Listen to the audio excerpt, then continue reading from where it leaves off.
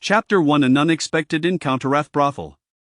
Jin Huan, in a single breath, summoned 5 young wing women, one delicately played the lute, and others sang sweetly, while the remaining 3 surrounded her, kneading her shoulders and legs with soft, coaxing voices. Indeed, it was remarkably easy for minen and sien time esto fin pleasure.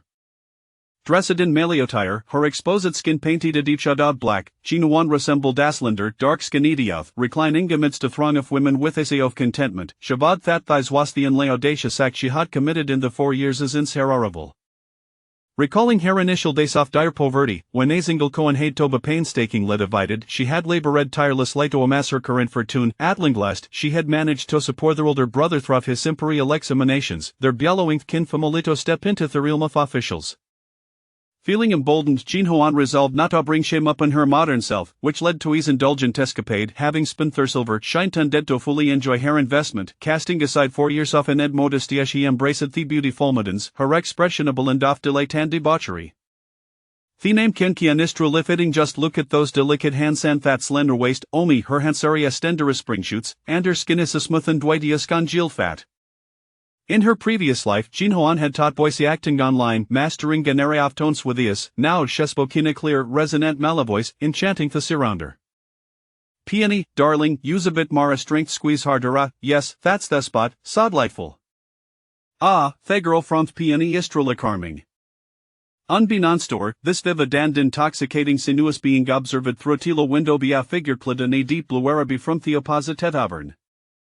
Xiao Yu, with fiscal gaze, watched intently as one of a subordinates adjusted a telescope, reciting word for word the lascivia scatter spilling from Jin Huan's lips, even mimicking her bewitching laughter. Xiao Yu remained expressionless, his calm restrained a scanning for any signs of suspicion. Finally, the commotion across two-way subsided. Yao Yujin exhaled a breath of frustration and commented, "Boss, this black kid seems so young but no show to indulge. Tsk Amara boy, Yetha speaks with as smoothness the tribal seven him. Sir, doyori electing case an informant for Jiangwan, we've been watching him for over an year and has been frolicking without a hint of business. Surely hasn't forgotten his purpose?" Xiaoya pondered for a moment before replying, "Welki porias and hummel our lead sir right here." Indeed, Yao Yujin said in resignation. The previous informant for Jiangwan had divulged only scantus fuel information under torture Northern Town's Prefecture April to 1 St. Beiwa building, Hong Mei private room. If they failed town cover something today, the trail would bolostan some more. At that moment, Xiao Yunita said the occupants of the room turning towards the door and alerted Yao Yujin, "Someone's coming." Yao Yujin immediately raised the telescope. Jin Huan, feeling thoroughly pampered with a woman's slip pillow, weighs in the midst of revelry when an unusual echoed through the air long short, in an erratic rhythm. Jin Huan raised a brow and called out, "Hoisit? Peach on, darling, im harito cariccio, open the door, peach on." The voice was intermittent and slurred, sounding quiteleki drunkenman. Peach on, none of the 5 women in her private room bore a hat name. Peachong is also not the girl Sharethas must be one of our regular patrons, said Pianijiro with a charming smile, raising her voice, "Sir, Peachong is theory should go ask the madam." Themon continued to drunken likle for Peachong banging on the door with an insistent thud.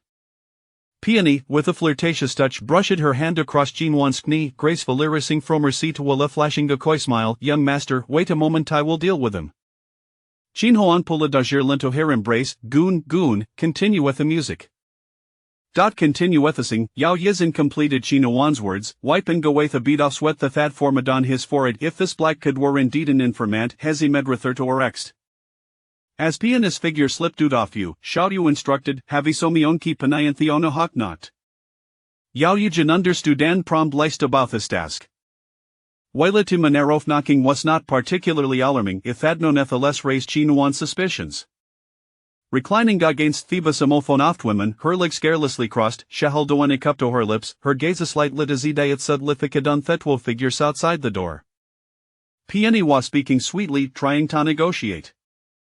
The drunkenman mumbled a few incoherent words, likely having indulged Tumacus leg swabbled, and has stumbled interim. "Peach Hong.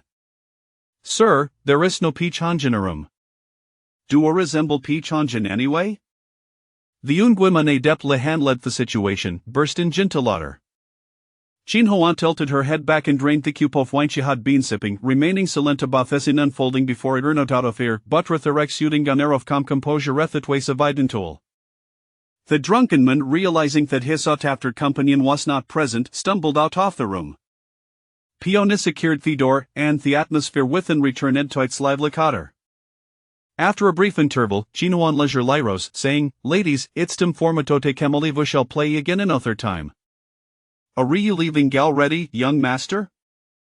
Allow me to keep you company a little longer, dear sir?" Having summoned 5 girl satans, they had expected his dandy to be quite the indulgent patron, yet was to part her without any business at and dead to hopkillier. As Chin Huan contemplated her exit, exchanging playful banter with the girl sandadjusting her attire, she reached for the door just as a sharp, piercing screamy code from outside. These was swiftly followed by a cacophony of terrified shouts, both male and female, intertwining in a manner that near Lipier said their drums truly horrifying. Chin Huan finally lost their composure, cursing under her breath. What misfortune he had shined that upon herself, these was her first visit to a brothel, and already she found herself embroiled in such chaos. The interior of the establishment was indeed thrown into disarray, with the most alarming sight being gobble off blood and mangled flesh on vestige below.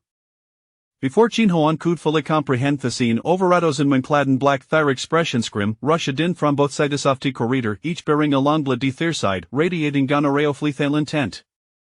"Take her away," Yao Yujin cast a glance at the black kid before he issuing Gator's command. Shin Huan turned, discovering that she was the Soleon being apprehended, and she bit her lip in frustration, cursing the official as inept and incompetent. As they descended thesters, she began to struggle. "Excuse him, sir, may inquire what crime I have committed, surely you cannot arrest some on you without just cause."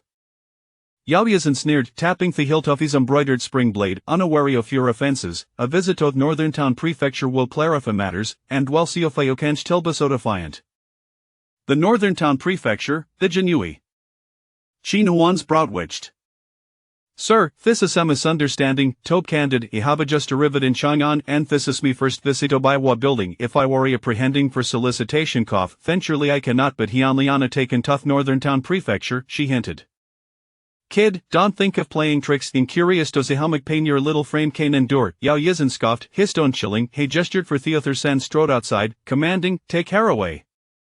Chin Huan mentally cursed Yao Yizhen's ancestors. Should not open lie inform him that the person face up was still upstairs, mingling among the girls, if shedded, Sheriska drawing the attention of those behind women she could not afford to offend eventilo a strang king officials in Chang'an, let alone be captured by Jin Yiwei. Due to she was truly taken away, Schwucher Lefeshi Fatwarseth and death at Northern Town Prefecture. During this time, federals would have the opportunity to dispose of any incriminating evidence, severing guiltiest of the incident. Why was this unfortunate? Was it truly the heavens preventing her from indulging in such pleasures? As Chin Huan contemplated her dire situation, she resolved to embrace whatever fate awaited her. Being targeted was preferable to enduring torture Northern Town Prefecture. Yao Qianhu, just then, a man clad in a dark flying fish uniform, with an embroidered spring-blade at his waist, approached and whispered some Athinjan Yao Yazhen's ear. Yao Yazhen's expression shifted Hecus to lingering glance at Chin Huan before he ascending the stairs again with severe Jin Yiwei. Chin Huan to silencio of relief. Now that seemed more appropriate tether worry indeed some clever individuals among them. Just as she was thinking this, she was forcibly down her stairs, and upon glancing at the bloodied stage, she recognized the drunken man who had been calling for Pichong.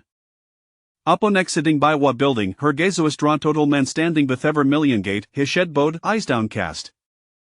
His chiseled features were sharp, his lips curved like a fine blade, and his expression was icy, his deep gaze sweeping over Chin Huan with a detached indifference. Chin Huan should skip a day beat. It was him. Chapter 2 Brother Chin Su. Many years ago, Chin Huan had just arrived in Chin Family Village, Qingshui County. Nestled against the mountains, Chin Family Village was reached near Bomadicine, and Chin Huan's first fortuna came from concocting herbal remedies. For a time, the pharmacists along the street reduced their orders, and upon investigation she discovered that the authority had ordered them to strictly control the sale of medicinal herbs for treating injuries, with the least dwindling, the pharmacy owners limited their purchases. At the time, Chin Huan was saving up for her older brother Chin's tuition, while also investing in a business both required a considerable amount of money. She had initially considered selling vegetable recipes a full back when suddenly a hunter approached her, offering to be herbs at prices 30% higher than those of the pharmacies. After engaging in private transactions for over half a month, Onede the hunter approached her with a grim demeanor and asked if she had an analogy of medicine.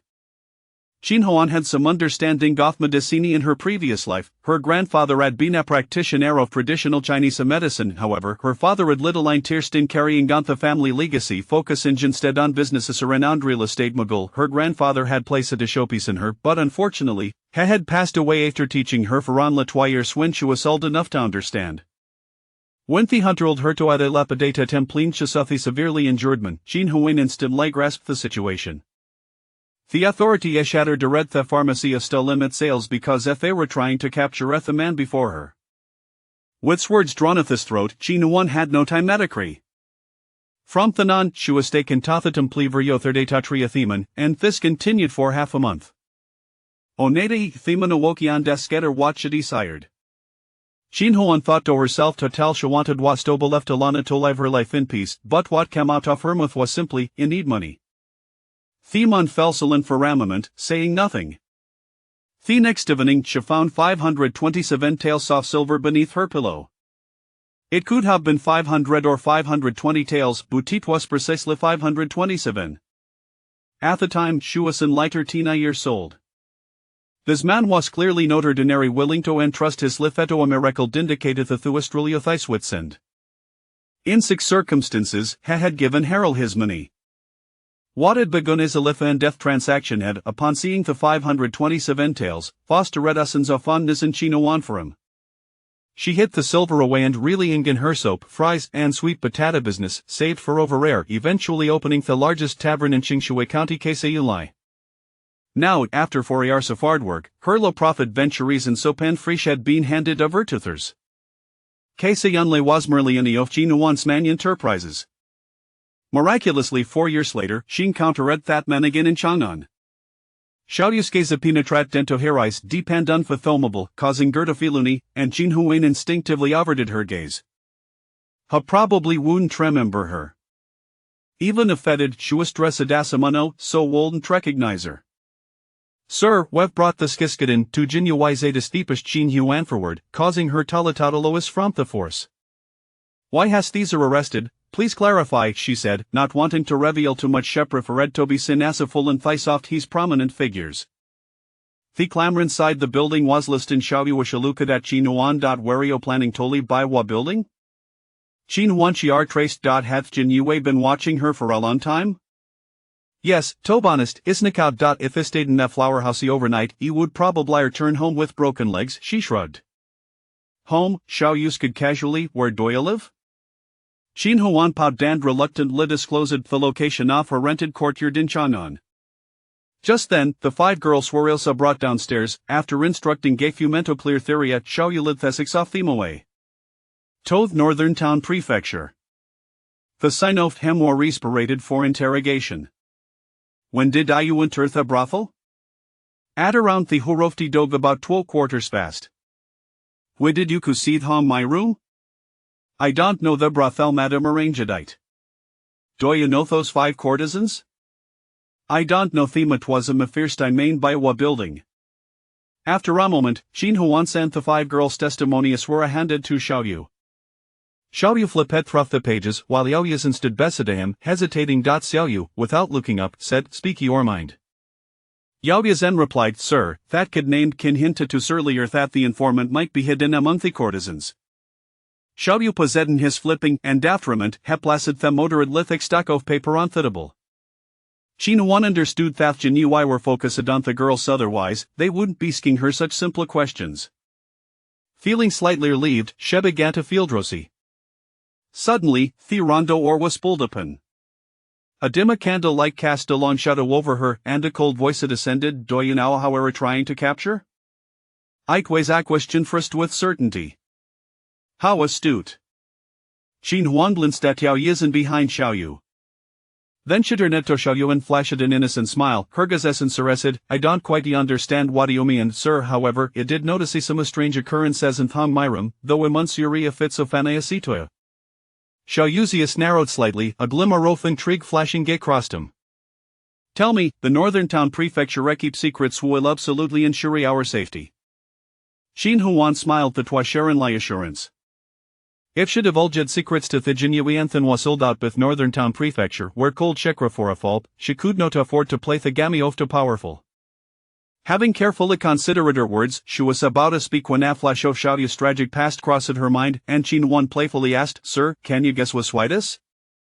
Athos, Yao Yujin was momentarily speechless, a few black lines appearing on his forehead.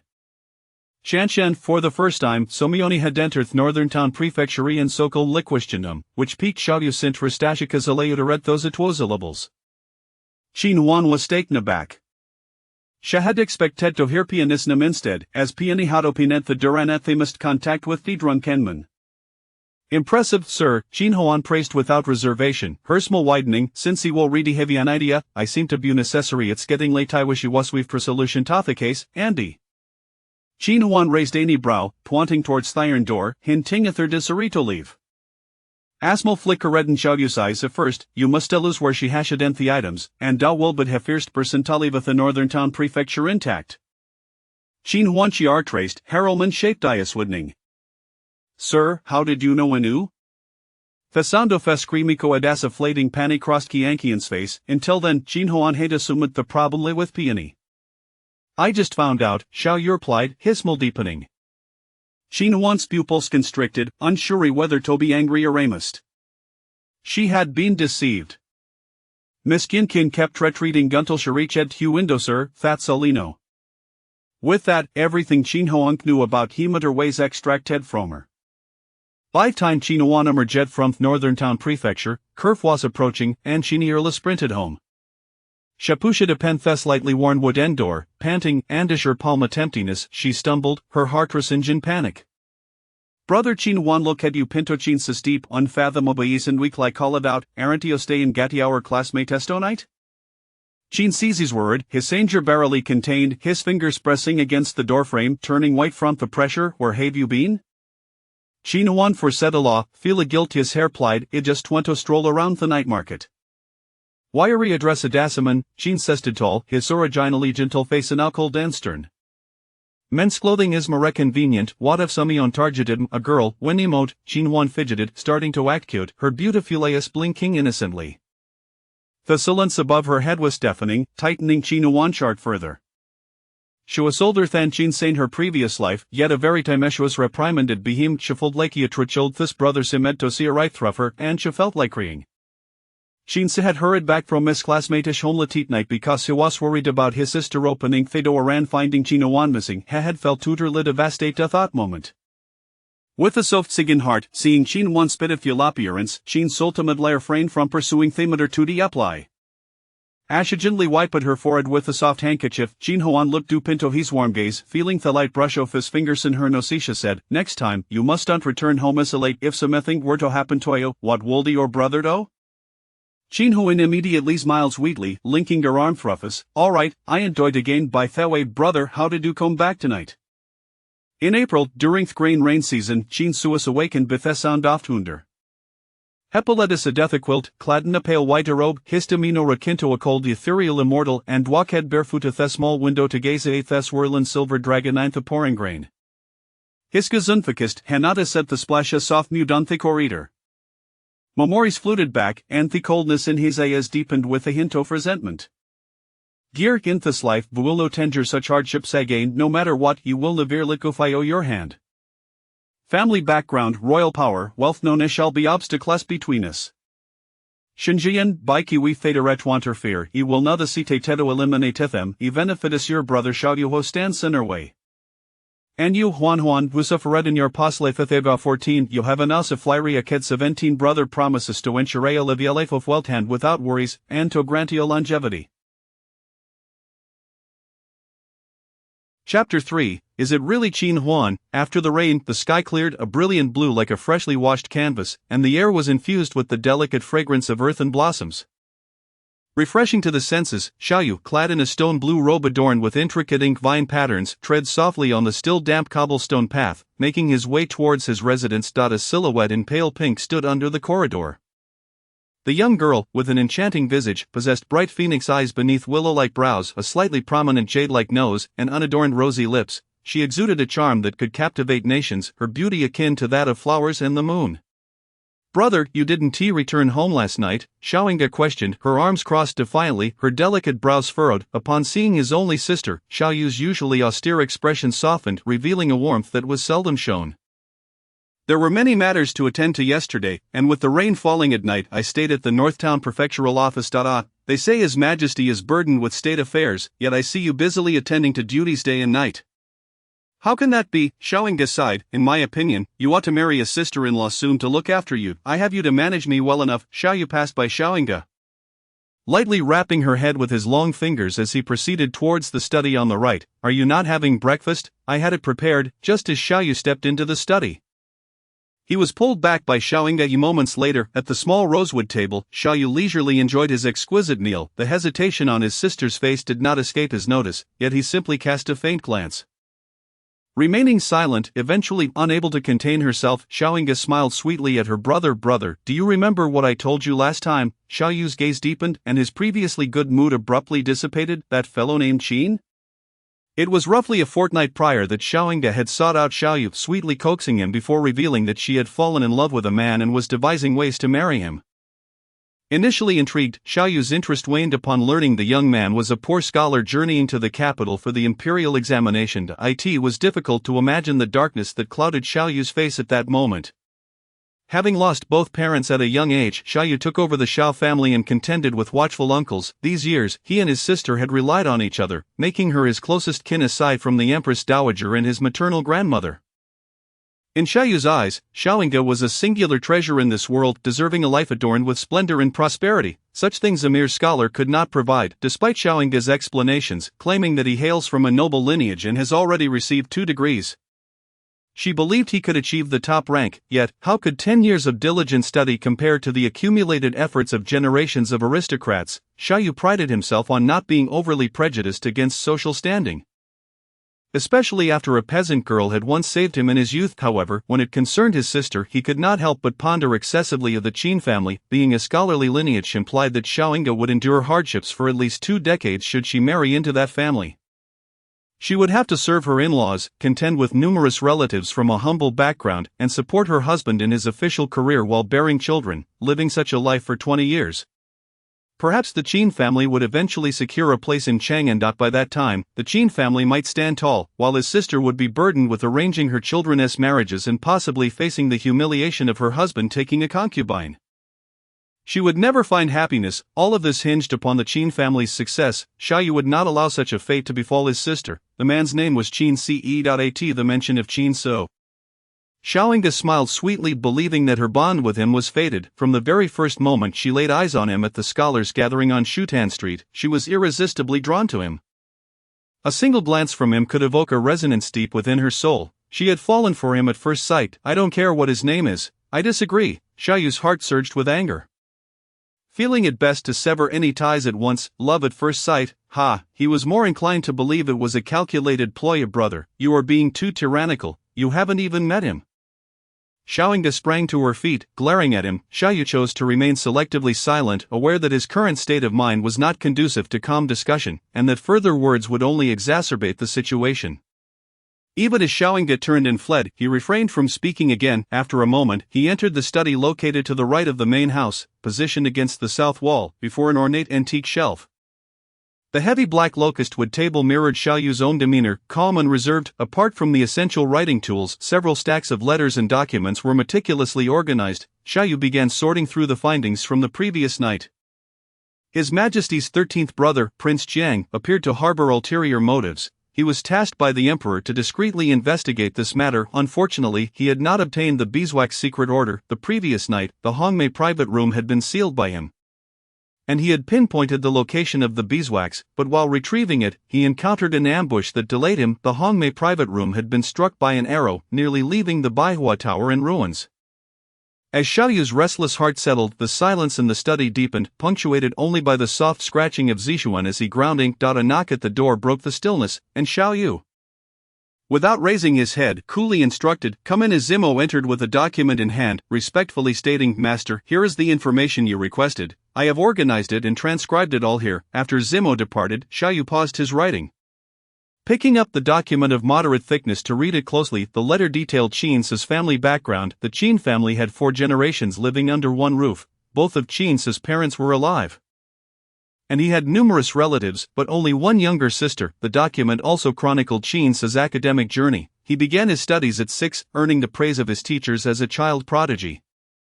Passed the Shōtsai examination at 18, and the next year ranked 2nd in the provincial examination. Unassuming, he diligently pursued his studies, achieving the highest rank in the next 3-year examination, and now at the tender age of 22. He was preparing for the palace examination in just over half a month. Xiaoyu remained silent for a long while, his attention unexpectedly drawn to a few lines about Qin's younger sister.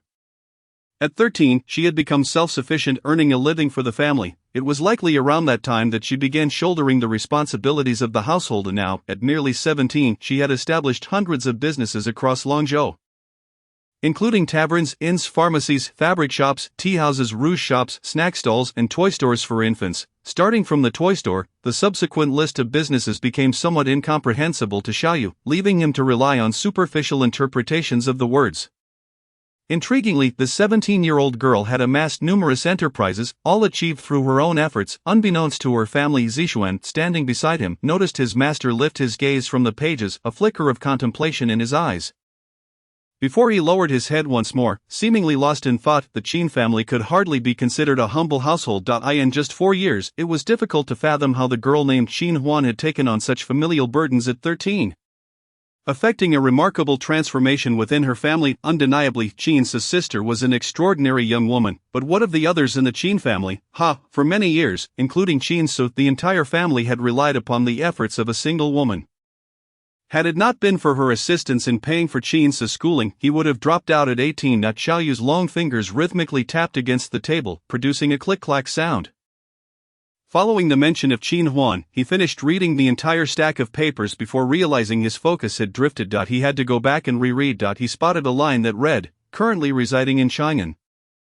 Preparing for the palace examination, renting a residence at number 6 Chunhuafang Nanya Street, South Dashi." Xiaoyu's sharp brows arched slightly. He recognized that address. It was not the first time he had heard it that day. The youth he had escorted out of Baihua Tower had mentioned the same address. That youth was Qinsu. No, Qinsu was 22, while that boy was at most 17 or 18. He certainly did not seem like the kind of scholar who could make a fall for him at first sight. How could his sister possibly be enamored with such a dark-skinned boy? Perhaps he was Qin's attendant, or Xiaoyu's brow twitched, and he found himself chuckling at his own thoughts. A woman. How could that be? The women visiting brothels were even less likely. The voice he had heard was undoubtedly that of a man. He had detected no flaws in it. Setting the document aside, Xiaoyu felt a growing curiosity about the 2 unresolved mysteries lingering in his mind. One was Qin Huan, and the other was whether that youth from that day was truly Qin Huan. Chapter 4. Indulgence at the gambling house. Qin Huan finally awaited the arrival of the manager, head chef, and steward from Longzhou. This heralded that her branch of Keisai Yunlai in Chang'an was one step closer to opening. She had come to the capital with her brother not only to care for his daily needs, allowing him to concentrate on the palace examination, but also to establish their business in the capital. With half a month remaining until Qin's examination, this time would be spent preparing the manager for the grand opening ceremony, training the chef and the steward, while Qin Huan devoted herself to tending to her brother, ensuring his meals were prepared thrice daily. Qin Huan was an excellent cook, otherwise she would not have been able to attract a renowned head chef to Keisai Yunlai. Her love for food translated into a passion for cooking, and Qinsu often remarked that thanks to the imperial examinations, he could fully enjoy his sister's culinary skills on this journey. After lunch one day, Qin Huan lounged in a grand armchair, basking in the sun while sipping tea. The sound of Qin's washing dishes echoed from the small kitchen, and 2 bougainvillea trees in the corner of the courtyard exuded their fragrant blooms, creating a serene atmosphere. As Qin's walked into the courtyard, he leisurely dried his slender fingers with a handkerchief. Upon raising his eyes, he spotted his sister reclining in the armchair, her features exquisite and lively. A gentle smile graced his lips as he said, Huan, I must step out for a while. I want to be back for dinner. Qin Huan's eyes lit up, her gaze warming. Brother, don't you need to study? The palace examination is only a few days away, Qin smiled softly, remaining silent. It seemed he felt quite confident. Qin Huan merely asked out of formality, and upon seeing his demeanor, she waved her hand dismissively. Alright, then I will have dinner by myself. Qin folded his handkerchief, pushed open the courtyard door, and left. In that brief moment of closing the door, a profound light flickered in his eyes. In a previous life, shortly after he achieved the top rank in high school, he received a decree for marriage from Guru. At that time, he had yet to develop affections for her, upon hearing that she had specifically sought the Empress Dowager's approval for their union. He felt an intense loathing towards her, believing her to be unscrupulous and willing to jeopardize his lifelong happiness. It was only later that he learned that on the day of the palace examination, he had caught the eye of the fourth princess, and that 7 days after the public announcement, she would petition the emperor for marriage. If it were the princess, he would never be able to tread the path of an official. Upon hearing this, Guru immediately entered the palace to seek the Empress Dowager's blessing for their marriage, and the imperial edict followed shortly thereafter. He refused to listen to her explanations, attributing her actions to ulterior motives.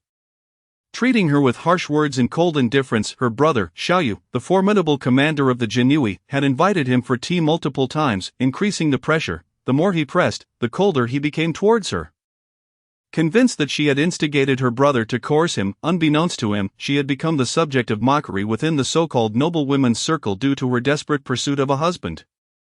She had sacrificed her dignity for a spouse who, after their marriage, became her resentful partner, refusing to consummate their union or provide her with children, turning her into a laughingstock throughout China. Every time Qin thought of this, his heart ached to the point of suffocation. Now, he finally had the opportunity for recompense. In this life, he vowed to cherish her. If he allowed her to suffer again, he would not be worthy of being called a man. There was no need for her to seek the marriage decree. He would orchestrate everything, proudly bringing her into his home. From this moment onward, he would plan meticulously. No longer would he be under the watchful eye of his nagging elder brother. This entire afternoon was hers to enjoy as she pleased. Qin Huan swung her legs, contemplating where to play in the afternoon and where to dine in the evening. A brilliant idea flashed through her mind, and she sprang up, quickly darting into the house. Half an hour later, a slender, dark-skinned youth emerged, carrying a rectangular brocade box. Having already visited the brothel, the next destination was undoubtedly the casino, in her hometown of Chengshui County. She had made a name for herself. At least half the people there recognized her. With numerous relatives and elders at home, Qin Huan dared not act recklessly, fearing that a single misstep could tarnish her reputation. Yet now, thousands of miles away, she could hardly contain her exuberance. Her previous escapade at the brothel could only be termed an accident. She refused to believe she could be so unfortunate every time. As she lifted the curtain inscribed with the characters of the Zhuji gambling house, the heat from outside rushed in, mingled with an odd atmosphere. It was somewhat unpleasant, but Qin Huan had anticipated this. After all, a casino was a place where all sorts of people converged, thankfully not overwhelming enough to induce nausea. Upon entering, she spotted an old-fashioned table with a young man standing behind it. Looking up, she saw a large character for gamble affixed beneath the heavy red beams, with 2 enormous wooden dice hanging on either side. The gambling tables on the right numbered over 10. Each surrounded by 3 to 8 people, chattering loudly, most in a state of frenzied excitement. Kid, you haven't even grown all your hair and you're already learning to gamble. Be careful not to lose your clothes along with your trousers. Before Qin Huan could take in the scene, she was called over by a man behind the long table. With a smile, she replied, "Let the games flow freely. Win or lose, let the spirit of a hero shine." The young man squinted slightly. "Let the games flow freely, win or lose, let the spirit of a hero shine," was precisely the couplet posted outside Zhuji gambling house. "First, place your deposit," he said, tapping the table. "How much?" "1 tael of silver." Qin Huan pulled out a tael and placed it on the table, making her way towards the gambling area on the right. "Little brother, interested in a wager with us?" A beaming man invited her, and Qin Huan could assure herself that she appeared to him as a plump sheep ready for the slaughter. In gambling, one must never show fear. She flashed a smile and replied, "You go ahead and play. I'll take a look around." Without waiting for the man's response, she began to stroll through the establishment, exhibiting a casual demeanor, as if meandering through her own backyard. After a round, Qin Huan gained a general understanding of the gambling landscape of this dynasty. The predominant game was still the dice, betting on high or low, followed by pai gow and fan tan. As a newcomer, several people approached her to play. Half-heartedly, she was pulled by a tall, lean man, who draped an arm around her shoulder, saying, "Little sister, how about a gamble on luck, bet on high or low?" Just because I look young doesn't mean I lack experience. My father took me gambling from a young age, though the games I played are quite different from yours, Qin Huan smiled, brushing his arm away. The games are largely similar. What did you play before? I assure you we have it here too. The dealer shook the dice cup, chuckling. Poker. I see no one here plays it. Poker. Everyone in Longzhou plays poker. Dice rolling is far too dull, Qin Huan said with a nonchalant air, her demeanor blending seamlessly with the gamblers around her, unrecognizable even to her own parents. Of course, she was merely boasting. It was her first time showcasing poker. And she had no intention of opening a casino today, just here for fun. Never heard of poker. How do you play? Please enlighten us, the man insisted, his brow furrowing, clearly eager to redeem the dice reputation. The dealer was less than pleased. But with the gamblers clamoring, he had little choice. Let us stick to betting for now. The rules of poker are too numerous. I fear you may not grasp them. Qin Huan arched an eyebrow and placed two tails on small. The gamblers, sensing the challenge, were eager to see what poker was all about. Bro, let us play a round of dice first. Let me gauge your skill before we dive into poker. This brashness ignited a fire in the hearts of the gamblers. A surge of indignation coursing through them, they placed their bets, and the dealer revealed the dice. One showed 4, the other 3, declaring the bet on high a victory. Laughter erupted around the table. Little brother, your skills seem rather lacking. It appears this poker isn't all that impressive. But the laughter was raucous, drawing glances from other tables. Qin Huan remained silent, merely smiling at the dealer, who seemed quite intrigued by her poker. The dealer had used the cup to obscure the dice, altering the outcome, indeed swift, yet not beyond her keen observation. The dealer felt exposed under her gaze. He thought her arrogance warranted a lesson. She had seen through his tricks. Amidst the laughter, Qin Huan remained unfazed, leisurely pulling out a rectangular box and revealing the cards within. Poker, a card game with various styles like fishing and red tens, was something she was eager to introduce today. Texas Hold'em. The gamblers barely registered her words, their attention fixated on the dazzling display in her hands, her deft shuffling of the cards, perfectly aligned and fluttering, creating a mesmerizing spectacle. Meanwhile, at the far end of the room, Xiaoyu, clad in a modest inkwash round-collared robe, stood tall, his dark eyes silently observing Qin Huan. Do you recognize him, despite the cacophony at the table? The owner immediately discerned whom Xiaoyu was watching. The lean youth, amidst the gamblers, exuded an air of privilege that set him apart. Recognizing people was a fundamental skill for those in his line of work. The owner pondered silently what could capture the attention of someone of such stature. They had met once before. A slight smile played on Xiaoyu's lips as he instructed the owner, if you uncover any news, relay it to me immediately. Understood, the owner replied, watching as Xiaoyu strode toward the gambling table. Chapter 5. Once again caught by Lord Xiao, Qin Huan selected the poker cards, briefly explaining the rules of Texas Hold'em and guiding them through a couple of rounds. The novel gameplay piqued the interest of other gamblers, and the atmosphere became electric. Qin Huan's captivating shuffling techniques mesmerized many, each eager to play with a deck of their own, enjoying herself immensely. Qin Huan decided it was time to pack up the cards. All right, gentlemen, I must take my leave for today. Leaving already? Just a couple more rounds. What about other poker games? Is poker available in Longzhou? Will you be back tomorrow? Qin Huan offered no answers, smiling. Enjoy yourselves, gentlemen. Perhaps I shall return tomorrow. Such indulgent days were not to be taken for granted. She knew she could never set foot in a casino again in this lifetime. Grasping the silver she had won mostly in copper coins, she felt no disdain as she quickly filled her purse to the brim. Striding confidently toward the exit, she was oblivious to the legend she would leave behind in the Chang'an casino. The cards known as poker would, through the recollections of those present, evolve into many variations, spawning dozens or even hundreds of card games, yet none would ever recapture that initial thrill, having played well and earned well. She planned to dine splendidly in the evening. As she contemplated where to feast, she unexpectedly collided with a tall, striking man at the front desk, the commander of the Jin Yiwei. Qin Huan nearly choked on her own saliva. What a coincidence, she had committed 2 rather bold acts, and now how could he have possibly caught her? No, she was disguised as a man. It wasn't so outrageous. Xiaoyu's eyes held a barely perceptible smile as he observed Qin Huan's painted face, her expression shifting in rapid succession, which amused him greatly. Yet he stood with his hands behind his back, watching her approach with a beaming smile. My lord, are you here to play a few rounds as well? Could it be that the previous incident has been forgotten, and you have come specifically to apprehend her? She heard that on that fateful night, the Baihua Tower caught fire, nearly consuming the entire building. Xiaoyu's elongated eyes narrowed slightly, his attention diverted elsewhere. The voice, compared to last time, it bore slight variations. Xiao Ren, he addressed. I am Qin Huan, came the smooth reply from Qin Songshan. Indeed, it was her. A broader smile played upon Xiaoyu's lips. Although she was a woman, her voice resembled that of a man, and each time it varied. This was no simple trick. If you have no further matters, I shall take my leave, Qin Huan remarked, sensing no intent of capture, and prepared to slip away. Qin Huan, just as she was about to step out the door, the man suddenly called out to her.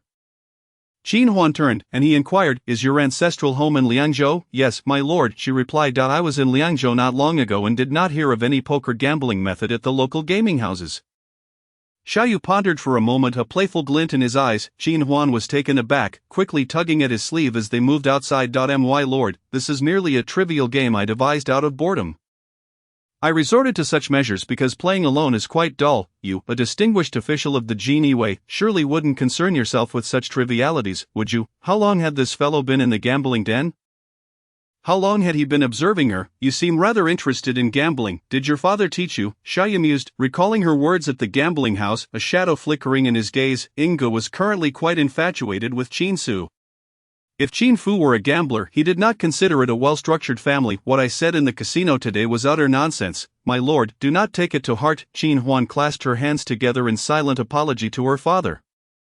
Qin Man, while verbally stating, "My father is a model citizen, never involved in gambling. Her mother was once the most beautiful woman in town, and after marrying into Qin's family, she became the most formidable. If her father dared to indulge in vice, he would surely face dire consequences." "Then who taught you to gamble?" Xiaoyu inquired, intrigued, curious about Qin Huan's audacity to don male attire and enter a gambling den.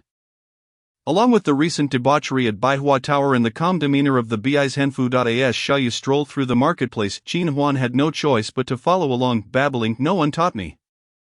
I learned it all by myself. Today was my first time at a casino. The cards, poker is just a little game I play, but I didn't expect the casino folks would truly be into it." The evening was drawing near. Suddenly, Xiaoyu halted, casting a glance at the setting sun over the western mountains. The once vibrant fiery clouds now faded, akin to flames losing their heat. Noticing this, Qin Huan prepared to bid farewell. But he said, "Come, I shall treat you to dinner." "Qin Huan? My lord, that's unnecessary. Consider it a token of gratitude for your assistance at Baihua Tower." Xiaoyu smiled gently and strode diagonally across the street. Resigned to her fate, Qin Huan followed. It was wise to befriend figures like the Jin Yiwei. If one could not befriend them, it was imperative not to make an enemy, especially since her brother intended to enter the officialdom. Incurring the wrath of the Jin Yiwei would be disastrous. At the Xianlai restaurant, Xiaoyu requested a private room on the second floor. The small window faced the western mountains, and the evening scenery was quite pleasant. Qin Huan had conducted basic research on the local dining industry, and Xianlai was renowned for its fresh seafood, ranking among the top 3 restaurants in Chang'an, as she observed plate after plate of exquisite fish, crabs, shrimp, and shellfish being served. Qin Huan felt like crying. Xiaoyu claimed he was treating her, but how could she allow a dignitary to pay? Yet, she had only 5 taels of silver on her. After a gambling spree, her purse was filled, but mostly with copper coins. This amount might suffice for a lavish meal, but it certainly did not mean she could afford such an extravagant seafood feast. "Do you not relish seafood?" Xiaoyu, contemplating how to glean information about Qin Su from Qin Huan, noticed her peculiar expression. Note Qin Huan quickly shook her head, displaying a deeply touched countenance. "I merely assisted you a little. Yet you wish to treat me to such a grand feast." She was already unable to afford the bill and had to quickly say something flattering. Xiaoyu raised an eyebrow. "No need for such formality." "Then thank you, my lord. Given the circumstances, there was no reason for further politeness." Qin Huan grasped a rock crab with practiced ease, deftly using a delicate pair of scissors to sever the crab legs. In no time, 6 perfectly segmented crab legs were laid out on a porcelain plate. Noticing her relaxed demeanor while eating, Xiaoyu lowered his brows and, casually snipping at his own crab legs, asked, "You are from Liangzhou. What brings you to the capital?" "I accompanied my brother to the capital for the imperial examination," Qin Huan replied, dipping the crab meat in sauce and savoring it before responding. "He originally intended to come alone, but I thought to travel to the capital for a visit, so I tagged along. Do your parents allow you to travel far with your brother?" Xiaoyu paused before inquiring. Had she been a boy, he would not have asked such a question. A girl of merely a few years would surely raise concerns for her family to let her journey such a distance with her brother. "What is there to worry about? I often travel far and wide, roaming all over Liangzhou. My parents have grown accustomed to it. Rather, it is my grandparents who dote on me, always chattering away with worries before I depart." Fretting over this and that, fearful that I might be kidnapped, Qin Huan's thoughts drifted to her endearing grandparents, and she couldn't help but chuckle softly. The deeply ingrained preference for sons over daughters was absent in the Qin family. Their two eldest elders were equally fond of their grandchildren. This was a primary reason why Qin Huan aspired to lead her family to prosperity. I apologize, I digressed, she said, feeling a bit embarrassed about her loquaciousness. No matter, you may continue, Xiaoyu replied, noticing Qin Huan's surprise. He added, your family background seems quite respectable. I lost my parents at a young age. The best way to elicit someone's true feelings is to establish a point of resonance with them. Qin Huan was momentarily taken aback. My father perished during the rebellion when I was merely 9, and shortly after, my mother succumbed to illness. Thus, he took on the responsibilities of the household, managing the vast Tingho residence while guarding against the wolves in sheep's clothing, his uncles and cousins, navigating a perilous path until he turned 20. Inheriting his father's title and taking command of the Jin Yiwei, finally securing the family's fate in his hands, naturally, he could not divulge this to Qin Huan. You must have endured considerable hardship. Qin Huan remarked, recalling the Xiaoyu she saw in the dilapidated temple 4 years prior. No, the one who truly suffered is my sister, Xiaoyu replied. Yinggu is the strongest girl in the world. Having stood by me through thick and thin, managing my affairs, never shedding a tear lightly. The first year was indeed arduous, but upon returning to Xiao Manor and seeing Yinggu in slumber, all my troubles vanished. How could Qin Su be worthy of his sister, Xiao Deren's sister? Qin Huan's puzzled tone drew Xiaoyu back to the present. He composed himself and smiled at Qin Huan. Were we not speaking of your family? My family is rife with treachery, hardly worth mentioning. Xiaoyu's sharp features and striking handsomeness were undeniable. His smile was captivating, as if he were a gentleman of unparalleled charm. Accustomed to her brother's striking looks, Qin Huan found herself momentarily entranced. She quickly beamed and began to speak animatedly, though she always sensed a purpose behind the words of this stoic man. As if he were trying to extract information from her, she dismissed the thought, believing he merely longed for the warmth of family. Moreover, there was no harm in building rapport with the commander of the Jin Yiwei. Xiaoyu listened as she spoke fondly of her amiable grandparents, her parents, and her brother. He suddenly felt that the Qin family might not be as complex as he had imagined. After all, that was what true kinship entailed. Qin Su, thank you for gifting me this lantern. I truly adore it. Could you help me with the inscription? Suddenly a delicate female voice wafted up from below. Xiaoyu's expression darkened instantly. Qin Huan sprang to her feet. Qin Su? It can't possibly be the Qin Su I know. Both of them moved toward the window. Chapter 6. Future sister-in-law. Across from Xianlai restaurant was a bustling lantern shop. It was a popular meeting place for many couples, and at that moment, among the pairs of young men and women, the most striking were Qin Su and Xiao Yinggu. Unbeknownst to them, every move they made was being observed by the two in the restaurant across the street. The exquisite lantern Qin Su had gifted Xiao Yinggu was adorned with intricately carved lotus patterns and painted in gold powder.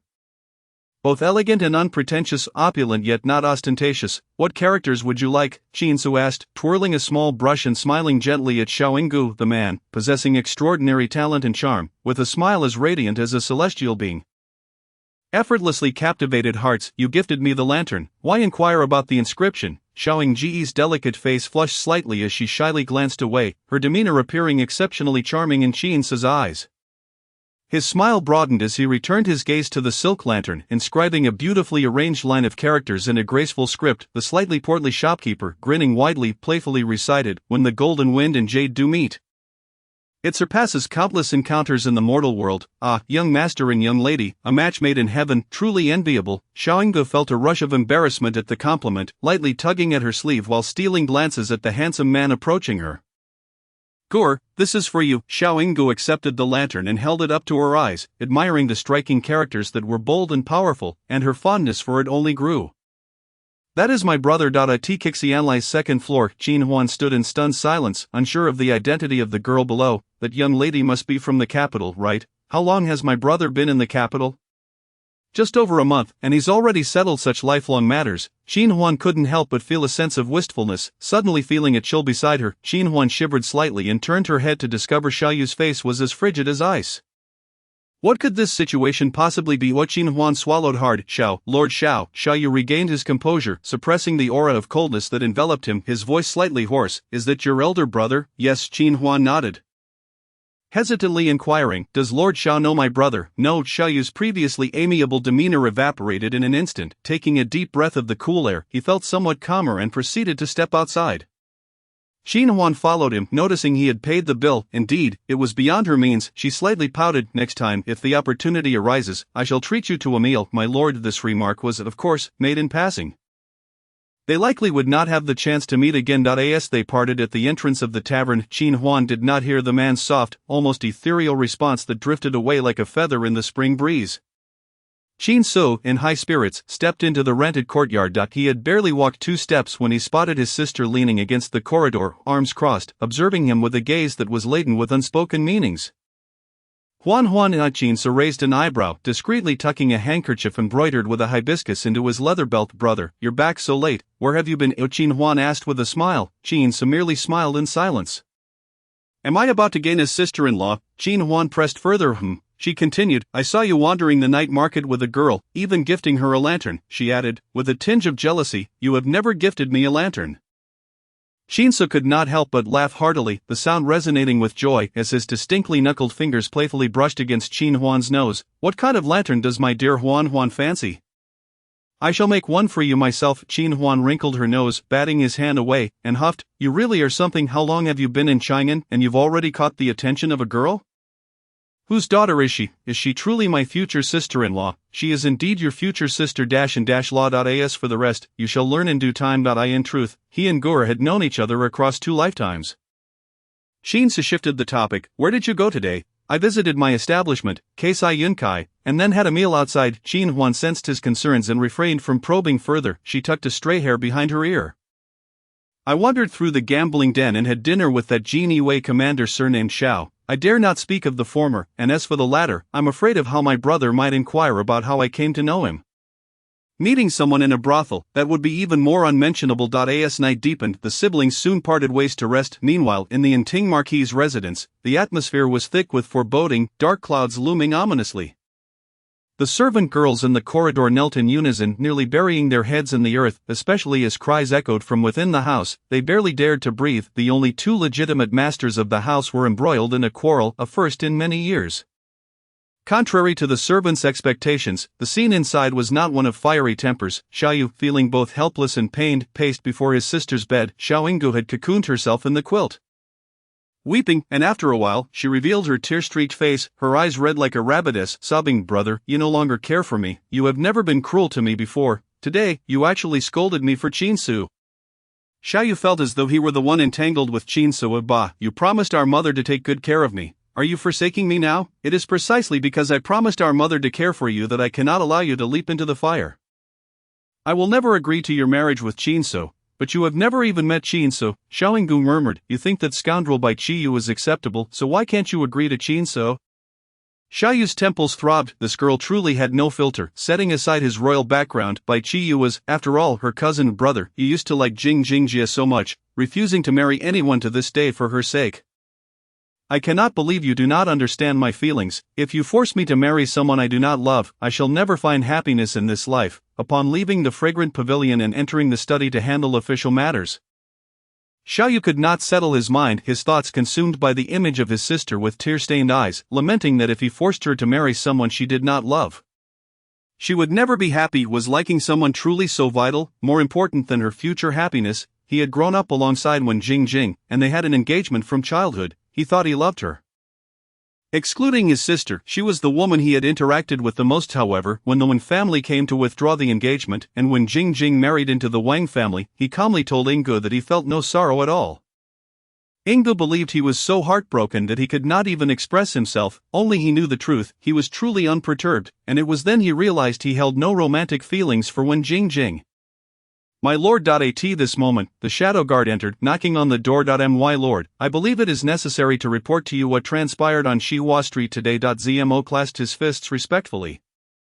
Speak. The Jin Yiwei had eyes and ears everywhere. Besides the brothers at the Northern Town Patrol, the shadow guards cultivated by Xiaoyu in the Inting Marquis's residence were also his eyes and ears for official matters. Today, the second prince was attacked at the Jinyu Pavilion. The assassin injured him and immediately fled. The second prince is unharmed, and those sent to pursue have not succeeded. Zmo reported. This matter should have been reported as soon as the Marquis returned to the residence. However, the Marquis and the county princess were quarreling, and none dared to risk their displeasure. The second prince, Jinyu Pavilion, Xiaoyu's expression darkened. The second prince was Bai Qiyu, and the Jinyu pavilion was, of course, a brothel. The second prince had not publicized the incident, seemingly intending to swallow this disgrace silently. I understand. There is no need to pay attention to this matter. You may leave. Xiaoyu dismissed Zmo. And his mind briefly flickered to the scene of his sister scolding Bai Qiyu as a scoundrel. He rubbed his temples, feeling a headache coming on. Very well, a scoundrel he may be. Bai Qiyu had repeatedly hinted at his interest in Engu. Yet Xiaoyu had not expressed his stance. Firstly, he knew Bai Qiyu's aim was the Marquis's residence, seeking to win him over as the Jin Yiwei commander. Secondly, he genuinely hoped his sister could make her own choices regarding her lifelong happiness. However, Xiaoyu never anticipated that Xiao Engu would take a liking to the lowborn Qin, so, having struck it rich, Xiaoyu had no doubt that he was a dragon among men. His concern lay with the Qin family, the entirety of the Qin clan. Suddenly, a small, dark face flashed through Xiaoyu's mind, with eyes bright as stars shimmering with clarity. The Qin family she spoke of seemed rather decent. Chapter 7. Two brothers-in-law. At the crack of dawn, the sky was tinged with a faint blush, gradually brightening as the day unfolded. The familiar crowing of roosters echoed through the alley, yet it was insufficient to rouse Qin Huan from her slumber. Unconsciously scratching her face, she turned over, pulling the blanket closer and drifting back into sleep. However, faint whispers drifted from the courtyard. You really let me handle this matter. You are quite considerate, coming in person? Isn't it? Why did you not involve me in such an exciting affair? My friends are heartbroken. Bai Feng spread his hands, adopting a debonair demeanor. I had no choice but to come personally. What are you still doing here in the capital? Afraid of being caught? Hurry back. I traveled for 3 days. You expect me to return just because you say so, use me and then discard me? Bai Feng crossed his arms defiantly, as if it were only natural. I must stay here for a couple of days. Absolutely not. Get out of here at once. Qin's demeanor was as gentle as jade on the outside. Yet he rarely maintained his composure in front of Bai Feng. You can't be serious, my friend. I did everything beautifully for you. What is wrong with staying a day or two at your place? Bai Feng exaggeratedly grabbed a youtiao from the table and stuffed it into his mouth, washing it down with a few gulps of soy milk. Qin's expression darkened further. My sister also lives here. Do not wake her. If you ruin her reputation, I will not spare you. Your sister? You genuinely have a sister? Is she pretty? Which room is she in? Let me have a look. Bai Feng's words were cut short as Qin's fist landed in his abdomen, causing him to grimace, nearly expelling the youtiao he had just eaten. Come on, I was just kidding. Why so serious? At that moment, the sound of a door opening echoed from the side room, revealing a small head with sleepy eyes. Qin Huan rubbed her eyes, finally noticing that aside from her brother, there was another man in the courtyard. This man was seated exaggeratedly at the stone table, holding an oil paper-wrapped youtiao, with his collar haughtily lifted. Gripped in Qin's hand, both men turned to look at her, and the trio momentarily froze. Qin's released Bai Feng's collar as if it burned his hands. Bai Feng stood up from the table, adjusting his collar, and cheerfully greeted Qin Huan. Hi, you must be Qin's sister. I am Bai Feng, a friend of your brother's. If you don't mind, you can call me Big Brothery. Big Brothery. Qin Huan, dressed only in her undergarments, concealed half her body behind the door, offering a faint smile, her clear gaze landing on Qin's. Unlike Bai Feng's shamelessness, Qin's felt a sense of embarrassment, as if his facade had crumbled in front of his little sister. Did we wake you? Qin Huan glanced at the sky and shook her head. It is time to rise. She then closed the door, rummaging through the wardrobe for her clothes. You truly have a sister. Bai Feng continued to chatter, but before he could finish, Qin's collar was tugged sideways, gripping him. Qin's forced him to meet his gaze. Lowering his voice, you woke her, now hurry and get out of Chang'an. Bai Feng innocently touched his neck, letting out a soft "oh" before obediently pushing the door open and departing. Qin's exhaled in relief, silently clearing away the remnants of the meal left by Bai Feng. Upon hearing the sound of the door, he instinctively wore a warm smile as Qin Huan came over for breakfast. What about that Gidge? Qin Huan asked, as she entered the kitchen to wash her face and brush her teeth. He left, Qin Su replied. His audacity isn't excessively thick-skinned. When Qin Huan emerged from the kitchen and heard this, her expression turned somewhat inscrutable. Qin Su noticed her gaze drifting behind him. He turned to look, and there stood Bai Feng, beaming with a smile, hands laden with several breakfast oil paper bags. Ignoring Qin Su's glare, he approached and placed the bags on the table. I wasn't sure what my sister liked, so I bought a little bit from all over the streets. Consider this my apology for bothering you these past few days. Please don't hold it against me, Sister Qin Su. He thought, this person's shamelessness truly rivals that of a city wall. Moving swiftly to the table, Qin Su stepped forcefully onto Bai Feng's foot. Bai Feng's expression shifted. But he managed to suppress a gasp. Settling comfortably onto a stone chair, he remarked, "I ought to be quick, for I haven't heard the commotion in the streets. I heard the second prince was ambushed somewhere." How audacious people have become, daring to attack a prince. The implication was clear. "I have taken care of things for you, and you cannot drive me away." Qin Su ground his back teeth. Baifeng waved at Qin Huan's sister. "Please don't feel awkward, come join me for breakfast." "I am Qin Huan," she introduced, the man somewhat slick yet devoid of malice, especially since he was a familiar acquaintance of her brother. Elicited a smile from Qin Huan as she stepped forward to partake in breakfast. Qin Su suppressed his breath and finished his meal, not lifting his foot from Baifeng's instep. Xiaoyu had just finished the morning court assembly. Clad in a white garment embroidered with golden patterns, the attire accentuated his broad shoulders and narrow waist, complemented by a 3-finger-wide black leather belt. The dark-colored cap gave him a more austere presence, and the long wings on either side made his sharply defined features appear even more forbidding. The path out of the palace was somewhat lengthy. Some avoided him like a demon, while others fawned over him like a deity. Xiaoyu merely returned their salutes, refraining from excessive conversation, and soon arrived at the palace gates. A luxurious carriage adorned with golden elephants halted before the palace. The curtain lifted slightly, revealing a pair of weary yet quiet eyes. A brown-clad servant approached Xiaoyu, saying, "Commander, His Highness mentioned he will visit the residence when he has the time." Xiaoyu nodded slightly and boarded his carriage. Upon reaching the Inting marquis residence, Xiaoyu understood why Bai Qiu had entered the palace and why he had mentioned a future visit. The events of yesterday had become the talk of the town. The second prince had been ambushed while visiting a brothel, reportedly by an assassin disguised as a stunningly beautiful woman, leaving him gravely injured. To acknowledge his wrongdoing before a potential impeachment was indeed a clever strategy. Xiaoyu, serving the emperor, had no desire to wade into these murky waters. He ordered not to meet Bai Qiu, yet the latter sought him out at the Northern Town Pacification Office. Before them stood a lacquered small table adorned with a complete tea set, with both men kneeling across from each other, yet neither inclined to pour tea. "Xiaoyu, I only ask you to investigate one matter," Bai Qiu began. "Your Highness, please understand that only the current emperor can command the Jin Yiwei. Overstepping your bounds is not the act of a wise person." Xiaoyu's voice was clear and resonant, striking at the heart. "This matter is not related to court affairs. Consider it a private request.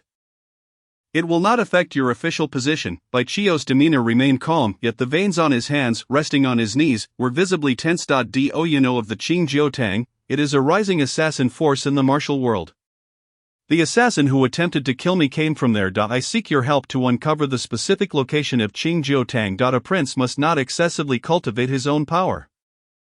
While the Jin Yiwei's intelligence network spans the entire Deshang, seeking Xiaoyu for this matter would be the most effortless and efficient approach." Xiaoyu's gaze darkened, his lips parting, yet before he could speak, Bai Qiu interjected, "You must consider this carefully. Though I lack advantages, I am the only legitimate son of the emperor, and he will age soon. Xiaoyu, you are still young. It would not hurt to plan a way out for yourself." Bai Qiu rose, looking down upon Xiaoyu, adding, "Moreover, I am quite fond of your sister Yinggu." With that, he wore a scornful smile and strode out. The second prince was well aware that the Jin Yiwei's intelligence network was beyond his reach. "Guess how many handles I have in my grasp. Will these handles affect your claim to the throne?" Bai Qiu suddenly turned back, only to see Xiaoyu revealing a bony hand, wearing a relaxed smile. "You intend to side with Bai Qiang?" he nearly exclaimed. Bai Qiang, the infuriating half-brother who held advantages over him. "I am a loyal minister, only aligned with the emperor." Xiaoyu retracted his hand, lightly brushing his sleeve as he stood. "Since you threaten me, allow me to warn you in return." Bai Qiu sighed in relief, but then noticed Xiaoyu's piercing gaze, icy to the bone. "Do not harbor intentions towards Yinggu, or I shall ensure you never ascend to that position." Chapter 8. Encountering a fool in the jewelry shop. On the eve of the imperial examination, Qin Su dismissed Baifeng. He informed Qin Huan that, barring any unexpected occurrences, he would remain in the palace for 2 days, during which she would have to fend for herself. Qin Su commenced a lengthy admonition that lasted half an hour. Qin Huan felt helpless. Perhaps her late return had genuinely alarmed her brother, as she still recalled his bloodshot eyes. Baifeng struck Qin Huan as enigmatic, infused with the aura of a person from the martial world. Likely a friend from her brother's travels during those 2 years. It was during Qin Su's 19th year that he excelled in the imperial examination, with the philosophy that reading thousands of books was no match for traveling thousands of miles. He set off with a simple bundle, embarking on a 2-year journey away from home. During those years, letters flowed continuously, yet he never returned. When Qin Huan saw Qin Su again 2 years later, He was still the same person, yet she understood he had undergone a profound transformation. Her brother, once gentle as jade, now possessed a gaze that was perpetually warm yet resolute, often reflecting a sense of assuredness. Had it not been for his unchanged demeanor, she might have believed Qin had been replaced by someone else. The next day, Qin rose early, preparing a pot of thick red bean porridge. Sweetening it before leisurely sipping a bowl, after washing the dishes, he poured the remainder into a bowl, covered it, and set off for the palace with the necessary documents. The coal fire in the stove kept the porridge warm, ensuring it was at the perfect temperature when Qin ate. With her brother away for 2 consecutive days, Qin found little desire to venture out for leisure. Perhaps she had exhausted the places she wished to visit. Qin made a trip to the bustling guesthouse, then strolled along the street. She intended to choose a few garments for herself and her brother, while also purchasing some gifts. Gifts for the elders at home would be selected later alongside her brother.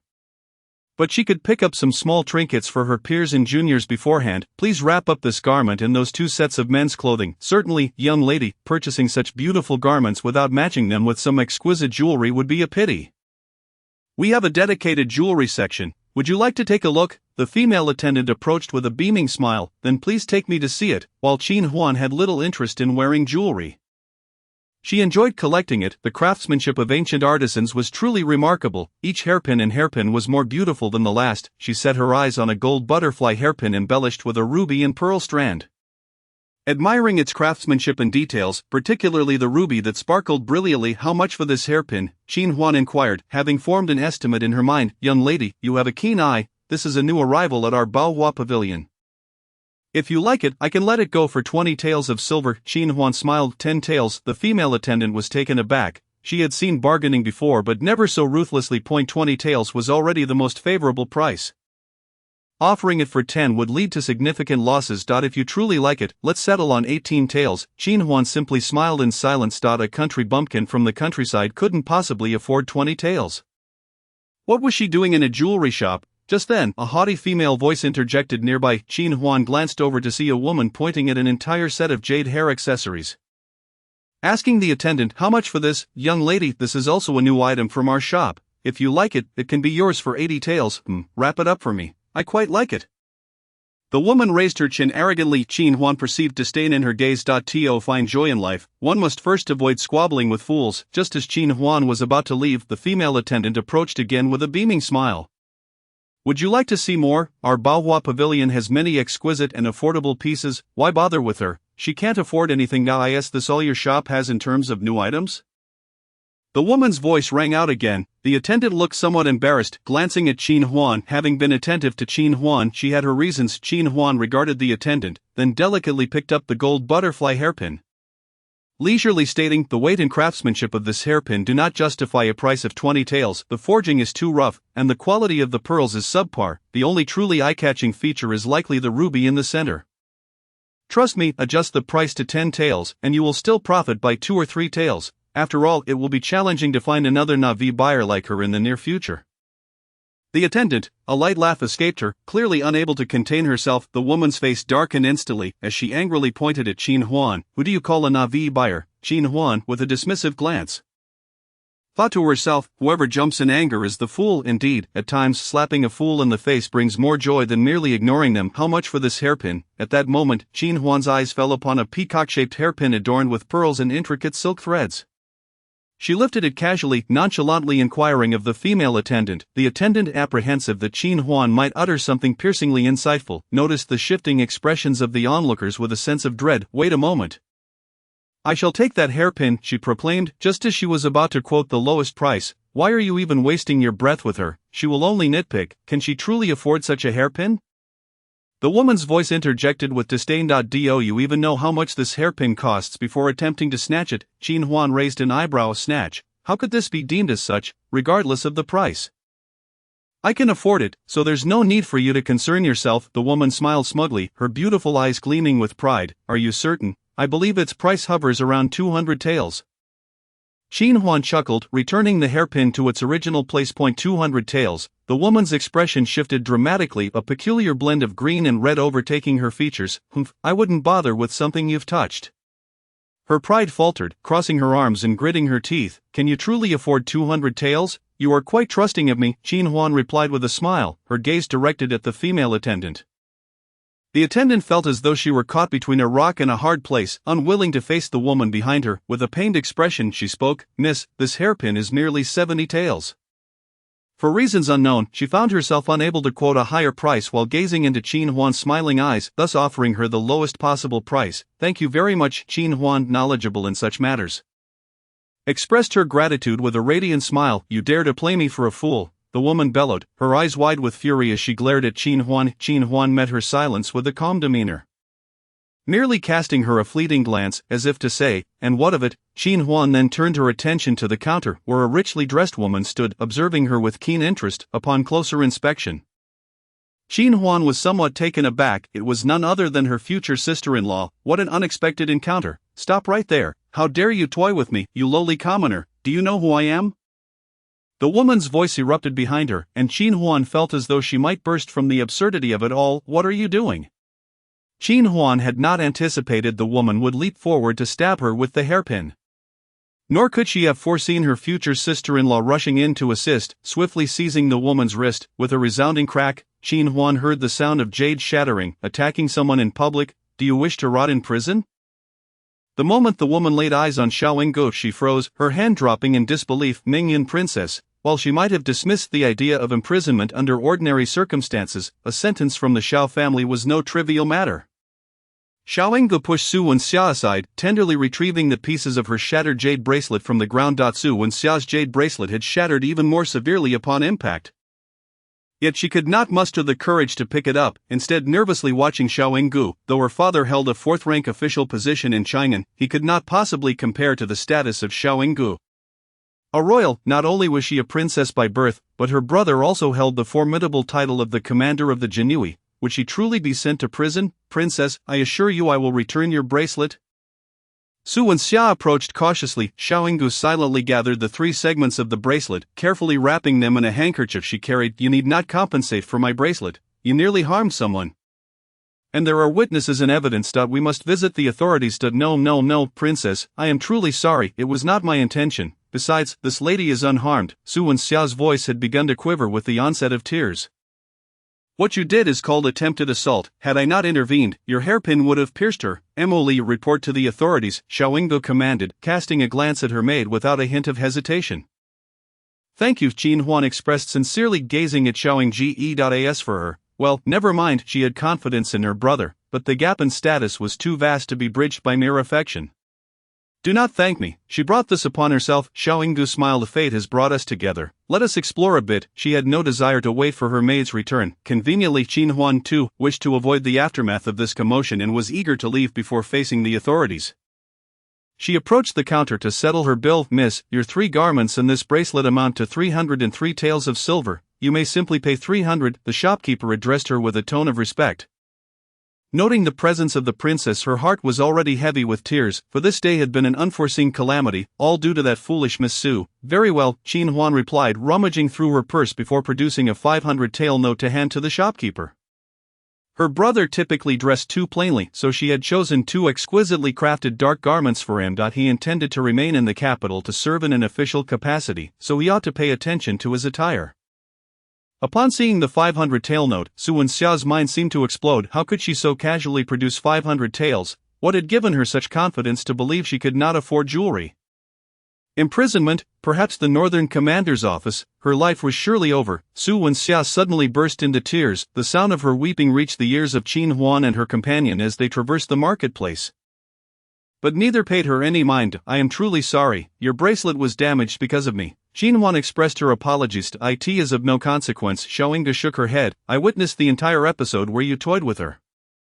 You are quite impressive, provoking her to the point of wielding her hairpin against you." "It was her own foolishness," Qin Huan replied. "That bracelet, could I take a look at it?" Xiao Yinggu retrieved the handkerchief from her waist, and Qin Huan gently caressed the broken edges, only to discover a rough patch that, upon closer inspection, bore a faint character resembling G. Fearing Qin Huan might feel overly guilty, Xiao Yinggu waved her hand dismissively. "It is ultimately not a significant item. Besides, the broken edge can be adorned with gold and restored, although this bracelet had been a gift from her brother, and she had worn it for 2 years. I know a skilled craftsman who specializes in repairing bracelets. If you trust me, I can ask him to give it a try." The faded G character suggested it had been worn frequently. indicating it was indeed a cherished possession. Not if it can be restored, that would be wonderful. Xiao Yinggu thought it would be nice to cultivate a friendship with Qin Huan, smiling. Thank you. Oh, by the way, my name is Qin Huan, you share the surname Qin. Xiao Yingji's eyes brightened at the thought of her beloved. I am Xiao Yinggu. Qin Huan did not miss the sparkle in her eyes upon hearing the surname Qin. Recalling the sweet smile Xiao Yinggu had worn during their previous meeting at the tavern, she mused that her brother had indeed possessed a knack for captivating the hearts of young women from a young age. Princess, time is up, you must return. At that moment, the breathless voice of Emily echoed from a distance. Xiao Yinggu sighed deeply. Ever since their last argument, her brother had guarded her as if she were a treasure. Fearing she might sneak out to meet Asuda, he allowed her only an hour outside the estate each day and even sent someone to follow her discreetly, even if she chose not to return with Emily. The hidden guards would surely drag her back. When will he find a sister-in-law to keep him in check? I must take my leave. Xiao Yinggu reluctantly grasped Qin Huan's hand. That scoundrel brother of mine forbids me from lingering outside. She lamented the abruptness of their parting, having only exchanged a few words with her newfound friend. Suddenly, her eyes lit up. Qin Huan, would you like to visit my home? Qin Huan shook her head. She could not abide by the rules of a noble household. She smiled at her and then removed the jade bracelet of lake green icy spring color from her wrist, placing it in Xiao Yingji's palm. This is for you. Once I have your bracelet repaired, I shall visit your residence. That bracelet had been a gift from Qin so the previous year. Farewell. As she noticed Emily drawing nearer, Qin Huan bid Xiao Yinggu goodbye. You still do not know where I live. You are a princess. How difficult could it be to find you? Qin Huan laughed heartily as she ran off.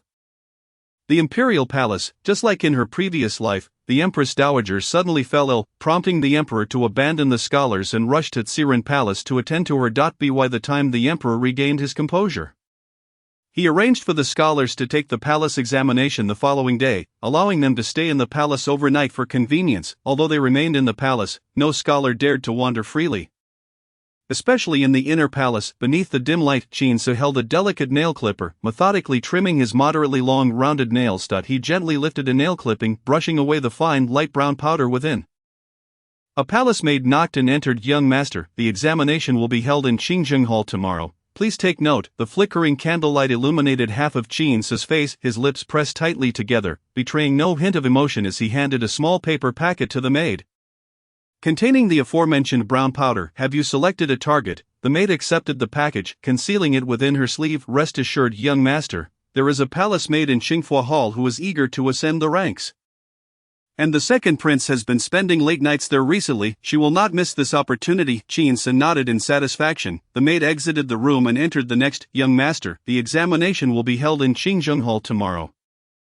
Please take note. Bai Qiu emerged from the Empress Dowager's Sinang Palace and made his way directly to Qingfua Hall, kneeling upright on the soft mat beneath the deity's seat. He gently closed his eyes, palms pressed together in prayer, and spoke earnestly. I am willing to sacrifice 10 years of my life to pray for my grandmother's long and healthy life. The matron standing at the palace gate nodded to herself upon hearing the news and turned back toward the Sinang Palace. In recent days, petitions for his impeachment had been relentless. It was not entirely unreasonable for a prince to indulge in a bit of frivolity, yet the severity of the situation lay in the fact that he had been attacked in a place of revelry, thus tarnishing the royal reputation. The emperor, being a dutiful son, was certainly aware of his desire to restore his father's honor, and the Empress Dowager's illness presented an opportunity, since this morning he had knelt here. And after dining with the Empress to attend to the Empress Dowager, he had returned. Despite his fervent resistance, the blade had pierced through his shoulder guard, and he knew that 3 to 5 days would not suffice for a full recovery. Bai Qiu was acutely aware of how ghastly pale he appeared, yet this was precisely the outcome he required. Your Highness, the second prince, I have seen His Highness before. At that moment, he heard a voice filled with surprise, immediately followed by a respectful bow. Although Bai Qiu knelt upright, his expression was relaxed and motionless. Internally, he was quite agitated. He felt the performance had gone a bit too far, but the Empress had commanded him to proceed. And the elder prince next door was even more excessive, personally leading a group to the temple to conduct a ritual for the Empress Dowager. What is it? Bai Qiu glanced at the palace maid. Speaking coldly, the maid wore a touch of powder on her face, her delicate features adorned with flowers, and her gaze was quite alluring. Bai Qiu was accustomed to such women, a flicker of disdain passing through his eyes. Yet the pleasant fragrance she emanated was somewhat intoxicating. In response to Your Highness, I am but a maid responsible for cleaning the Qingfua Hall. I did not expect Your Highness to still be here at this late hour. I hope you will forgive my intrusion. The maid gracefully curtsied and knelt, her body almost boneless, exuding an unusual softness. The fragrance seemed to intensify, and Bai Chio inhaled deeply, his gaze gradually becoming unfocused. A heat rising within him that he could not resist. He beckoned the maid with a finger, his voice low and sultry. Come here. The maid's eyes sparkled with immense surprise, and she knelt forward in a daze. Her voice becoming even more delicate and soft. Your Highness, you smell delightful. Is it the fragrance of flowers or something else? I have never encountered such a scent. Overcome by desire, Bai Chio uncontrollably pulled the maid into his embrace, his nose brushing against her neck. Is it your body scent? Suddenly he could recall nothing, neither where he was nor what he was doing. He had never longed for union with another as he did now. The maid, however, was somewhat perplexed. Fragrance, how come I cannot smell it? But she thought little of it, having already achieved her objective. The Chapter 10, The Empress Dowager's grave illness. When Matron Tong returned to Sinaying Palace, the Empress Dowager was reclining on the couch sipping a nourishing broth, though she had little appetite and could hardly consume anything. Take it away, she instructed the maid, her tone tinged with fatigue.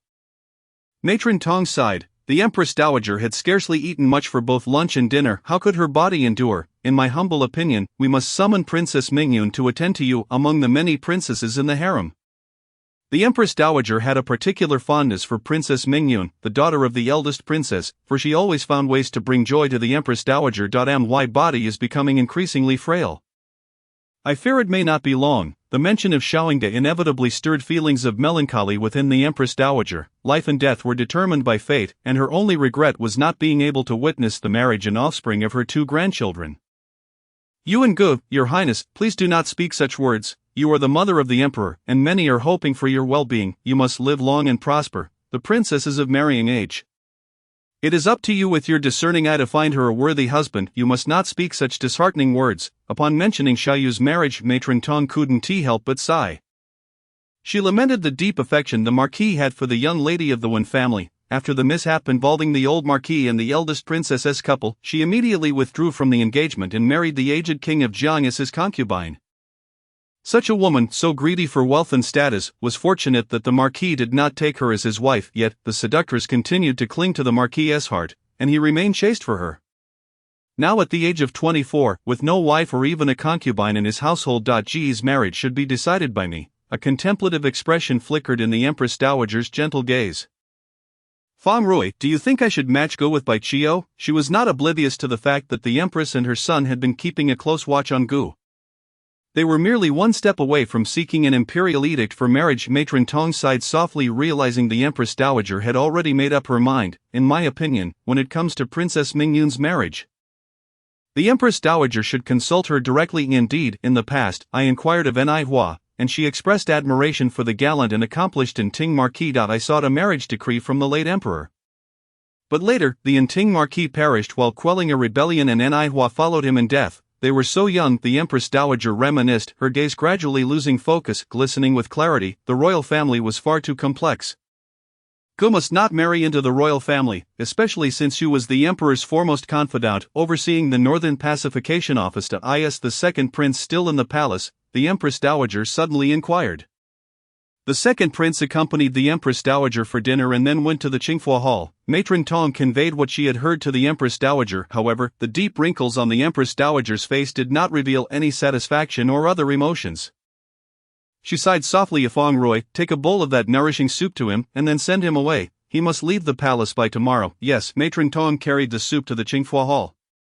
Yet before she could enter, she heard the painful yet ecstatic moans of a woman. Her expression changed in an instant. She glanced back at the blushing palace maid, signaling her to retreat with the food box.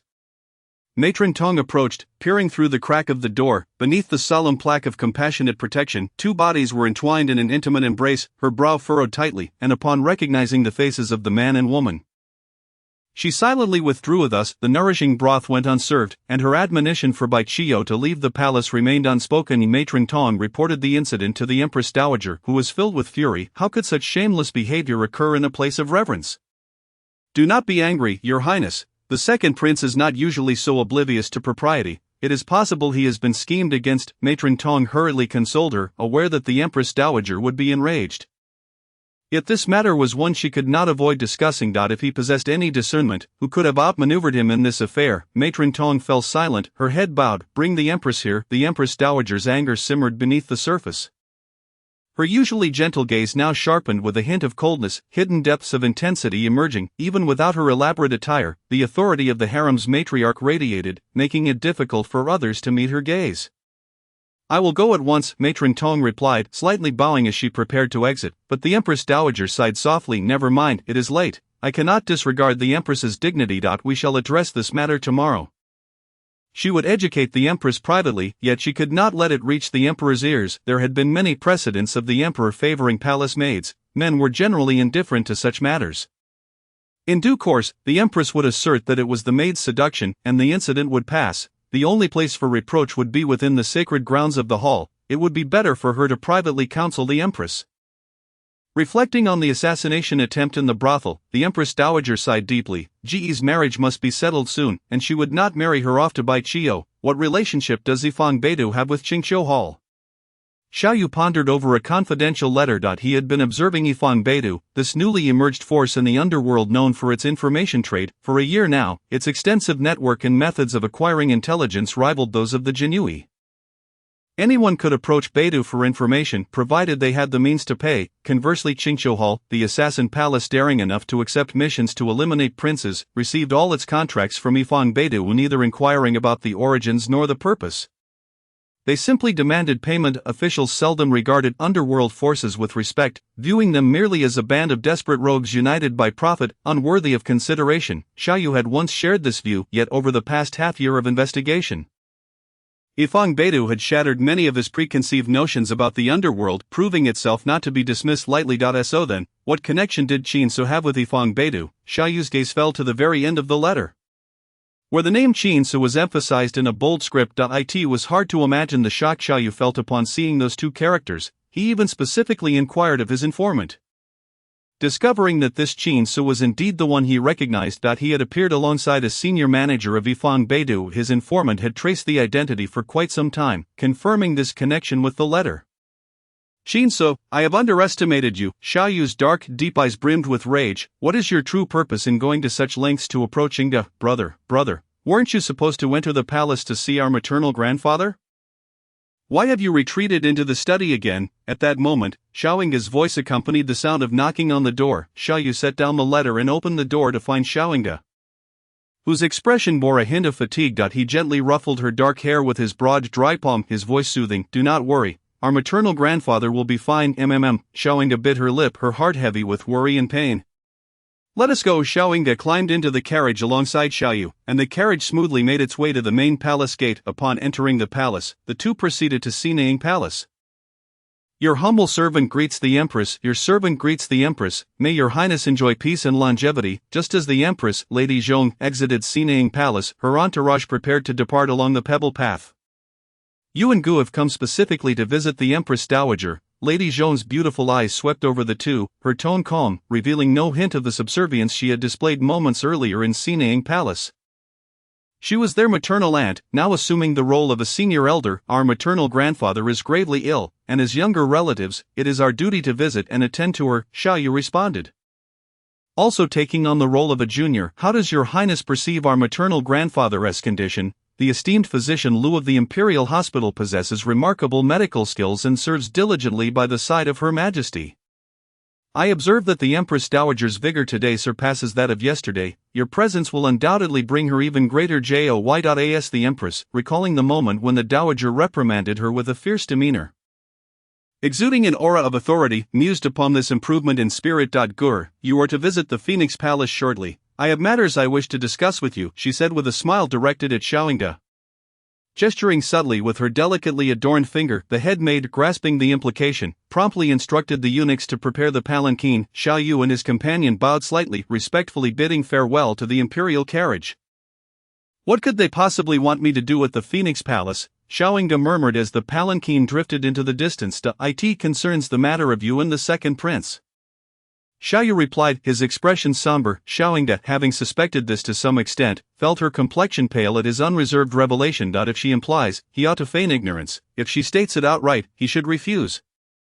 Do not fear, you still have your elder brother, Xiaoyu reassured her, observing her expression brighten at once. Brother, you are not allowing me to marry Bai Qiu, are you? She exclaimed, for she feared that her brother might share the same intention. I have never claimed that I would arrange your marriage to Bai Qiu, Xiaoyu stated, his lips pressed together lightly. He was merely one of the options, and now he is no longer in consideration. A smile of joy illuminated Xiaoying's features. Her brother, indeed, still cared for her, but do not entertain thoughts of Qin so, Xiaoyu added before striding into Xinaying Palace. Chapter 11, The Hen Crows at Dawn? The Empress Dowager had evidently been agitated by the affair concerning Bai Qiu, having admonished the Empress, her countenance still unwell, further marred by a pallid hue that rendered her appearance even frilier. Your Majesty, look who has arrived, announced Mama Tong as she led the Xiao siblings into the chamber, her brow alight with enthusiasm. I had just mentioned that the Dowager should invite the princess to dine. And lo and behold, the princess has come of her own accord, demonstrating her filial piety. The Dowager lifted her head and beheld the upright figure of Xiaoyu bowing before her, beside him. Xiaoying, in her eagerness, fluttered over like a butterfly. Grandmother, why has your illness worsened again? Have you not heeded my advice to take better care of yourself, you impudent child, still as mischievous as ever? Just like your mother, the Dowager finally revealed her first genuine smile in days, lifting Xiaoying's delicate hand into her own. I must have inherited traits from my mother, Xiaoying remarked, her heart aching as she noticed the Dowager had grown thinner since their last meeting. Nonsense, the Dowager chided Hingda, do not trouble your grandmother. Xiaoyu's typically sharp features softened somewhat as he spoke gently, devoid of reproach. He summoned the servants to present a magnificent piece of coral, shaped like a peacock in full display. Its vibrant crimson hue captivating all attention. He bowed gracefully. Grandmother, during my travels south to Tonghai, I chanced upon this coral, reputed to invigorate the blood and enhance vision, as well as promote health and beauty.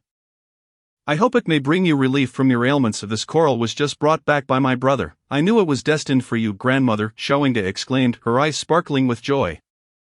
Yes, this coral is splendid. Bring it closer so I may admire it, the Dowager said, her delight evident as her complexion brightened. Suddenly recalling something, she smiled softly, then gradually suppressed her expression. This child of mine excels in every way. In appearance, he is distinguished. In intellect, at 18, he ranked among the top in the imperial examinations. In character, few are as prudent and self-restrained as you. In capability, even your uncle the emperor praises your exceptional talents. Many young ladies gaze upon you with longing, yet why is it that you remain unmarried? The Dowager's expression darkened with concern as she broached this topic. Xiaoying subtly shifted her gaze to observe her brother's beautiful eyes, which sparkled with a hint of amusement. Xiaoyu, somewhat helpless, was about to respond when the Dowager preempted him. I know what you wish to say, do not feign official duties to evade this question. Or I shall personally speak to your uncle and grant you a 3-month leave to marry and bear children. Xiaoying's lips curled into a smile, her eyes brimming with triumph. Her brother never indulged her in such discussions, and now that their grandmother was taking the lead, he had no choice but to comply, and he must provide a reasonable explanation. Today, you must speak the truth to me, the Dowager urged, her eyes narrowing with suspicion. Tell me honestly, are you still pining for the Princess of Jiang? Xiaoyu chuckled softly, shaking his head. Where do you get such notions? My ties to the Princess of Jiang were severed the moment I withdrew from our engagement. There are no further connections. Is that so? The Dowager's skepticism lingered as she scrutinized his gaze, only to find it sincere, devoid of any hint of deceit. It was no wonder she harbored doubts. Xiaoyu had been engaged to Wen Jingjing since childhood, and aside from Xiaoying and Wen Jingjing, no other woman had ever been close to him. Then why is that? The Dowager pressed, resolute in her quest for an explanation, believing it would help resolve the matters. Grandmother, I promise you, I will marry this year, Xiaoyu vowed. At 24, my family is stable, and it is indeed an appropriate time for marriage. Inga is of the age for courtship. A lady of the house is needed to manage the household affairs. Really? The Dowager's eyes lit up with surprise, her voice filled with joy. Xiaoying's eyes also sparkled with excitement as both pairs of eyes fixated on him. Xiaoyu nodded, affirming, truly. Xiaoyu did not linger long in the palace. The Dowager retained Xiaoying by her side to converse, and upon learning that the Empress had invited her to Fengyi Palace, she dispatched Mama Tong to convey her response. As they chatted, the Dowager broached the subject of Xiaoying's marriage. Her cheeks flushed, and she stumbled over her words, prompting the Dowager to beam with understanding. Who is the fortunate gentleman who has captured our Goris affections? Pray, do tell me his name, and if he is truly worthy, I shall personally arrange your union, the Dowager said, gently patting her hand.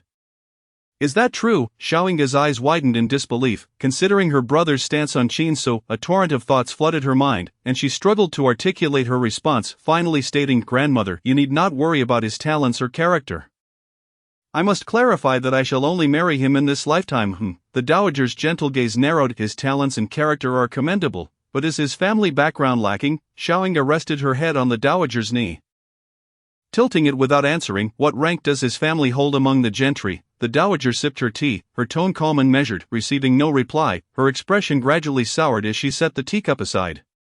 "His family is indeed of humble status, grandmother. His name is Qin Su. He is a successful candidate in the palace examinations, and he will certainly pursue an official career, though the Qin family belongs to the humble class.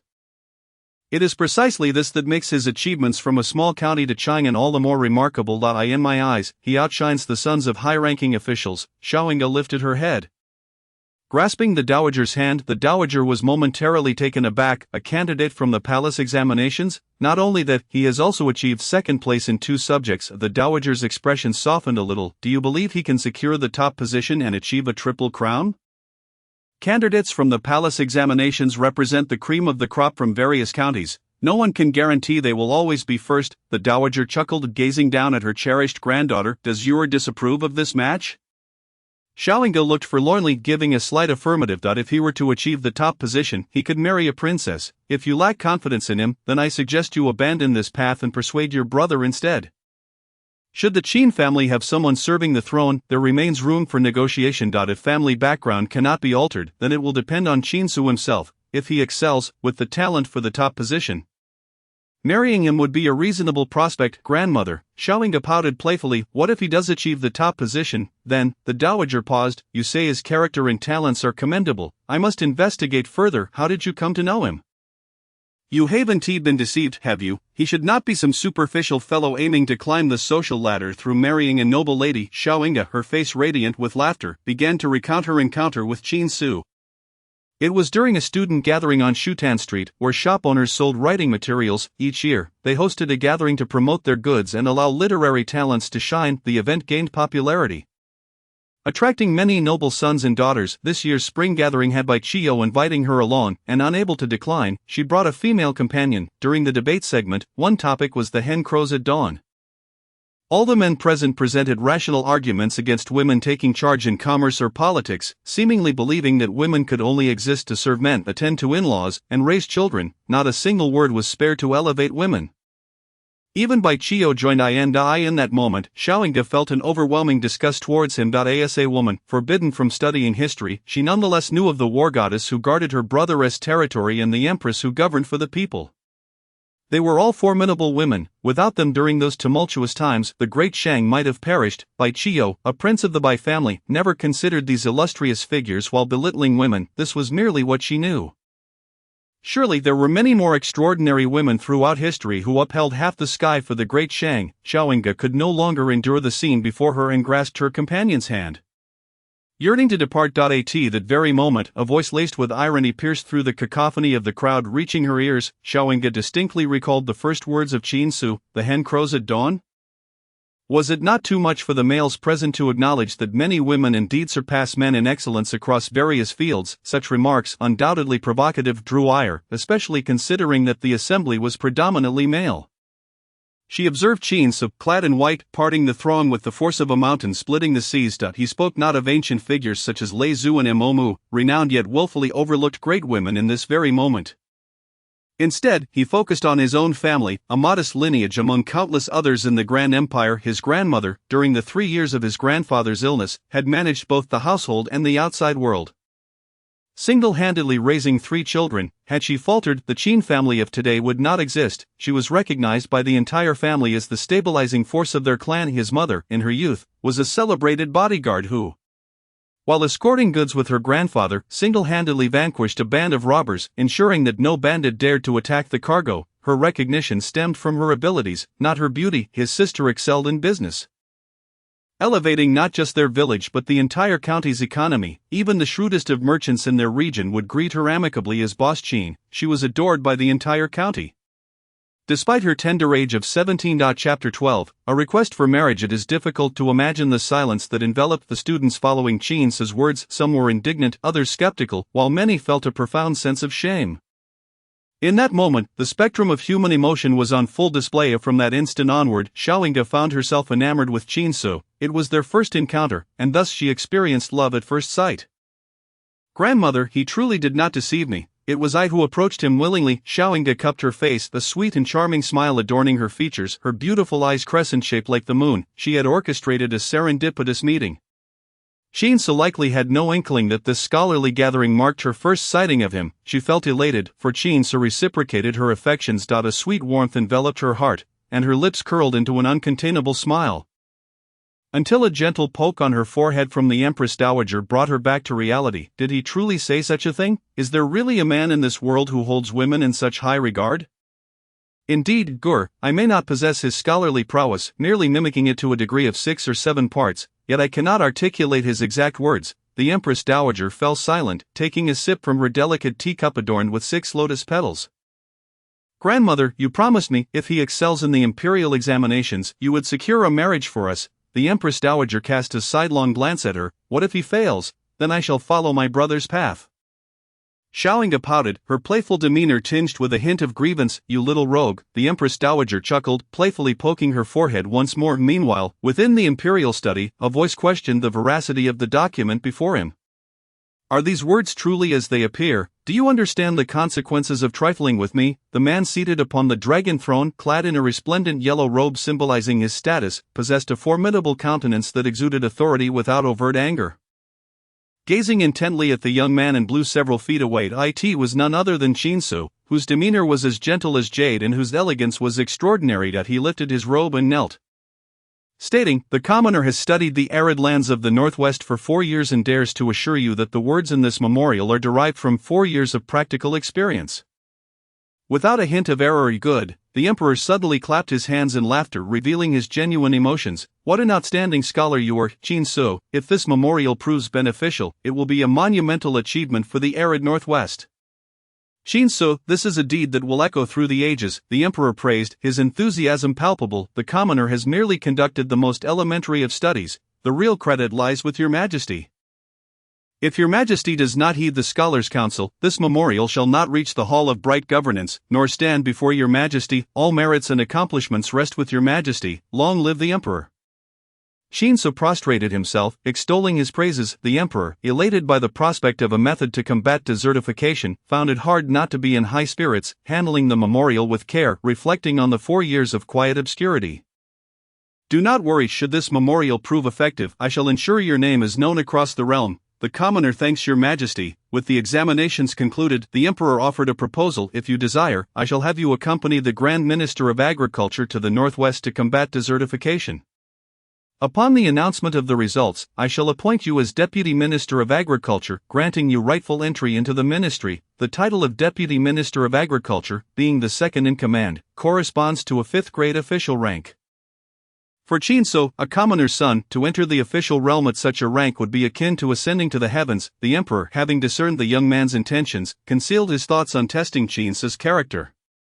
Having passed the imperial examinations, it was only a matter of time before he entered the official ranks. If at this moment, he fixated solely on the position of deputy minister, not only would his favorable impression of him diminish, but his path in the official realm would also likely be fraught with challenges. "Your majesty's kindness is overwhelming. The commoner truly does not deserve such honor." Qin spoke with clarity, maintaining a demeanor of neither humility nor arrogance, asserting, "The knowledge gained from paper is shallow, one must practice to truly understand. To be candid, after completing the county examinations at 19, I left home, setting aside the teachings of sages, and embarked on a 4-year journey.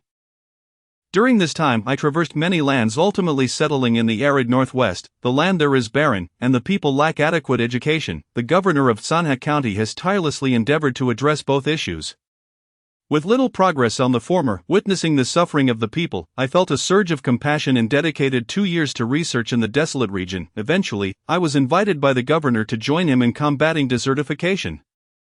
It was after 2 more years that I achieved the results presented now. The success is not solely mine. The accomplishments detailed within this memorial belong not just to the commoner. If we are to discuss merit, I believe the governor who has persevered for 10 years amidst adversity and the citizens who contributed their experiences in combating desertification deserve greater recognition than I in this lengthy discourse, whether calm, resolute, or impassioned.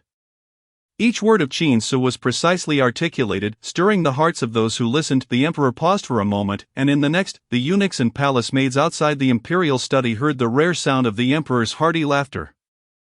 Excellent, excellent, the emperor exclaimed thrice. Knowledge gained from paper is shallow, one must practice to truly understand. You possess a resilient spirit. To achieve first class in the 4-year examination is no small feat, Qin Su chuckled lightly.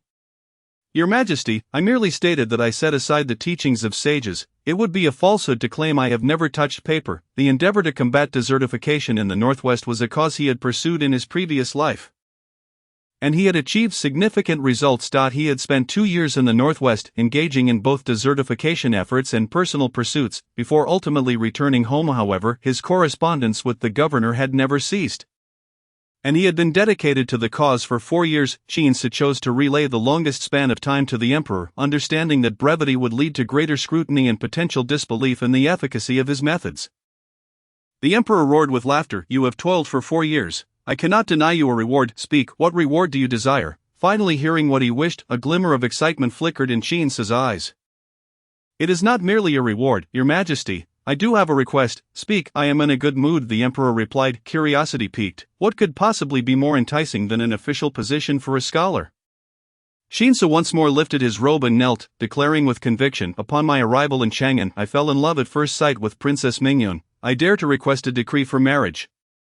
Princess Mingyun, the emperor's brow arched in surprise. I am aware of my humble station and recognize that I am unworthy of her. The princess holds a noble lineage, and Your Majesty's reservations are entirely understandable. However, I must convey that from the moment I laid eyes on Princess Mingyun, I was entranced and cannot imagine marrying anyone else in this life. Who would have thought you to be such a romantic?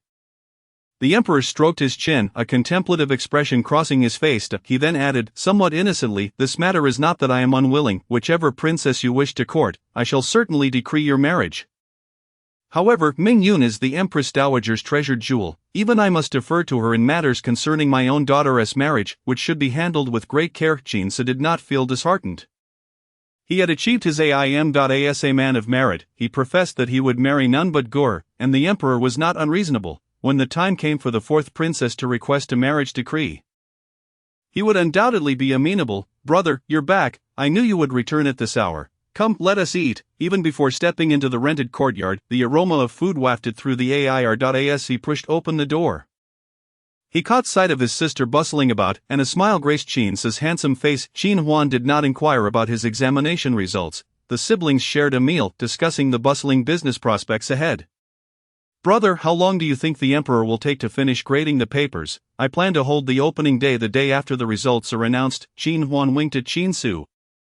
7 days, I suppose, Qin Su replied knowingly, a smile flickering in his eyes as he leisurely sipped his rich soup. In his previous life, it had indeed taken 7 days. Brother, if you perform well, I might just borrow your name. Qin Huan stated boldly. I shall ensure you secure the top position. Qin Su chuckled, placing a carefully deboned piece of fish onto her plate. The two siblings shared a fondness for fish, though Qin Huan struggled with those containing bones, often choking on them. Dining with Qin Su meant he would always deb one fish for her. Such confidence. Qin Huan's eyes sparkled. If you become the top scholar, we shall surely see a surge of customers. Having just returned from the palace examinations, Qin Huan thought to let him rest well in the afternoon. However, unexpectedly, Qin Su was whisked away by a homing pigeon post, in the ancient times of inadequate communication. Qin Huan and her shopkeepers resorted to this method to stay in touch. Cultivating a flock of homing pigeons is no easy feat, and Qin Huan increasingly harbored doubts about her brother's ventures. In the afternoon, she visited a jewelry shop once more, purchasing an exquisite vanity box to hold her treasures for her constant admiration. The resplendent, glittering items uplifted her spirits. As night fell, Qin Su had yet to return. The underground market faced a setback at the Chang'an North Dipper stronghold, prompting the chief officer to dispatch a pigeon to Qin Su for caution's sake. Qin Su feigned being a guest to gather information from the chief officer. Learning that the Jin Yiwei was causing trouble in the black market, his expression darkened instantaneously. Chapter 13. The young girl who once saved his life. Yet again, it was Xiao Yu. Had it not been for the multiple illegal trading spots in the underground market being disrupted by the Jin Yiwei, Jin So might have thought that Xiao Yu's visit was specifically aimed at him. Unfortunately, his foundation was still too fragile, and with no allies in the court, confronting Xiao Yu would only lead to his detriment. He instructed the chief officer to evacuate, intent on re-establishing the Chang'an North Dipper stronghold. As for the location he would personally select it, this time, he wished to distance himself from the black market. As he exited the black market, the day had grown late, and Jin So hurried towards the rented courtyard.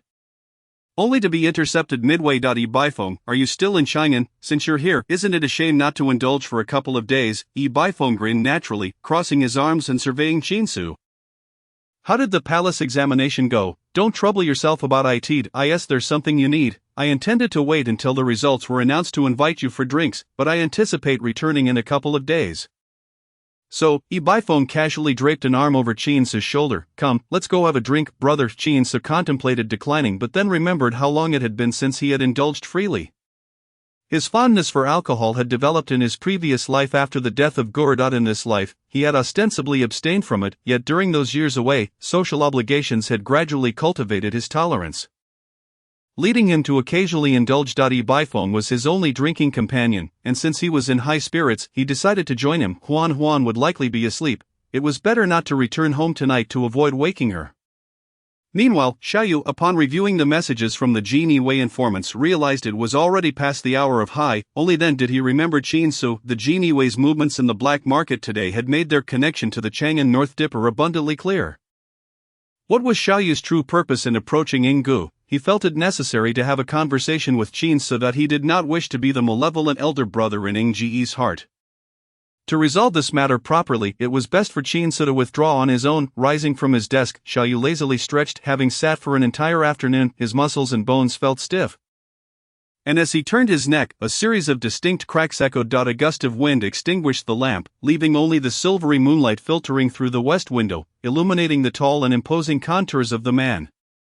Cold yet filled with tension, after donning a thin cloak draped beside him, Xiao Yu stepped outside. Throughout his youth, he had never known a day of tranquility, perpetually on high alert. Over time, even in the stillness of the darkest nights, sleep eluded him. 2 hours of restless slumber felt like a blessing. Most of the night was spent either honing his martial arts or attending to official matters. His time seemed to stretch beyond that of an ordinary person. For him, it was still early past the hour of high, and he was eager to seek out Jin So to discuss the matter. As the curfew approached, his figure melded into the night. Traversing the uneven rooftops of Chang'an, with only the sound of the wind accompanying him, after leaping over a few scarcely noticeable low walls, Xiao Yu scanned the modest courtyard, confirming no signs of danger before he leaped onto the rooftop. The only trace of life emanated from the room beneath him. Peering under the tiles, he caught sight of a small figure lying on a bed, breathing long and evenly, the covers pulled up to her nose. A delicate hand peeked out from beneath the blankets, gently brushing against her nose, her inky black hair cascading like silk. Xiao Yu possessed exceptional night vision, although he could not discern her features clearly. He recognized immediately that it was a girl, and not the Jin So he sought. Just as he was about to replace the tiles, the girl turned over, her hair obscuring half her face. Yet the other half was clearly visible to Xiao Yu. The girl had a serene and lovely countenance, with beautifully arched brows, long and dense lashes, and a delicate nose above which rested her unadorned lips. Slightly parted as she breathed, her unruly hair hung at the corner of her mouth, and she unconsciously huffed softly, raising her hand to brush it aside. This was Jin So's sister, Jin Huan. A fleeting thought of the gaunt boy he had seen at the 100 Flowers Pavilion and the gambling den crossed Xiao Yu's mind. She possessed a pair of bright, clear eyes. How could anyone sleep so soundly? He recalled his sister Yinggu, and under the cold moonlight, his brows softened. He chuckled lightly and replaced the tile, only to see the girl lift her hand. Sweeping her hair from her profile, Xiao Yu then beheld her entire face. He was momentarily taken aback, his brows knitting slightly, eyes reflecting surprise and scrutiny as he focused intently on her features. Even lowering his sturdy frame slightly, it seemed illogical, yet Xiao Yu found himself compelled to do so. He nimbly dropped down, gently pushed the door open, and approached the bedside, standing just a fist's distance away. Gazing down at Jin Huan's face, Jin Huan, so it is you. Jin Huan and the memories from 4 years ago were vivid. He had just inherited the title of Nting Ho and taken command of the Jin Yiwei. Amidst a relentless wave of assassination attempts, during an official trip to the southeastern frontier, he had been ambushed, a desperate situation where he sustained 3 deep wounds to his abdomen, his accompanying physician murdered. and the apothecary forbidden from selling medicine due to the interference of powerful forces, leaving him unable to send messages for help. He believed his time was short. His life had been salvaged by medicine procured from a peasant girl. After enduring approximately half a month, he still could not hold on. His subordinates informed him that the girl seemed to possess some medical knowledge. He had them blindfold her and bring her to him. Indeed, she understood medicine, and she saved his life. She was a clever and perceptive girl, and Xiaoyu remembered her bright eyes, which had never dared to meet his after their first encounter. She understood why the apothecary refused to sell medicine. She recognized his extraordinary identity. Even when he inquired about her request, she only asked for money, wishing to remain uninformed and avoid trouble. The sum was etched in Xiaoyu's memory, 527 taels. The entirety of his available funds, which he had ordered placed beneath her pillow. At that time, she was merely 12 or 13, always clad in the plainest coarse garments, her sleeves worn and patched. Slightly plump and dark, not nearly as beautiful as she was now. 4 years had transformed her remarkably, yet without the male attire, he still recognized her. Xiaoyu's lips moved slightly. Qin Huan, my life is worth more than 527 taels. He spoke softly. Brother, Qin Huan murmured as she sensed someone calling her. Stirring slightly, Xiaoyu watched as she turned over, her arm extending straight, her fair fist brushing against his knee. He remained still, merely gazing down at the small fist. Her breathing resumed its long, steady rhythm. How could she exhibit no vigilance whatsoever? A smirk played at the corners of his mouth as he mused, yet, considering her family's harmonious environment and her tranquil life, she evidently had no reason to be wary of continuous assassination attempts and schemes. No wonder she could sleep so soundly. Xiaoyu chuckled softly, shaking his head as he retreated from the room. He lingered in the vibrant courtyard, soaking in the night breeze. Arriving with a heart full of resentment, he found himself unexpectedly at ease. However, where on earth had Qin Su gone, in this unfamiliar Chang'an? How could he leave his sister alone in the house? Xiaoyu felt increasingly that Qin Su was unreliable, shaking his head as he took flight from the courtyard. In the following days, Qin Huan enjoyed a leisurely existence. The siblings frolicked in Chang'an for several days, preparing gifts for their elders along the way. After a day of rest from their playful escapades on this particular day, Qin Huan received a bracelet delivered by a messenger from Master Zhou. The bracelet belonging to Xiao Yinggu, inscribed with the character for sewing on the inside, had been restored, the fracture seamlessly mended. Leaving no trace of its previous breakage, holding the bracelet, she cast a furtive glance at Qin Su, who was engrossed in a solitary game of chess. She thought to cultivate her relationship with her sister-in-law in advance. When they eventually discovered the truth, they would surely be astonished. A playful impulse surged within Qin Huan as she tucked the bracelet away and stepped out of the courtyard. After inquiring about the residence of Princess Mingyun, she headed straight for the Ntingho residence. The Ntingho residence was an imposing estate with dark tiles and white walls graciously bestowed by the emperor, featuring 5 entrances and exits.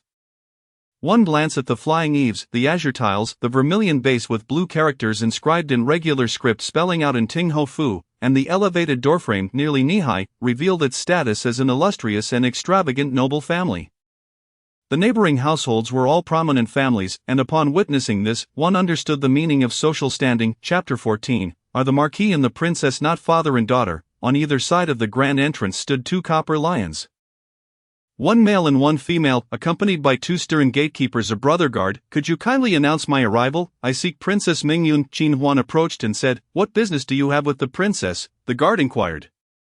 I have an item belonging to the princess that I wish to return, Qin Huan replied, reluctantly producing the exquisite sheep-fat jade bracelet. How do you possess something that belongs to our princess? The guard asked, his demeanor icy. The princess is not receiving guests today. Without even glancing at the bracelet, the guard stated coldly, Wait. Just as Qin Huan was about to respond, a feminine voice called down from above. Upon lifting her gaze, she beheld a young woman clad in the garb of a maidservant. The girl approached, seizing the jade bracelet from Qin Huan's hand, scrutinizing it intently before casting a dubious glance at her. Indeed, this is the bracelet belonging to my lady. From whence did you acquire it? It is a lengthy tale. If you wish to know, you may inquire directly with your lady. Qin Huan retrieved the bracelet from her grasp. Wrapping it in a silk handkerchief, since you recognize this bracelet, I would appreciate it if you could convey a message on my behalf. The is not a place one can enter at will. Kindly return the bracelet to me, and I shall present it to the lady. Yet if it is indeed hers, she will surely consent to meet you. Being merely a third-rank maid of the, she was not inclined to miss an opportunity to present herself favorably before her mistress. However, Qin Huan was unwilling. It was not out of pettiness, but rather because the bracelet was far too precious. Should it be lost or mishandled, she would feel terribly remiss towards her future sister-in-law. Moreover, she was quite displeased by the maid's blatant suspicion, thus she decided against it. With polite decorum, Qin Huan smiled and addressed the guard, stating that since the lady was unavailable to receive guests today, she would return at a later date. With that, she secured the bracelet and prepared to leave, yet the maid was not pleased, insisting, "Wait, I shall escort you inside." "Thank you." The maid then led Qin Huan into the peppering her with numerous inquiries regarding her identity and how she came to know. While Qin Huan was not unkind to those of lower status, she was not fond of the maid's inquisitive nature and thus refrained from divulging much information. Offering only vague replies, the maid, perceiving that Qin Huan did not resemble a lady of noble birth and finding her uncooperative, began to harbor a sense of disdain. Upon hearing Qin Huan mention that she was there to repair the lady's bracelet, the maid dismissed her entirely, considering her merely a jeweler. The maid halted just before pausing by the wall. "That has its own rules. To meet the lady, one must have an introduction, so please wait a moment." Without waiting for Qin Huan's response, she strode away. Qin Huan remained in place for a quarter of an hour, leaning against the wall as she took out the bracelet to polish it with her silk handkerchief. Growing weary of waiting, she decided to leave. Qin Huan. A melodious male voice interrupted her thoughts. Devoid of emotion, she halted, glancing back towards them where none other than stood. "Commander," Qin Huan exclaimed in surprise, "what brings you here?" Clad in a deep blue robe adorned with silver bamboo patterns, with a collar slightly turned down, he exuded an air of elegance mixed with scholarly refinement as he approached her, his gaze immediately drawn to the white jade bracelet in her hand. "Isn't this the one I gifted to a few years ago?" The jade had been procured during his time at the gambling den, specifically crafted into a bracelet and 2 hairpins. "I am here to return the lady's possession," Qin Huan remarked, displaying the bracelet with a smile. "You recognized me, my lord. What a coincidence to find you here." "What a coincidence indeed," replied, his brow twitching slightly. Qin Huan, not only did he recognize her as the young girl who had once saved his life, but he also noted the changes in her. Despite their several chance encounters, why had she not mentioned the past? Could it be that she did not recognize him at all? "Are you a friend of the lady or perhaps an acquaintance of the?" Qin Huan pondered. "Surely you are not here on official business," chuckled inwardly, but replied, "I share a good relationship with the." "Why does the lady have the bracelet?" he inquired. "It was an accident. The lady inadvertently damaged it, and I happen to know a skilled jeweler," Qin Huan answered succinctly. Raised an eyebrow, surprised. "How does know you? The bracelet was damaged by you. Why are you standing here instead of seeking her out?" He pressed further. Qin Huan felt as though she were being interrogated by a situation she found quite uncomfortable, yet she had no choice but to respond. After all, she was but a commoner, while he was a high-ranking official. A maid mentioned she would relay a message, yet she has been gone for a quarter of an hour. Possessing an innate keen perception, swiftly discerned her discomfort from her subtle expressions. He pressed his lips together briefly. To her astonishment, the normally aloof commander suddenly broke into a warm and captivating smile, his tone considerably softened. "I can take you to find her." Qin Huan's breath caught in her throat. Her heart racing, realizing the implications, she quickly shook her head. "No, my lord, I will wait here. You need not concern yourself with me. I merely came to enjoy some tea with the." Smiled gently, his brow relaxing. "I see, it appears you share a close friendship with the." "A close friendship," she echoed. "It denotes a friendship that transcends age and status." "Indeed, we have such expressions in my region," she added. Regarded her with a peculiar expression. "Then, how old do you believe that to be?" Qin Huan, sensing a pitfall in the question, hesitated, however, regarded her intently, his voice low and magnetic. Qin Huan swallowed hard. "The lady is about my age, so they ought to be around 30 or 40. I suppose." She felt she had underestimated this youth. Though she had little experience with nobility, her knowledge from modern dramas suggested that lords and dukes were typically much older, seasoned enough to uphold the family name. Just then burst into genuine laughter, a stark contrast to his earlier demeanor. His mirth was infectious, and he laughed so heartily that it seemed he could not stop. "My lady, it is unwise to speak ill of the." Qin Huan stammered, her cheeks flushing from his laughter as she fidgeted with her handkerchief, feeling awkward. "No matter, he will not take offense," assured her, though he continued to wear a charming smile that was utterly disarming. "Qin Huan, it seems you are unaware of my connection to the lady resides in. Should you encounter any maidservants along the way, feel free to instruct them to escort you directly to her. If they prove difficult, simply mention that I have given my permission." Found her intriguing and considered teasing her further, but recalled matters pertaining to prompting him to refrain. "Thank you, my lord." Qin Huan expressed her gratitude. Watching as departed, only after his figure vanished from sight did she exhale deeply, reflecting that he was rather kind, albeit somewhat perplexing. Crossing this, she entered the grand courtyard of the where an expansive lotus pond greeted her. The lotus flowers had yet to bloom, but the leaves stood tall and lush, vibrant with green, while several red and orange koi swam merrily, lending an air of charm to the scene. Of flanking the corridors were uniquely shaped black pine trees, alongside dark wooden benches and small tables for resting. A glance across the courtyard revealed a rockery with flowing water and a waterfall, while nearby, a small bridge arched over a stream with flower beds nestled in greenery. Under the azure sky, it resembled a picturesque landscape painting, both pleasing to the eye and soothing to the soul. Qin Huan could not help but recall her modern residence, a new-style Chinese abode gifted to her by her real estate mogul father. Sprawling over several acres. To traverse it entirely on foot would take a whole day, yet she found it lacking in comfort. Now, observing that, she realized that her former home was somewhat out of place, exquisitely crafted yet overly fastidious. This place embodied the essence of a true Chinese courtyard. As she mused, a cheerful female voice interrupted her thoughts. Qin Huan turned to see, her skirts lifted, approaching her with a radiant smile. My lady, I have come to return the bracelet to you, Qin Huan declared with a smile. Just call me, replied with a grin, taking the bracelet from Qin Huan's hand and examining it with delight. So impressive, you truly left no trace at all. She then took Qin Huan's hand, slipping the bracelet onto her slender wrist. Now, it is a gift for you, but this bracelet was surely given to you by someone else. Qin Huan began to protest, recalling the significance of the character, yet was adamant, raising her wrist to reveal the lake green bracelet Qin Huan had gifted her. I already possess this one. As for yours, it was indeed a gift from my brother. However, once he bestows it upon me, it becomes mine. Therefore, I now give it to you. Seeing her playful yet sincere smile, Qin Huan could not help but return it. Then I shall accept it, thank you. I noticed you admiring the estate. Would you like me to show you around? Offered, taking Qin Huan's hand and leading her deeper into the courtyard. At-15 was at an age filled with youthful exuberance. Although cherished his younger sister, he maintained a strict upbringing, treating her with the care of an elder brother. Due to his official duties, practiced a gentle form of friendship, rarely forming close bonds, and she felt an immediate rapport with Qin Huan. She had learned to navigate the treacherous waters of her household from a young age, yet protection had preserved her innocence. Thus she was worldly yet unjaded, and Qin Huan found her quite likable.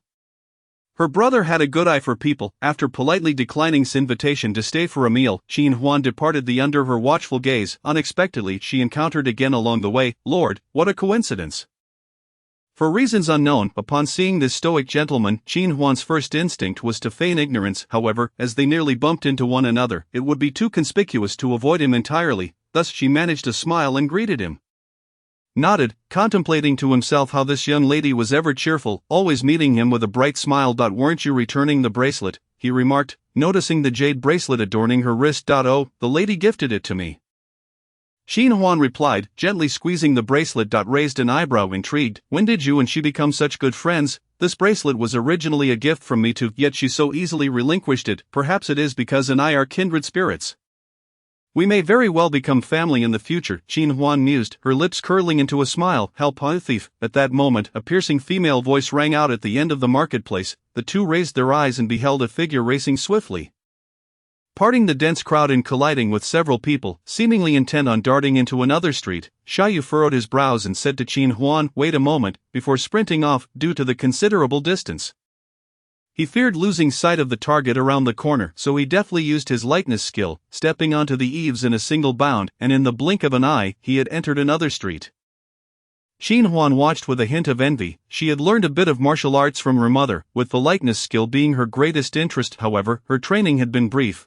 The original owner of her body had little inclination for martial arts, making her knowledge rather rudimentary. After 4 years of practice, during which her focus had been primarily on business, climbing walls and scaling courtyards was trivial for her, but for someone as agile as Xiaoyu, at least 20 years of internal training and exceptional talent were required. As she reached the corner, Qin Huan lifted her gaze to see Xiaoyu delivering a kick to the small thief's chest.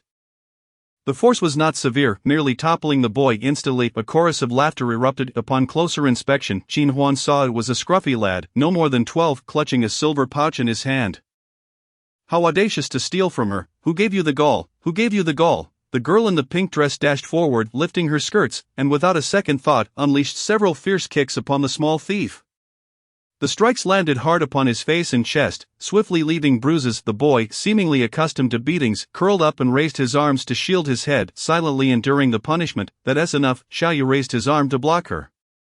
His expression impassive as he tossed the pouch back to the girl in the pink dress. Here is your property back. This boy is still quite young. I implore you to show some mercy.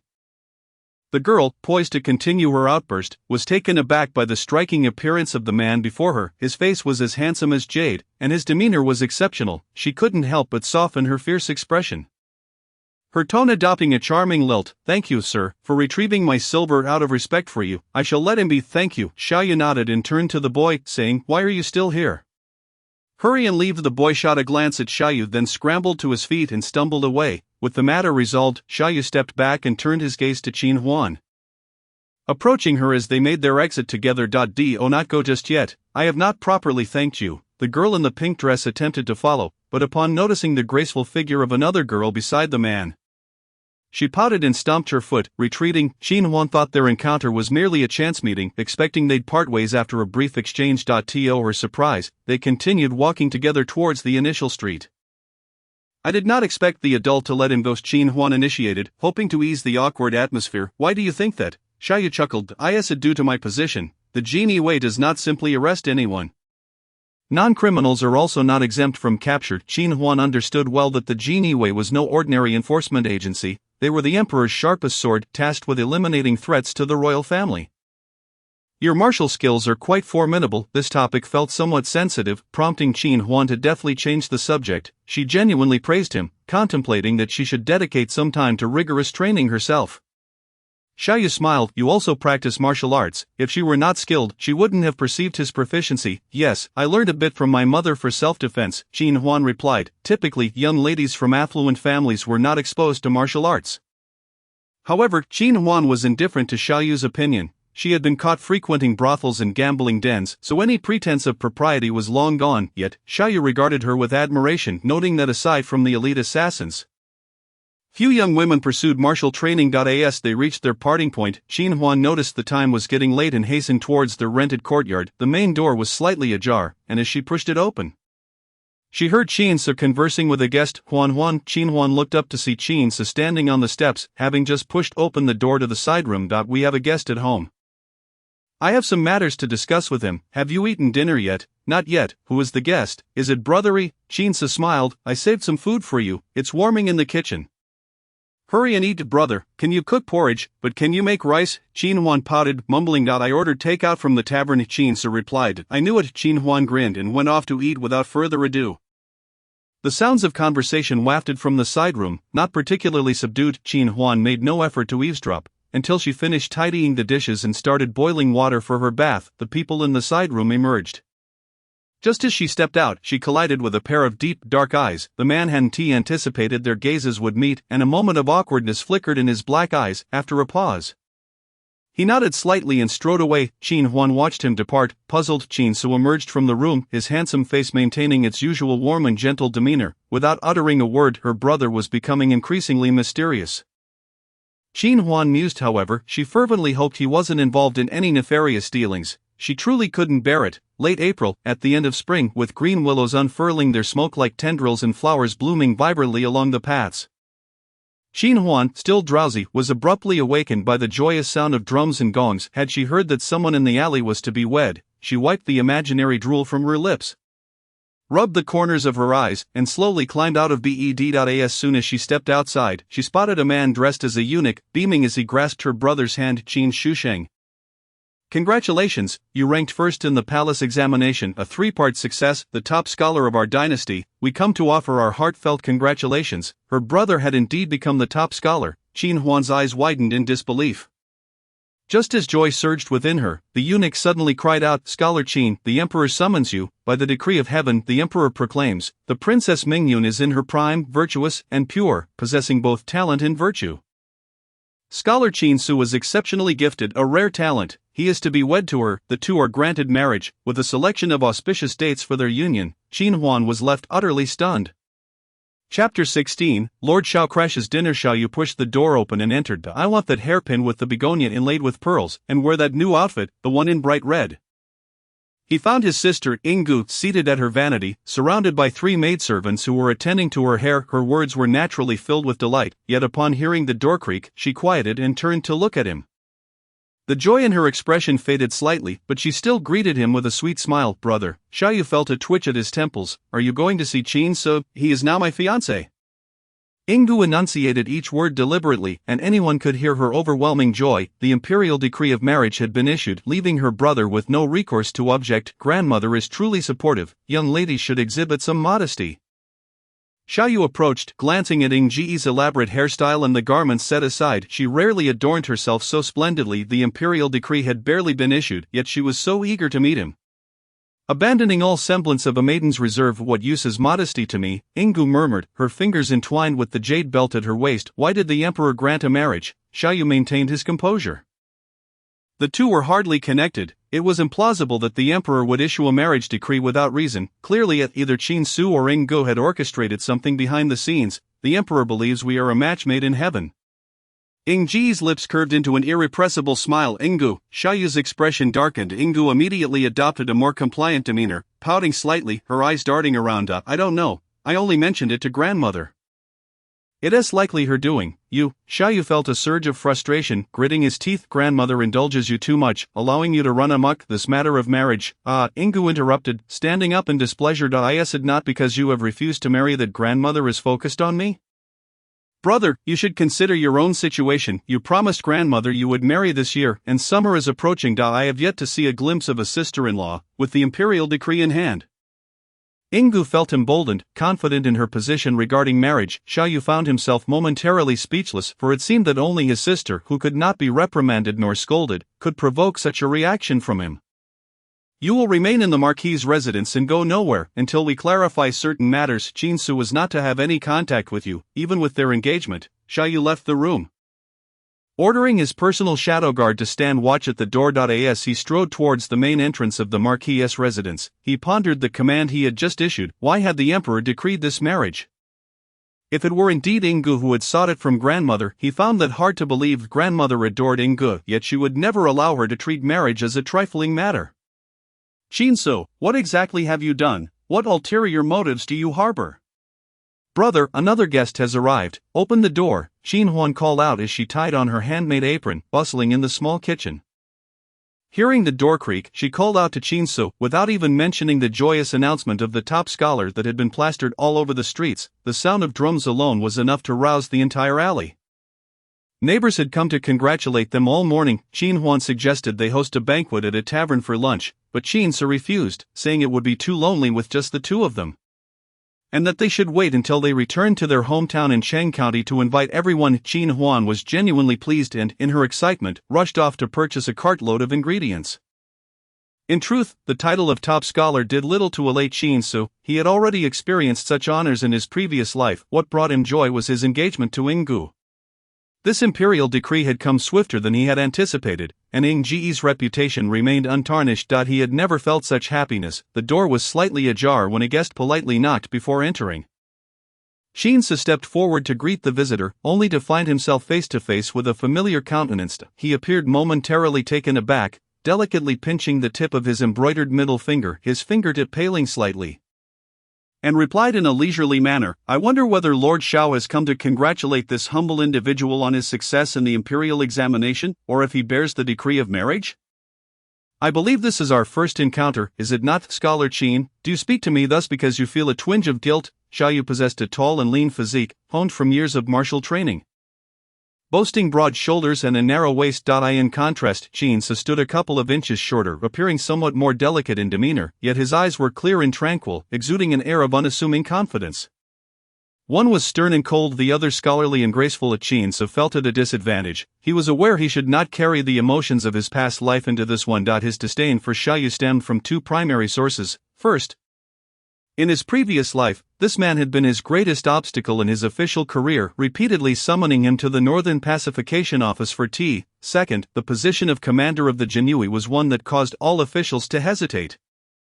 And Xiaoyu seemed born for that role, with countless lives stained upon his hands, emanating a heavy aura of death. Yet, he was undeniably the only brother of Gur, and if possible, Qin Su wished to maintain a cordial relationship with him. However, this seemed a formidable challenge. My lord, you flatter me. I merely did not expect such a swift visit from you, Jinsa said, smiling as he gestured for Xiaoyu to enter the courtyard. Upon entering, Xiaoyu noticed an exquisitely arranged meal on the stone table, enticing in both appearance and aroma. A busy figure could be seen through the kitchen window. Brother, came Qin Huan's voice. Brother, could you help me with the soup? Just a moment, Jinsa replied, nodding toward Xiaoyu before striding toward the kitchen. Xiaoyu sensed he had arrived at an inopportune moment and hesitated, intending to leave. Just then, Qin Huan emerged from the kitchen with a bowl in hand. Her eyes widening in surprise upon seeing Xiaoyu standing in the courtyard. Lord Xiao, what are you doing here? Jinsa, carrying a large bowl of sour fish soup behind her, halted upon hearing her exclamation. Astonished that Huan recognized Xiaoyu, the bewildered expression on Qin Huan's face was rather amusing, causing Xiaoyu to smirk slightly. I have come to congratulate your brother on his success in the imperial examination. Qin Huan's eyes instantly brightened. Thank you, my lord, your timing is impeccable. I have prepared several of my signature dishes. Would you care to join us for a meal? As Qin Huan busied herself setting the table, Jinsu emerged from the kitchen with the bowl of soup, his brow furrowed with concern, silently pondering how long the two had known each other. He was all too familiar with Xiaoyu. And in comparison, Huan truly shone a stark contrast to him. Were they that close? How long had they been acquainted? Why was he, as her brother, unaware of this? No need to trouble yourself, Xiaoyu replied. Though he made no move to leave, Qin Huan flashed a bright smile. Please, my lord, do not stand on ceremony. It is an honor for my brother to host you. She then glanced at Qin Su, urging, brother, you should sit and eat as well. Qin Su felt an inexplicable discomfort in his heart but slowly took a seat. Unbeknownst to him, Qin Huan was secretly praising her brother, wondering how he had managed to forge a connection with the commander of the Jin Yiwei. Wouldn't this pave the way for a smooth journey in his official career? How impressive! Allow me to offer a toast in place of wine to Lord Xiao, and I hope you will provide guidance in the future. The atmosphere remained pleasant as Qin Su raised his teacup, smiling. Xiaoyu's lips curled slightly, but Qin Huan was taken aback. Lord? Her tone was not loud, yet the astonishment was unmistakable. Xiaoyu was not only the commander of the Jin Yiwei but also the esteemed Marquis of Antiang. Qin Su was surprised that Huan was unaware. Oh, I see now. I had no idea. Qin Huan bit her tongue, chuckling awkwardly, not daring to meet Xiaoyu's gaze. How embarrassing. She had mistakenly thought of Xiaoyu as merely the father of Xiaoyinga. No wonder he had laughed so heartily before. She had perceived him as a mystery, yet in his eyes, she must have appeared the most baffling of all. Despite her thick skin, she wanted nothing more than to find a hole to hide in. Her face burning with humiliation before Xiaoyu. Observing the shifting expressions on Qin Huan's face, Xiaoyu found it amusing, though he maintained his composure. Suddenly, she lifted her head and exclaimed, Lord Xiao is the Marquis of Antiang. And my brother's future wife is a princess of the Marquis. So too. Could it be that they were the same? Xiao, Inga is indeed my younger sister, Xiaoyu confirmed. What? Qin Huan's mind nearly faltered. Did this mean they would become in-laws in the future? No wonder the renowned commander of the Jin Yiwei had come to congratulate her brother on his success. Her brother, the top scholar, was indeed worthy of the Marquisite's lady. Surely Xiaoyu had no objections. Instantly, Qin Huan brushed aside her embarrassment, smiling brightly. I see now. How foolish of me not to realize the connection. Allow me to offer you a cup of tea in place of wine. My lord, Xiaoyu smiled, taking the teacup in a gesture of camaraderie, unable to resist teasing. From the perspective of kinship, you should call me elder brother. Qin Huan blinked, readily complying. Elder brother. Xiaoyu's smile deepened each time he visited this little courtyard. He left in a much better mood, all thanks to her, Qin Huan, this extraordinary young woman. She was his savior, and he was more than willing to indulge her, ensuring she did not feel disappointed. However, Qin Su's gaze towards the two grew increasingly alarmed. He was somewhat dazed. If he recalled correctly, it had only been 2 months since Huan arrived in Chang'an, in just this short time. How had she managed to grow so close to Xiaoyu? For ordinary folk, merely catching a glimpse of a formidable figure like him would be a challenge. To be frank, he had never seen Xiaoyu exhibit such warmth towards anyone other than Gur. Xiaoyu and Huan. Wait, a sudden realization struck Qin Su, reminding him of the nearly murderous glare Xiaoyu had cast upon him after Gur's death in his past life. He could indeed have killed him without hesitation. Without Gur, he had no restraints, yet he had refrained, and in his fury, he had uttered these words, Qin Su, you have a good sister, remember, you have already died once today. From now on, this life is owed to your sister. I have repaid my debt of gratitude to her. At the time, he was already over 30, while Huan had perished at just 14. drowned in the floodwaters of the breached Daji River, yet here he was, reborn before her tragic demise, having spent considerable effort to persuade the county magistrate to rebuild the levee, thus averting disaster. His frequent visits to the Daji River had led him to his own fortune, establishing a business in river transport and taking over the entire Ji gang. This laid the foundation for his own power. Connections and finances. Huan had always been his lucky star. So what exactly was the gratitude Xiaoyu spoke of? Had Huan known Xiaoyu before she turned 14? Qin's mind buzzed with questions. Growing increasingly suspicious of Xiaoyu, while Huan beamed, sweetly addressing Xiaoyu as elder brother, her delight grating on his nerves. With his head bowed, he silently picked a piece of succulent fish from the bowl. Meticulously removing the bones before placing it into Qin Huan's bowl, she barely noticed, enthusiastically inviting Xiaoyu to try the fish. Elder brother, you must taste this fish soup. I put a lot of effort into making it.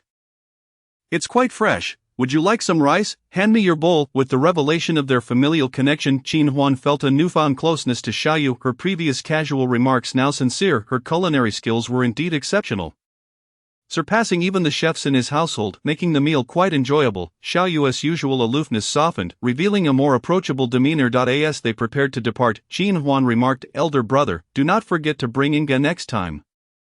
Of course, Xiaoyu replied, his smile deepening with an inscrutable quality as he addressed Qin. So next time, let us visit the Marquis. I wish to share a drink with Scholar Qin. The siblings began to clear the dishes together, and Qin Huan noticed her brother's distraction as he accidentally shattered a plate. She encouraged him to sit in the courtyard while she prepared for the next day's audience at the palace to express gratitude. Seated on a stone stool, Qin Su gazed intently at his sister at the stove. When she emerged, he propped his head on his hand and asked, how do you know Inga? You seemed quite familiar when you mentioned Gur. Qin Huan recounted her acquaintance with Xiaoyinga and the exchange of bracelets. Finally, she held up the jade bracelet on her wrist, saying, brother, the bracelet you gave me, I gifted to Inga, and this is her gift to me. Qin's brows arched slightly. Just the other day, he had seen this bracelet and felt a flicker of doubt, yet he had not confirmed it. He found it hard to believe that even if they were acquainted, they would be familiar enough to exchange gifts. The young man, not only a singer but also a close acquaintance of Xiaoyu, elicited a hint of jealousy in Qin's tone as he inquired about their relationship. Qin Huan, sensing the tension, felt a pang of anxiety. Could she confess that she had been caught visiting a brothel and gambling by Xiaoyu? Her brother would surely be furious, his face turning crimson with anger. I met him when I was delivering a bracelet to Inggu at the Marquis' residence, but I didn't know at the time that he was Ing Ji's elder brother and the Marquis himself. Qin Huan was not averse to lying. She simply found it challenging to do so in front of Qin Su. His gentle yet penetrating gaze rarely missed the truth, and while he seldom probed into matters, once he chose to investigate, no one could deceive him. Surprisingly, Qin Su refrained from pressing further, merely watching her with a smile that if she chose not to share, he would look into it himself. Although Chang'an no longer had a northern star, his informants were still active. The next day, Qin Su went to the palace to express his gratitude, while Qin Huan attended the grand opening ceremony of Kosi Yunlai, which was purportedly a celebration of the Qin family's son achieving the highest honors in the imperial examinations. The event boasted a 3-day banquet, with an impressive discount for attendees. The establishment's layout was fairly standard, featuring a spacious first and second floor with communal tables, a resting area, and a drinks and desserts section. While the third floor offered private rooms, the drink and dessert offerings included modern snacks like milk fruit tea, flower tea, small cakes, and ice cream, though access to some areas was limited due to storage issues. The novelty and discounts, along with the spectacle of the top scholar, drew a lively crowd. After surveying the bustling atmosphere, where patrons praised the food and the attendants were busy yet organized, Qin Huan felt a sense of relief. She had trained her chief steward well, allowing her to step back from daily operations at the Chang'an branch. Almost every guest congratulated her, and she beamed with joy. However, as the afternoon wore on, fatigue began to set in, prompting her to head home for a brief respite before returning to settle the accounts. Upon exiting, she noticed a young servant shooing away a ragged boy, who looked disheveled and unkempt. With bruises faintly visible on his face, the boy's dark eyes fell upon a wooden sign that read free drinks. The servant hesitated, replying, "But you smell terrible. How can you enter and disturb the other guests?" The boy, undeterred, retorted, "In such a large establishment, surely promises should be honored." As the standoff continued, Qin Huan interjected, "Quan Zi, please prepare 2 cups of lemonade for him and bring a basket of meat buns from the snack area." The young servant was taken aback, surprised that the rarely seen owner recognized him. He turned to the boy with a grin, "Our owner has a kind heart. you are fortunate. The boy, merely 11 or 12 years old and significantly shorter than Qin Huan, caught her attention as she noticed a faint scent of medicinal herbs about him. Can you read? She inquired. Somewhat, he replied. Then why not seek employment? Qin Huan recalled that this boy was the same one she had encountered with Xiaoyu a few days prior. A young pickpocket, his face bore the marks of his misdeeds. In ancient times, the concept of child labor was virtually non-existent, and literate individuals had far greater opportunities to learn a trade than their illiterate counterparts. Tongqi shook his head. I need to care for my sister. In truth, he had sought work, but no one wanted to hire him. You have a sister? Qin Huan asked, surprised. Owner, you are a good person. Could you lend me some money? Suddenly, Tongqi's dark eyes were filled with urgency. My sister is sick. She is close to death. Qin Huan felt a tug at her heartstrings. The herbal scent she had detected was likely for treating his sister's illness, prompting him to resort to theft. Here come the buns. Just then, Quanzi rushed out with a steaming basket of meat buns, handing them to Tongqi. Quick, eat. This lemonade is also for you. It's a unique drink from Chang'an. Without hesitation, the boy grabbed a bun and devoured it. The bun was a delightful size, perfectly balanced in flavor, and incredibly delicious. He consumed 2 buns in quick succession and took a generous sip of the drink before pausing to ask Qin Huan, can I take some with me? Quanzi, pack some for him. No need. The boy stuffed a bun into his pocket. Thank you, owner. He turned to leave, but Qin Huan stopped him, pulling a half-silver ingot from her purse and handing it to him. Take this. Tongqi's eyes lit up with gratitude, and he repeatedly thanked her. Thank you, owner. Thank you. With a radiant smile, he clutched his bundle of buns and dashed away. Such should be the carefree age of youth. Qin Huan thought, her lips curving into a smile as memories of her own childhood surfaced. Her grandfather was a renowned physician, but her father, for various reasons, had distanced himself from him and refused to inherit his legacy. Struggling to provide for their family, he met her mother, and soon after, she was born, a surprise that neither had anticipated. Their youth had been filled with challenges, and her father's strained relationship with her grandfather meant that the latter was unaware of her existence until her illness prompted her father to borrow money. Her grandfather took her in and taught her medicine for a few years. Qin Huan had always loved cooking, wielding a spatula from the moment she could walk. Her father often remarked that without his precious daughter, he might have starved. Eventually, he found success after years of hard work, only to be dismissed as a nouveau riche by society. Perhaps due to her early experiences or her father's temperament, Qin Huan placed great importance on wealth. She did not view this perspective as shameful. Rather, she believed that any issue that could be resolved with money was hardly worth worrying about. Thus, upon her arrival in this world, she dedicated herself to amassing wealth, venturing into various industries, opening branch after branch. I plan to work until I turn 20, and then spend the remainder of my life indulging in leisure. Brother, you're back. What did His Majesty say? But Qin Huan pushed open the door to the courtyard. Finding Qin Su in his elegant dark robes, seated next to a stone bench, concealing something within his sleeve. What could His Majesty say? When I went to express my gratitude, he urged me to marry sooner. Qin Su replied teasingly, then asked, I haven't checked in yet. How did the opening go? It went splendidly thanks to you, our scholar. Qin Huan noted the 2 vibrant red peonies on the stone table and, upon closer inspection, realized one was artificial, yet so exquisitely crafted that it could easily be mistaken for real. These are a gift from His Majesty, Qin Su stated, along with a full set of scholar's robes. Will you wear them during the parade? May I see them? In my room. Upon entering, Qin Huan gasped in awe at the neatly folded crimson robes and the black scholar's cap resting atop a tray. The material was luxurious satin, smooth and delicate, with an almost ethereal sheen. I'll be visiting the Yingting Marquis's residence shortly. Qin Su chuckled as he watched her marvel at the garments. Going to deliver a wooden comb to your sister-in-law? Qin Huan winked playfully. The wooden comb was a traditional token of affection, symbolizing love and lifelong companionship. If her memory served correctly, her brother had painstakingly carved it from precious rosewood over the course of a year, practically carrying it in his pocket every day. Love is indeed most amusing when observed from the sidelines. My brother is as dense as a block of wood. He listens to everything I say but fails to grasp the more subtle hints.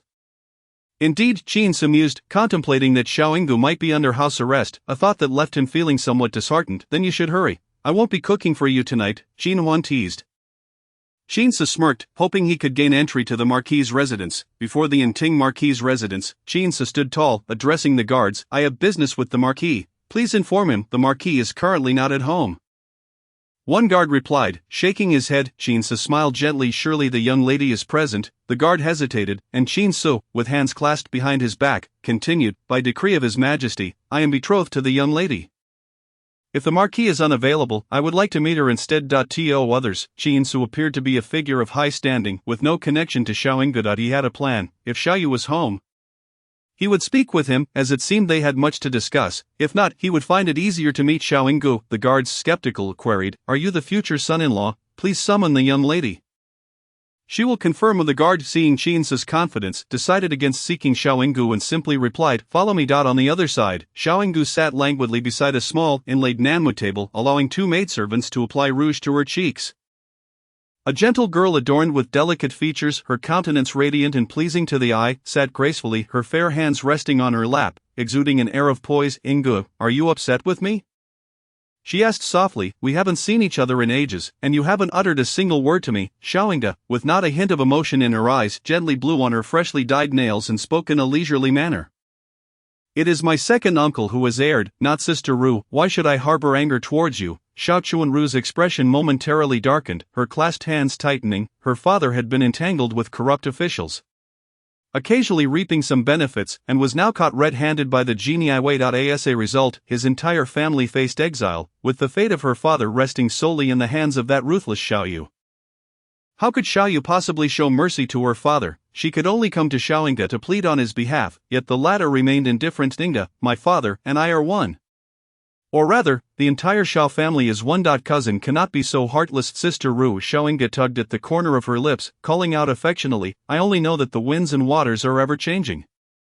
These words sent a chill coursing through Xiao Chunru. As she exited the Fangfei Hall, Xiao Chuanru walked absent-mindedly along the cobblestone path, her usual calm demeanor concealing her anxiety. She did not notice the black boots in her line of sight until a voice called out, "Miss." Startled, she looked up to see a remarkably handsome young man, his gentle smile like fine snow accompanied by a light breeze, cautioning her to watch her step. Chapter 19, ambiguous and tender. It was only then that Xiao Chuanru realized she had nearly stepped off the path. "I apologize," she murmured, quickly departing with her maid. Qin Su turned back, continuing towards the Fangfei Hall with the attendant. That young lady seemed somewhat familiar. He felt as though he had seen her before. Presumably within the Xiao residence, likely a cousin of Guru. Qin Su recalled that the Xiao family had risen to prominence over the past 2 generations, their forebears renowned for their military prowess, establishing a substantial family legacy. The siblings of Xiaoyu were direct descendants, while the collateral branches of the family were numerous. Though their relations appeared strained, Qin Su had never understood the intricate rivalries and schemes of highborn families. In his view, for a family to thrive, unity was essential. Even a single rotten apple could spoil the barrel. Their family was exemplary. Guru would marry him to enjoy a life of comfort. He could not fathom who would be unfortunate enough to marry Xiaoyu. It seemed he had taken a wife in his previous life, but they later divorced. What girl could endure his temperament? After Xiao Chuanru left, Xiaoying slumped dejectedly over a small table, utterly disinterested in moving. Previously she could spend a few hours outside the residence, but now she was truly confined. If only she had a sister-in-law, one who could keep her elder brother in check, she might have someone to plead her case to. That infuriating elder brother. "Hurry up and get married." Xiaoying ground her back teeth together, distressed and making soft whining sounds. Your Highness, Lord Jin has arrived." At that moment, she heard Jasmine's excited exclamations. Xiaoying shot her head up. "Truly?" In the Xinjiang palace, Xiaoyu knelt upright. "Please forgive your grandson for his impudence, grandmother. I merely wish to know why you have requested His Majesty to bestow a marriage." His resolute face revealed no emotion, his posture straight as if nothing could bend him. "Even if the sky were to fall." The Empress Dowager shook her head. "I knew you would ask, you and your straightforward temper. When the Emperor bestows a marriage, others dare only to call it a match made in heaven, yet you come to me with your questions. Please, grandmother, clarify it. If you do not speak, I shall inquire of His Majesty." He could not accept that his sister was so carelessly given to Qin Su, binding her for the rest of her life. The Empress Dowager sighed softly and continued. "Gur declared that she would marry no one but Qin Su. This was during your last visit to the palace, and I did not approve. I mentioned that if Qin Shu were to achieve the top 3 in the imperial examination, this matter might still hold potential." Xiaoyu lowered his head, not interrupting her. The Empress Dowager smiled and continued. That very day coincided with the Scholars' Palace examination, and Qin Shu seized the opportunity to present a method for combating desertification in the Northwest to His Majesty. A result of 4 years of dedicated study. Yet he sought no official position, only a decree of marriage. He told the Emperor that he would marry no one but Gur. Xiaoyu was stunned. Looking up at the Empress Dowager with disbelief in his eyes, although he commanded the Jin Yiwei, the secrets of the palace were unknown to him. The Empress Dowager, noticing his reaction, smiled even wider. But your uncle is cautious of my influence and dares not take charge of Gure's marriage.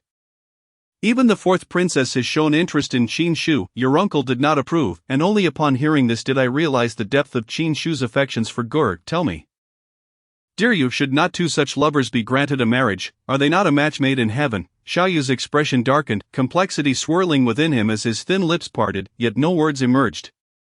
Good child, rise, the Empress Dowager said gently. Xiaoyu stood. Feng Rui perceptibly brought over a brocade stool, and Xiaoyu lifted his robe to sit. I understand your concerns, fearing that the Qin family may resemble your grandparents' generation. I too harbor fears, which is why I sought a guarantee from Qin Shu. Grandmother, you have met Qin Su? Xiaoyu asked in surprise. He came to the palace this morning to express his gratitude and left shortly before you arrived. Did you not encounter him? The Empress Dowager asked kindly. Xiaoyu shook his head. What guarantee did you seek from him? Firstly, he must reside in Chang'an after marriage, which is essential, as Qin Shu was about to assume an official position in the capital.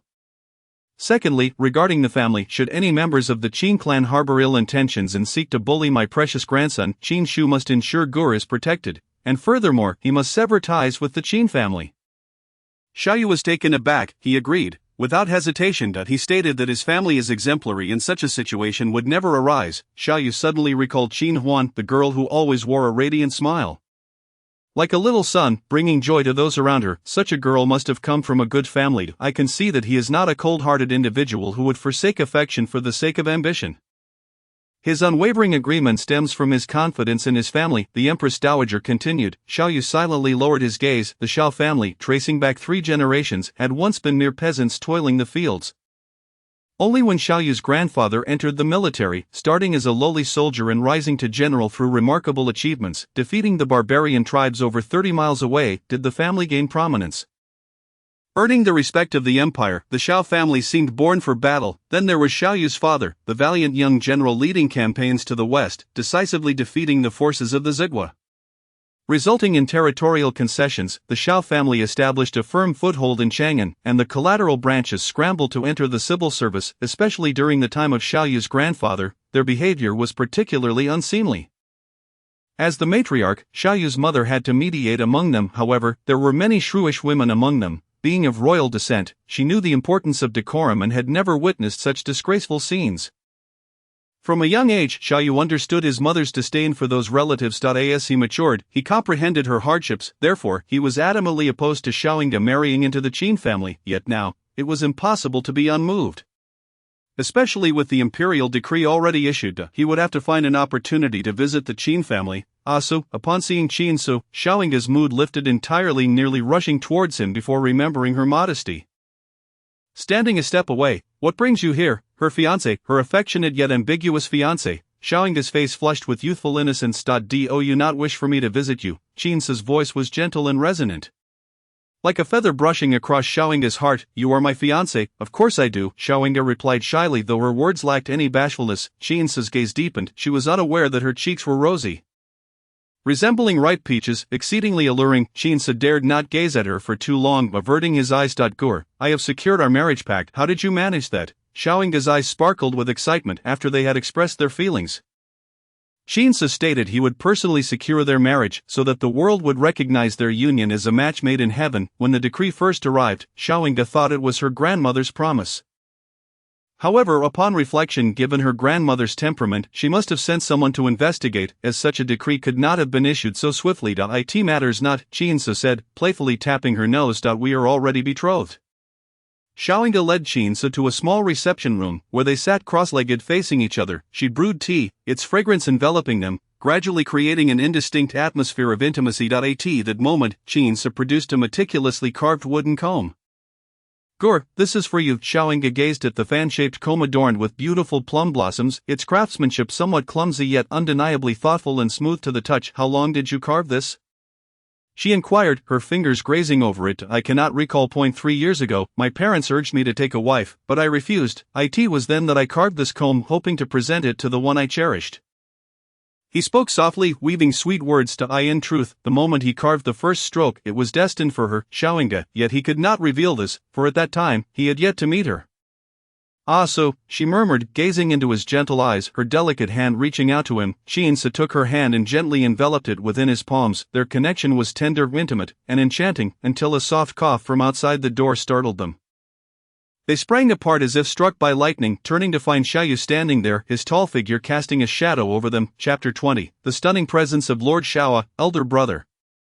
Xiaoying's breath caught, her voice faltering and stuttering, overwhelmed by a sense of being caught red-handed. Even though the other was her fiancé, Xiaoyu glanced at her before shifting his gaze to Qin Su, who stood and met his gaze with a warm smile. "Lord Xiao, I came to see Inga." Xiaoying clutched Qin Su's sleeve, her expression one of solidarity against her elder brother. Xiaoyu's forehead was marked by several dark lines, yet he chose not to dwell on it. Addressing Qin Su, he inquired, "Did we not agree to bring your sister along as guests? Why have you come alone?" Qin Su was momentarily taken aback.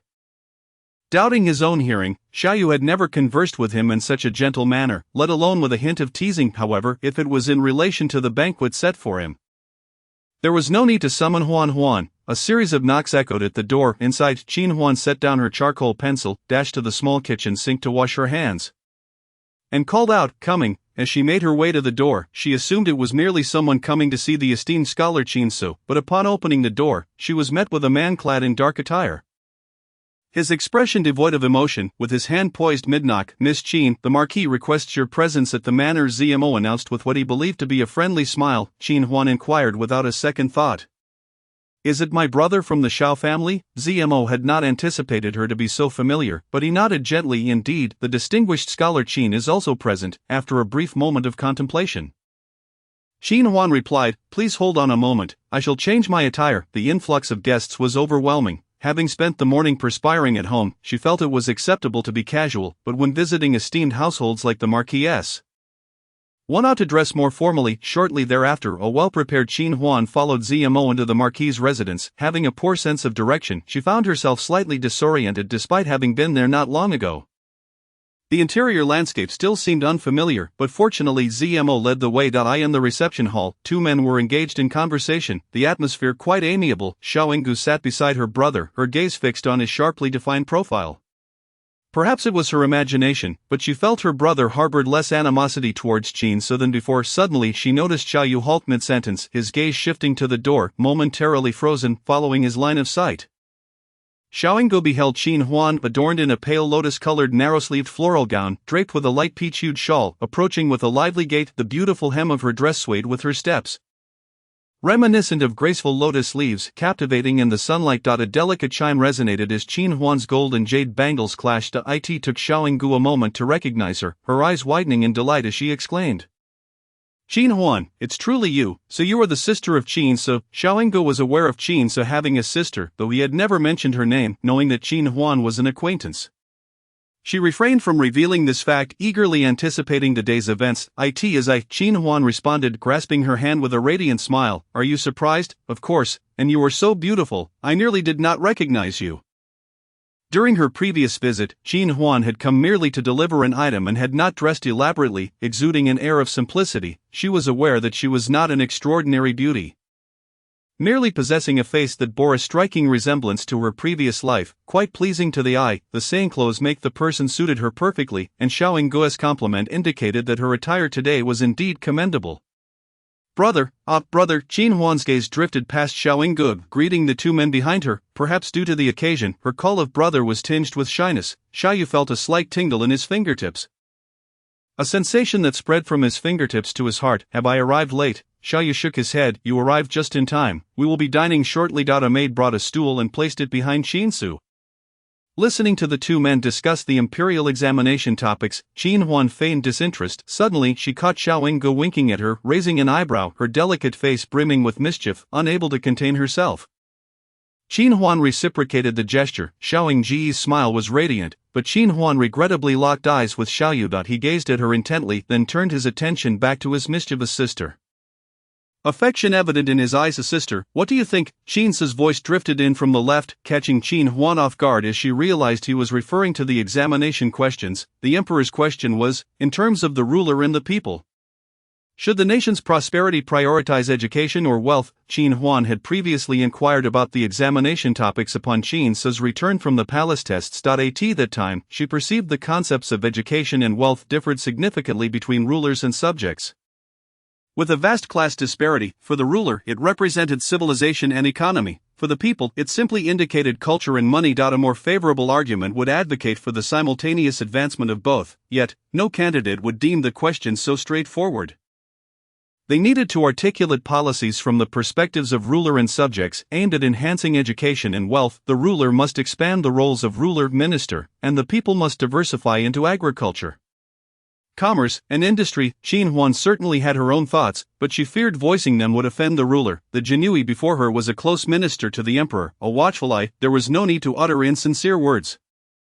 So she cast a disgruntled glance at her brother, who appeared innocent. He was quite appreciative of Huan's insights, the examination topics. As a mere woman, I shall refrain from embarrassing myself, she retorted lightly.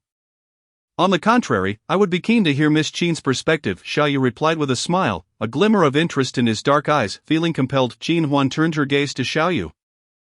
And an idea struck her. With a melodic voice, she articulated, I believe a nation's prosperity should not be confined to the ruler and the people, rather, it resides within the nation itself. In doing so, she quelled her initial hesitations. If furthermore, a nation's strength lies not solely in economic prosperity but also in the tranquility of its borders, the amalgamation of these two elements constitutes true wealth and strength. Economic prosperity aims for societal flourishing, ensuring the populace lives in peace and contentment, while border tranquility is paramount, necessitating military strength. Having expressed her thoughts succinctly, both men were momentarily taken aback. Qin Su gently pinched his chin, his mind flashing back to Qin Huan's earlier eloquence, now replaced by her current remarks, a smile gracing his lips. Xiaoyu, however, was particularly intrigued by her emphasis on border tranquility in an era that prioritized literature over martial prowess. As a member of a family of warriors, he could not help but respond to her statement. Miss Qin's viewpoint is quite fascinating. Qin Huan sensed she had struck a chord, not anticipating any particular reaction from the two men.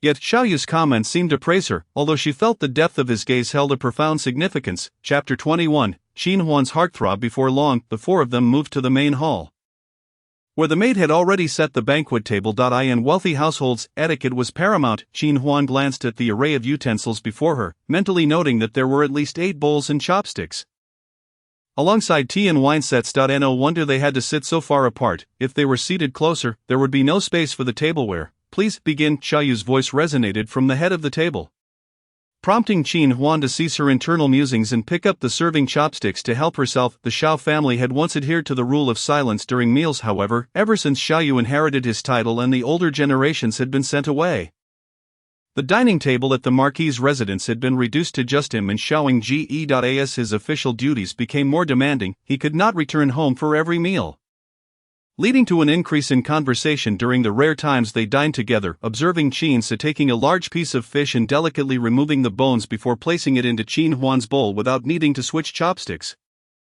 she smiled at him and savored the fish. Xiaoyu suddenly chuckled, recalling a similar scene he had witnessed at Qin's dining table. It turned out she was not adept at eating fish.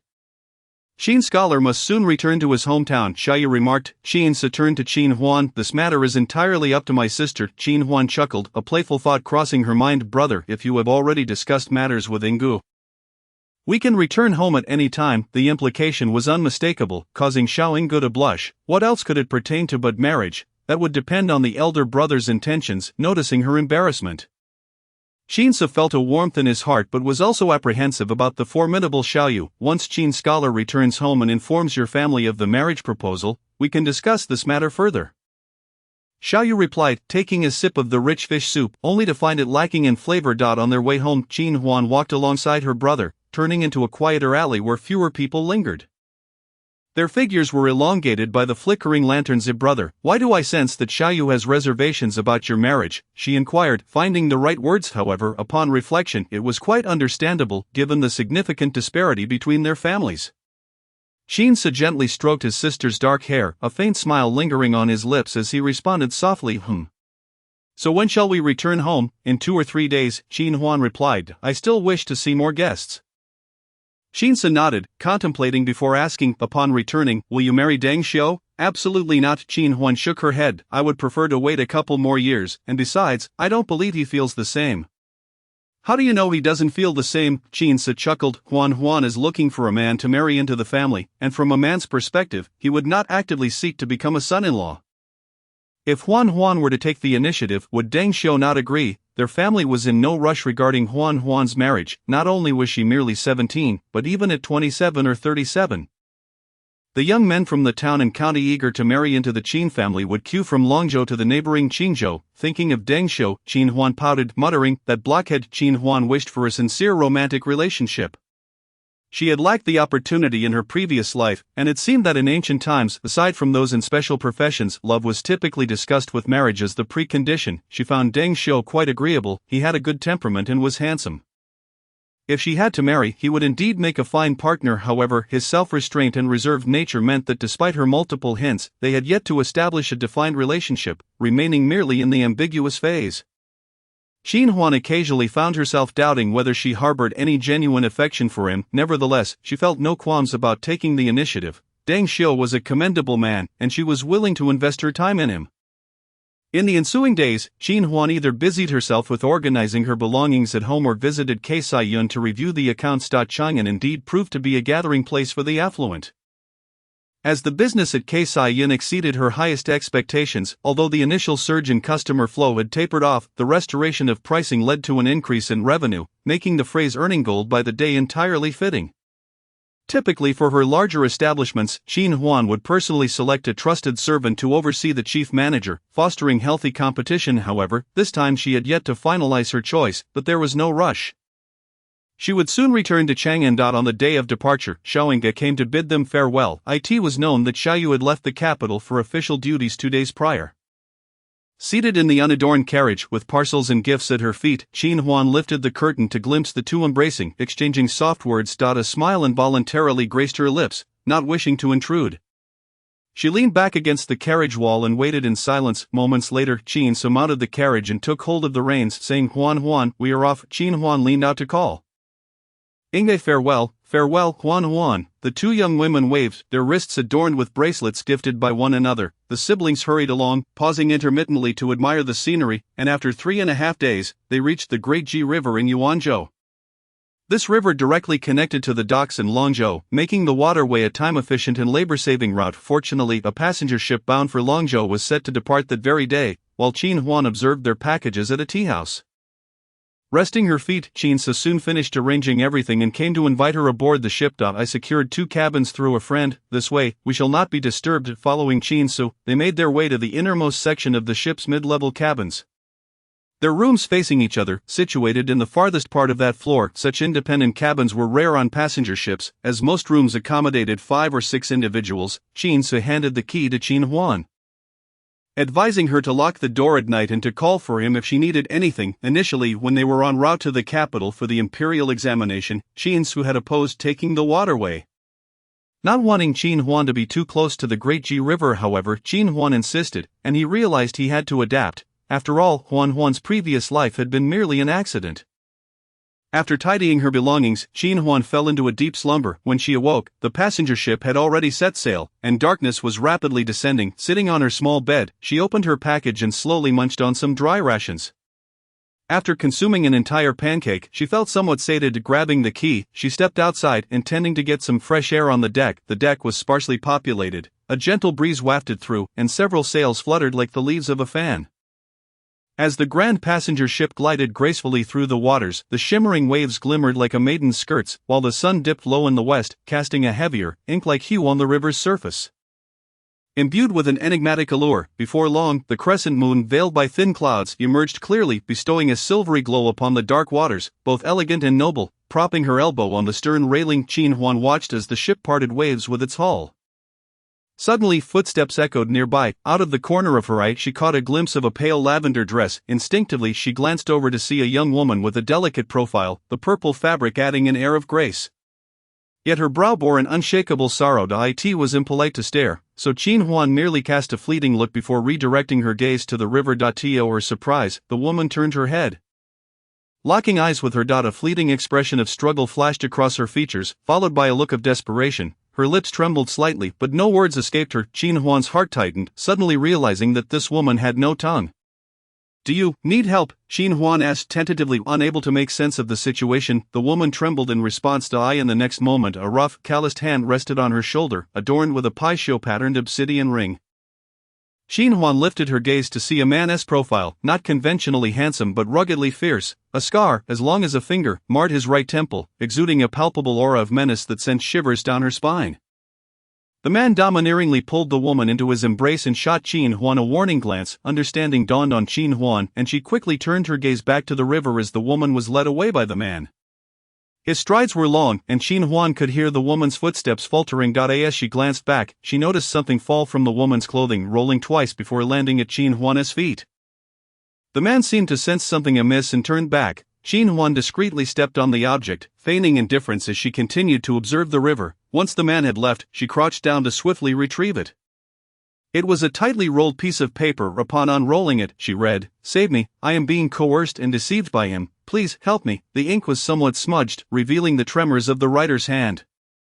Qin Huan sighed. She had anticipated this outcome. Feeling a pang of sympathy for the woman, she hesitated, recognizing that the woman's identity was unclear. From her attire, she appeared to belong to the upper echelons of society.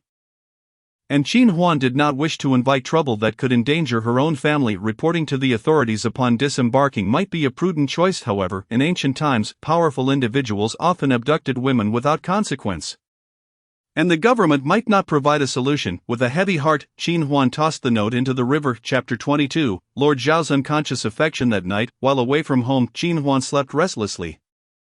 Disturbed by the urgent sound of footsteps echoing in the narrow corridor outside her room. At first, she paid it no mind, until a cacophony of frantic knocking accompanied by muffled sobs jolted her from her slumber.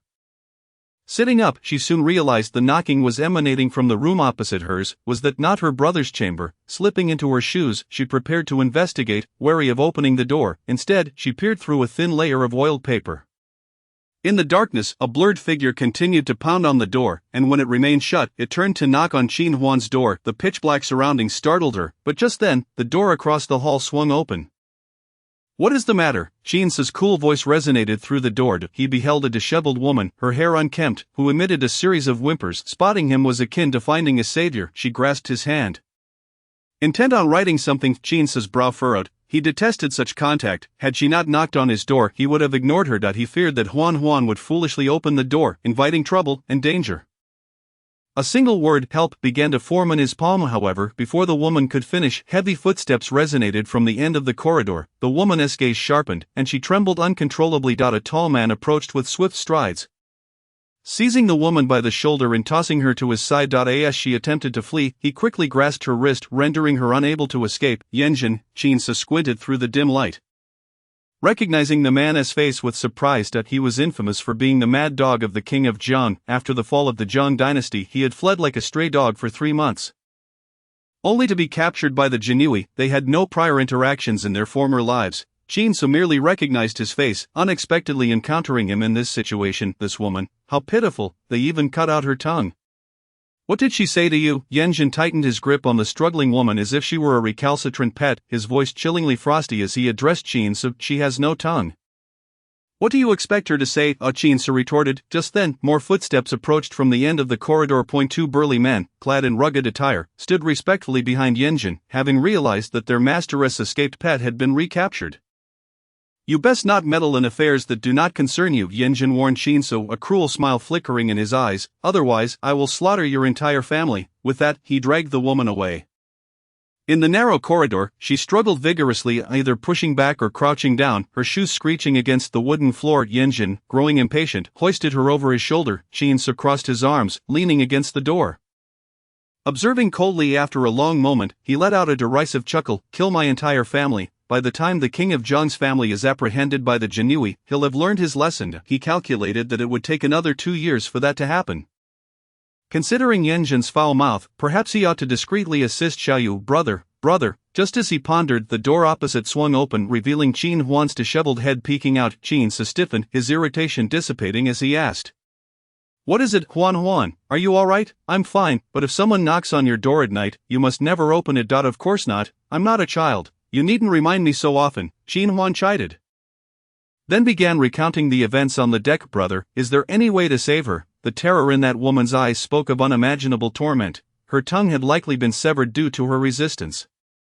As a fellow woman, Juan felt a profound heaviness in her heart upon witnessing the horrors inflicted by human traffickers, though Su wanted to say that saving her was impossible. At least from his current standpoint, it seemed highly unlikely, and he had no desire to involve himself in matters that did not concern him, yet, seeing the hope in Juan's eyes made it difficult to refuse.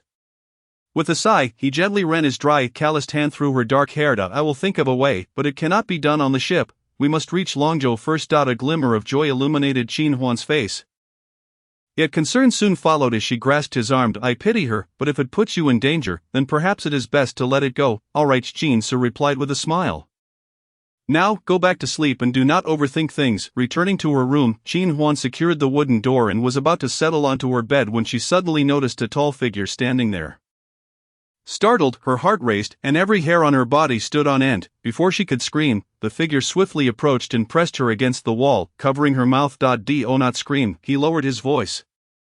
Xiao, is that you? Recognizing his voice, Juan swallowed nervously. Her legs felt somewhat weak, prompting Xiao to lend her a hand. Wasn't it quite audacious to visit brothels and casinos? How could she be frightened to this extent? It was rare for Xiao to jest. Juan's heart raced as she exclaimed, Brother, how come you are on this boat too? I thought it was a ghost. This was not an exaggeration. She truly believed it was a specter, standing at the foot of her bed in the dead of night. Had she been lying down, she would have likely fainted at the sight. I came to attend to some matters. He replied. He had left the capital 2 days prior to them, and it was quite a coincidence to cross paths here. Juan paused, then asked, Was it the young lady from earlier? Brother, do the Jin Yiwei also concern themselves with the trafficking of women? Trafficking of women? Xiao raised an eyebrow, amusement flickering in his gaze. Indeed, he played along with her inquiry. Did you discover anything? However, as Juan pondered, she found it implausible. The Jin Yiwei could not possibly be so idle. As this was a task for ordinary officials, yet, Xiao chose not to elaborate, and she wisely refrained from pressing further. The Jin Yiwei served the emperor, and it was best for her to remain uninformed about court affairs. As Juan silently contemplated, she looked up and noticed how close they were standing. Too close, she cleared her throat awkwardly, raising her hand to gently push Xiao away, then slipped out, aside from the distress signal. I haven't made any significant discoveries, brother. You must have come here with them. Surely you witnessed that scene just now. Xiao nodded. Do you wish to rescue her? Yes, then do not act rashly. Your brother is in the same predicament. Xiao looked at her and spoke softly. Leave this matter to me. During our time on the ship, it is imperative to avoid contact with those two. He had deliberately entered her room while Su was occupied. Wishing to impart this warning. I understand, thank you, brother. Juan surmised his intentions. Little did she know that Xiao was intentionally ignoring something else. He was somewhat curious about her expression upon seeing him on the boat. To his surprise, he had frightened her. In the following 2 days, Juan remained in the company of Su and did not encounter those two men. The ship provided self-paid meals, though the food was often stale and lacked freshness. After indulging in delectable dishes for a while, Juan found it increasingly difficult to swallow. Fortunately, neither sibling was particular, and they were grateful for any warm meals available. If hunger persisted, they would have to resort to their own provisions. Aside from admiring the river, there were few entertainment options aboard. Over these days, Juan had been sleeping early, a routine she had not adhered to for quite some time. It was anticipated that in just 2 more nights, they would arrive at the Longzhou dock and, in another day, return home. The thought of going home brought a sweet smile to Juan's face, her eyelids growing heavier until she soon drifted off to sleep. Chapter 23, The Strongest Support. Su was awakened by a nightmare. The dam of the Daji River had burst. Juan could have escaped, but his kind-hearted sister turned back to save a pregnant woman, pushing her towards her husband only to vanish into the turbulent waters. In his dream, Su found himself sprinting with all his might towards the raging river, yet he grasped nothing. His sweat-soaked body felt as though he had just emerged from the water, his heart racing like never before, and he bolted upright from his bed. It was just a dream. Another dream. Juan was sound asleep next door. As he reflected on this, he had yet to calm down when a series of indistinct clashing sounds of swords and knives reached his ears. Their mother had always advocated for a balance of physical and mental training, and having practiced martial arts with her since childhood, Su was no novice. His hearing was sharper than most. And the sounds of battle were alarmingly acute, seemingly coming from the upper deck. It appeared to be drawing closer. Realizing the gravity of the situation, Qin so hastily put on his shoes and rushed next door.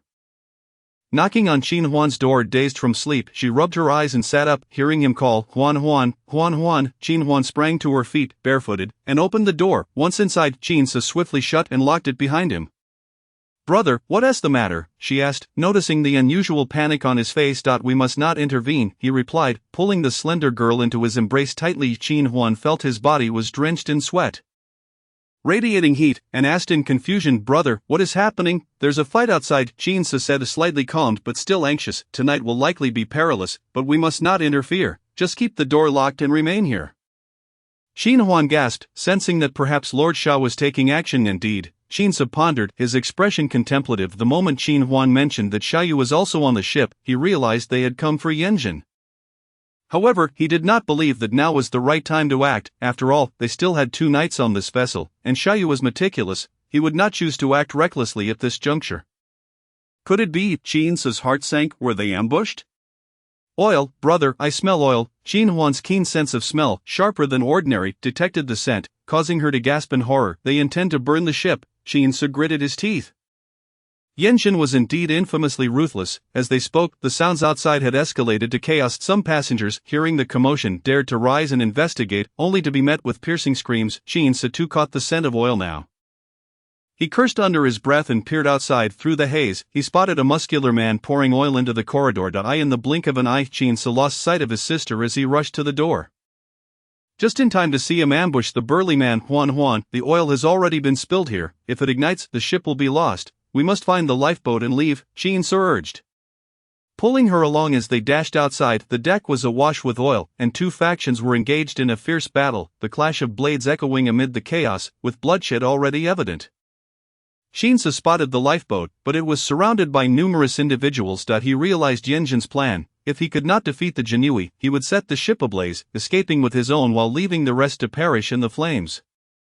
It was madness. There were countless innocent civilians aboard. "Hurry, brother, watch out." These thoughts flashed through his mind when he suddenly heard his sister shout, pushing him aside just as a cold, sharp blade sliced through the air. The assailant, initially unsuccessful, attempted another strike, but Qin reacted swiftly, delivering a powerful kick to the man's side, sending him staggering back against the railing. He had not anticipated that an ordinary-looking passenger would possess such martial prowess. At that moment, a bolt whizzed through the air, striking the man in the chest. He stood in shock, gazing down at the arrow protruding from his body before collapsing lifelessly to the ground. Qin turned to see Qin Huan, astonished by the power of the projectile she had crafted in secret. "Huan Huan, find a place to hide. I will call for you when it is safe," he instructed, relieved that she could defend herself. He needed to undertake a perilous task to prevent the ship from burning. If he failed, he would seize a small boat. There was no need for him to worry about Xiaoyu. In his past life, he had brought down the king of Jiang, and he would not meet his end here. Now, the priority was survival, ensuring both he and Huan Huan emerged unscathed from this turmoil. "But brother, go." Qin Huan wished to hand him the crossbow, but Qin refused, pushing her towards the cabin. Inside, chaos reigned as the fighting continued. Qin Huan blended into the shadows, drawing arrows from her pouch and loading them onto the crossbow. Her nerves taut. In a moment of disorientation, she spotted Xiaoyu among the frayer. Upon closer inspection, she confirmed it was indeed him, and to her shock, he was surrounded by 4 or 5 attackers. The confined space made it difficult for him to maneuver, and as a large blade swung toward him, Qin Huan decisively raised her arm, releasing the arrow with a swift whoosh. In her past life, Qin Huan had only 2 favorite activities, skiing and archery. She had experience with firearms and compound bows. The crossbow she wielded now combined many advantages of the compound bow, being both compact and powerful. She aimed with precision, the small arrow piercing the heart of the assailant, who faltered mid-strike, the sword still raised, before collapsing lifelessly to the ground. The remaining assailants noticed her, as did Xiaoyu. This time, Qin Huan had swiftly knocked another arrow. The trained assassins, recognizing the presence of a ranged attacker, dispatched 2 of their number to confront her. Though she was startled, it was a falsehood to claim she was unperturbed in such a life-or-death situation. Nevertheless, she remained composed, raising her arm and successfully shooting an arrow through one man's throat, backing away while quickly reloading. But it seemed she was running out of time. The sickening sound of blades piercing flesh echoed around her. Qin Huan focused her gaze, witnessing the assassin crash to the ground, a dagger embedded deep in his back. Seeing her safe, Xiaoyu engaged the remaining two foes. They were no match for him, and he dispatched them rapidly before striding towards Qin Huan. "Are you unhurt, brother? You're injured," she exclaimed, noticing the various cuts adorning his body, especially a significant wound at his side, blood seeping through his torn clothing. "I am fine," Xiaoyu inquired. "What of your brother?" "They intend to burn the ship, forcing your brother to flee with you." Yanjin remained vigilant, having lurked aboard the ship for days, revealing their intentions only now. A preemptive strike, indeed. The Jin Yiwei could handle the matter, but what of the innocent passengers on board when the ship was set ablaze? Xiaoyu clenched and unclenched his fists, contemplating. Never mind. Once Yanjin was captured, everything would fall into place. Just then, another wave of assassins approached, and Xiaoyu drew his sword to face them, while Qin Huan stood beside him, ready with her crossbow. Her marksmanship was exceptional, each arrow finding its target, rarely requiring a second shot. As the left door swung open, Qin Huan beheld the scarred man emerging with measured steps, exuding a calm demeanor. He remarked, "Lord Xiao, as always, your skills are commendable, managing to follow me here." Flanking him were several formidable figures clad in black, each radiating a potent aura, distinctly superior to the other assassins. The skirmish had momentarily ceased, the attackers targeting Xiaoyu retreating behind their master. Swords poised at the ready, Xiaoyu flicked the crimson stains from his blade and addressed, "Captain Yan, I trust you are well." Yanjin, the leader of the Jiang Wang's elite guard, and previously of the Huben battalion, responded, "Xiaoyu, His Highness Jiang Wang holds you in high regard. As the tides of time shift, you might wish to reconsider. Your family may yet have a chance." Yanjin leisurely extended an olive branch. "Should treachery be the path to advancement, I must graciously decline." Yanjin's temples throbbed violently, veins pulsating at his forehead, the wound at his waist continued to bleed, and Xiaoyu felt his temperature steadily plummeting. He refrained from further discourse. It was now imperative to resolve the matter swiftly. He thrust his sword forward, aiming directly at Yanjin's face. With a clang, two of Yanjin's skilled subordinates parried his strike. "He is injured, finish him," came the command from the assassins. Despite the blade nearly grazing his visage, Yanjin remained undeterred, coldly stating, "Kill her." Having exhausted her arrows, Qin Huan sought refuge to avoid becoming a burden to Xiaoyu. Just then, a woman in violet glided silently from behind the door, her eyes brimming with palpable hatred. She brandished a dagger, plunging it down with ferocity, yet her murderous intent was evident. Yanjin sensed her approach. Sidestepping just in time, the dagger merely grazing his shoulder. Upon recognizing her, he halted his violent reaction, though the malice in his gaze remained unyielding as he seized her slender wrist, forcefully pinning her against the wall. "Are you seeking death?" Chapter 24, The Most Powerful Support, Qin Huan, Part 2. Yanjin gritted his teeth in wrath. Shang Ni's eyes burned with a deeper animosity, her grip tightening. Yanjin deftly snatched the dagger from her grasp, dragging her into the room. The only adversaries left to contend with Xiaoyu were the two elite fighters, yet he was soon struck by a blade. In truth, he bore numerous wounds, the excessive blood loss impairing his speed. If this continued, it would only spiral into a vicious cycle, and even a victory would lead to his downfall, rather than hiding in the shadows. She resolved to devise a means to assist him further. Observing the fray with keen intent, Qin Huan lowered her presence, stealthily approaching the fallen foes and swiftly retrieving several arrows. However, these arrows were not easily reusable. The immense power of the crossbow had driven them deep into the bodies, leaving only a finger's length visible, entangled with flesh and blood, rendering their extraction quite arduous. "Kill her," the assassins bellowed. Seated on the ground, Qin Huan hastily prepared the arrows, lifting her gaze to align with the tips. With a gentle press she released, the arrow soaring forth. The skilled adversary had anticipated her move, instantly swinging his sword to intercept. Yet, the force of the crossbow bolt exceeded his expectations. He severed the arrow's tail, but the tip still struck true, embedding itself in his chest. Thankfully, it did not pierce his heart, just as relief washed over him. A long sword plunged from behind, driving into his heart. Qin Huan and Xiaoyu collaborated to eliminate the two elite fighters. He strode towards her, and she noticed his outstretched hand, placing her fair palm into his cool grasp. Xiaoyu lifted her from the ground. "Brother, your wounds require attention," Qin Huan urged, observing the pallor of his lips and the unsteady nature of his steps. "Do not worry, I shall not perish her first, we must deal with them."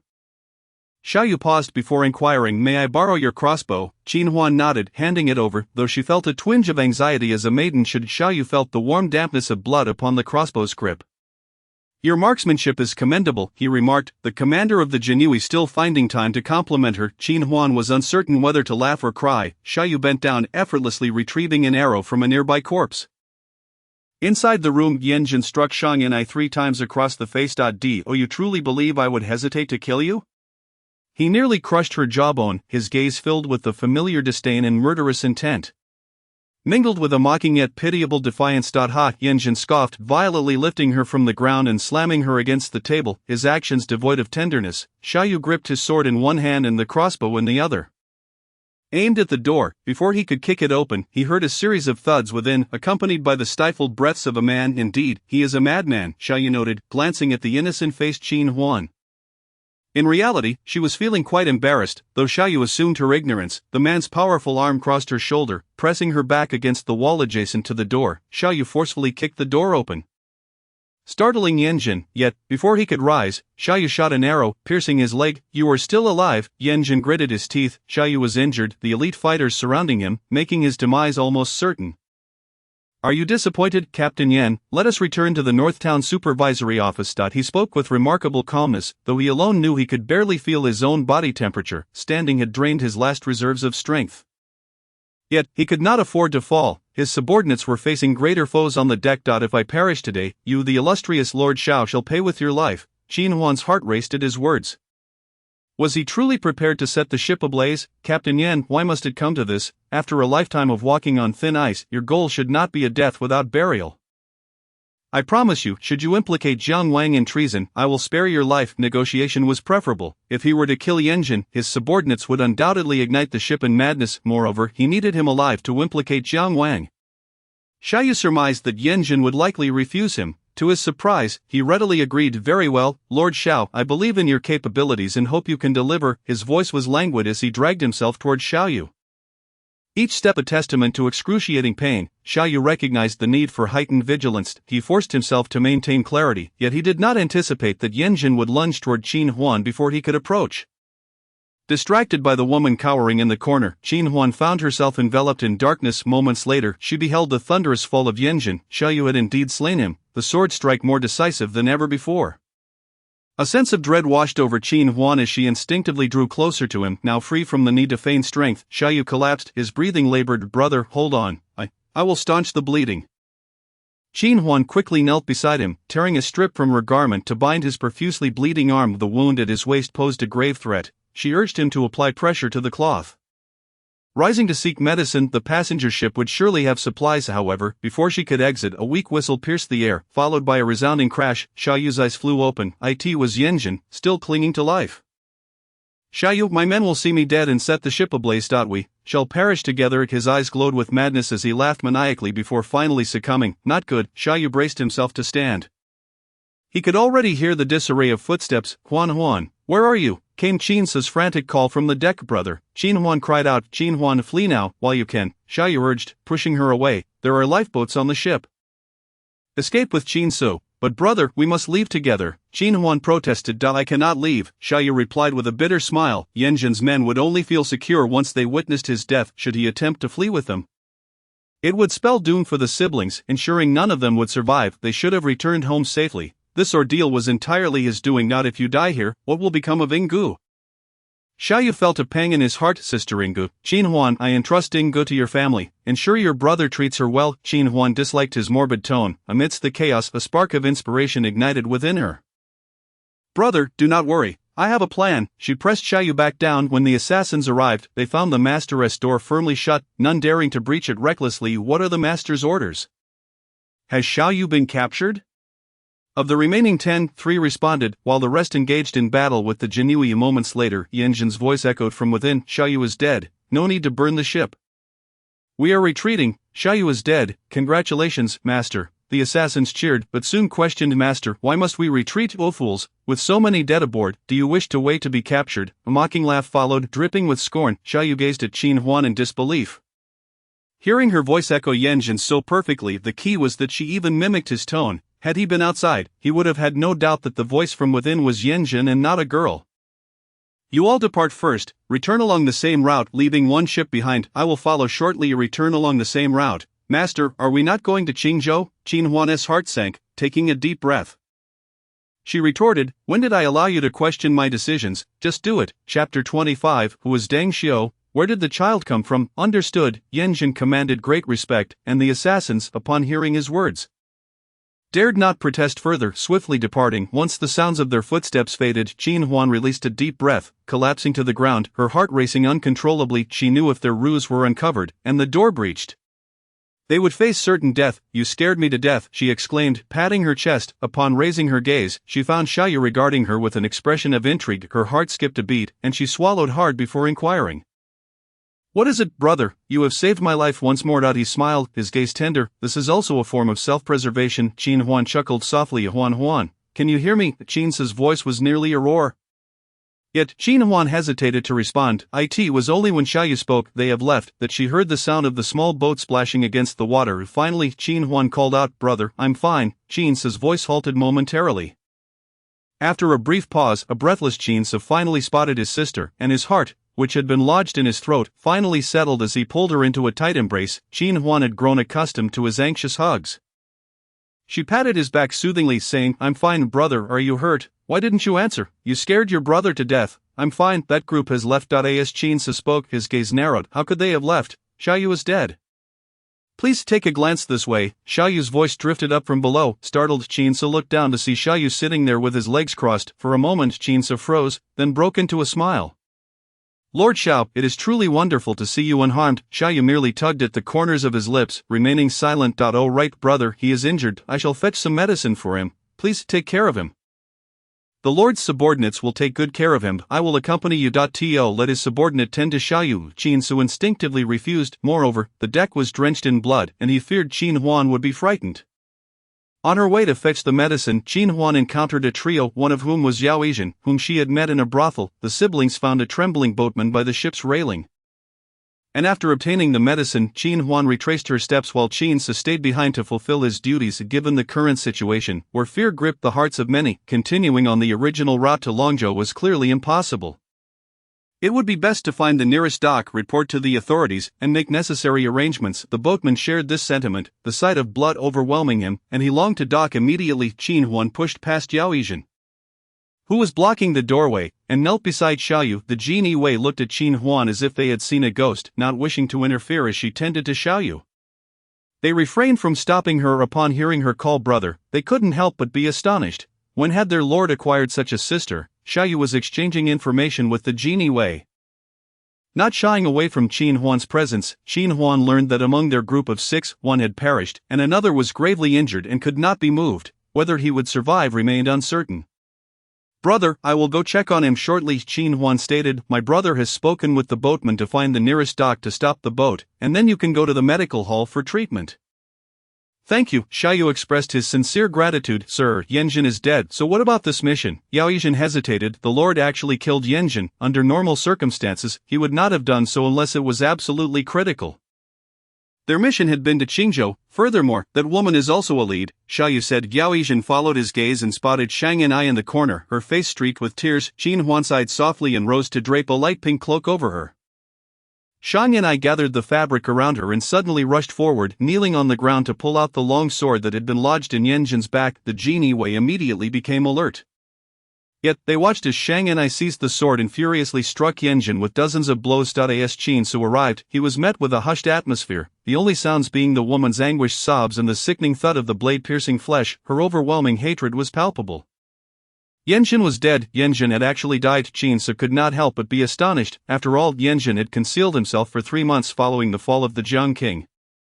Now, he had perished so easily. Once Shang Yanai finished her outburst, she dropped the sword and collapsed in front of Xiaoyu. Trembling uncontrollably, she gestured frantically, her whole body shaking. "Do not fear, he is already dead.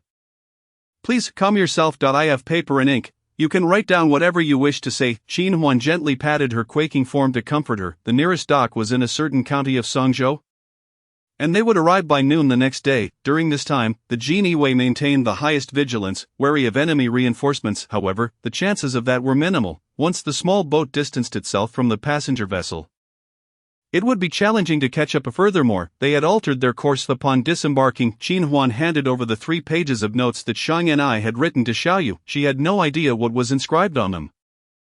However, Shang Yanai had previously confided in her. She had trembled throughout the entire process of writing. Yanjin had murdered her parents and brothers because she had refused him. She had been imprisoned by him for half a year. Continuously plotting his demise, Xiang Yan'ai was a crucial witness, and the Jin Yiwei would ensure her protection. As it turned out, they had their strongholds and informants everywhere. By that afternoon, Xiang Yan'ai had vanished without a trace. Xiaoyu tended to his injuries at the medical hall that afternoon, while Qin Huan stayed at the adjacent inn. She took a glance and saw a girl applying medicine to him. By nightfall, Xiaoyu had moved into the inn along with Yao Yijin and others, except for the severely injured Jin Yiwei. Qin Huan realized their mission was still ongoing. She felt it was because Xiaoyu had killed Yanjin. If Yanjin had not died, they would likely have taken him to the Northern Town Protector's office for interrogation. With Yanjin dead, the clues had been severed, necessitating continued investigation, although Qin Huan was still unaware of what they were searching for.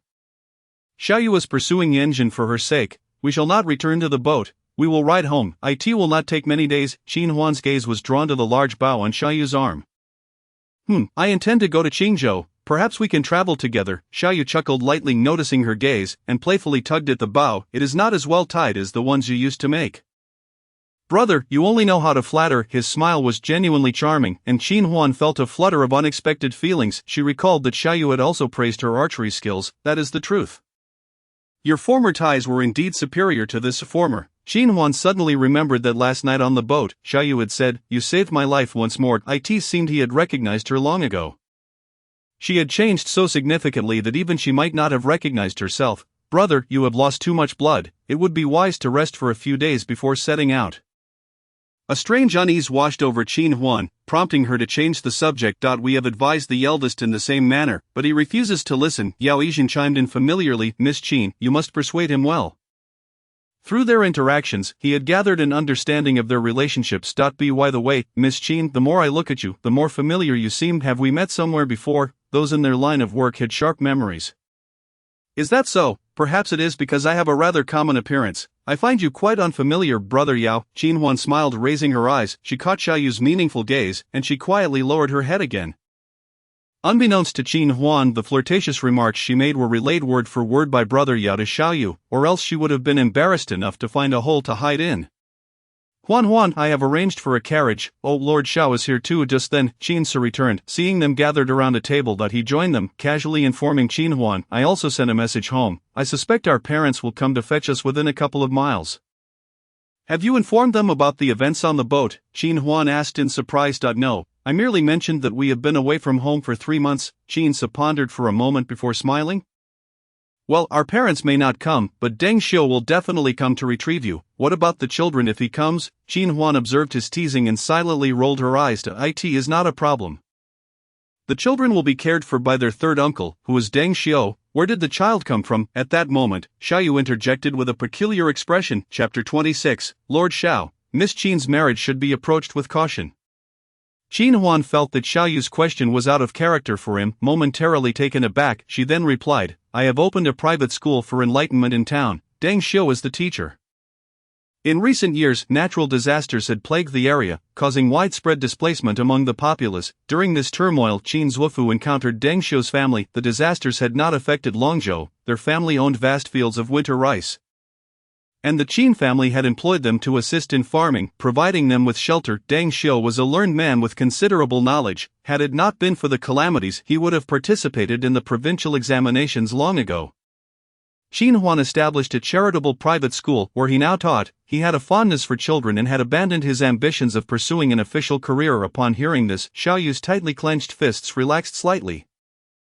Internally, he chided himself for harboring such baseless suspicions. Qin Su generously praised Qin Huan. My sister's private school is the largest in our county, accepting both boys and girls, adhering to a policy of inclusive education, almost without requiring tuition, and it even shelters homeless orphans. At present, there are at least 200 children studying there. When I left, there were 238. Qin Huan smiled. To avoid resentment from other private school teachers, she had even organized recruitment, assessing both capability and character. Those who passed could teach at the charitable school. Qin Huan held Deng Xiu in high regard and gradually entrusted the school to him, effectively making him the principal. Isn't this a tremendous act of charity? Your Qin family is quite remarkable. Yao Yijin was the first to give a thumbs up. To achieve success is to benefit the world. That is quite impressive. Xiaoyu also complimented. He understood that the Qin family had not been well off 4 years ago, and their gradual rise to their current state was no small feat. maintaining their original intent. Indeed, the Qin family was truly charitable, especially the young lady before him. The Qin family's current standing is largely due to the support of the people. We are merely giving back to our community.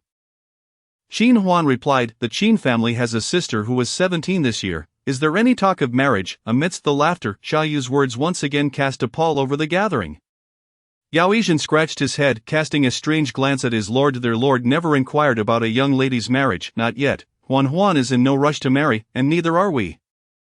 Qin Su, sensitive to Xia Yu's comment, perceived it as mockery and grew somewhat displeased. At the tender age of 17, many young women who have yet to find a suitor often face ridicule for their perceived lack of desirability.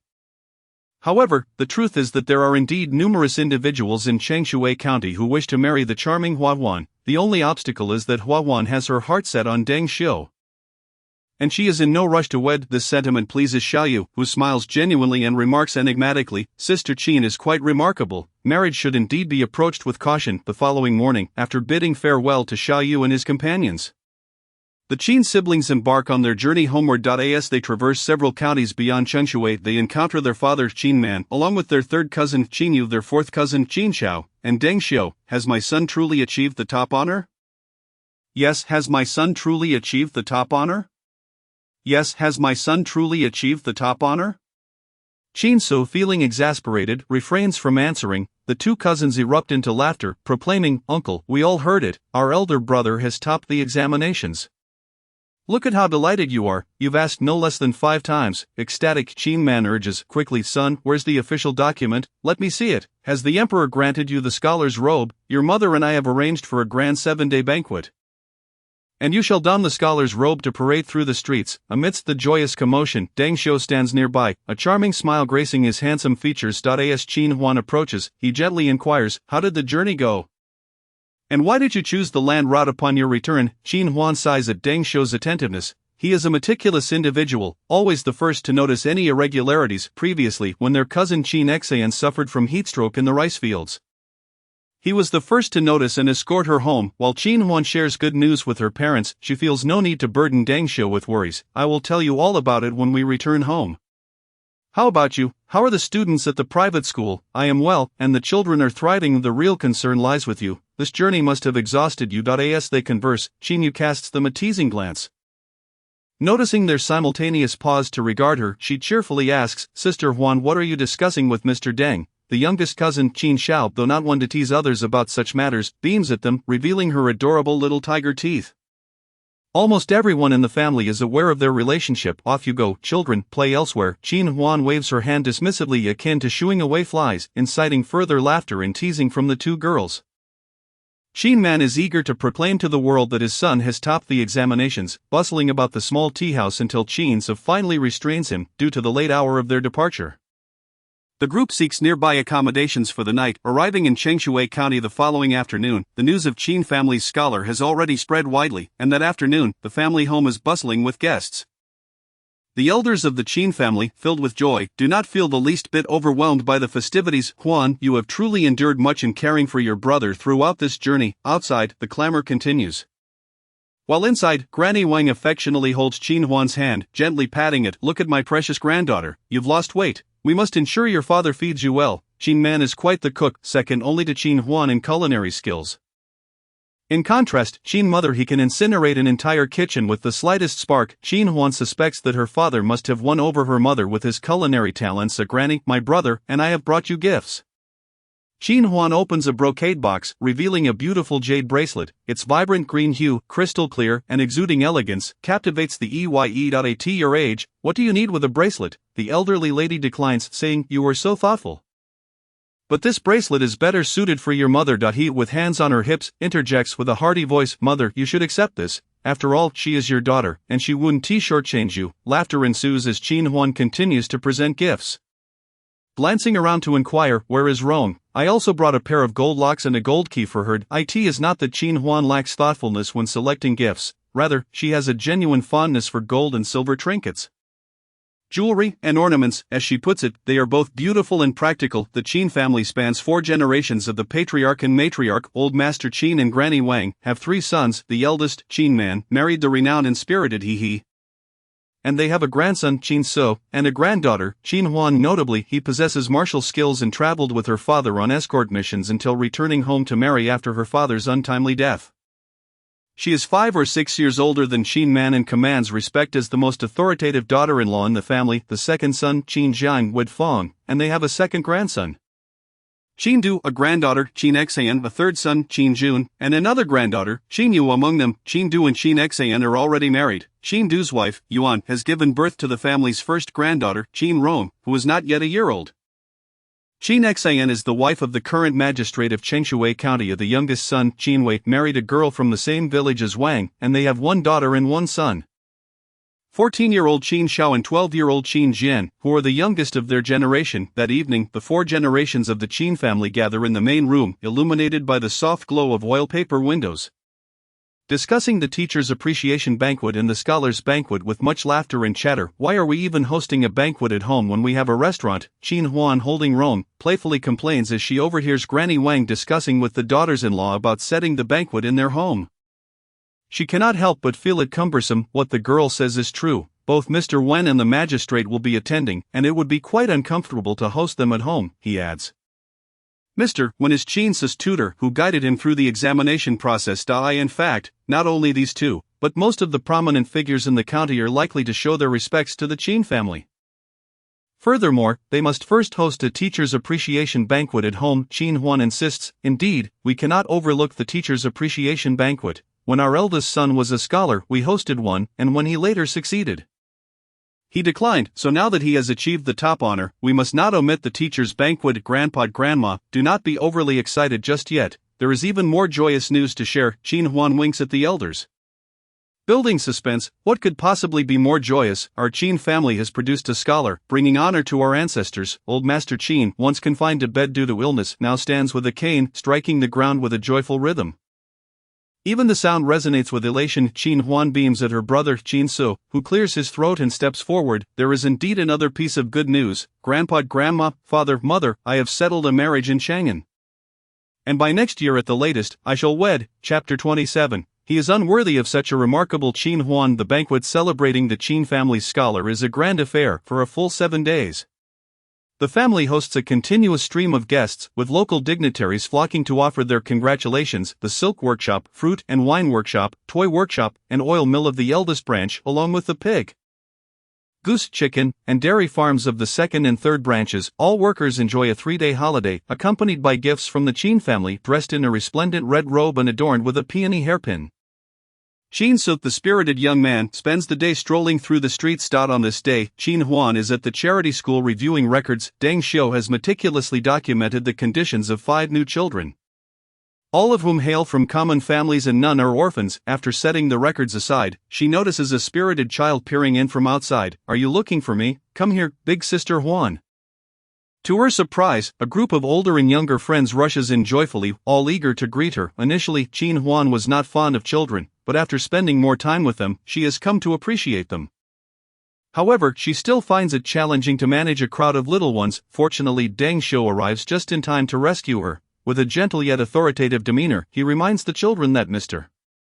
Qin will soon commence class. Mr. Qin refers to their third uncle Jin Yiwei, who is also the school's instructor. You truly have a way with children, Qin Huan remarks, rubbing her forehead in a display of exasperation. I've simply had more exposure, Deng Xiu replies with a subtle smile before pausing to ask, now, can you share what transpired? With a sigh, Qin Huan selectively shares the details of the tumultuous events on the boat. Deng Xiu's brow furrows with concern, gradually easing as he notes, thankfully, you and your elder brother are unharmed. This journey was indeed perilous, as those ruffians could very well evade the scrutiny of local authorities. That gentleman, Lord Xiao, who fought alongside you, is he the brother of your elder brother's fiancée? Yes, I refer to him as elder brother. Deng Xiu murmurs, a wave of inexplicable emotions washing over him.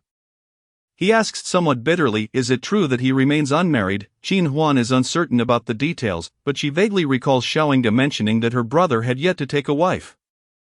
It appears that elder brother Xiao is older than my brother, yet he remains unmarried. No, Qin Huan chuckles. Deng Xiu, it seems he has asked me the same question. Do you think it's because I am a young lady approaching the age for marriage, yet still wear my hair in a maiden style, that he is so curious? And what of you, Deng Xiu? Why the curiosity about others' marital statuses? he is unaware of Xiaoyu's age. Deng Xiu clenches his fist hidden within his sleeve. The subtle hints he previously entertained now solidifying into certainty. Qin Huan, such a dazzling presence. No, Deng Xiu suppresses a bitter smile, shaking his head. I merely asked out of curiosity. Qin Huan takes his word at face value. Noticing her looking about with a sense of anticipation, Deng Xiu suddenly produces an item from his sleeve. During my trip to the capital, I brought you a gift for me, Qin Huan exclaims, glancing down at the ring resting in her palm. Surprised, the thickness and width were both just right. The jade was a blend of white and green, with the white predominating. The green veins undulated gracefully, resembling a bouquet of flowers in bloom, akin to drifting clouds. At this moment, in Deng Xiu's eyes, it was nothing short of resplendent. Qin Huan nodded, yet fearing that the antiquated Deng Xiu might deem such behavior inappropriate, added, I have found quite a few suitable gifts for them. I believe this ring is quite befitting of you. Deng Xiu understood that them referred to family. His heart warmed further, the previous irritation gradually dissipating. He raised his hand to accept the ring, slipping it onto his thumb. Thank you, I truly like it. Qin Huan could only perceive his words as tepid. She couldn't help but sigh inwardly. Aside from books, Deng Xiu appeared indifferent to all external matters. He seemed to have no particular fondness for anything, and this ring of hers likely would not win his favor either. Oh dear, Huan is here. Just then, a figure entered his peripheral vision. Auntie, Qin Huan greeted with a smile, then inquired, why haven't you joined the grand feast these past few days? The newcomer was Deng Xiu's mother, Madame Zhou. With a cheerful demeanor, she replied, I have indeed attended. Just on the first day, however, I had to return to the kitchen of the private school to wield the ladle. Sister Lu could not manage alone. That was indeed the case. The private school provided lunch and had employed 2 staff members, with Madame Zhou being one of them, allowing her to also care for Deng Xiu. Why don't you join us for lunch, Huan? Madame Zhou asked earnestly. Qin Huan agreed. Her invitation was not mere politeness. The entire private school belonged to her. It was merely a matter of whether she would dine in the student area or with the Deng family. After Qin Huan departed, Deng Xiu helped his mother tidy up the dishes. However, he noticed Madame Zhou tossing a cloth into the pot, her earlier cheerful countenance replaced with a sullen expression as she sat silently. Deng Xiu appeared accustomed to this, taking the cloth and quietly wiping down the tableware. When will she marry you? Madame Zhou's voice, now tinged with annoyance, broke the silence. She wants you to marry into the Qin family, yet this vague insinuation is what? Mother, please stop. My relationship with Qin Huan is not like that.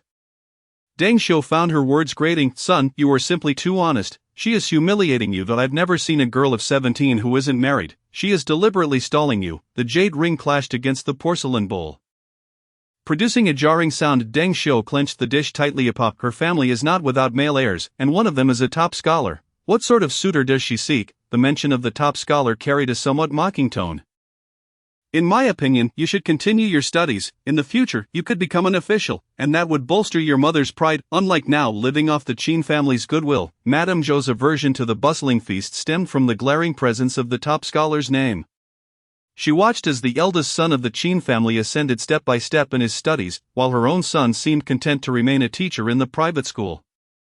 This was all attributed to Qin Huan. Deng Xiu's eyes reddened, gripping the dish with all his might to control his urge to throw it. Mother, he endeavored to keep his voice calm, my marriage is entirely at your discretion.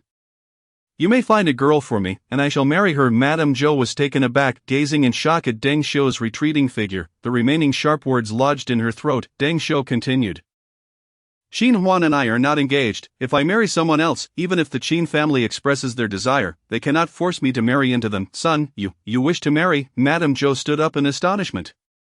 Just moments ago, she had lamented that Deng Xiu was being delayed, yet upon hearing him express a desire to marry someone else, her disapproval was palpable. Deng Xiu curled his lips into a sardonic smile. Aware that Qin Huan held feelings for him, however, he dared not pursue a relationship with her. Firstly, he knew he was unworthy of someone as remarkable as Qin Huan. Secondly, he felt an acute embarrassment stemming from his avaricious parents.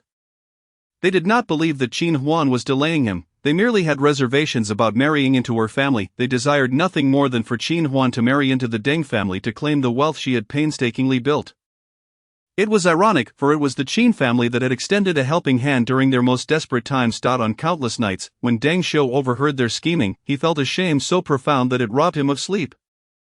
He truly cared for Qin Huan and longed to respond to her affections. I am already of age, mother. You have been anticipating my marriage for the past 3 years, but then misfortunes befell us.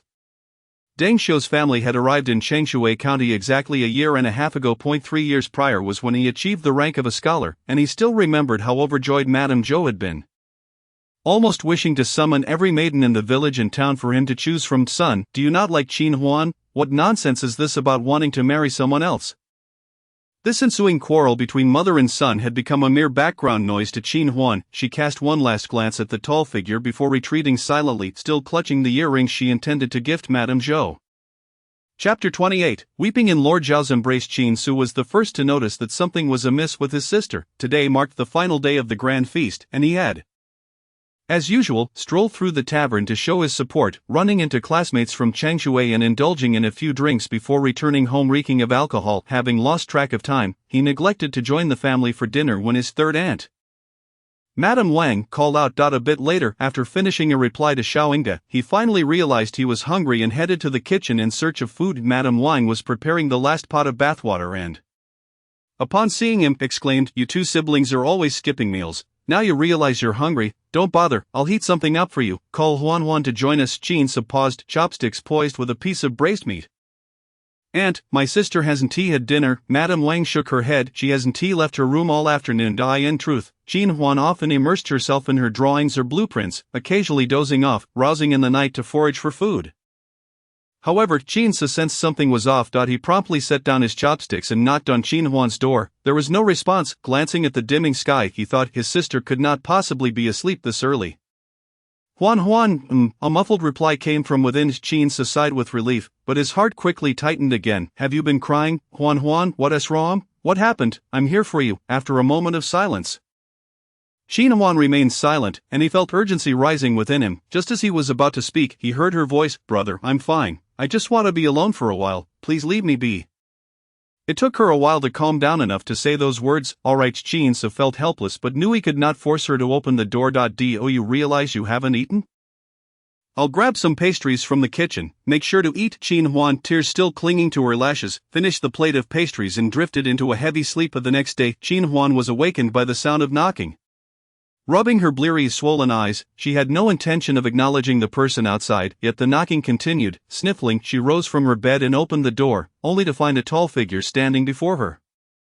Without a second thought, she rushed into his embrace, burying her small head in his chest, her tear-filled eyes shimmering. She rarely lost control like this and realized she could not contain her tears. The visitor felt slightly stiff but soon placed a broad, dry hand upon her soft, dark hair, soothingly ruffling it. "Brother, what should I do? I'm really so sad," she murmured, her voice pitifully muffled as she sniffled. Just then, out of the corner of her eye, she spotted a figure entering the doorway. It was Madame Wang, carrying a tray of snacks, her expression one of astonishment. Only then did Qin Huan realize the awkwardness of the situation. She raised her reddened eyes to meet Xiaoyu's strikingly handsome face. In the next moment, she nearly sprang away, stumbling back and predictably landing on the floor, noticing that Xiaoyu was gallantly reaching out to assist her. She panicked, scrambling to her feet, her mind a whirlwind of confusion, and the only command resonating within her was, "Close the door, close the door, close the door." Thus, our Lord Xiao found himself unceremoniously shut out. With a loud bang, had he not reacted swiftly, the closing door would have pinched his prominent nose. He stared at the door, his lips pressed together, a deep contemplation and concern flickering in his eyes. Turning around, he noticed Madame Wang still lingering with the tray, caught in indecision. "Lord Xiao," she stammered, resembling a flustered monkey. "When did she start acting like this?" Xiaoyu inquired. "Yesterday, I believe," Madame Wang replied, nearly tongue-tied under the weight of his formidable presence. Contrasting sharply with the amiable demeanor of Qin Huan's elder brother, the county magistrate of Changshui, whom did she meet yesterday? Madame Wang shook her head, genuinely unaware. "Lord Xiao, you are here. Please proceed to the main room." Just then, he sure strode in with purpose, her steps exuding confidence. "I have heard about the marriage between our eldest son and your younger sister. Since it is the emperor's decree, we shouldn't delay. The arrangements for your sister's marriage will be at your discretion, and I would like to discuss the wedding date." He sure's words were somewhat blunt. They sought to marry into their family a delicate princess, and she harbored deep-seated reluctance. However, since her son was fond of her and the girl seemed agreeable, she had no objections. All she hoped was that this Lord Xiao was not the type to wield his power oppressively. He would not fall for such tactics. At that moment, Madame Wang, still holding the tray, stared in awe, her eyes filled with admiration. He sure raised an eyebrow, puzzled. "What are you standing there for?" Suddenly emboldened, Madame Wang smiled slightly. Her tone teasing yet serious. I will leave you to discuss, big sister, and Lord shout. I will step out now. Third sister, please go to the workshop and fetch your elder brother for me. Sure thing. Qin Huan pressed against the door, listening intently to the conversation unfolding outside. Her sorrow was largely dispelled by an emotion known as embarrassment, replaced now by a sense of regret. She rushed out impulsively, her eyes failing to observe her surroundings, and with her arms she embraced someone without a second thought. After dispatching Xiaoyu to the main hall to entertain guests, Mrs. He knocked on her daughter's door. My dear, we have guests in the house, why are you still in bed? Qin Huan opened the door, her hair disheveled, her face a picture of grievance as she pouted at her mother. Mrs. He was taken aback, brushing aside Qin Huan's hair, her brow furrowing in concern. What happened? Where is your brother? A delegation from the capital has arrived, sent by His Majesty of Chang'an. They summoned your brother early this morning. What brings the Marquis here? I don't know, but it seems he has come to discuss a marriage alliance between our families. Mrs. He sighed. Although Xiaoyu was of a lower generation, he appeared to be no easy person to deal with. She patted Qin Huan's small face. I must leave now, but if you choose not to rise, so be it. Your father and I cannot attend to you at the moment. Whatever has transpired, tell your mother later. After watching Mrs. He depart, Qin Huan closed the door, exhaling a deep breath. In truth, it was rare for her to feel such profound sadness. She wished for a life filled with joy, and this was the sole matter that had brought her such distress.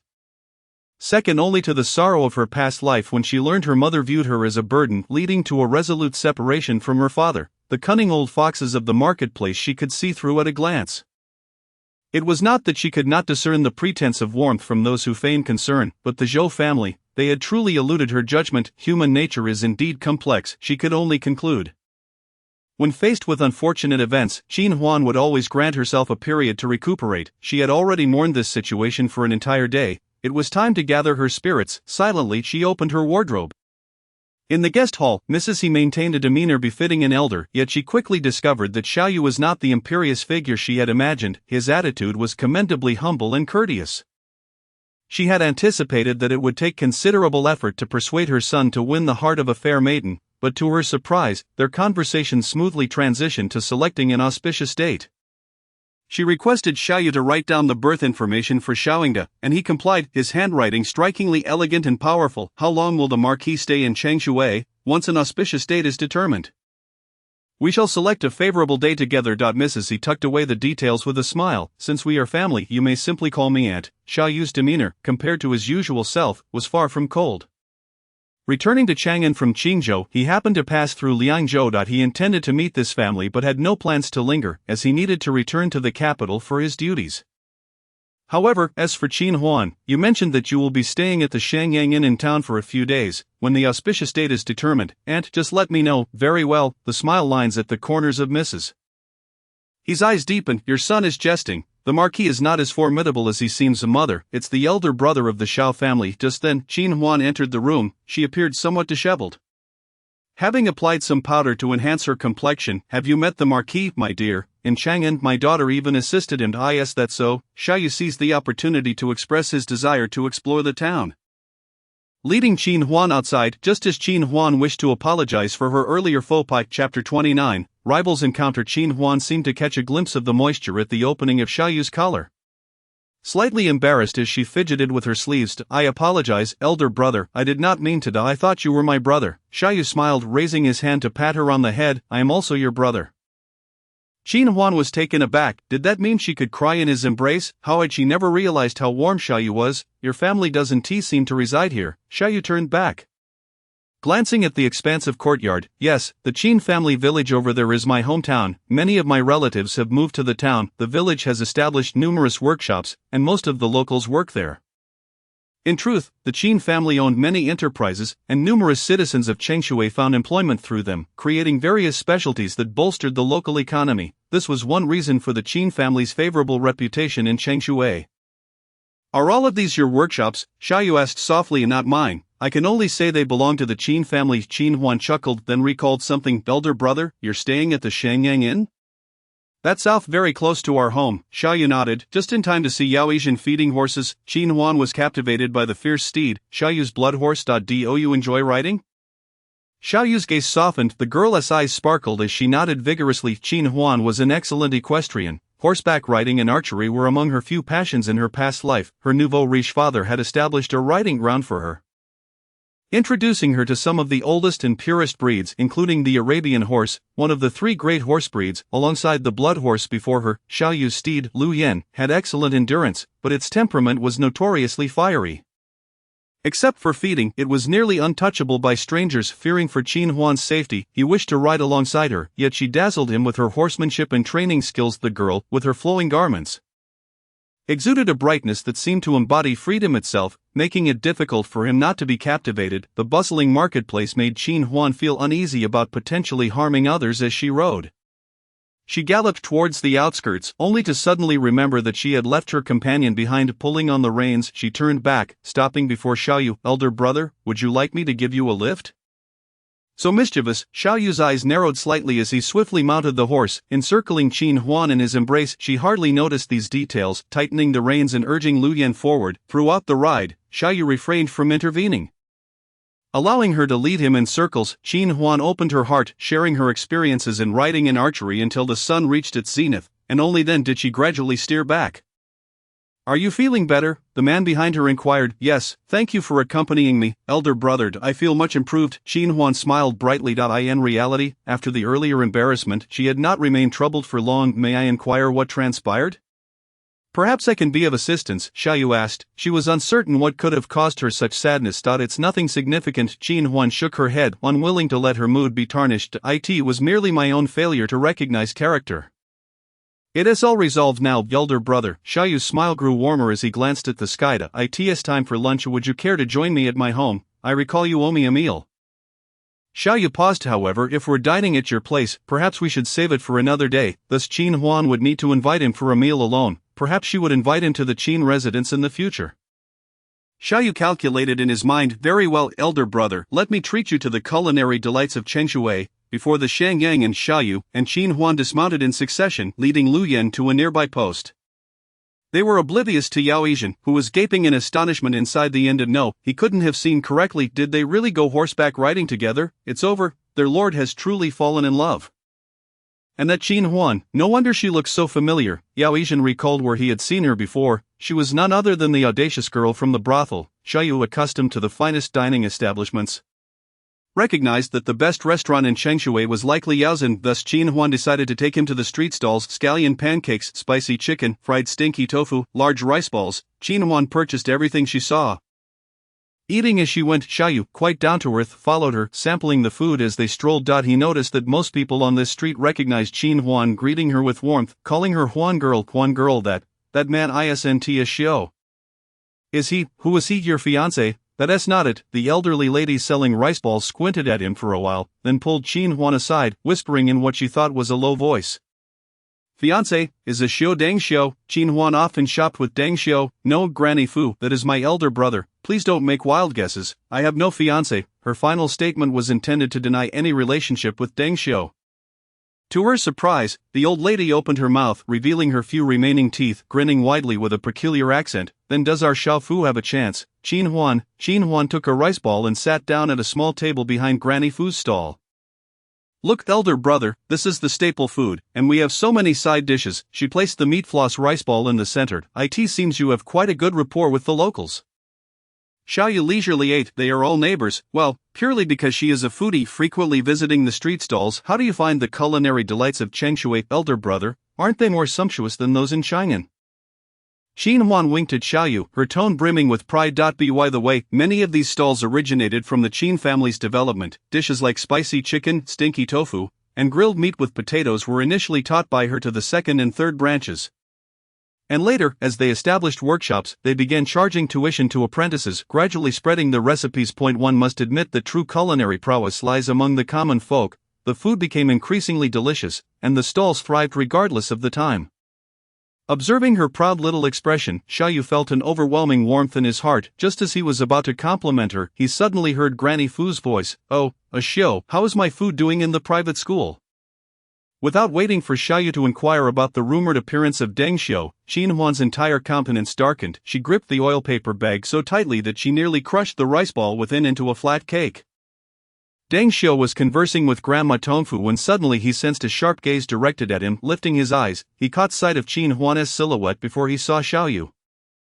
Deng Xiu, Qin Huan exclaimed, a hint of surprise lighting up his features as he raised his brows and approached her with a smile. Chapter 30. My brother believes you deserve better. Qin Huan bit her tongue, took a deep breath, and finally replied, Mr. Deng Xiu, do you think I am the one hindering you? Knowing full well my intentions towards you and having hinted at them multiple times, why not simply refuse me outright?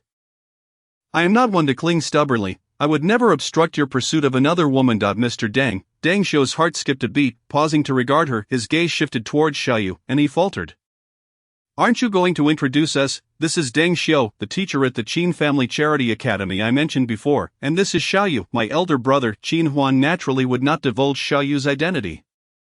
Upon hearing his name called, Xiaoyu's fingers stirred slightly on his knee. It was indeed him. Deng Xiu lowered his gaze. He had previously asked Qin Su about his fiancée Yi, who bore the surname Xiao. Thus, the man standing before him, who had fought alongside Qin Huan, was none other than this very individual. Deng Xiu, perceptive and astute, immediately discerned that Xiaoyu's gaze towards Qin Huan was anything but innocent. Hello, I am Deng Xiu, Xiaoyu, came the curt reply. Qin Huan. Deng Xiu then turned his attention back to her. I would like to have a serious conversation with you. He still sought an opportunity for himself. Not wanting to live with regret when Qin Huan initially intended to refuse, but upon reconsideration she realized that some matters weighing on her heart were indeed unpleasant. It would be better to address them all at once. Xiaoyu, however, raised an eyebrow. His instincts alerted him that something was amiss between the two. What was wrong? It felt as if a once close pair had quarreled. Was her strange demeanor due to him? Xiaoyu's hand, resting on his knee, slowly clenched into a fist. You decide, tomorrow at noon meet me at Kasi Yunlai. Alright. Deng Xiu felt a sense of relief wash over him. Huan could not possibly move on so quickly. He still had a chance indeed. You and him. After Deng Xiu departed, Xiaoyu spoke in a hoarse voice, filled with dryness. Qin Huan sighed. Brother, do you also think that I share that kind of relationship with him? Isn't it? His tone grew more urgent, seeking a definitive denial. Qin Huan indeed denied it. Deng Xiu was a good man. I once had feelings for him, but we are not engaged. He does not have any affection for me. But due to the pressures from my family, he dares not refuse me. In any case, I will clarify everything with him tomorrow. A young lady must maintain her composure. One cannot openly express their affections.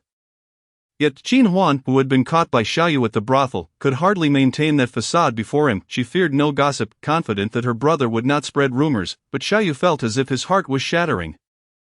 Hearing the girl he admired speak of her feelings for another pierced his heart like a dagger. Moreover, he sensed that Deng Xiu was not indifferent towards her. The girl he had finally come to like was reciprocating feelings with another man. The moment this thought struck him, Xiaoyu's emotions surged violently, waves of turmoil boiling within him, and in his agitation, he felt an urge to lash out, until the sweet sound of brother once again reached his ears. Xiaoyu's expression gradually cleared. Brother, what's wrong? Don't you like rice balls? The rice ball in Xiaoyu's hand had indeed been crushed into a flat cake. No, I was just reminded of some unpleasant matters. He paused before continuing. If he were to tell you tomorrow that he also likes you, would you be with him? Xiaoyu believed that sometimes taking desperate measures could be worthwhile, as it might lead to obtaining what he truly desired. No, Qin Huan replied without hesitation. Xiaoyu's hypothetical scenario was fundamentally flawed. If Deng Xiu had feelings for her, he would not have mentioned marrying another woman that day, even if for the sake of argument she and Deng Xiu were to share mutual affections. Her decision would still be influenced by the circumstances concerning his mother. She had not yet developed feelings for Deng Xiu to that extent. After such a conversation with his mother, if she were still willing to be a daughter-in-law of the Deng family, it would truly be a disgrace to humanity. Qin Huan still wished to maintain her own dignity. Xiaoyu raised an eyebrow, his mood lifting considerably, and he relaxed his clenched fist. Really, brother, what has gotten into you? You wouldn't hope for me to be with Deng Xiu, would you? Qin Huan stared at him suspiciously. Xiaoyu almost choked on his own spit. He coughed lightly to cover it up. As you wish. Honestly, I believe you deserve better. Third sister, please don't jest. Eldest sister, I am serious. If two people are embracing each other. Upon her arrival at the Qin family estate, Qin Huan noticed He Shi and Xiao Wangshi whispering conspiratorially on the corridor. The moment Xiao Wangshi spotted her, she immediately ceased speaking and smiled. Huan, how was your outing with Lord Xiao? Returning so late, have you had lunch? I've already eaten, thank you. Third aunt, she then inquired of He Shi. Mother, has my brother returned? Not yet. He Shi shook her fan and scrutinized Qin Huan, directly asking, I heard that you were seen in an embrace with Lord Xiao. What is going on? Xiao Wangshi's eyes widened, failing to silence her. How infuriating. Couldn't they avoid her, seeing Qin Huan's speechless expression? She chuckled, third aunt, I think I'll go water the flowers outside, why is the sun so glaring? And she hurriedly slipped away. Qin Huan shrugged nonchalantly, what can it be? I feel embarrassed too, I thought it was my brother knocking. Lord Xiao heard you were unwell and came to knock on your door himself, isn't he being a bit overly concerned? He sure questioned, narrowing her beautiful eyes in skepticism, how can that be called over-concern? Lord Xiao treats me like a sister, just as my brother does. He is simply being kind to his sister, my future sister-in-law. Qin Huan spoke at length, successfully dispelling her mother's absurd suspicions. If it weren't for He Shi's serious inquiry, she might have laughed heartily, thinking it nearly amusing to consider that Lord Xiao had feelings for her. He Shi, seeing Qin Huan in good spirits, refrained from probing into the troubling matters of the previous day, hoping to avoid further upsetting her. She did not wish to coddle Qin Huan excessively like Qin Man. Her daughter was now a young lady, capable of handling some matters on her own. In the afternoon, Qin So finally returned home. He was a messenger bearing the emperor's edict, temporarily assigning Qin So to the northwest for sand control operations, symbolically appointing him as a minor official. This sudden change disrupted all of Qin So's plans. Logically, he should have entered the capital for official duties, remaining very close to Xiaoyinggu, but now he was being dispatched to the far northwest. Fortunately, it was merely a deployment. The subsequent affairs would be handled by the Minister of Agriculture, so it was somewhat acceptable. Qin So promptly wrote to inform Xiaoyinggu of this development. Even though she might have received the news before him, but he understood that it was better to leave for the northwest sooner rather than later, and that night he packed his belongings, setting out early the next morning. As for Qin Huan, she arrived precisely at noon for her appointment at Kasi Yunlai. Owner, young Master Deng has an appointment with you. I have settled him in the Ting Shui Pavilion. The shopkeeper stepped out from behind the counter upon seeing her. When did he arrive? Younger Master Deng arrived about half an hour ago, pushing open the door to the Ting Shui Pavilion on the second floor. She found Deng Xiu sitting at one side of the tea table, his expression inscrutable, his gaze unfocused, a shadow of melancholy etched upon his brow. Upon hearing the door open, a glimmer of light returned to his dull eyes as he stood to face her. What would the owner like to discuss today? The attendant, unaware of the nuances between the two, stepped forward to inquire as per usual. No need, she was here to discuss matters, not to dine. The attendant retreated, closing the door behind him with thoughtfulness. Mr. Deng, Qin Huan took a seat opposite him at the tea table. You mentioned wanting to have a serious talk, but I wonder if what you wish to discuss aligns with what I intend to bring up. Qin Huan, why do you call me Mr. Deng? Is it deliberate to maintain this distance? Deliberate distance? Qin Huan felt a laugh bubbling up within her. When had this block of wood ever been warmed towards her? Do you have feelings for that Lord Xiao? Deng Xiu's tone carried an accusatory edge. Qin Huan's eyes widened in surprise, her astonishment evident. What nonsense are you talking about? Her reaction eased Deng Xiu's tension. Clearly she did not feel that way. He thought to himself, how could Huan easily fall for another? There remained a place for him in her heart. Then tell me, why do you keep your distance from me? Qin Huan, regaining her composure from Deng Xiu's unexpected inquiry, tugged at her lips, revealing a sardonic smile. Do you not know why I distance myself from you, Mr. Deng? I fear I may hinder your pursuit of marriage. Deng Xiu's breath caught in his throat. Qin Huan would not make such pointed remarks without reason. Speaking of hindrance, it could only pertain to the day before yesterday. Deng Xiu's complexion paled significantly. He had intended to be honest with her today. He wished to seek a future for them, so even at the risk of being unfilial, he wanted to tell her that his parents were not as benevolent as they seemed. Yet she had already discovered the darkest aspects of his mother in such a manner. How could he make amends? How could he make amends? Qin Huan recognized that the perceptive Deng Xiu had already grasped her thoughts. Today, I wish to clarify a few points with you. I, Qin Huan, am seeking a husband. This does not concern you, Deng Xiu. Had you outright rejected me from the start, I would have never pursued you. You are still a teacher at the Qin Family Charity Academy, aspiring to take the imperial examination. I will not use your position as leverage against you. I have no objections to the presence of the Zhou family by your side. But I do not wish to see her again, even within the confines of the academy. Though I have never openly expressed anything, it seems that the entire town believes we are destined to marry. I shall clarify this matter. It will not interfere with your plans for matrimony in any way. With each word Qin Huan uttered, Deng Xiu's heart ached more, as if being sliced with a blade. Bloodied and rawed. It was only when Qin Huan rose to leave that he found his voice again. Qin Huan, I like you. Qin Huan paused, her steps halted, and though she did not turn back, she heard Deng Xiu's despondent voice. You have hinted at it many times. I truly understand your meaning. I long to tell you that I like you from the very first glance. Deng Xiu has harbored feelings for Qin Huan.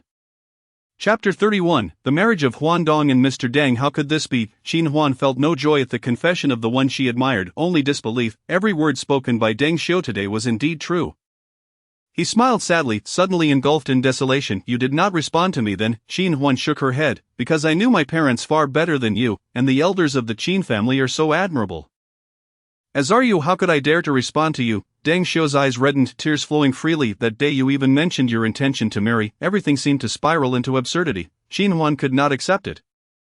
Desperately seeking evidence of Deng Xiu's deceit, I know that my mother's so-called delays are merely grievances regarding my impending marriage into the Qin family. If I tell her I intend to marry, she would cease her discourse about you. Deng Xiu collapsed back into his chair, his head in his hands, tears staining his sleeves. Huan, I am sorry. My parents have hurt you. Deng Xiu was in torment. And so was Qin Huan. In her past life, due to her parents, she had developed certain barriers in romantic relationships, which had only now begun to heal. Thus, she found herself liking Deng Xiu. He could be considered her first love. Yet, in the face of this confession, to claim her heart was untouched would be a falsehood. Huan, could you grant me another chance to be with you? I truly like you. Deng Xiu raised his gaze, choking on his words. Qin Huan's heart was a tumult of conflict, her fists clenched and unclenched beside her. I cannot agree to you. Reason ultimately prevailed over emotion. There were certain aspects of the Deng family that she could not accept.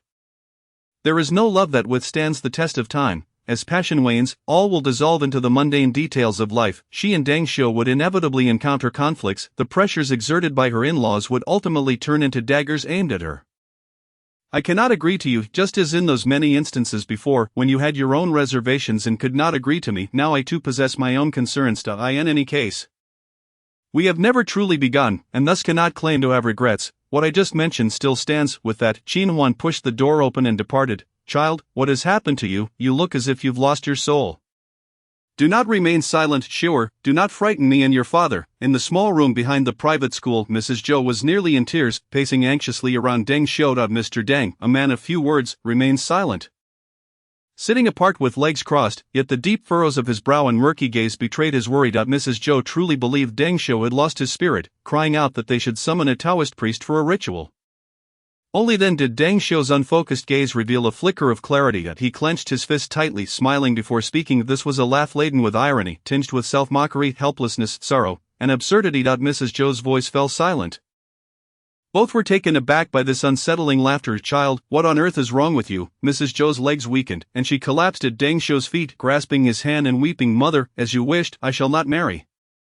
Deng Xiu's face was awash with tears, and it was evident to anyone that his heart was extinguished. Mrs. Zhou was momentarily stunned, her mind blank, then a fierce light shone in her eyes as she sprang to her feet. Is it Qin Huan? Did she say something? She no longer wants you to marry into the Qin family. Then what was this year of waiting for? Had it not been for her, you would have married long ago. This was his parents. Huan's desire to sever ties with him was justified. Mother, do you still not understand? It is not Qin Huan who has delayed me. The one hindering my marriage has always been you. Deng Xiu, the dutiful son, found himself harboring resentment towards his parents. What do you mean by that? I have never wronged you. How have I delayed your marriage? Mrs. Zhou's mind was in turmoil as she exclaimed. Mother, search your conscience. Has the Qin family ever wronged us? On the contrary, they are our saviors. Had they not extended a helping hand, our family would have perished on the streets. But you, not only do you fail to show gratitude, but you are also filled with grievances, utterly hypocritical. Qin Huan knows what kind of person you are, yet she still wishes to provide you a place of refuge. I truly feel ashamed for you. Mrs. Zhou gazed at her son in disbelief, unable to grasp that such words had come from his lips. She opened her mouth in shock, yet no words would come forth. The next moment, she collapsed to the ground, calling out for her father, her mother, and heaven, weeping uncontrollably. Deng Xiu, even more humiliated and enraged, laughed bitterly, only to suddenly spit out a mouthful of blood that splattered across Mrs. Zhou's face. The small courtyard erupted into chaos. Mixed with Mrs. Zhou's various screams, Xiaoyu felt an itch in his heart. Standing tall at the windowsill, he lightly tapped on the frame. The market outside was alive with bustling activity, yet his deep-set gaze was fixed on a beautiful tavern in the distance. Customers came and went. It was already noon. He wondered how the young lady was faring with that Deng fellow. They had already shared mutual feelings. Would they reconcile? Would they embrace? Would they share intimate moments? The yearning in Xiaoyu's heart grew, as did his agitation. Ultimately, he could not resist. He closed the window and turned to leave. Just then, a knock echoed at the door. It was Yao Yizhen. My lord. Urgent news from Chang'an. Noticing his lord's unusual demeanor, Yao Yizhen timidly raised a sealed letter. Thus, the plan for eavesdropping was foiled. The following morning, Xiaoyu visited the breakfast shop that Qin Huan had mentioned for a meal. He ordered soup dumplings paired with millet porridge. Affairs awaited him in Chang'an, and he could only afford to linger for one more day before returning. Before that, he needed to find an opportunity to meet her and express his feelings.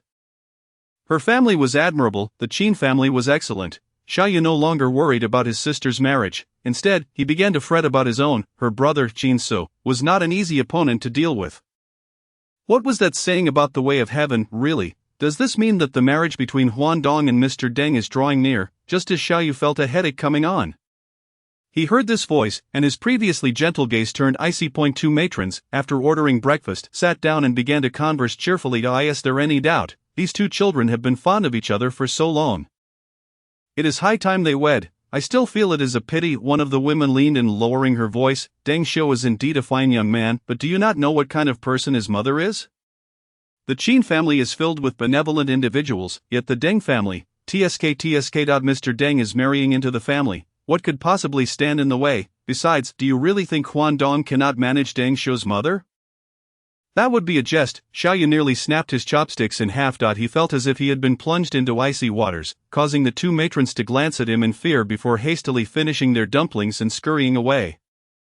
Elder brother, are you still here eating? Yao Yizhen took a chair, raising a hand to order 2 chicken rice balls. I must say, the food here is quite delightful. I almost do not want to leave. Oh, by the way, elder brother, someone from the Qin family has arrived, requesting you to discuss the marriage date between the princess and scholar Qin Sai. Elder brother, is this matter so urgent? You have yet to finish your meal. Yao Yizhen noticed Xiaoyu had set down his chopsticks and stood up, calling out for him several times without response. He scratched his head in mild frustration and, feeling a bit gloomy, moved the soup dumplings to his own side. Chapter 32, Lord Zhao's Confession. Qin Huan was once again reluctant to rise from her slumber. She found herself experiencing an uncommon bout of difficulty in getting out of bed. Lying sprawled in a star shape on her large bed, staring at Changchen for quite some time before slowly donning her garments piece by piece. Her hair was styled simply, with a light fringe swept up into a heart bun, adorned with 2 pomegranate hairpins, while a couple of strands cascaded down. Playful and spirited, the house was quiet, which was to be expected. Each member of the family had their own affairs to tend to. Some were in the shop, others in the workshop, and the young ladies would not be idle. However, with her cousin Qin Yu preparing for her marriage, it was likely that everyone was busy with wedding preparations. The elderly couple tended to their fields, unwilling to part with their 20 acres of land, and occasionally took strolls to inspect the crops. The family dog, De Huan, was scratching at the corner of the wall, and upon seeing her awake, bounded over with its tail wagging, rubbing against her leg for a while. This was the dog Qin Huan had insisted on keeping, although she had become busy and entrusted its care to Qin Yu and Qin Xiao. It remained closest to her. After petting the dog for a moment, her stomach began to growl, prompting her to head to the kitchen in search of food. As she stepped into the courtyard, she overheard voices from the main reception room. As for Qin Su, before he left, he instructed me to ensure that everything is completed and that he returns within a month. Therefore, there is no need to worry about selecting the date of the 18th of August. He sure pointed to the date inscribed on the red paper. He sure was eager for Qin Su to marry soon. The daughter-in-law was already determined by imperial decree, and it could not be altered. What she hoped for now was to welcome her into the family as soon as possible. The second sister-in-law, Feng Shi, has already become a mother and held her grandchild. Qin Du is only 3 years younger than Su. Then it is entirely up to aunt to decide. Xiaoyu found it difficult to part with his sister. He had intended to negotiate for Xiaoyinge to have the latest wedding date possible, ideally at the end of the year. However, he sure proved too formidable, and his mind was somewhat elsewhere, rendering him ill-suited for negotiations. As a result, Xiaoyu settled on a date for his sister's marriage. Yet, the person who distracted him entered his line of sight at that very moment. Qin Huan was peering into the main house from the entrance of the western courtyard. Unfortunately, she was quickly spotted by Xiaoyu, prompting her to retract her neck in embarrassment. Though she felt a surge of joy, she had overheard that her brother planned to marry Inga in August. It was now mid-June. Well then, I shall take my leave. No need for you to rise. Aunt Xiaoyu stood and offered a slight bow to Yishur, who smiled in response, saying, then do take care on your way. With that, Xiaoyu departed from the Qin residence. Qin Huan had intended to greet him later but was taken aback by how swiftly he left. She was certain he had seen her when he passed by the entrance of the western courtyard. Yet he had completely ignored her. Surely he couldn't be holding a grudge for her eavesdropping. Leaning against the entrance, Qin Huan's mind began to wander. She went to the kitchen across the way to fetch something to eat. Recognizing the tough buns as the handiwork of her third aunt, with a bun in her mouth, she returned to her room to review the account books sent by various shopkeepers, needing to check the finances today. Just as she crossed the threshold, a long arm reached out from the side and pinned her against the wall. Brother, Qin Huan stammered, her beautiful apricot eyes wide with a hint of foolishness. What are you doing here? She was certain she had seen him leave the Qin residence. Qin Huan, do you remember what you said to me the other day? Xiaoyu leaned his elbow against the wall. His handsome face magnified in her eyes, his dark gaze was inscrutable, and the breath he exhaled brushed against her face, causing her heart to race uncontrollably. Xiaoyu was displeased by her apparent foolishness. Qin Huan sensed something was amiss in his tone. There was an inexplicable, unsettling intensity about him, as if her words could displease him to the extent that he might consume her whole. Was he angry? What had she done to provoke such ire? Qin Huan swallowed hard, extending her delicate finger to gently poke at Xiaoyu's chest, pushing him back slightly to indicate he was too close for comfort. Brother, let us speak calmly. What did I say the other day that upset you? Xiaoyu scoffed. Did you speak with someone named Deng yesterday? Deng? This was the first time Qin Huan had heard Xiaoyu express such blatant disdain for another person. Yes, I did speak with him. Xiaoyu remained unmoved, and suddenly Qin Huan felt the air grow thin, stifling her breath and making her heart race even faster. His scoff turned to self-mockery. Qin Huan, I have feelings for you. Do you know that? In truth, Xiaoyu was not one to procrastinate. He had initially planned to confess his feelings to Qin Huan during this period. However, Deng Xiu had thrown him completely off balance. Now, he found himself unable to restrain his emotions any longer. Qin Huan was left bewildered. What was happening? Could someone please explain this to her? Where is my daughter? A male voice echoed from the main courtyard. It was her father. Qin Man, she has already left. Why are you back so late? Came Yishir's voice. Qin Man lamented that he had missed Xiaoyu on his last late return. Oh dear.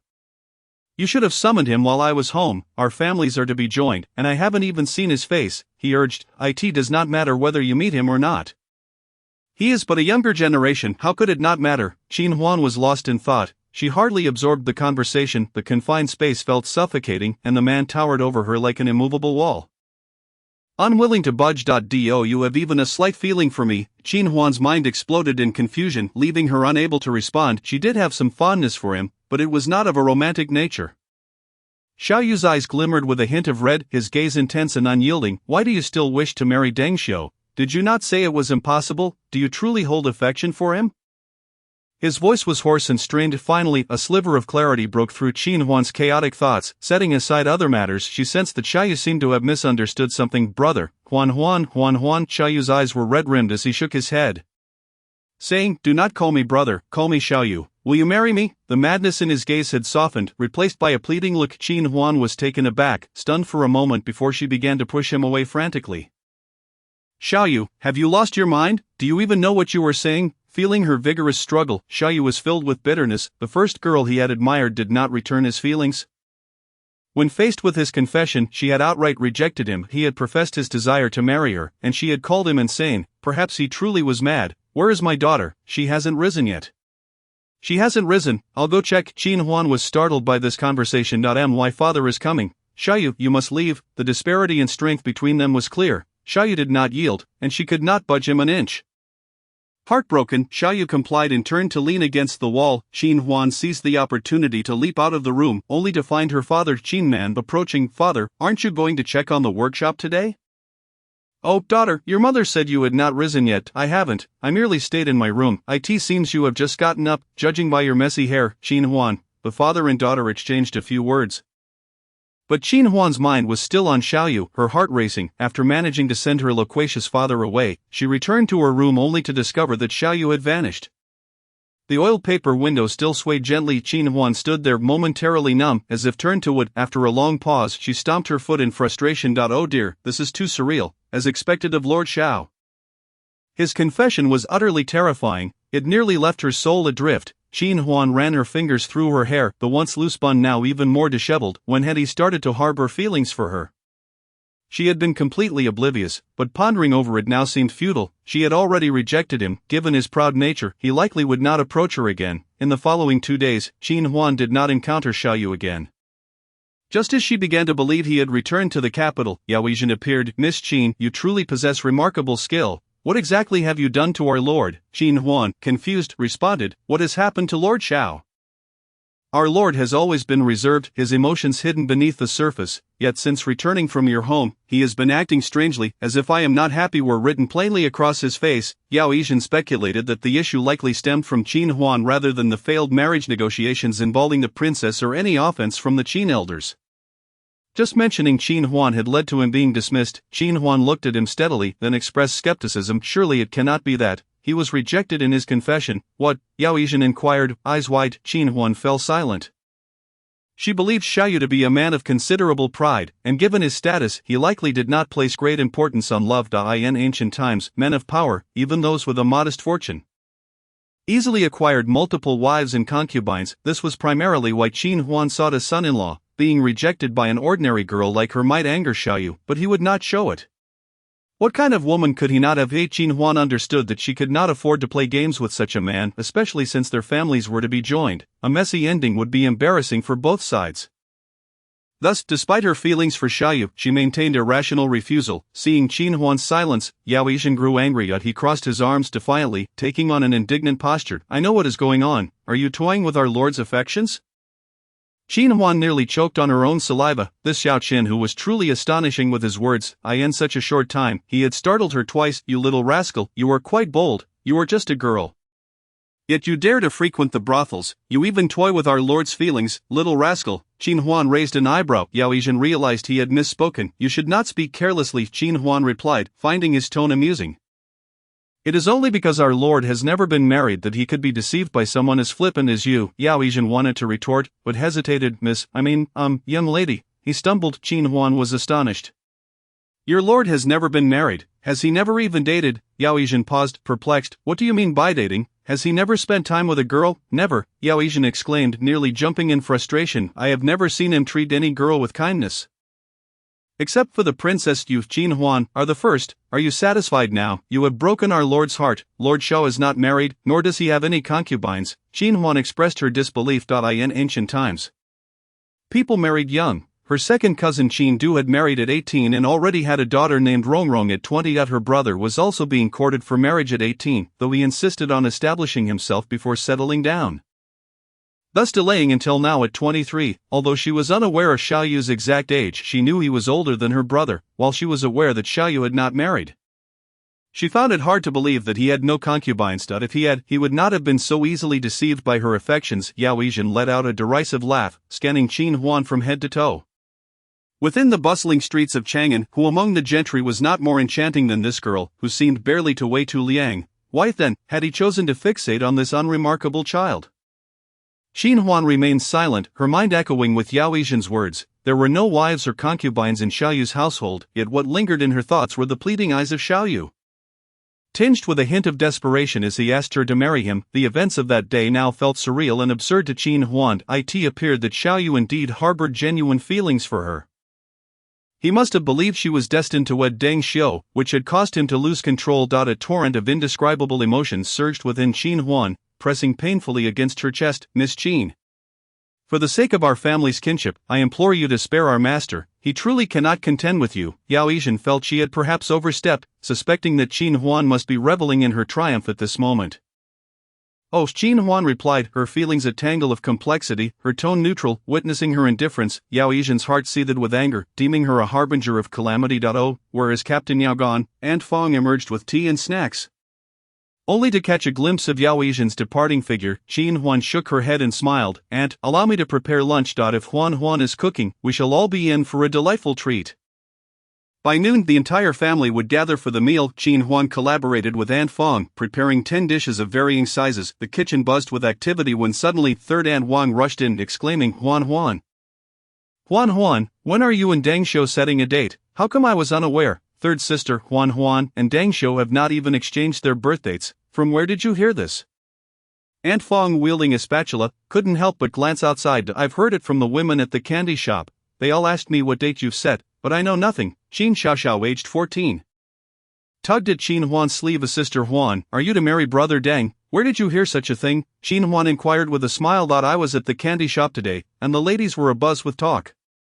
They all wondered when the date was, but I had no answers. Qin Xiaoxiao scratched her head sheepishly. No, if anyone asks again, just tell them, my sister Huan and Mr. Deng are not in that kind of relationship. They will not be betrothed, let alone wed. Do you understand? The lively chatter in the hall gradually quieted as the elders turned their gazes toward Qin Huan. Old Master Qin sighed softly, feeling a twinge of regret. He sure's eyes glimmered, and she chuckled lightly. All right, everyone's back, let us eat. I've specially prepared fragrant quail and crystal pork knuckles. Seemingly oblivious to the atmosphere, Qin Huan invited the elders to the table. Boisterous Aunt Wang soon realized our Huan's culinary skills are unmatched. This black-bone chicken soup is exquisite. After the meal, the women collected the dishes and tidied the table. Aunt Fong and Qin Yu busily washed the dishes. Urging Qin Huan to attend to her own affairs, Qin Huan dried her hands, intending to step outside. Noticing the sun's intensity, she returned to the west courtyard to fetch a fan adorned with orchids. Adept at both fanning and shading, she would pass by the Shangyang Inn on her way to the Charitable Academy. Instinctively, Qin Huan glanced towards the second floor, where a row of rooms stood. She was uncertain which one Xiaoyu occupied. She did not see Yao Yijin or the other genie guards. Even the stable was devoid of Lu Yan, leaving her heart inexplicably heavy. Xiaoyu had departed. With a soft sigh, Qin Huan unfurled her fan, shading her face as she proceeded toward the Charitable Academy. Xiaoyu, pressed against the wall, felt his fingertips whiten under pressure, assuming Qin Huan had left. He then ventured to glance out the window. She was walking further away. Xiaoyu was aware of the academy's location and surmised she was on her way to find Deng Xiu. An unbearable ache gripped his heart. Would he truly remain here to witness her marriage? It was sheer self-inflicted torment. A self-deprecating smile tugged at his lips. Chapter 34, Brother, do not abandon me. Mother, have you lost your mind? Did you spread the rumor that I am to marry Qin Huan? Deng Xiu stared incredulously at Zhou Shi, who seemed to redefine his understanding of shamelessness as Zhou Shi leisurely sipped her tea. Her demeanor one of nonchalance. Is that not the case? You two were always meant to marry. Deng Xiu was about to retort when a feminine voice called from outside. Mr. Deng, are you inside or teaching? It was Qin Huan. She was the one who occupied his thoughts day and night, and Deng Xiu's heart skipped a beat. Regaining his composure, he cautioned Zhou Shi, Qin Huan does not wish to see you. Zhou Shi glared at her son before striding towards the kitchen. The teacher is in the room after his morning class, replied a servant. Qin Huan nodded slightly, stepping onto the corridor and hanging her fan at her collar. Upon entering, she found Deng Xiu waiting for her. You've come, he said, forcing a smile as he invited her to sit. Qin Huan broached the subject of the children, intending to avoid making their already awkward relationship more strained. And she considered the children's matters to be of significance. Deng Xiu poured her a cup of tea, his favorite bamboo leaf tea. After tasting it, Qin Huan found it fragrant and soothing, setting down the teacup. She noticed Deng Xiu's demeanor had relaxed considerably and slowly began. Have you heard the rumors about us in town? When Xiaoyu had questioned her, Qin Huan had felt perplexed. However, after spending 2 days in town, she had heard the same gossip everywhere, and the townsfolk appeared quite pleased, anticipating the wedding celebrations of both families. Even today, her elders had mentioned it, prompting Qin Huan to feel it necessary to speak with Deng Xiu. I have heard. Deng Xiu acknowledged, aware of the source but unable to meet Qin Huan's clear gaze. He lowered his head slightly. You needn't worry. I will clarify things. Asa man, it was not right for a woman to take the lead in such matters. I apologize, but I have reason to suspect it was Zhou Shi who instigated this, Qin Huan stated. It was my mother, Deng Xiu confessed, knowing her intelligence and not wishing to hide the truth. Yet openly admitting it filled him with shame and rage. Gritting his teeth, he vowed, she has become deranged. Huan, I do not ask for your forgiveness. I promise that such incidents will not occur again. Qin Huan sighed softly. Why did such a fine man as Deng Xiu have to endure a mother like hers? Very well, I trust you. The bond between her and Deng Xiu still lingered. Then I shall take my leave. As Qin Huan retrieved the fan from her collar and stood, a sudden wave of dizziness washed over her, causing her legs to buckle, and she sank back into her seat. Deng Xiu sprang to his feet, alarmed. Qin Huan, what is wrong? Qin Huan found her vision hazy, existing in a state of half-consciousness, her abdomen ablaze with an inexplicable heat that rendered her utterly uncomfortable. The warmth quickly rose to her cheeks, painting her delicate face with a rosy hue. Was it the tea? Deng Xiu, how could you? Qin Huan, Deng Xiu was taken aback by her flushed complexion and dazed expression. Feeling a tightening in his throat, just then Zhou Shi placed a hand on his shoulder. Son, quickly, take her to the bedroom. Mother, what have you done? Deng Xiu exclaimed. My dear, I know you like her, I merely wished to help you. After today, Qin Huan will be yours, and the rumors outside will hold some truth. Zhou smiled. Moreover, henceforth, Qin Huan will belong solely to you, my son, and you need not endure the shame of being a son-in-law. No matter how successful a businesswoman she becomes, she will still belong to the Deng family. All of this was thanks to her cunning. Upon hearing Qin Huan's voice, she had taken the liberty to lace the tea with medicine. Zhou Shi's excitement grew as she pushed Qin Huan towards the room. Her robust figure easily overpowered the slender Qin Huan. Deng Xiu, of course, would not allow this, but before he could intervene, a surge of heat coursed through him, igniting a desperate thirst. Mother Hu, to ensure no mishap, every cup had been laced with the potion. Zhou Shi, sensing the situation had turned in her favor, quickened her pace. Just then, a sharp blade pierced her arm. Qin Huan, always cautious, had concealed a self-defense item. Although the wound was shallow, it tore her garment and drew blood. This was enough to make Zhou Shi scream, cursing, "Little wretch!" She snatched the knife from Qin Huan and flung it to the ground, forcefully pinning her onto Deng Xiu's neatly made bed. Deng Xiu was consumed with desire, his mind filled with visions of Qin Huan, her smile, her pouts, her serene grace. Most vividly of all was her blushing, submissive demeanor. Huan. The more he thought about it, the more his desire burned. Deng Xiu collided with Qin Huan, who was already weakened. Their bodies collided, causing her to tumble down. He caught her, cradling her face in his hands. The warmth of his once gentle touch had vanished. Deng Xiu, do not make me hate you, Qin Huan said, her eyes clear yet her tone grave. I'm sorry, Huan, I'm sorry, I love you. Then, she was pinned to the bed. Their bodies were both aflame. As he tugged at her garment, before he could fully undress her, a powerful hand clasped his shoulder, nearly crushing his scapula, jolting Deng Xiu to his senses. Xiaoyu had thrown him aside, slamming Deng Xiu's head against the wooden door. Qin Huan, do you know what it means to have self-respect and dignity? He bellowed her name with a ferocity that was palpable, only to discover her delicate face flushed unnaturally, her breath coming in short, rapid gasps, and her eyes glazed and unfocused. In that moment, Xiaoyu was struck dumb that he turned to glance at Deng Xiu, who exhibited a similar state. Realization dawned upon Xiaoyu. The malevolent energy surrounding him dissipated, and his clenched fist relaxed. Brother, save me. Qin Huan's voice was both meek and soft. Xiaoyu's heart tightened as he grasped her arm, hoisting her onto his shoulder and swiftly exiting the room. As he passed by, he did not hesitate to deliver a kick to Deng Xiu, rendering him unconscious. In the small courtyard, Deng Xiu lay sprawled on the ground like a discarded doll. Xiaoyu carried Qin Huan, making several leaps into a modest courtyard. Though the yard was tidy, it lacked any semblance of life. He placed Qin Huan gently onto a chair, intending to fetch water to cool her down. He possessed some medicinal pills, yet none that could counteract the effects of the aphrodisiac. For the moment, she would have to endure the drug's influence, with only cold water to alleviate her discomfort. As Xiaoyu prepared to fetch water, he was unexpectedly halted by Qin Huan's grip on his sleeve. Brother, I feel so unwell, please take me to the medical clinic, save me, don't abandon me. Her voice was imbued with such pitiable desperation. Initially, Xiaoyu's thoughts were solely focused on procuring an antidote for her. He harbored no inappropriate intentions, yet her soft plea ignited a fire of desire within him, a flame far more potent than any aphrodisiac. Chapter 35, Lord Xiao enters the boudoir. Xiaoyu felt a tightening in his throat, his mouth dry and parched, as if rendered immobile like a statue. Qin Huan, intoxicated by the drug, sought only companionship to provide her solace and quench her thirst.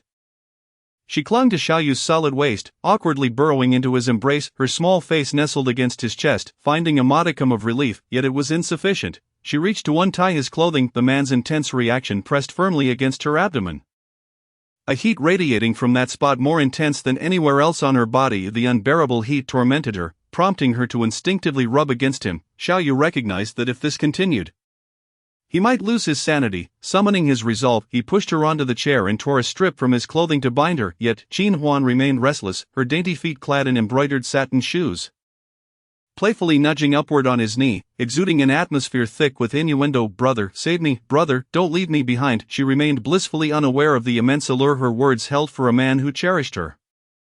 Xiaoyu felt every ounce of his self-control strained to its limit at that moment. He hastily retrieved water from the well, pouring it into a large tub, and submerged Qin Huan within. He continued to fetch water, pouring it over her, relieved that the aphrodisiac was not overly potent. As the cool water spread across her abdomen, some of the fire within her subsided, her mind clearing somewhat. Upon witnessing her dark eyes fixed upon him, Xiaoyu set the water bucket down heavily on the ground, towering over her as he coldly inquired, "Are you awake now?" His voice was hoarse and strained. The weight of his anger bore down upon her, leaving Qin Huan feeling profoundly guilty. She promptly turned away, leaving Xiaoyu to see only the crown of her inky black hair, hearing her hastily murmur, "Not yet." He sighed in exasperation and fetched another bucket of water. The water line reached just below her chest, and Xiaoyu paused, drawing a chair beside her in silence. The weather was oppressively hot in late June. Yet the well water was refreshingly cool, and he feared it might be too much for her. Qin Huan, however, leaned forward into the water, seeking comfort. She maintained her back to him, feeling the intensity of his gaze upon her. A palpable force, she dared not look back. Unbeknownst to her, Xiaoyu found himself reflecting on how foolish and absurd he had been when he had followed her to the back room. She was unaware of the rage that had surged within him upon hearing Mrs. Zhou joyfully proclaim to the recently returned Deng father that matters had been settled, that raw rice was to be cooked into a meal. She also remained oblivious to how relieved he felt upon discovering that she had only been given traditional medicine. Fortunately, he had arrived just in time. Xiaoyu was still reeling from the close call. Yet this ungrateful girl wouldn't even spare him a glance. Qin Huan, on the other hand, was consumed by a mix of shame and anger. The things she had said earlier now felt like blatant seduction. Blowing bubbles in the water, she lifted her face, still too timid to meet his gaze, and asked in a muffled tone, "Brother, where is this?" "Of the territory of the Jin Yiwei." "Then why does brother not reside here?" "But rather at an inn." Xiaoyu ground his teeth in frustration but remained silent. "Wasn't it because the inn was closer to her home? What is the matter with the Deng family?" Xiaoyu asked coldly. "Why would they drug you?" Qin Huan lowered her gaze slightly. "You heard that I was to marry Deng Xiu. That was a falsehood, a rumor propagated by Mrs. Zhou. The whispers of our supposed relationship were likely also her doing." Qin Huan had suspected this, but initially dismissed it as mere gossip shared among women, and since she had indeed harbored feelings for Deng Xiu, she had not pursued the matter further. The news was false? Xiaoyu, as the commander of the Jin Yiwei, possessed enough investigative acumen to discern the underlying connections. Hearing Qin Huan's admission felt distinctly different from merely speculating, while it left him with a sense of being misled by a village matron.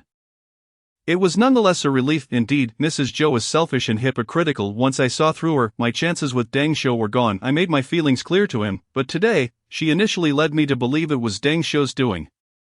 It was only upon hearing their conversation that I realized it was Mrs. Zhou's machination." However, she still could not bring herself to forgive him. "What do you intend to do?" Xiaoyu's fingers lightly drummed against the armrest.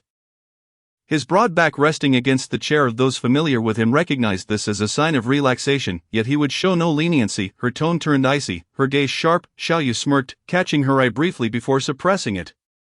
"I thought you had returned to the capital today." "Thank you, brother. No need for thanks. After all, you were still my sister." Xiaoyu replied nonchalantly. She had not been formally betrothed, yet she still rejected him. This could only signify that she truly did not harbor feelings for him. The bond of brother and sister was the only relationship he had left to protect. Qin Huan emerged from the tub, her body thoroughly drenched. Xiaoyu discreetly averted his gaze, wishing to retreat. "Brother, I need your help with something." Qin Huan's voice came sweetly. Xiaoyu halted. "What size of clothing do you require?" Qin Huan shook her head. "Brother, aren't you adept at climbing through windows and scaling walls?" Xiaoyu felt momentarily at a loss, unsure whether to take her words as a jest or an insult. "You know where my room is? I would greatly appreciate it if you could retrieve a set of clothes for me. The garments are at the very bottom of my wardrobe, neatly arranged. Most importantly, it includes my undergarments, which would be quite awkward to ask Xiaoyu to procure." How troublesome! Xiaoyu's lips formed a thin line. Yet he moved swiftly. The Qin residence was becoming increasingly familiar to him. Behind the back of the Qin family was a seldom trodden alley. After listening for a moment and hearing no one, he nimbly scaled the wall and leaped down directly into Qin Huan's boudoir. He quickly closed the door behind him, noticing a wooden plaque shaped like a fish hanging on the inside. Adorned with a charming little figure. Curious, he lifted it to reveal a tiny hole, just the right size for peeking outside. With a light chuckle, he replaced the plaque and turned to survey the inner chamber. As he had been preoccupied with his thoughts upon entering earlier, he had not taken the time to truly appreciate it. Now, he saw it was not only tidy and comfortable but also exuded an air of elegance. To one side of the bed stood a nightstand, and to the other, a long table adorned with blueprints and account books, alongside two lovely potted succulents. Even the windowsill was home to more. What surprised Xiaoyu, however, was the dressing table, which displayed an array of jewelry crafted from gold, silver, and jade, all meticulously arranged, incredibly eye-catching. Why did she display them so neatly? Suddenly he recalled the day Qin Huan had disembarked from the boat. The sound of clinking gold and silver resonating from a bag she carried, it was likely filled with jewelry, yet, Xiaoyu had never seen her adorn herself excessively with these trinkets, thus, she merely enjoyed their beauty. So she had an appreciation for such things. Xiaoyu smiled as he opened Qin Huan's wardrobe, finding the neatly arranged clothing at the very bottom. He wrapped a set securely and tucked it into his embrace. Just as he was about to leave through the window, he was startled by a sudden commotion of barking. Woof, woof, woof. Xiaoyu's expression darkened as he peered through the small fish-shaped plaque to see the large yellow dog that Qin Huan kept, its ears perked up, sharp eyes fixated on him, barking more fiercely as it drew closer. What was wrong with De Huan? Qin Man was drawn by the noise. Approaching to investigate, alarmed, Xiaoyu hastily lowered the plaque. Qin Man cautiously stepped closer, abruptly flinging the door open to find the room empty, letting out a sigh of relief, yet, he failed to notice the window gently swing. De Huang barked even louder, ready to charge forward, but was restrained by Qin Man, who said, "Enough, De Huang. Huan doesn't allow you into her room. Let's go outside." Still barking. "Have you gone mad?" He then dragged the dog away. Xiaoyu pressed himself against the wall beneath the window, exhaling deeply. If anyone were to discover that the commander of the Jin Yiwei had been frightened nearly to death by a dog, he would surely become the subject of ridicule. The following day, Qin Huan interrupted Deng Xiu's mortified apology, coldly informing him, "There is no need for further words. You are dismissed." Huan. Deng Xiu appeared dazed. Her words both unexpected and yet somehow anticipated. He had guessed this outcome, but he found it hard to accept. "I have given you your chance, Deng Xiu, and now our bond has come to an end. Not only do I wish to avoid your mother, Mrs. Zhou, but I wish to have no dealings with your entire family," Qin Huan declared. "I have reported Mrs. Zhou's actions to the magistrate, and the consequences will soon follow.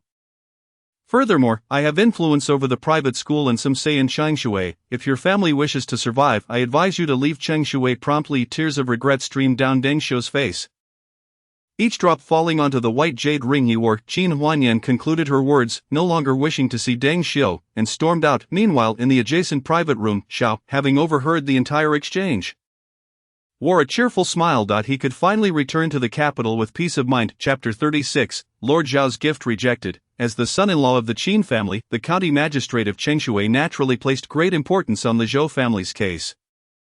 On that day, Zhou was subjected to 30 lashes and was barely alive when carried into the inn. Why an inn, you ask? Because Qin Huan had expressly forbidden the Deng family from entering the charity academy. The children were fond of Deng Xiu, but Qin Huan concealed the precise reasons. The magistrate withheld certain details, merely stating that Zhou had spread rumors and caused trouble, which, along with other matters, warranted her punishment of 30 lashes. After caring for his mother for 3 days, Deng Xiu, accompanied by his father, departed Changshui County with Zhou. This left the townsfolk, who had been eagerly anticipating the union of the Qin and Deng families, sighing in disappointment. The Qin family maintained a tight-lipped secrecy, leaving no one able to ascertain the heinous deeds committed by Zhou. However, the murmurs soon faded, and life continued as usual. It is worth noting that following Zhou's punishment, the Qin family received a deluge of marriage proposals, with suitors nearly trampling their doorstep. When Xiaoyu visited the Qin family again, after bidding farewell to the elders, he mounted his horse and rode back to Chang'an. Having delayed his return for far too long, ironically, Qin Man, eager to meet his future in-laws, arrived home in a sweat, only to miss him, but time was on their side. They would inevitably meet again. Qin Huan threw herself back into her business, traversing the entirety of Longzhou to inspect her shops. Upon reaching Qingsong County on the outskirts of Longzhou, she received an invitation from the Great Ji Association, inviting her to Chang'an to discuss trade matters with the Wenren family. The Great Ji River is the longest and most famous canal in the Desheng Empire, running through the north and south of the nation, with tributaries extending throughout the eastern and western regions. The Ji Association, which emerged from this river, is the most renowned trading caravan in Desheng, transporting a vast array of goods from east to west and north to south. A few years prior, there had been some internal discord, but under new leadership, the Ji Association had expanded significantly, gradually controlling over 70% of the water transport business, with countless waterways in Desheng. The Ji Association alone dominated a substantial portion of the transportation industry, underscoring its formidable strength. Qin Huan had initiated business relations with the Ji Association a year ago when they extended an olive branch to her. Thus, she was acutely aware of the profits this connection had brought her. The new leader's ambition to engage in foreign trade was both intriguing and audacious. After all, the Ji Association connected to several countries, each likely having its own trading associations, yet none had ventured into foreign trade as boldly. From every perspective, Qin Huan found this trip to be of great interest. Without delay, she sent a letter home, packed her belongings, and set off once again aboard the passenger ship from Longzhou to Yuanzhou. She found this journey far more fortuitous than the last. Upon disembarking, she sought out an inn to settle in, only to encounter an unexpected individual. Innkeeper, I require a top-floor room and all your finest dishes brought to me at once, the striking young woman exclaimed, hands on her slender waist, her tone brimming with confidence. A small girl clutching a bundle chimed in, yes, bring it all up. Qin Huan couldn't help but laugh, clearing her throat to call out, Xiaoyingde, Qin Huan. Xiaoyingde turned, her beautiful eyes widening as she strode toward her. She greeted Qin Huan with an enthusiastic embrace. What brings you here? I was planning to visit you in Longzhou. You wish to go to Longzhou? Qin Huan raised an eyebrow, chuckling softly, what a coincidence.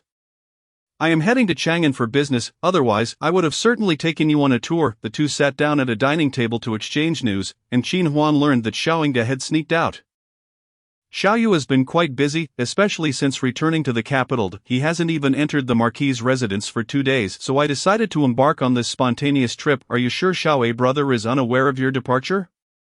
Qin Huan inquired skeptically. Of course, that troublesome brother of mine would drag me back if he knew, Xiaoyingde replied with certainty. Qin Huan merely smiled in response to, I shall rest here today and set sail for Longzhou tomorrow. What about you? I shall also depart tomorrow, Qin Huan said, a thought crossing her mind. Her clear gaze shifted slightly as she borrowed paper and ink from the innkeeper, writing down her address. Here, this is my family's address. If you find yourself at a loss for things to do or need a place to stay, feel free to come to my home. Staying in an inn can be quite unsafe for a young lady. Xiaoyingde paused, her bright eyes sparkling with delight. But wouldn't it be awkward since you won't be there? Heaven knows she wanted to visit the Qin family. Perhaps she could even wait for Asa to return. Qin Huan chose not to burst her bubble, setting aside other matters. You are my friend, what is wrong with staying at my home for a few days? Thank you, Huan, Xiaoyingde exclaimed, cherishing the note like a treasure. All right, you can stay at my place too. It's perfect since you have nowhere to stay in Chang'an. The Ji Association had booked the Wunren Inn, so there was no need for concern. Qin Huan smiled. That is the Wunren family, the wealthiest in Dishang, and their first inn in Chang'an. The combined inn and restaurant charge over 100 taels for a single night's stay. The Ji Association has reserved the entire building for a whole week for their business meeting, which speaks volumes about their generosity. However, it is unlikely that you will encounter many merchants like you at the business meeting, making it rather uncomfortable. Xiaoyingde voiced her concerns. But what about your brother? Qin Huan hesitated. Xiaoyu, I haven't seen him in ages, and for some reason I feel flustered just thinking about him, Xiaoyingde replied. My brother is hardly ever home. Not if he sees you, he'll just greet you and otherwise pretend he doesn't exist, Xiaoyingde stated matter-of-factly, setting aside other matters. You are my friend, what is wrong with staying at my home for a few days? Qin Huan, that sounds all too familiar. Xiaoyingde wrote a note and handed it to her. Give this to the steward, he will take care of you in the Northern Town Constabulary. The discussion hall was filled with the elite of the Jin Yiwei, the atmosphere tense. Prince Jiang, you are merely slandering. His intention in purchasing weapons was solely to suppress bandits, uniting the ministers beneath him to dismiss you from your position. The discovered cache of weapons totals over 20,000, can he possibly deny this? With 20,000 weapons in plain sight and an unknown number of private troops hidden away, one can only assume the extent of his resources.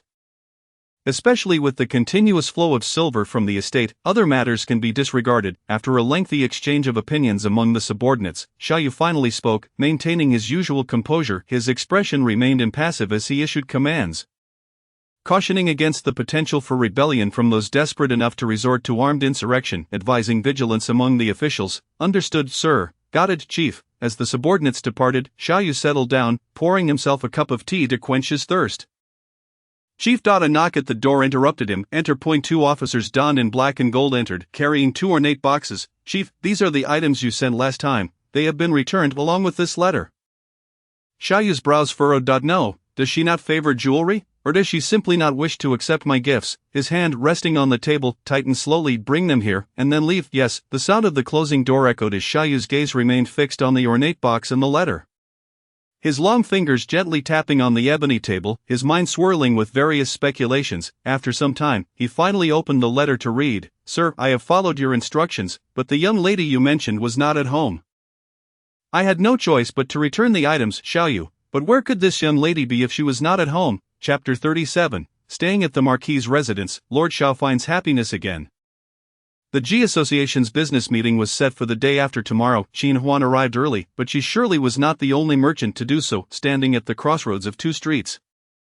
With the Inting Marquis's residence to the left and the Wenren Inn to the right, she hesitated for a moment before ultimately choosing the latter. Wenren Inn, hailed as the finest in Chang'an, boasted impressive scale and service. With the business meeting not commencing until the day after tomorrow, the inn had already restricted entry to outsiders. Two tall, well-built men in uniforms marked with the Wenren insignia stood at the entrance, respectfully ushering a portly man accompanied by a striking woman into the building, while blocking the path of a finely dressed lady. Apologies, miss, but the Wenren Inn is fully booked by the G Association for the next 10 days.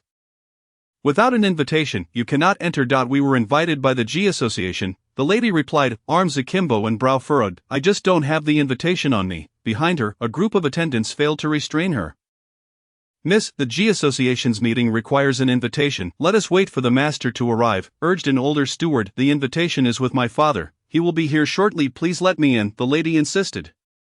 Apologies. Frustrated, the lady stamped her foot but had no choice but to depart. Noticing Qin Huan standing nearby, she scoffed, what are you still doing here? Without an invitation, you can't get in either. Qin Huan paid her no mind. As a crowd parted, she stepped forward, retrieving the dark red, gold-embellished invitation from her package and presenting it to the guard. The guard accepted it with both hands, glanced at it, and then returned it to Qin Huan. Miss Qin, you may enter. Thank you, Qin Huan replied, tucking the invitation away as she stepped into the opulent Wenren Inn. One could not help but admire the grandeur of the establishment. Its interior was both simple and elegant, showcasing luxurious materials at every turn. Even the floorboards were crafted from fine mahogany. Outside, Luo Qingling stood in shock. She has an invitation. The disbelief was evident in her voice as she questioned the guard. Indeed, she possesses an invitation, the guard replied politely. Qingling, what is the matter? Suddenly, a steady male voice reached Luo Qingling from behind. She turned around and, upon seeing the newcomer, displayed a look of grievance. Father, they won tea, let me in. Luo Minzhong wore a gentle smile and remarked, this is a grand event hosted by the Ji Gang. Without an invitation, you naturally cannot enter, but she can. Luo Qingling pointed at Qin Huan, who was being attended to by a servant. Luo Minzhong glanced over, noticing the young lady, and felt a flicker of doubt. He chuckled, perhaps she is a guest of the Ji Gang. Very well, allow me to escort you inside. He then handed the invitation to the doorman, who similarly verified the golden seal and returned it with both hands. Please, Mr. Luo. Luo Qingling followed her father into the building, her temper flaring as she shot a fierce glare at the doorman. The doorman remained impassive, his heart unaffected as he dutifully performed his role. Mr. Luo and his daughter, please follow me to select a room. Do you truly have an invitation? Luo Qingling released her father's arm and inquired of Qin Huan. No, I have accommodations outside. I merely came to ask a few questions. Qin Huan was about to question the servant when she caught Luo Qingling's remark. She glanced back at her, offering a polite smile before continuing to the servant. May I ask how many attendees there are for this business conference, and which members of the Ji Gang are present? Apologies, Miss Qin, but the Ji Gang is merely utilizing our establishment for the conference. Such matters are beyond the knowledge of us lowly servants, the servant replied apologetically. Thank you. Qin Huan expressed her gratitude and prepared to leave. Those who could step into the Wenren Inn during this time were either dignitaries or wealthy merchants. Despite her youth, Luo Minzhong understood that Qin Huan should not be underestimated. Seeing his daughter speak so rudely, he immediately drew her closer, just as he was about to apologize and subtly inquire about Qin Huan's identity. A figure descended the spiral staircase. The man wore a robe adorned with a pattern of azure clouds and flowers, his long black hair elegantly secured by a silver crown. He held a bamboo folding fan, exuding an air of nobility and grace. Descending the stairs at a leisurely pace, upon catching a glimpse of Luo Minzhong, he quickened his steps, revealing a smile. Luo Minzhong, oblivious to his daughter's entranced gaze, was about to greet him with a fist salute when Wenren Xianxia had already stepped past him, bowing towards Qin Huan. You must be Miss Qin. I have only heard tales of your reputation, intelligent and beautiful. Today's encounter truly lives up to the rumors. May I ask how to address you, young master? Qin Huan inquired with a smile. I am Wenren Xianxia, he replied. The esteemed Wenren young master. Qin Huan expressed surprise. Wenren Xianxia, the legitimate son of the Wenren family, future head of the household, she seemingly had never interacted with him before. Miss Qin, your name is widely celebrated in commercial circles. I have long admired you. Wenren Xianxia said with a warm smile, his voice melodious. How is your relationship with the helmsman Mugu? He continued. My Qin family engages in small-scale business. I am unworthy of your admiration, Miss Qin. You are far too modest. Their mutual flattery left Luo Minzhong astounded. Such a young woman could command such reverence from one Ren Xianxia. Why have I not heard of a merchant named Qin? He pondered. The guest rooms are located on the second and third floors. Please, Miss Qin, follow me. One Ren Xianxia invited Qin Huan upstairs. You need not worry, young master. I already have accommodations in Chang'an. I only wish to clarify a few matters. He patiently answered all her inquiries, and as Qin Huan expressed her gratitude and prepared to leave, Luo Minzhong approached once more. May I ask how you are addressed, young master? One Ren Xianxia smiled and inquired back. And you are? Luo Minzhong felt a flicker of doubt, wondering if that Qin woman was truly someone of note he had not recognized. I am Luo Minzhong, a merchant dealing in textiles from Shizhou. Ah, Mr. Luo, I recall my father had dealings with you, One Ren Xianxia replied. Indeed, how is the head of the One Ren family faring? They exchanged pleasantries. Meanwhile, Luo Qingling's eyes were glued to One Ren Xianxia, unable to look away. And finally seized her chance to interject. Young Master Wanren, who was that young lady from earlier? Why did you treat her with such courtesy? She is no ordinary young lady. She is the renowned merchant from Longzhou. Miss Qin, who has risen to prominence and can now rival the wealthiest in Longzhou after just 4 years, One Ren Xianxia explained. He had investigated Qin Huan due to Mugu and was taken aback by her legendary rise. For years, but she's only 28. Luo Minzhong was left in disbelief. That's why one must recognize her formidable capabilities. As the sun sank beneath the western mountains, its warmth fading, and the fiery clouds began to lose their color. Xiaoyu emerged from the northern town prefecture. He settled into the carriage, leaning against the backrest, his gaze contemplative as if lost in thought. Zixuan expertly guided the horse, maintaining a steady pace until they halted before the Yinting Marquis' residence.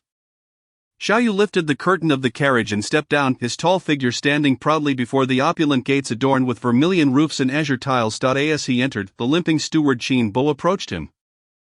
A young lady has arrived at the residence. She claims to be a close friend of the princess and provided me with this note, which bears the princess's handwriting. A young lady, Xiaoyu furrowed his brow. Taking the note and observing the elegant script, which read, Qin Bo, please treat my dear friend well. A thought crossed his mind regarding his sister's direction, causing a flicker of realization. What is her name? Her surname is Qin. She is called Qin Huan. Chapter 38. Lord Zhao's pursuit of his wife Qin Huan was settled in the west wing of the inner courtyard. As dusk fell, she moved a chair to the small yard to gaze at the stars. The sky, vast and square, was filled with twinkling brilliance. The adjoining east wing housed the kitchen, where the warm glow of oil paper illuminated the busy figures of the servants, their laughter and chatter breathing life into the otherwise cold and desolate mansion. Footsteps echoed from the flower-laden door. Qin Huan looked up to see Xiaoyu's stern face come into view. Her heart stirred as she stood to meet him, watching him approach with determined strides. He halted before her, his star-like eyes resting upon her face. Qin Huan, big brother, she replied, a gentle smile gracing her lips. Ingo mentioned you often neglect returning home. I thought you might not come back tonight. Did you encounter her on your way? Xiaoyu inquired. Yes, Qin Huan replied, sensing his calm demeanor suggested he had some plan in mind. Suspecting he had already grasped his sister's whereabouts. In truth, that was indeed the case. Upon returning home that day and learning his sister was missing, he had been furious and nearly set out to find her himself, but had ultimately calmed down, dispatching 2 shadow guards to follow her discreetly. She was soon to be wed. A little adventure outside would do her good. You've returned, my lord, the kitchen staff exclaimed joyfully upon seeing Xiaoyu. It seems quite early tonight. You haven't had dinner yet. Allow us to prepare a meal. It's unnecessary, just reheat the food, Xiaoyu replied, but do not worry about it. The cooks complied, albeit reluctantly. They primarily catered to Xiao Yingguo's meals, as she was the main resident of the estate. With her absence, they had relaxed their standards, as they only needed to prepare meals for the servants. However, with Qin Huan's presence, they had gone to the effort of preparing a hearty feast, thus Xiaoyu ended up with all her leftovers. Seated at the stone table in the corner of the yard, they conversed, an indescribable atmosphere enveloping them. The 2 cooks exchanged knowing glances, ultimately sharing a conspiratorial smile as they quietly placed the dishes on the main table. My lord, Miss Qin, dinner is served. It has been a long time since I have seen you so engaged in conversation, one remarked. Indeed, Xiaoyu mused. In the past, those who visited him were all high-ranking officials. And mere eye contact would evoke an air of tension and intimidation. Will you return home tomorrow, big brother? Xiaoyu answered, leisurely savoring his meal, the pleasant tones of his voice ringing out. So you refer to it as home now. He had always called it the estate. It was curious how a simple change in wording seemed to bring him joy. I'll cook for you tomorrow, Qin Huan proposed. Xiaoyu, enthused, snapped his chopsticks in half. Excellent, I shall return for lunch. The word home resonated particularly sweetly after a restful night. The next day, Qin Huan inquired about Xiaoyu's culinary preferences from the cooks. After a moment of hesitation, they replied, "The Lord has no particular dislikes, nor does he favor any specific dishes. Feel free to cook according to your wishes. I am sure he will enjoy it." Qin Huan pondered that everyone, being human, must hold preferences. The fact that even those close to him could not discern Xiaoyu's tastes illustrated just how deeply he concealed himself. Xiaoyu surprisingly returned before noon. Qin Huan quickly reheated the remaining dishes and presented them on the table. The array of utensils remained as abundant as ever. Noticing Xiaoyu selecting the communal chopsticks, she paused for a moment. She too set aside the communal utensils and began her meal. "Next time, big brother, you can share your preferences with me, and I shall prepare dishes you love," she suggested. Realizing she was unable to discern Xiaoyu's likes or dislikes from the table, he consumed every dish she prepared. "There are cooks in the residence. You are a guest, so there is no need for you to cook often." After a moment, Xiaoyu gazed at her intently. "I particularly dislike tomatoes, green beans, and leeks. The rest is acceptable." She wished to understand him, and he was pleased. Qin Huan quietly noted this in her mind, feeling the warmth of his gaze upon her, prompting her to shyly avert her eyes. "Did you rest well last night? Should there be any discomfort in the residence, do not hesitate to inform me or Qin Bo," Xiaoyu said as he placed a piece of deboned fish into her bowl. A gesture he had often seen Qin Se perform. "Everything is quite well." Qin Huan's gaze fell upon the fish and meat before her. "When will you be heading to One Run in tomorrow?" "Allow me to accompany you," she suggested. Aware of his busy schedule, Qin Huan promptly declined, insisting it was unnecessary trouble. However, Xiaoyu interrupted her, his tone calm yet firm. "I will take you. After all, I rise earlier than you." Implicitly, it was clear that not disclosing the time was of no consequence. After a brief pause, Qin Huan managed to smile, exclaiming, "Then I shall thank you, dear brother." Once the meal concluded, a servant approached to clear the dishes. Xiaoyu washed his hands, remarking, "The sun is rather fierce. It will be cooler later. I will show you around the estate." "Must you not attend the town protector's office?" she inquired. "I shall be working from home this afternoon." After a moment's thought, he added, "I will wait for you to return tomorrow." Qin Huan pondered, perplexed. How does that align with what Ingu mentioned? But this implication, she chose to feign ignorance, turning her head away. Xiaoyu observed her profile and smiled. She was willing to be this close to him, residing under the same roof, not solely because of Ingu, nor merely seeking his attention. If she were truly resolute in her rejection, detesting him, she would likely avoid him for a considerable time, yet he still harbored hope. By the way, I have something to present to you." Xiaoyu led Qin Huan into the study of the guard Zi Xian. Stationed at the door, momentarily dazed, took a couple of breaths before confirming that his master had indeed brought a lady into the room. On a grand fan-shaped antique shelf, various exquisite porcelain artifacts were displayed, and in front of it lay a heavy ebony long table upon which were neatly categorized letters and blueprints. Qin Huan detected a faint scent of pine resin, a fragrance she had previously sensed on Xiaoyu. The rich wooden aroma exuded a profound and mysterious essence, subtly mingled with a refreshing hint reminiscent of pear blossoms or snow lotuses, soothing to the senses and calming to the heart.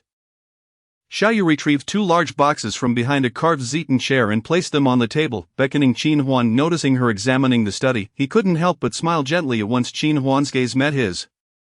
He tapped the boxes, urging her to see if she liked what was inside. "What is it?" Intrigued, Qin Huan pressed the clasp and, upon opening the box, was nearly blinded by its brilliance. Good heavens, inside lay thick, soft velvet lining, upon which were meticulously arranged various exquisite, lustrous accessories, hairpins, ear pendants, and intricately twisted bangles. Xiaoyu opened the second box for her. It contained a complete set of pigeon blood red ruby hair ornaments shaped like a soaring phoenix, with every tail adorned with perfectly sized rubies. This was not all. It was a 20-piece set, each pin exquisitely crafted, encrusted with gold and jade, radiating opulence and grandeur. "Where did you acquire these, dear brother?"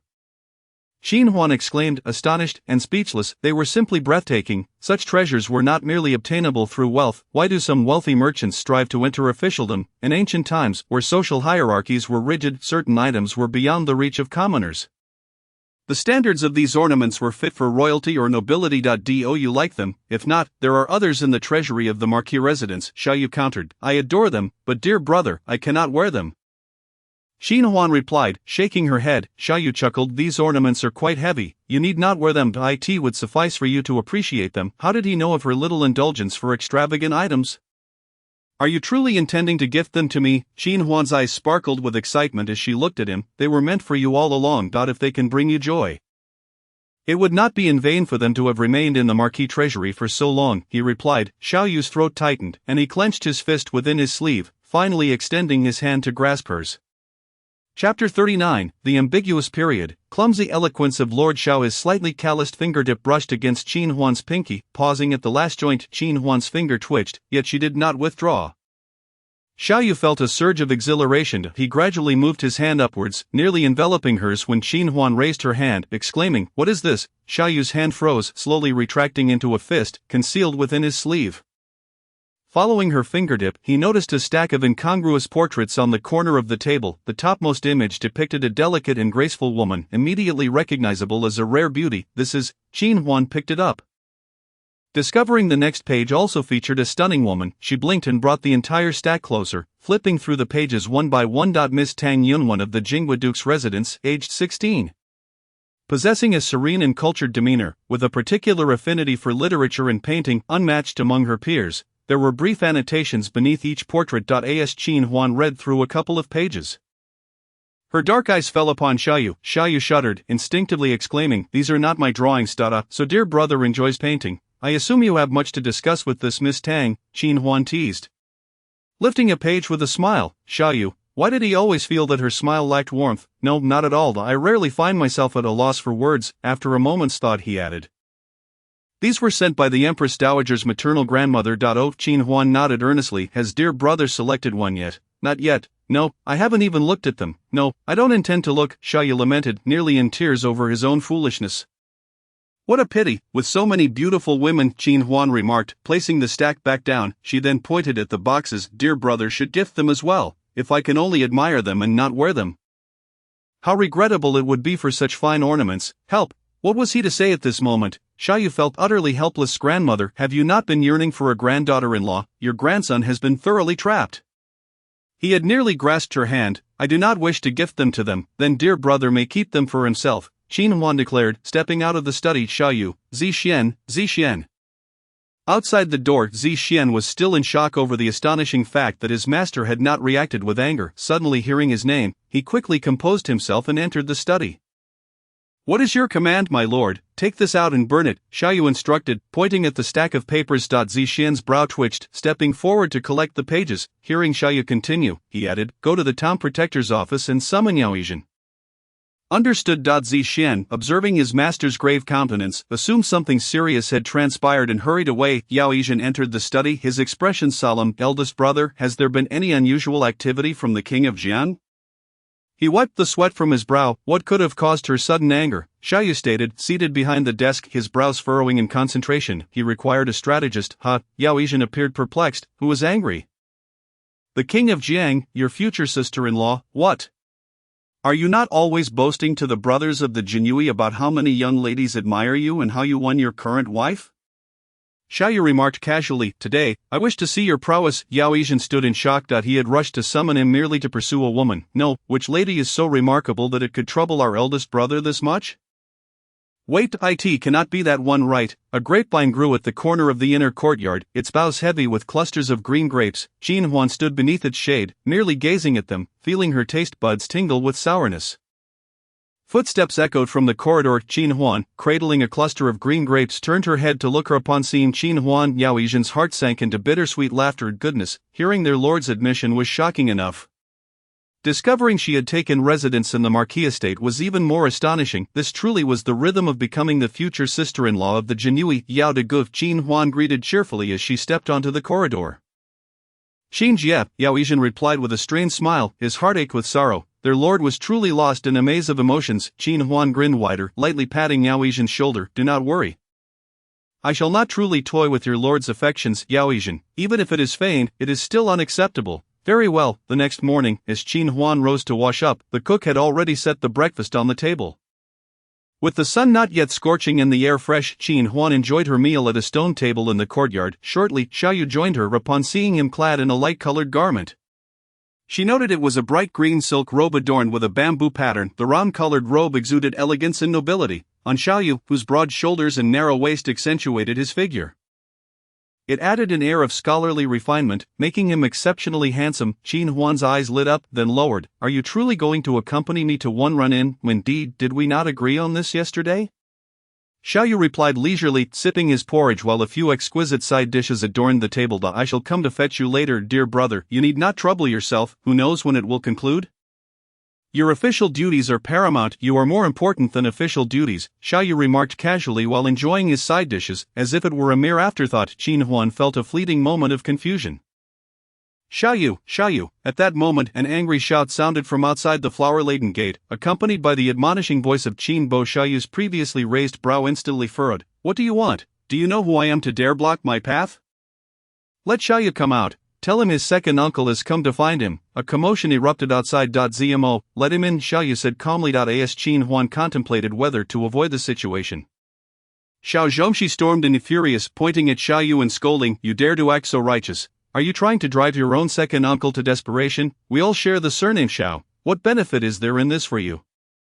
I am merely fulfilling my duty to uphold the law impartially. If you, dear uncle, have any objections, you may present them to His Majesty, and there is no need to waste words in my presence. Do not forget that you share the surname Xiao as well. How could your father have raised such an individual as yourself? Are you intending to do away with me as you did with your elder uncle? Qin, please escort Miss Qin to the one run-in." Xiaoyu's brows were tightly knitted, and he issued a faint command to the housekeeper. The housekeeper acknowledged and respectfully led Qin Huan out. A trace of concern flickered in Qin Huan's eyes as she glanced back at Xiaoyu. "Was that man just now the second uncle of the Marquis?" Qin Huan inquired of the housekeeper. "The Marquis has two uncles, who have been living separately for 4 years and have each taken up their own official positions." With little interaction during this time, the housekeeper explained. Do not be misled by the Marquis's apparent coldness towards his blood relatives, for it is due to the grave misdeeds of the second uncle. Moreover, if we were to count back a decade or so, neither the elder nor the second uncle's actions would warrant the Marquis's forgiveness. Chapter 40, The Ambiguous Period, the Stone of Hope for a Wife at the One Run-In. All present were affluent merchants and wealthy patrons from various states. Those who have succeeded in expanding their businesses are invariably shrewd, and gatherings such as these are rife with flattery and mutual compliments. Qin Huan, however, became an exception. She was the only female proprietor attending the business conference. Upon entering, she was mistakenly regarded as the concubine of some wealthy merchant. Indeed, many brought their beautiful concubines to the meeting. Only yesterday, that boss Luo had brought his only daughter. Qin Huan could clearly perceive the contempt in their gazes, accompanied by various taunts, which bordered on outright teasing. Business is a man's domain. They seemed to suggest, and a beauty like Qin Huan ought to seek a good husband to manage the household and raise children, thereby sparing herself the arduous task of exposing herself to the public eye. A portly merchant, cradling a beauty adorned with various rings, nearly brushed his hand against Qin Huan's face. She stepped back, lightly brushing her garments with a soft laugh. "There are indeed many women in business. If only you men were capable of conducting business, I would not have received an invitation to the G Association and the One-Run Family's conference today, would I have, Boss Tian? What Miss Qin has stated is indeed true." Just then, a rich baritone resonated from outside the door, and the crowd turned to see a man, over 50 years of age, striding in with vigor, a smile on his face. As merchants, we must also value amiability and harmony in our dealings. You never know when we might collaborate in the future. He was accompanied by another man of similar age, who laughed in agreement. Following them were One-Run Xianxia and a retinue of attendants. "Has Old Han and the One-Run Patriarch arrived? Can the conference commence?" some inquired with admiration. The speaker was none other than Han Zhe, the second in command of the G Association, affectionately known as Old Han. Whether it was mere coincidence or not, Qin Huan felt his gaze lingering upon her quite a bit. "Very well, please proceed to the third floor, esteemed proprietors. Please enter, while the uninvited shall remain outside." The uninvited, of course, referred to the beautiful wives and concubines of the various merchants. Over 30 individuals entered the room, and the conference was set to last the entire morning. At noon, they would retreat to their quarters to rest. While attendants would deliver their meals, One-Run Xianxia paid special attention to Qin Huan, arranging a room for her to dine. After a brief respite, the meeting would resume in the afternoon. Luo Qingling had been left outside the conference. An energetic soul, she had set off early to shop, only returning when the sun had begun to set. A luxurious carriage adorned with gold and jade came to a halt before the One-Run Inn. And Luo Qingling hopped down, instructing her servants to unload the half-filled carriage of garments and jewelry she had purchased. It was then that she noticed another carriage nearby, understated yet opulent. She initially cast a fleeting glance. But just as she was withdrawing her gaze, a hand pulled back the bamboo curtain of the carriage. The hand was porcelain white and slender, with clearly defined joints, drawing the attention of Luo Qingling. A beauty enthusiast, the curtain revealed a chiseled, handsome face. Luo Qingling's mind momentarily blanked, leaving only the striking features of the individual before her, a young gentleman exuding an air of nobility. Alas, he merely cast a cursory glance at the inn before dropping the curtain once more. Instinctively, 3 words sprang to mind for Luo Qingling: powerful individual. Miss, we shall take these items to your room. Go away, go away. Luo Qingling waved her hand at her maidservant and made her way towards the carriage. However, before she could approach, a robust driver stood in her path. My master does not appreciate being disturbed. I kindly ask you to stop. Zimo said, his tone devoid of warmth upon seeing the driver's imposing demeanor. Luo Qingling became even more convinced that a person of power resided within the carriage. Is your master waiting for someone here? I am acquainted with the merchants attending this conference. I could assist in bringing them out. Luo Qingling said, her small hand resting on her back, her face slightly raised as she smiled at Zimo. No need, miss, please return. Zimo replied, maintaining a semblance of courtesy. Luo Qingling huffed dismissively, ignoring Zimo, and called out loudly, young master, whom are you waiting for? Or perhaps you wish to enter the Wenren Inn. I might be able to assist you inside the carriage. Xiaoyu, already in a foul mood due to Xiao Zhongxi's blunder, leaned against the wall of the carriage, feigning sleep. However, he was soon roused by Luo Qingling's incessant chatter, causing veins to bulge on his forehead. He chose to ignore her, but little did he know that the woman was relentless. Introducing herself and inquiring about his name, unable to tolerate her any longer, Xiaoyu snapped, Zimo, take her outside. Zimo, startled, immediately drew his sword, causing Luo Qingling to retreat in fright. Miss, should you approach again, I shall not be so courteous. Zimo's cold demeanor sent shivers down Luo Qingling's spine. Who do you think you are, daring to act violently in the streets? At that moment, Chen, the steward of the Luo family, hurried over, helping the fainted Luo Qingling to her feet and glaring at Zimo. Uncle Chen, he scared me, Luo Qingling exclaimed, feigning distress. Do not be afraid, young miss. I am here. Our family has brought many guards with us. Upon hearing this, the Luo family's guards surrounded them, glaring menacingly at Zimo. You are truly ignorant. Zimo's eyes darkened, a fleeting glimmer of murderous intent flashing through them. Under the emperor's gaze, you dare draw your sword in the streets. You truly have no regard for the law.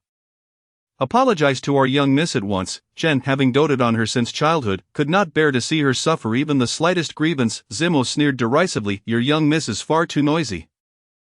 I could not scare her off, and I merely frightened her. Who knew she would be so timid? You are but a mere attendant, and you dare speak so insolently, Chen retorted angrily. Have your master come out and speak with me. News of the G Association's conference had spread widely through the merchant circles, and many merchants without invitations had come hoping to partake in the proceedings. Most of these individuals were staying at nearby inns. Gathering information before making their move, Chen had not anticipated that someone would be waiting directly at the inn, and it was likely a gamble, hoping to meet Old Han or the Wenren Patriarch. Such individuals did not intimidate the Luo family. You believed yourself worthy to speak with my master, Zimo sneered, finally advising, leave quickly lest you find yourself begging on your knees before my master later.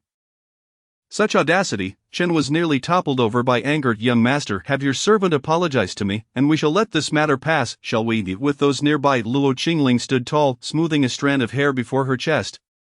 Sweetly negotiating. Zimo, take action. Xiaoyu, already exasperated, was now filled with murderous intent. Upon receiving the command, Zimo immediately drew his sword. Just then, a loud male voice called out, Steward Chen, what is happening here? It was none other than Luo Minzhong. Oh, Boss Luo, I see your steward is about to engage in a public brawl, someone teased, reveling in the drama. It seems the sky is about to rain. Why is everyone gathered here? The Wenren Patriarch also stepped forward to investigate. My lord, this man drew a sword to intimidate the young miss, and refuses to apologize while speaking disrespectfully, Steward Chen reported to Luo Minzhong. Father, look at that sword, it truly terrified me, Luo Qingling pouted, clutching her father's sleeve while her gaze kept darting towards the carriage. Hearing this, Luo Minzhong became furious and directed his ire towards the carriage. Who dares to be so arrogant, Steward Chen? Quickly report this to the authorities. Without the master's indulgence, a servant would not dare to act so brazenly in the streets. It seems that the Wenren Patriarch has been quite idle lately. Hosting a business conference and inviting all sorts of people, a voice remarked as tensions flared amidst the standoff. A low, restrained voice emanated from the carriage, carrying an unmistakable air of impatience. The Wunren patriarch raised an eyebrow and stepped forward. Clasping his hands in greeting, I did not expect the esteemed Marquis to grace us with his presence. I apologize for my lack of proper reception. Chapter 41. The enormous cauldron of jealousy has been upset. The sound of rain pattering against the carriage resounded like the clinking of copper coins. It had begun to rain, and by the looks of it, a torrential downpour was imminent, yet none of those present made a move to seek shelter, all stunned into silence by the mention of the Marquis. They were merchants, the cream of society, rarely encountering figures of such nobility, let alone a distinguished lord, and how young his voice sounded. Moreover, they were more than willing to witness the unfolding drama. Luo Minzhong and Steward Chen's faces turned pale. Only Luo Qingling's eyes sparkled with excitement, her gaze fixed intently on the carriage. A Marquis, how extraordinary, she thought to herself, convinced that he was indeed a person of significance. I require no reception from you. However, I am quite curious as to why your Wunren has allowed a carriage to park here. Xiaoyu's voice rang out once more. That is simply not the case, the Wunren patriarch quickly retorted. His smile broadening. It is an honor for our end to host the Marquis's carriage. Then why is it that the young Miss Luo seems so intent on approaching, unable to be dissuaded? With no other option, I was compelled to order my men to draw their swords, yet I was met with this unexpected backlash. Xiaoyu's distinctive voice, inherently commanding, resonated with an air of authority that was both captivating and imposing. Leaving an indelible impression of a high-ranking official with power at his fingertips, amidst the curiosity of the crowd, a profound sense of awe took root. At that moment, the head of the Wunren family cast a sidelong glance at Luo Minzhong. With Xiaoyu's words, it was clear that he was no longer involved, and he breathed a sigh of relief. Despite being the wealthiest man in the Great Shang, annually offering countless treasures to the imperial court and receiving a handful of minor official positions for his family members in return, he dared not act recklessly in the presence of true nobility, especially someone like Xiaoyu. A royal relative. Luo Minzhong was already drenched in cold sweat. A merchant skilled in eloquence, he found himself at a loss for words at that moment. After a brief pause, he finally found his voice. Lord Xiao, it was my poor parenting that caused my daughter to offend you. My daughter has always been mischievous and did not mean any harm.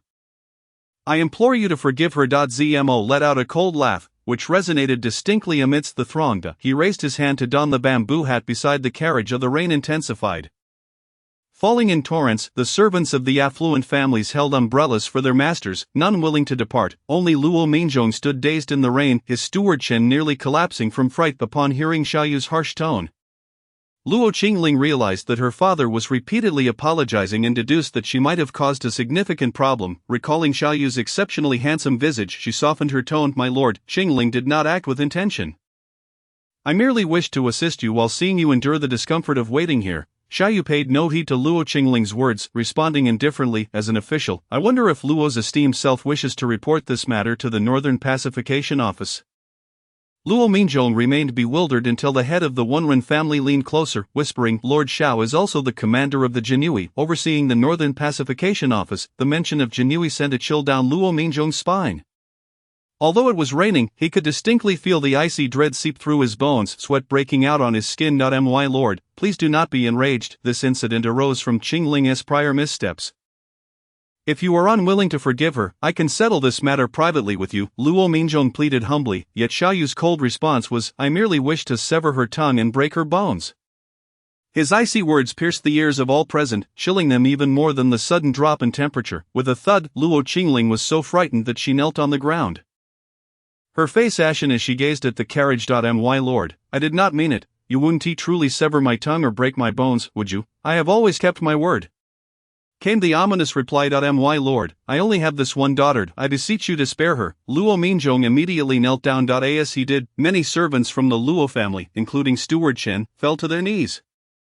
Their earlier bravado vanished. Indeed, it echoed Zimo's remark that one must kneel to plead with his lord. Zmo, also exasperated with Luo Qingling, leaned against the carriage, sword in hand, waiting for his master's command to enact punishment.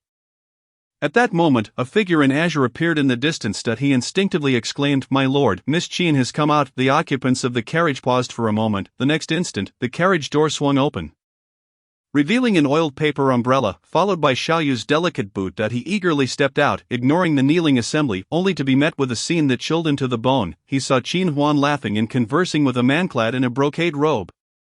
Adorned with patterns of wine and revelry, the man draped a cloak over her shoulders and picked up a nearby oiled umbrella, sharing it as they walked together into the rain. Xiaoyu's heart tightened, and he exerted all his strength to resist the urge to separate the two. Zmo felt a wave of despair. What a disaster! Qin Huan spotted Xiaoyu amidst the crowd. He stood out, a paragon of elegance and poise among the middle-aged men, though his expression bore a hint of displeasure. He truly came to fetch her. Who has angered him? Why are there so many kneeling? Qin Huan approached Xiaoyu under the watchful eyes of the assembly. Zimo's exclamation, "Miss Qin," was heard by all, making it clear that Lord Xiao was waiting at the Wenrun Inn for this particular businesswoman. The only female owner attending the conference, Luo Boss. What has transpired? At the meeting, Qin Huan had held a favorable impression of Luo Minzhong, so seeing him provoke Xiaoyu left her somewhat astonished. Boss Qin, do you know Lord Xiao? Drenched in resembling a drowned rat, Luo Minzhong dared not rise. Qin Huan glanced at Xiaoyu, then nodded. I have some acquaintance with the Lord. Please, Boss Qin, for the sake of our shared association, intercede on Luo's behalf with the Lord. He intends to sever my daughter's tongue and break her bones. Luo Minzhong pleaded desperately. Qin Huan gasped, turning her attention to the trembling Luo Qingling. What had this girl done to provoke Xiaoyu to such an extent? Why would she provoke the commander of the Jin Yiwei? While Qin Huan was momentarily stunned, Xiaoyu's voice broke the silence. She turned to see him standing there, umbrella in hand, his expression grim as he slowly extended his hand toward her, beckoning her to come closer. Wenrun Xianxia felt a chilling aura radiating from him, oppressive and foreboding. As she looked at his slender, elegant hand, a flicker of emotion stirred within her. The next moment, she stepped into the shelter of his umbrella. Xiaoyu felt some of his hostility dissipate, his clenched fist relaxing, yet he couldn't help but wrap his arm around Qin Huan's waist. Qin Huan was taken aback. She hadn't anticipated such boldness in front of others. Remembering how the wealthy merchant had held her, she instinctively tried to push his hand away, but Xiaoyu held fast, tightening his grip. Consequently, Qin Huan relented. What crime has Luo Boss's daughter committed? Xiaoyu cast a glance at Zmo, who recounted the events in detail. The intentions of Luo Qingling were clear to all present. Although Qin Huan believed Xiaoyu's punishment was excessive, she inwardly wished to wash her hands of the matter. However, seeing the pleading look on Luo Minzhong's face, she reluctantly said, Miss Luo is rather lively and playful, often teasing others. Please forgive her this once. I believe from now on, Boss Luo will educate his daughter properly, and she will learn to be more cautious. Luo Qingling, petrified, and Luo Minzhong echoing Qin Huan's plea, begged for mercy. The crowd held its breath, awaiting Xiaoyu's verdict, the tension palpable. After a moment, he finally spoke. Very well. I shall heed your wishes. Chapter 42. The petulant Lord Xiao. With the farce concluded, Qin Huan received the message that Xiaoyu had no intention of lingering. A muddy puddle lay before the carriage. Just as Qin Huan was about to board, she felt a sudden chill on her shoulder. Xiaoyu had lifted her cloak to lay it over the puddle. This garment isn't mine, she exclaimed. Hurry and get in the carriage, Xiaoyu urged her, discreetly patting her backside with his sleeve in a manner unnoticed by others. Had it been her own attire, he wouldn't have sullied it in such a way. Qin Huan climbed into the carriage, while Xiaoyu stepped onto the garment and joined her inside. The merchants, drenched in wind and rain, watched the luxurious carriage depart, each scene imprinted in their minds. The class distinctions of scholars, farmers, artisans, and merchants became more pronounced in that moment. Moreover, one lesson was clear: never offend the esteemed Boss Qin. Those who had previously looked down upon her in the morning now felt regret wash over them. Unaware of the subsequent events, Qin Huan found the temperature inside the carriage comfortable, yet she noticed Xiaoyu's hand still resting on her waist. Having refrained from struggling earlier, she was now free to act without restraint. Brother, she exclaimed, gritting her teeth as she forcefully pried his hand away. Humph, Xiaoyu scoffed, a hint of jealousy coloring his tone. Who was that man? Why were you with him? Qin Huan, sensing his tone, stifled a laugh. He is the son of the Wenren family. I was merely sharing an umbrella with him since all the others prepared by the inn were taken, leaving only that one. Xiaoyu replied, feeling somewhat relieved, yet his gaze shifted back to her. And you wore his clothing? Qin Huan bristled. You are aware it belongs to someone else. How am I to explain this to him? She had intended to apologize to Wenren Xianxia upon boarding. Xiaoyu pulled her back, insisting, I was the one who soiled his garment. What is there to explain? With a scoff, he added, if he has objections, he can come to the Northern Pacification Office to confront me. You're being unreasonable. Qin Huan found it amusing. Externally composed and mature, internally, he displayed such childishness. What harm was there in teasing him? What of it? Xiaoyu retorted nonchalantly. Qin Huan finally broke into laughter, her chuckles brightening the atmosphere. Xiaoyu, leaning against the carriage wall, watched her with a smile. Brother, she cooed sweetly, you came to fetch me so early. Xiaoyu felt a flutter in his heart, fingers idly twisting that he had cancelled their morning meeting. Yet his eagerness this afternoon was a means of making amends. Qin Huan recalled his second uncle, suppressing her playful thoughts. Do you have other family members? Your relationship with them seems strained. Seated in a relaxed position, her small frame leaned closely against Xiaoyu, who sat with legs spread wide, arms outstretched as if to embrace her. He began recounting his family history. His grandfather, the first patriarch of the Xiao family, had been adopted by his great-uncle after the passing of his great-grandfather. His great-uncle had several children, and as the adopted son, his bond with them was distant. His grandfather's children became siblings, resulting in Xiaoyu having two elder uncles and a younger uncle. This adoption merely brought them one generation closer, coinciding with the eligibility for inheriting a marquisate. The two uncles and one younger uncle, along with their numerous offspring, had set their sights solely on Xiaoyu after his father's demise. It wasn't until he turned 20 that he firmly grasped the title, expelling all relatives from the marquisate except for his sister. Qin Huan recalled him referring to his blood relatives as wolves at the dining table. He did not elaborate at that time, nor does he seem to do so now. He merely spoke of familial ties and vested interests, through which Qin Huan could discern how he had navigated these years. It matters not, I have resolved that matter today. Seeing her concern, Xiaoyu misinterpreted it as her sympathy for him, which uplifted his spirits. Does the matter of the mountain temple relate to them? Qin Huan inquired. Indeed, the mountain temple incident refers to the time Qin Huan rescued him. As he gazed at her, under the dim, golden light, the name he uttered seemed to reveal the depth of his affection. He paused briefly before stating, my life is worth more than 527 taels. Qin Huan's heart skipped a beat. She smiled subtly. Then how does my elder brother wish to repay me? A flicker of contemplation crossed Xiaoyu's eyes as he earnestly proposed, how about I gift myself to you? Qin Huan replied playfully, I would gladly accept such a proposal. The coachman Zmo nearly stumbled from the carriage in disbelief. What, can you believe this is something that cold-hearted master could say? Qin Huan's smile widened, though she turned her head away. I cannot accept that. Simply giving me yesterday's hairpin would suffice. Xiaoyu leaned closer. Naturally negotiating, the hairpin was a gift I willingly offered you. You should have accepted it yesterday. Today, I present myself to you as well. How about it? Zmo was left astounded. Isn't this just too shameless? Should I go in and check if the master has been swapped out? I certainly would not accept that. You should. I won't. The next day, when Qin Huan attended the business meeting, she distinctly sensed a dramatic shift in the attitude of those around her. They covertly inquired about her relationship with Xiaoyu. Qin Huan simply smiled and said nothing, and the others, discerning her reticence, ceased their inquiries. Luo Minzhong once again expressed gratitude to Qin Huan. The absence of Luo Qingling was due to Luo Minzhong having sent her back overnight. As the afternoon drew to a close, the distinguished guest arrived at the Wenren Inn. So esteemed was her status that even without an invitation, the Ji gang and Wenren family dared not dismiss her but instead welcomed her with utmost deference. It was said that the esteemed Merchant Association only permitted entry to those bearing invitations, thus it would be inappropriate to ask the Wenren family to breach protocol. The woman was adorned in resplendent garments reminiscent of a rainbow. Her demeanor as elegant as an orchid in winter, her raven hair styled into a luxurious lily bun embellished with an entire set of sapphire hairpins glimmering like jewels, exuding an air of opulence and grace. As she spoke politely, her expression betrayed no warmth, her face as expressionless as a silver platter. The head of the Wenren family, however, remained unfazed, offering his compliments. Your Highness, it is truly an honor to have you grace our humble establishment.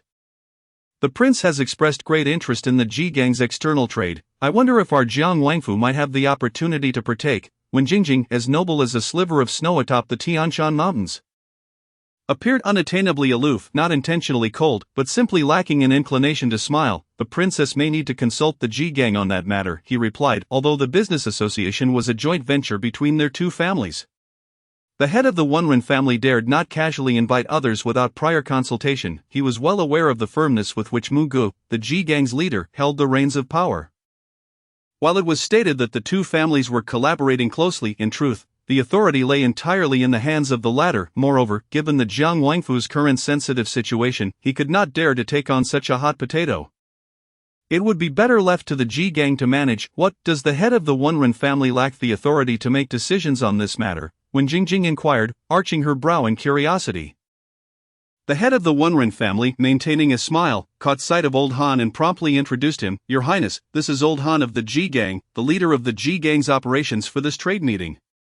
Old Han, meet the Jiang Wangfei. Chapter 43, Jiang Wangfei. When Jingjing the merchants gathered around began to probe into Wen Jingjing's identity, they cast curious glances in her direction, but none dared to approach.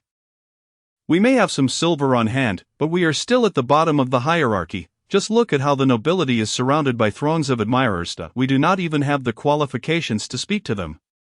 The head of the Wunren family truly has a tough job. Yesterday it was the Marquis, today it is the Princess. Qin Huan sat quietly at the table, sipping her tea, listening to their conversation. They tended to avoid her gaze, likely relegating her to a half-acknowledged position across from them. Suddenly Qin Huan sensed the Jiang Wangfei's gaze upon her. Wen Jingjing casually scanned the merchants but was taken aback to discover a woman seated among them. Prompting her to take a second look, their eyes met, and within Qin Huan's gaze, there lay a tranquil depth akin to a calm lake, harboring resilience beneath its surface, clear and bright, seemingly etched with her aspirations for freedom. Thus she was able to perceive her at a glance. When Jingjing averted her gaze and resumed her conversation with the two others, noticing that Old Han and the head of the Wunren family had escorted the Jiang Wangfei into the conference hall. With the door firmly shut and several guards stationed outside, Qin Huan surmised that her day was likely drawing to a close. With that thought she set down her teacup and rose to leave. In the conference hall on the second floor, Wen Jingjing maintained a calm demeanor as she stood before a large diamond-patterned window. Old Han, neither servile nor overbearing, spoke. I apologize, Your Highness, but our dealings with the outer court are still in the exploratory phase. And we are yet to ascertain whether we will incur losses or gains. If we were to suffer a loss, it would be a disservice to Prince Jiang. Our prince has great trust in your gang. And it is entirely normal for business to have its ups and downs. There is no need for you to worry. Our prince is not a man of small-mindedness, Wen Jingjing replied softly. Her beautiful eyes, which were both restrained and imbued with a hint of coldness, gazing out the window. Suddenly, a familiar carriage entered her line of sight, instantly capturing her full attention. Her fingers, concealed within her sleeves, tightened, turning pale from the pressure. Whatever Old Han was saying behind her, she could no longer hear. The carriage came to a stop in front of the inn, and its occupant alighted, striding purposefully forward. Xiaoyu, it was indeed him. What brought him to the Wunren Inn? Since childhood, she had unknowingly been drawn to that cold yet captivating aura he exuded. Years had passed, and though she was now a married woman, well cared for by Jiang Wang, she thought she had long forgotten Xiaoyu. After all, they had not seen each other in many years, and he seldom attended royal banquets, yet now she realized how gravely mistaken she had been. As Xiaoyu strode into her line of sight, Wen Jingjing felt a flicker of anticipation. Was he truly coming inside? For what purpose? Beneath her excitement lay a tinge of anxiety. Yet if it were truly as she imagined.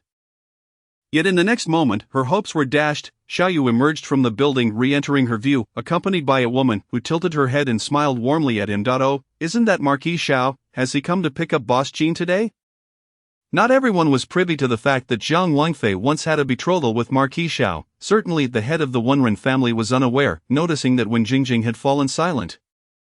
He cast a curious glance downward, playfully teasing again. When Jingjing's gaze remained fixed on the two eye in her memories, he had always been composed, self-disciplined, and rarely smiled, yet here he was, playfully interacting with a young woman. Indeed, after yesterday's heavy rain, the Marquis came to retrieve Boss Qin. A small misunderstanding occurred in front of the inn, and the Marquis became quite irate, but Boss Qin, possessing considerable skill, managed to calm him with a single word. The head of the Wunren family chuckled. Is that so? When Jingjing asked, perplexed. The head of the Wunren family should not tarnish the young lady's reputation. Perhaps Boss Qin and the Marquis share a closer relationship? Old Han interjected, casting a sidelong glance at the head of the Wunren family. Though the head of the Wunren family found this remark insignificant, he refrained from contradicting it. Then, Your Highness, shall we return to the matter at hand? The man attempted to grasp her sleeve, but Qin Huan consistently evaded his touch. In her attempts to avoid him, she began to run, and Xiaoyu pursued her. Why are you here so early? Not having caught her hand, Xiaoyu was not disheartened. Climbing into the carriage, he inquired. Fortunately, I arrived just in time. Otherwise, I would have missed you. My elder brother need not come for me every day. I can return on my own, Qin Huan replied. I take pleasure in it. Xiaoyu grinned. I shall come for you again tomorrow. For the next few days, she would only be going in the mornings. At this rate, it may even conclude earlier than expected, Qin Huan remarked. In that case, I shall pick you up at noon. No need. I will return by myself tomorrow, Qin Huan declined. You frightened them yesterday. They are now questioning our relationship. Isn't Ingu saying her brother has been quite busy? He hasn't returned to the Marquis Manor for several days. It seems he is far too idle. Questioning what our relationship is, Xiaoyu, handsome and charming, smiled alluringly. Yao Yijin mentioned he cannot simply rely on his good looks, he should smile more to avoid scaring off young ladies. I suppose when we first met in Chang'an, I was indeed rather stern. Qin Huan shot him a sidelong glance. How did you respond? He inquired again. What could I say? I told them that Marquis Xiao was merely a regular elder brother to me. Qin Huan lifted the carriage curtain to gaze outside at the bustling crowd. Xiaoyu feigned sorrow, however, he was not overly distressed. He understood that to win over his future wife, he must be patient, taking his time, and remain unperturbed by setbacks. This was also the advice of Yao Yijin. Just as he was about to speak, Qin Huan interjected, "All right, a distinguished guest arrived at the inn today. She likely wishes to engage in business." Who? Xiaoyu asked casually, though he was not particularly interested in the answer. "I believe it is the Jiang Wangfei." Xiaoyu's expression momentarily faltered. "Jiang Wangfei," he murmured softly, his gaze narrowing, becoming enigmatic. Qin Huan sensed something amiss and lowered the curtain. "Do you know her?" As soon as the words left her mouth, she felt them to be rather foolish. After all, they were both nobles of Chang'an. There would naturally be some acquaintance between them. Moreover, given that Jiang Wangfei was still quite young in her teens, and Xiaoyu was not much older, it was entirely possible they had known each other in their youth. "I do know her," Xiaoyu nodded, then asked, "What is the Ji Gang and Wenren family's stance?" "That I do not know. They are likely still in negotiations." Qin Huan believed that the Jiang Wangfu would likely partake in the spoils. After all, they were noble families, and merchants could not afford to offend them. After dinner, Qin Huan was once again invited by Xiaoyu into the study. "Don't fidget, I can't sit still." Qin Huan perched on the intricately carved armchair. Usually, sitting quietly felt unremarkable, but now, with Xiaoyu occasionally casting a glance her way, she felt a strange discomfort envelop her. "It will be done shortly," Xiaoyu coaxed her, his brush swiftly gliding across the silk cloth. It was rare for Qin Huan to see him set aside his sword, letting down his long ink-black hair, clad in an elegant ivory-white robe adorned with meticulous landscapes, as he engaged in this refined endeavor. She couldn't help but feel a fondness bloom within her, unable to suppress a smile. "If you keep smiling, I might draw you with a crooked mouth." Chapter 44, Tenderness and Affection. Qin Huan huffed lightly, though she ceased her laughter. Before long, Xiaoyu set down his brush and approached to inspect her work. Qin Huan stepped forward for a closer look. It was a vivid painting, elegantly colored with flowing lines, depicting a woman with graceful black hair, slender form, and a beauty that was both delicate and spirited, her bright eyes conveying a mix of joy and annoyance, shyness and infatuation. Qin Huan's eyes curved with delight. "Am I truly this lovely? The painting pales in comparison to your beauty." Xiaoyu leaned against the long table, observing her smile. "Is it a gift for me?" Qin Huan's eyes sparkled. "That cannot be. I must keep this one." Xiaoyu shook his head with mock seriousness, gesturing to the wall opposite. "It must hang there so I can gaze upon it day and night." Hearing him so earnest, Qin Huan couldn't help but blush. What had this man been consuming lately? He was truly becoming enlightened. "However, I could gift you a portrait of myself," Xiaoyu added. "No, thank you." Qin Huan shook her head, pointing to the intricately carved chair, lifting her chin with a hint of pride. "Now it's your turn to take a seat." Xiaoyu regarded her with a knowing smile, yet he wasted no time in complying. Quickly moving to sit down, Qin Huan spread out a sheet of rice paper, picked up a small brush resting on the mountain-shaped brush holder, dipped it in ink, and began to sketch, mirroring Xiaoyu's strokes. Her hand moved swiftly, only touching the ink. Xiaoyu guessed she was employing either ink wash or fine-line drawing. Within the span of a tea's brewing time, Qin Huan concluded her work. Curious, he approached for a better look, only to find several chubby little figures adorning the pristine paper. They were adorably round, and upon closer inspection, they bore his likeness. "What manner of painting is this?" Xiaoyu inquired, scratching his chin in confusion. "This is our adorable version of Lord Xiao." Qin Huan waved the paper in front of him. "This is for you. How about you add an adorable version of Huan next to it? And then gift it to me." Xiaoyu, utterly delighted, pressed for more. "That can be arranged." Qin Huan lifted her brush once more. Xiaoyu sat beside her, observing from his office chair. As she added the cute version of herself next to the charming Lord Xiao. The two little dumpling figures perfectly matched his expression. The more he looked, the more he appreciated it, his sharp features softening. Qin Huan should belong to him, he mused, not as rapid as before. Qin Huan took her time with each figure. Her fair, delicate fingers gradually moved toward a certain spot, inadvertently brushing against Xiaoyu's fingers. He paused, realizing his hand had extended too far, and retracted it slightly. Yet a moment later, Qin Huan's hand brushed against his once again. Xiao Yu's brows arched slightly, his fingertips stirred, a flutter of excitement igniting within him. He looked up to find Qin Huan's gaze fixated on her drawing, her serene profile presented to him. Xiao Yu cautiously withdrew his hand a fraction more. Not daring to go further, merely half an inch. Of the next moment, Qin Huan's hand pursued his again, her soft fingertips gently covering two of his knuckles. Xiao Yu's breath caught in his throat as he grasped her hand. Holding it tenderly in his palm, his gaze locked onto her side profile. Qin Huan, still too shy to meet his eyes, remained oblivious to his longing. Xiao Yu wrapped his arm around her slender waist, pulling her into his embrace. "You can still draw like this," he murmured. Qin Huan struggled gently, playfully protesting. "Xiao Yu, I want to draw. This way you can." Xiao Yu held her closer, his broad chest pressing against her back.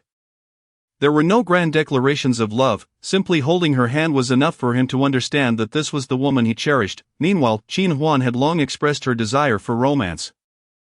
A budding affection was all that was needed to ignite a relationship, especially since she knew Xiao Yu's feelings for her surpassed her own for him. The following day, Qin Huan returned from the one run in early.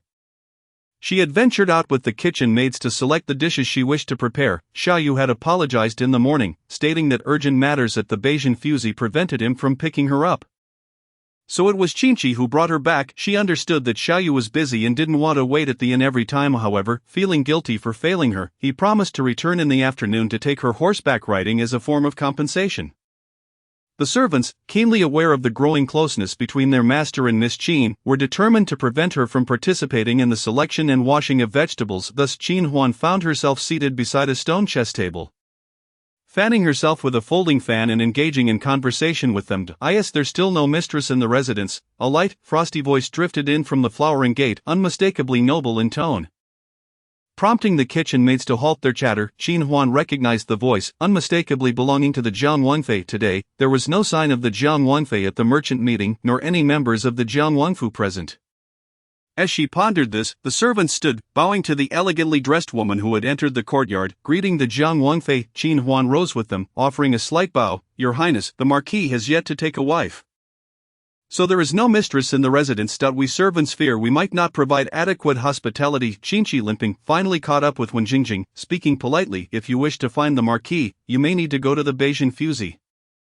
This was an unmistakable dismissal. Qinchi had never imagined this woman would set foot in the Inting Hofu, especially during such a sensitive time for the Jiang Wangfu and the Jin Yiwei. "No mistress?" Wen Jingjing repeated, her cold gaze landing on Qin Huan. "Then who might this be?" Qin Huan sensed an undercurrent of veiled hostility in her eyes. In response to the Wangfei, "My elder brother is the fiancé of the Mingyun princess. I am here under the care of the Shao family's elder brother, temporarily residing in the Hofu." Her enunciation was clear, neither servile nor arrogant. "I see." Wen Jingjing nodded, her voice as aloof as ever. "But the Mingyun princess is yet unmarried. She is not your sister-in-law. Even so, residing in your brother-in-law's house does not seem appropriate, does it?" When Jingjing was aware of Qin Huan's origins, she considered her merely a shopkeeper's daughter, not a lady of a prominent family, which explained her presence in the Wangfu, as well as her apparent lack of decorum. Having speculated before, upon hearing these words, Qin Huan immediately felt the palpable animosity directed toward her. But why? She had not wronged her in any way. She was there to see Xiao Yu. If he was not in the residence, she would not leave, and yet she seemed to be the target of ire. Could it be as she feared? After all, she was a married woman. Qin Huan recalled Xiao Yu's unusual reaction yesterday when he mentioned the Jiang Wangfei. Taking a deep breath, she swiftly dismissed these errant thoughts. "If I may be so bold, on what grounds does the Wangfei question me?" Qin Huan smiled, her youthful face displaying no trace of fear, instead radiating warmth and resilience, implying that the matter was none of her concern.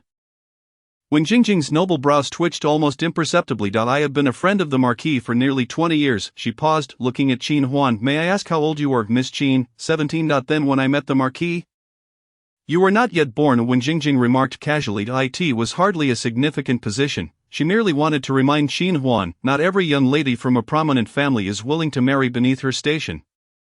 Nor does every man find appeal in a rustic woman. It is crucial to understand your position. Do you not agree? Chapter 45, Jealousy and Madness. Understanding one's position is of utmost importance.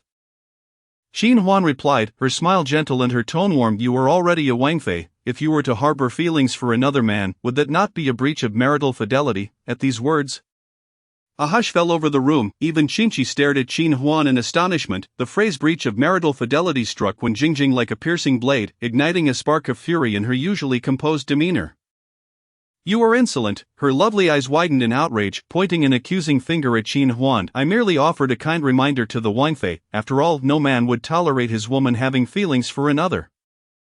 What do you think, Your Highness? Qin Huan was unaware of the history between Xiao Yu and Wen Jingjing, yet she had already wed him. He was now her husband, with such evident hostility directed toward her.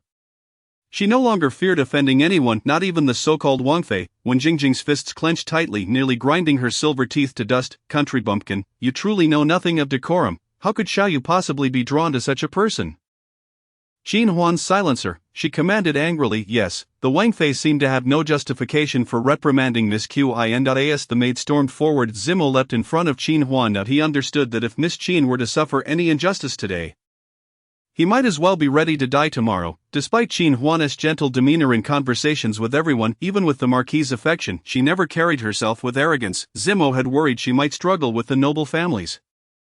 Yet it appeared, when it mattered most, she was fiercely formidable. This woman has insulted the Wangfei, shouldn't she be punished? Wen Jingjing was enraged to see Zimo defending Qin Huan, further fueling her ire. Xiao Yu. You truly have taken a country bumpkin as your beloved. Why did you not confront the Wen family when I was married off to the Wangfu? You allowed me to wed into the Wangfu. Despite the Jiang Wang being 30 years my senior, did you truly think I was willing? To speak such truths that displeased the Wangfei was deemed insolence. Qin Huan chuckled lightly, remarking, You are merely a princess. Not His Majesty. It is certainly not the case that everyone should cater to you. Steward Chen was left utterly speechless. Zmo, on the other hand, was inwardly amused, his lips curling into a smirk. Goodness, just look at how infuriated the lofty princess has become. Clearing his throat, he straightened his posture and added, If the princess has no pressing matters, it would be best for you to take your leave. If the Duke of Jiang were to discover that you have set foot in the Marquis's residence, I fear he would not be pleased. Zmo was not merely defending Qin Huan. The Duke of Jiang and the Marquis had held a grudge against each other for quite some time. The Duke's current predicament was entirely the doing of Xiao Yu, and the two families were indeed at odds. There was no need for them to be overly polite. However, when the master was weak, the servant could not afford to be bold. When the master was strong, the servant's protection would only grow fiercer. Qin Huan had provided them with ample confidence, since becoming the Duchess of Jiang. Wen Jingjing had never been subjected to such indignities, yet Zmo spoke the truth. The Duke of Jiang was already concerned about her being the former fiancée of his adversary, Xiao Yu. If matters escalated, it would serve no one well, and it was likely that her own wrathful words would find their way to his ears. The barbarous woman was correct. No man could tolerate the thought of his woman being enamored by another. Hence she had the audacity to utter such words with her dignity intact. Observing Qin Huan's calm demeanor and serene expression, Wen Jingjing felt a surge of anger rising within her. Fortunately, a semblance of rationality still lingered. Prompting her to compose herself, addressing Steward Qin, she stated, I did not see the Marquis today. Please convey to him that this princess will pay a visit on another day. Indeed, she had certain matters to discuss with Xiao Yu. Steward Qin gestured, the princess is welcome. After Wen Jingjing departed, Zmo once again concealed himself, and the small courtyard returned to its tranquil state. Qin Huan continued her conversation with the kitchen maids. Offering smiles to everyone, however, those with discerning eyes could detect that the atmosphere had drastically shifted from before. Steward Qin hesitated. He was a soldier serving under Xiao Yu's father and had spent the longest time in the company of Xiao Yu. No one understood the past between Xiao Yu and Wen Jingjing better than he did. Unlike Zmo, he harbored no animosity towards Wen Jingjing and even felt a degree of pity for her. The young lady from the Wen family, he could read her affections for their Marquis better than the Marquis himself. Alas, the Duchess of Jiang had relatives who were sycophantic. Miss Qin, you see, the Duchess of Jiang. Steward Qin began, but Qin Huan interrupted him, her beautiful apricot eyes turning serious. I must go prepare the meal. Some matters are best heard directly from Xiao Yu. Observing that it was still early in the day. Barely past the hour of the snake, Steward Qin sighed softly. Qin Huan prepared dish after dish, with the kitchen maids assisting her at a swift pace. After a short while, a sumptuous lunch was laid out on the table. Qin Huan took a pair of bowls, a set of silver-inlaid chopsticks, and sat down at the table alone, quietly indulging in her meal. The kitchen maids exchanged glances, and until Qin Huan had finished eating, none dared to approach and inquire why she did not wait for the Marquis's return. After all, she had mentioned that the dishes were specially prepared for Xiao Yu. With her stomach full, Qin Huan leaned back against her chair for a moment before instructing her servants not to clear the table. The servants looked at one another in confusion when Xiao Yu returned, brimming with vitality. He found the one he missed dearly absent. Instead, on the table in the guest hall, a lavish lunch was spread out, emitting an irresistible aroma. Only his beloved Huan could cook so exquisitely. As he contemplated this, Xiaoyu approached for a closer look. His expression froze in astonishment. The dishes had been disturbed, but what captured his attention most was the bowl and plate, along with the pair of chopsticks resting on the plate. Just as he was trying to make sense of it, Zmo emerged to recount the events of the morning. Xiaoyu's demeanor darkened immediately, the previous warmth vanishing entirely. "You did well. From now on, while I am absent, no one from the Duke of Zhang's household is to set foot in the Marquis's residence. Let them seek me at the northern town guard." A palpable aura of menace surrounded him.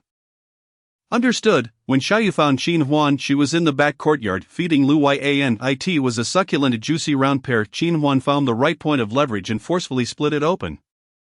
Feeding it piece by piece to Lu Yan, the creature was delighted, occasionally letting out a low, contented growl. Its coat was a rich mahogany, soft and devoid of any blemishes, nuzzling affectionately against Qin Huan.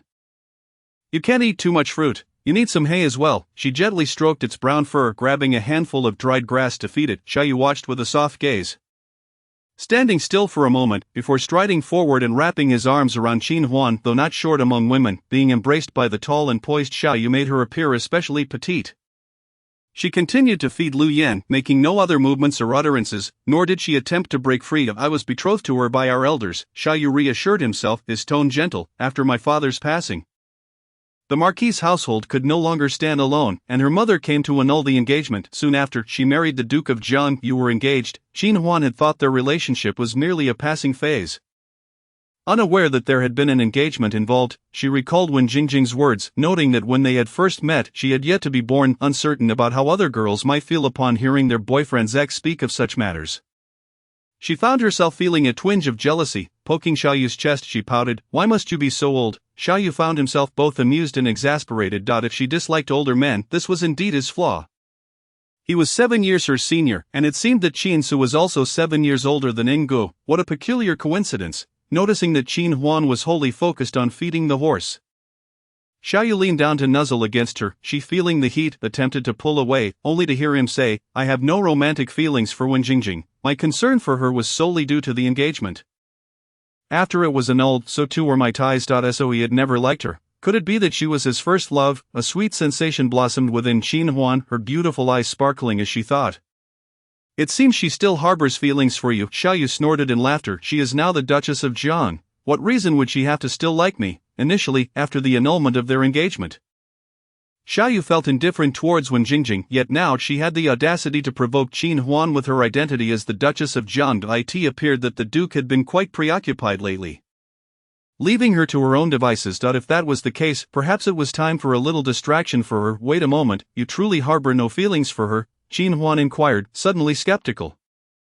"I distinctly recall that when you heard Duchess of Zhang, you seemed off." Whether or not he had ever had feelings for Wen Jingjing was no longer of consequence. Qin Huan did not wish for him to placate her with falsehoods. "Is that so?" Xiaoyu mused, then smiled. "At that moment, I was thinking about the Duke of Zhang behind her, the Duke's ambitions in commerce." At this point, he paused. "You were still unaware of the current situation of the Duke of Zhang, are you?" Qin Huan realized that matters concerning court politics were difficult for common folk to uncover. Xiaoyu gently pinched her cheek, explaining the entanglements between the Jin Yiwei and the Duke of Zhang. "The Duke of Zhang possesses considerable wealth and has been secretly recruiting soldiers. The Jin Yiwei has cut off some of his financial resources. Now he wishes to partake in commerce. But I shall not allow it.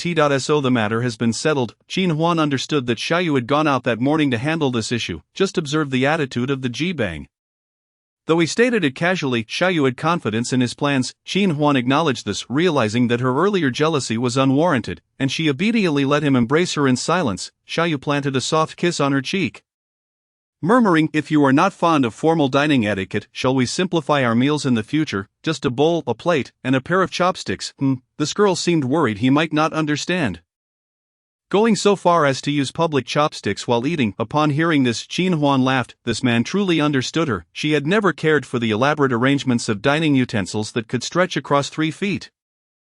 She found them cumbersome and unnecessary, yet Xiaoyu had been raised with such customs, and she didn't mind it too much. Today, her irritation at Wen Jingjing had simply manifested in this manner. To her surprise, Xiaoyu did not shy away from this topic. He was willing to indulge her. Qin Huan felt a surge of joy, turning on her toes to plant a resounding kiss on Xiaoyu's handsome face.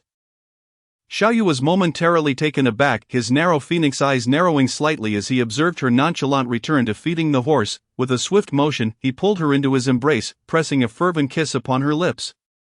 Qin Huan, still clutching the hay, found herself half resisting yet yielding to his ardor. Poor Lu Yan stretched its neck, attempting to nibble on the grass swaying in Qin Huan's hand, its tongue darting out yet failing to reach the treat.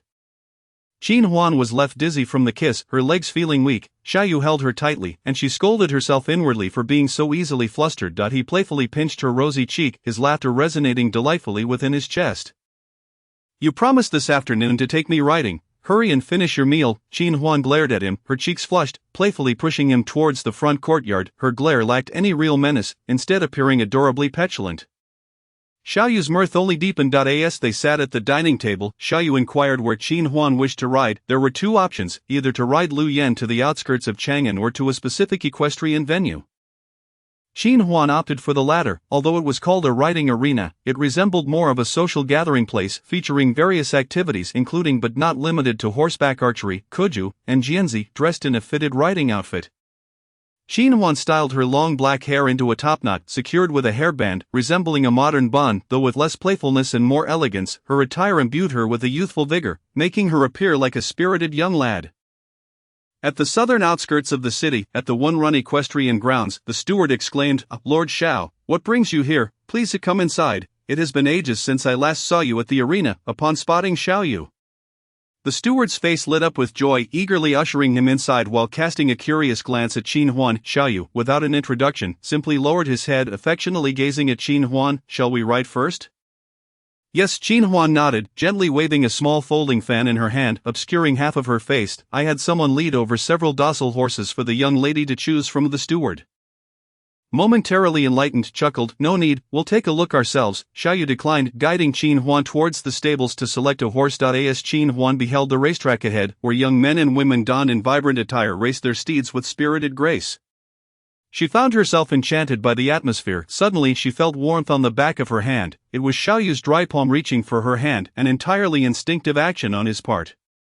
But as Qin Huan unceremoniously swatted it away, Xiaoyu recalled their earlier agreement to keep their relationship under wraps for the time being. He obediently withdrew his hand, curling his elegant fingers into a fist.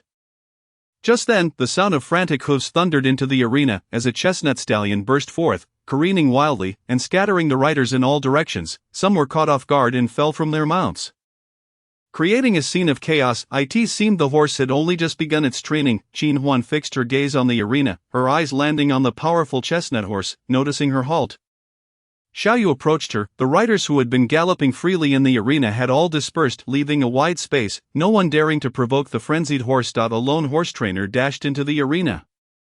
Grasping the bridle and swiftly mounting the horse, this stallion had never been ridden before, lacking both saddle and stirrups, rendering its back exceedingly sensitive. As soon as someone mounted, it began to buck violently, kicking up clouds of dust. The trainer was soon thrown off, yet he persisted, clutching the bridle and attempting to mount again. This time, it was more than just being tossed aside. The wild horse flung him far away, crashing him to the ground with a sound that sent shivers down one's spine. Soon after, two trainers wielding lassos galloped into the arena, closely pursuing the untamed chestnut horse, trying to ensnare it with their ropes.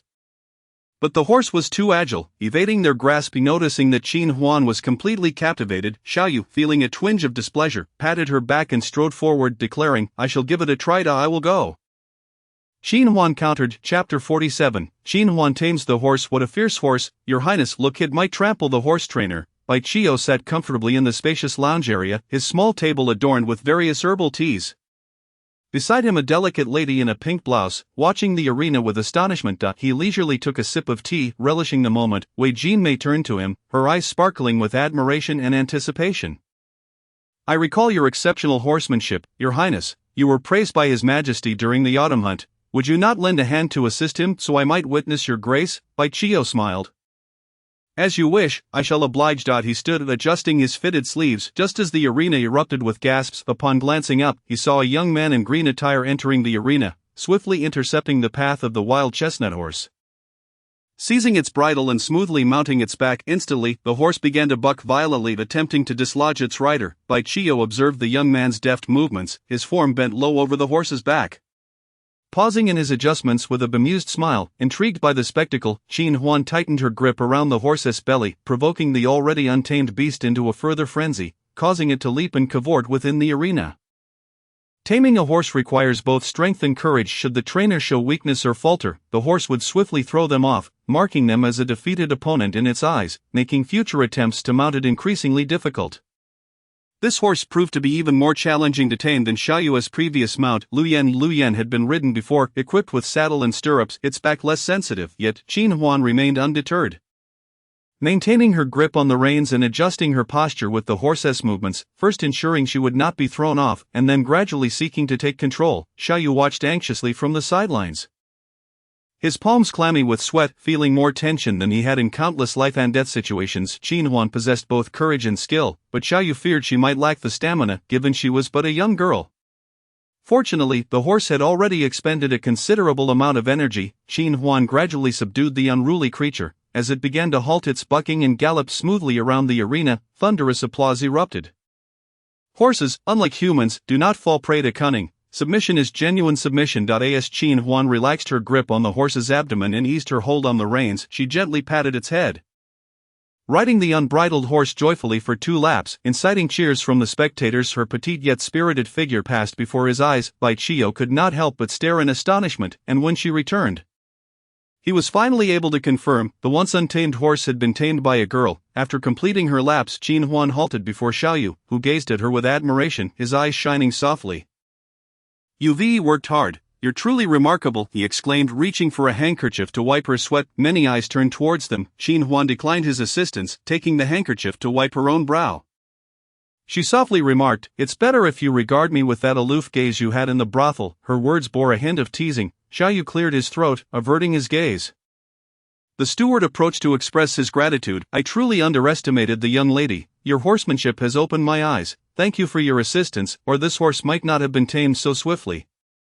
Naturally, the arena was not devoid of skilled horse trainers, and Qin Huan recognized the compliment was made to honor Xiaoyu. She chuckled lightly, patting the horse's back. "Once you saddle it, a few more laps will suffice for proper taming." Feeling discomfort from the lack of a saddle, she added, "Otherwise, I would have ridden a few more laps." The steward promptly agreed. "I shall attend to it." Just then, a clear voice rang out behind her. Turning, Qin Huan beheld a handsome young man in white, his face aglow with a smile as he greeted Xiaoyu. "It's been a while. You two have taken an interest in riding?" "Occasionally to unwind. It's not like your highness, who seems to have an endless enthusiasm," Xiaoyu replied, his demeanor growing cold, reverting to his usual aloofness. Bai Chio, accustomed to being rebuffed by him, paid no mind. Chuckling softly as he turned to Qin Huan, "This young lady's horsemanship is truly impressive. I am quite astonished. One to introduce her, your grace. This is the second prince of the current dynasty." Xiaoyu said to Qin Huan, "It was customary for one to introduce a friend to another friend first." He added to Bai Chio, "She is my sister-in-law. Oh, so you are the sister of that renowned scholar?" Xin Zhuangyuan. Bai Chio thought of Xiaoyu's fiancé, his eyes narrowed slightly, a shadow passing over his gaze. "Your Highness." Qin Huan offered a slight bow. Lord Xiao Jin Yiwei, hesitant to engage with the cold and intimidating Xiaoyu, nonetheless approached out of respect for her cousin's friend, offering her greetings. "This is Miss Wei," Xiaoyu offered, nodding towards Qin Huan. "Miss Wei." Qin Huan greeted politely. Wei Jinmei lifted her chin, a smile gracing her lips. "May I inquire where Miss Qin acquired her horsemanship? Everyone knows this year's scholar is from a humble background." She felt a surge of pride before Qin Huan, assuming this newcomer had drawn all attention from the second prince. Upon entering, Qin Huan had captivated all eyes, yet she was indeed a girl, not a spirited young man. "Your Highness overestimates me. This horse had been previously trained and had expended much of its energy. Otherwise, I truly would have struggled with it," Qin Huan replied, sensing the inexplicable hostility in her tone, directed at Bai Chio. "It is Miss Qin's modesty. I have yet to encounter a woman with horsemanship as remarkable as yours." Bai Chio remarked, pausing before extending an invitation. "I am resting in the hall over there. Would you two care to join me for tea?" "No need," Xiaoyu bluntly refused. "We still wish to ride." Bai Chio laughed as he departed, casting a lingering glance at Qin Huan, just a sister-in-law. At that moment, the steward returned, and the horse trainer fitted the saddle onto Qin Huan's chestnut horse. Noticing its resistance, she comforted the horse, stroking its mane before mounting. Although Xiaoyu was now nearly as tall as she still had to look down at him. As she caught sight of his lustrous black hair, Qin Huan felt a sudden impulse to touch it, and seizing the opportunity when no one was watching, she gently patted the top of his head. I shall go ahead, you should quickly choose a horse to ride with me. Xiaoyu was momentarily taken aback by her gesture. By the time he regained his composure, a deeper smile had formed in his eyes, yet Qin Huan had already turned her horse around and ridden away. Xiaoyu selected a tall steed and chased after her, playfully galloping in the arena. After a short while, having had her fill of riding, Qin Huan's attention was drawn to the archery range nearby. Bai Qiu remained seated in the hall, occasionally engaging in conversation with others, but his gaze remained fixed on the two in the arena. Wei Jinmei, in her charming pink attire, smiled invitingly, suggesting they ride again. Bai Qiu suddenly found himself disinterested in the conversation, replying blandly, Miss Wei, that attire does not seem suitable for riding. Wei Jinmei bit her lip, feeling a tinge of grievance. She was convinced Bai Qiu's attention was captured by Qin Huan. And upon glancing over, she indeed saw Qin Huan making her way to the archery range. Your Highness, shall we go shoot arrows? After a moment of silence, just as Wei Jinmei thought he would decline, Bai Qiu extended his hand towards her. Very well. Startled, Wei Jinmei placed her delicate hand in his. Many people harbor a dislike for older brothers. One might wish to peruse the author's note at the end of Chapter 4. Chapter 48, titled Crazy Horse, beckons with its mysteries. Qin Huan picked up an arrow, feeling the roughness at its fletching. Bringing it closer, she read aloud the inscribed characters. What does this mean? She inquired, glancing at Xiaoyu. It's a homophone for Earth, Xiaoyu smiled, explaining. It likely refers to a transcendent realm of archery. Qin Huan nodded, her understanding only partial. What technique do you employ? Do you require a finger guard? Xiaoyu asked.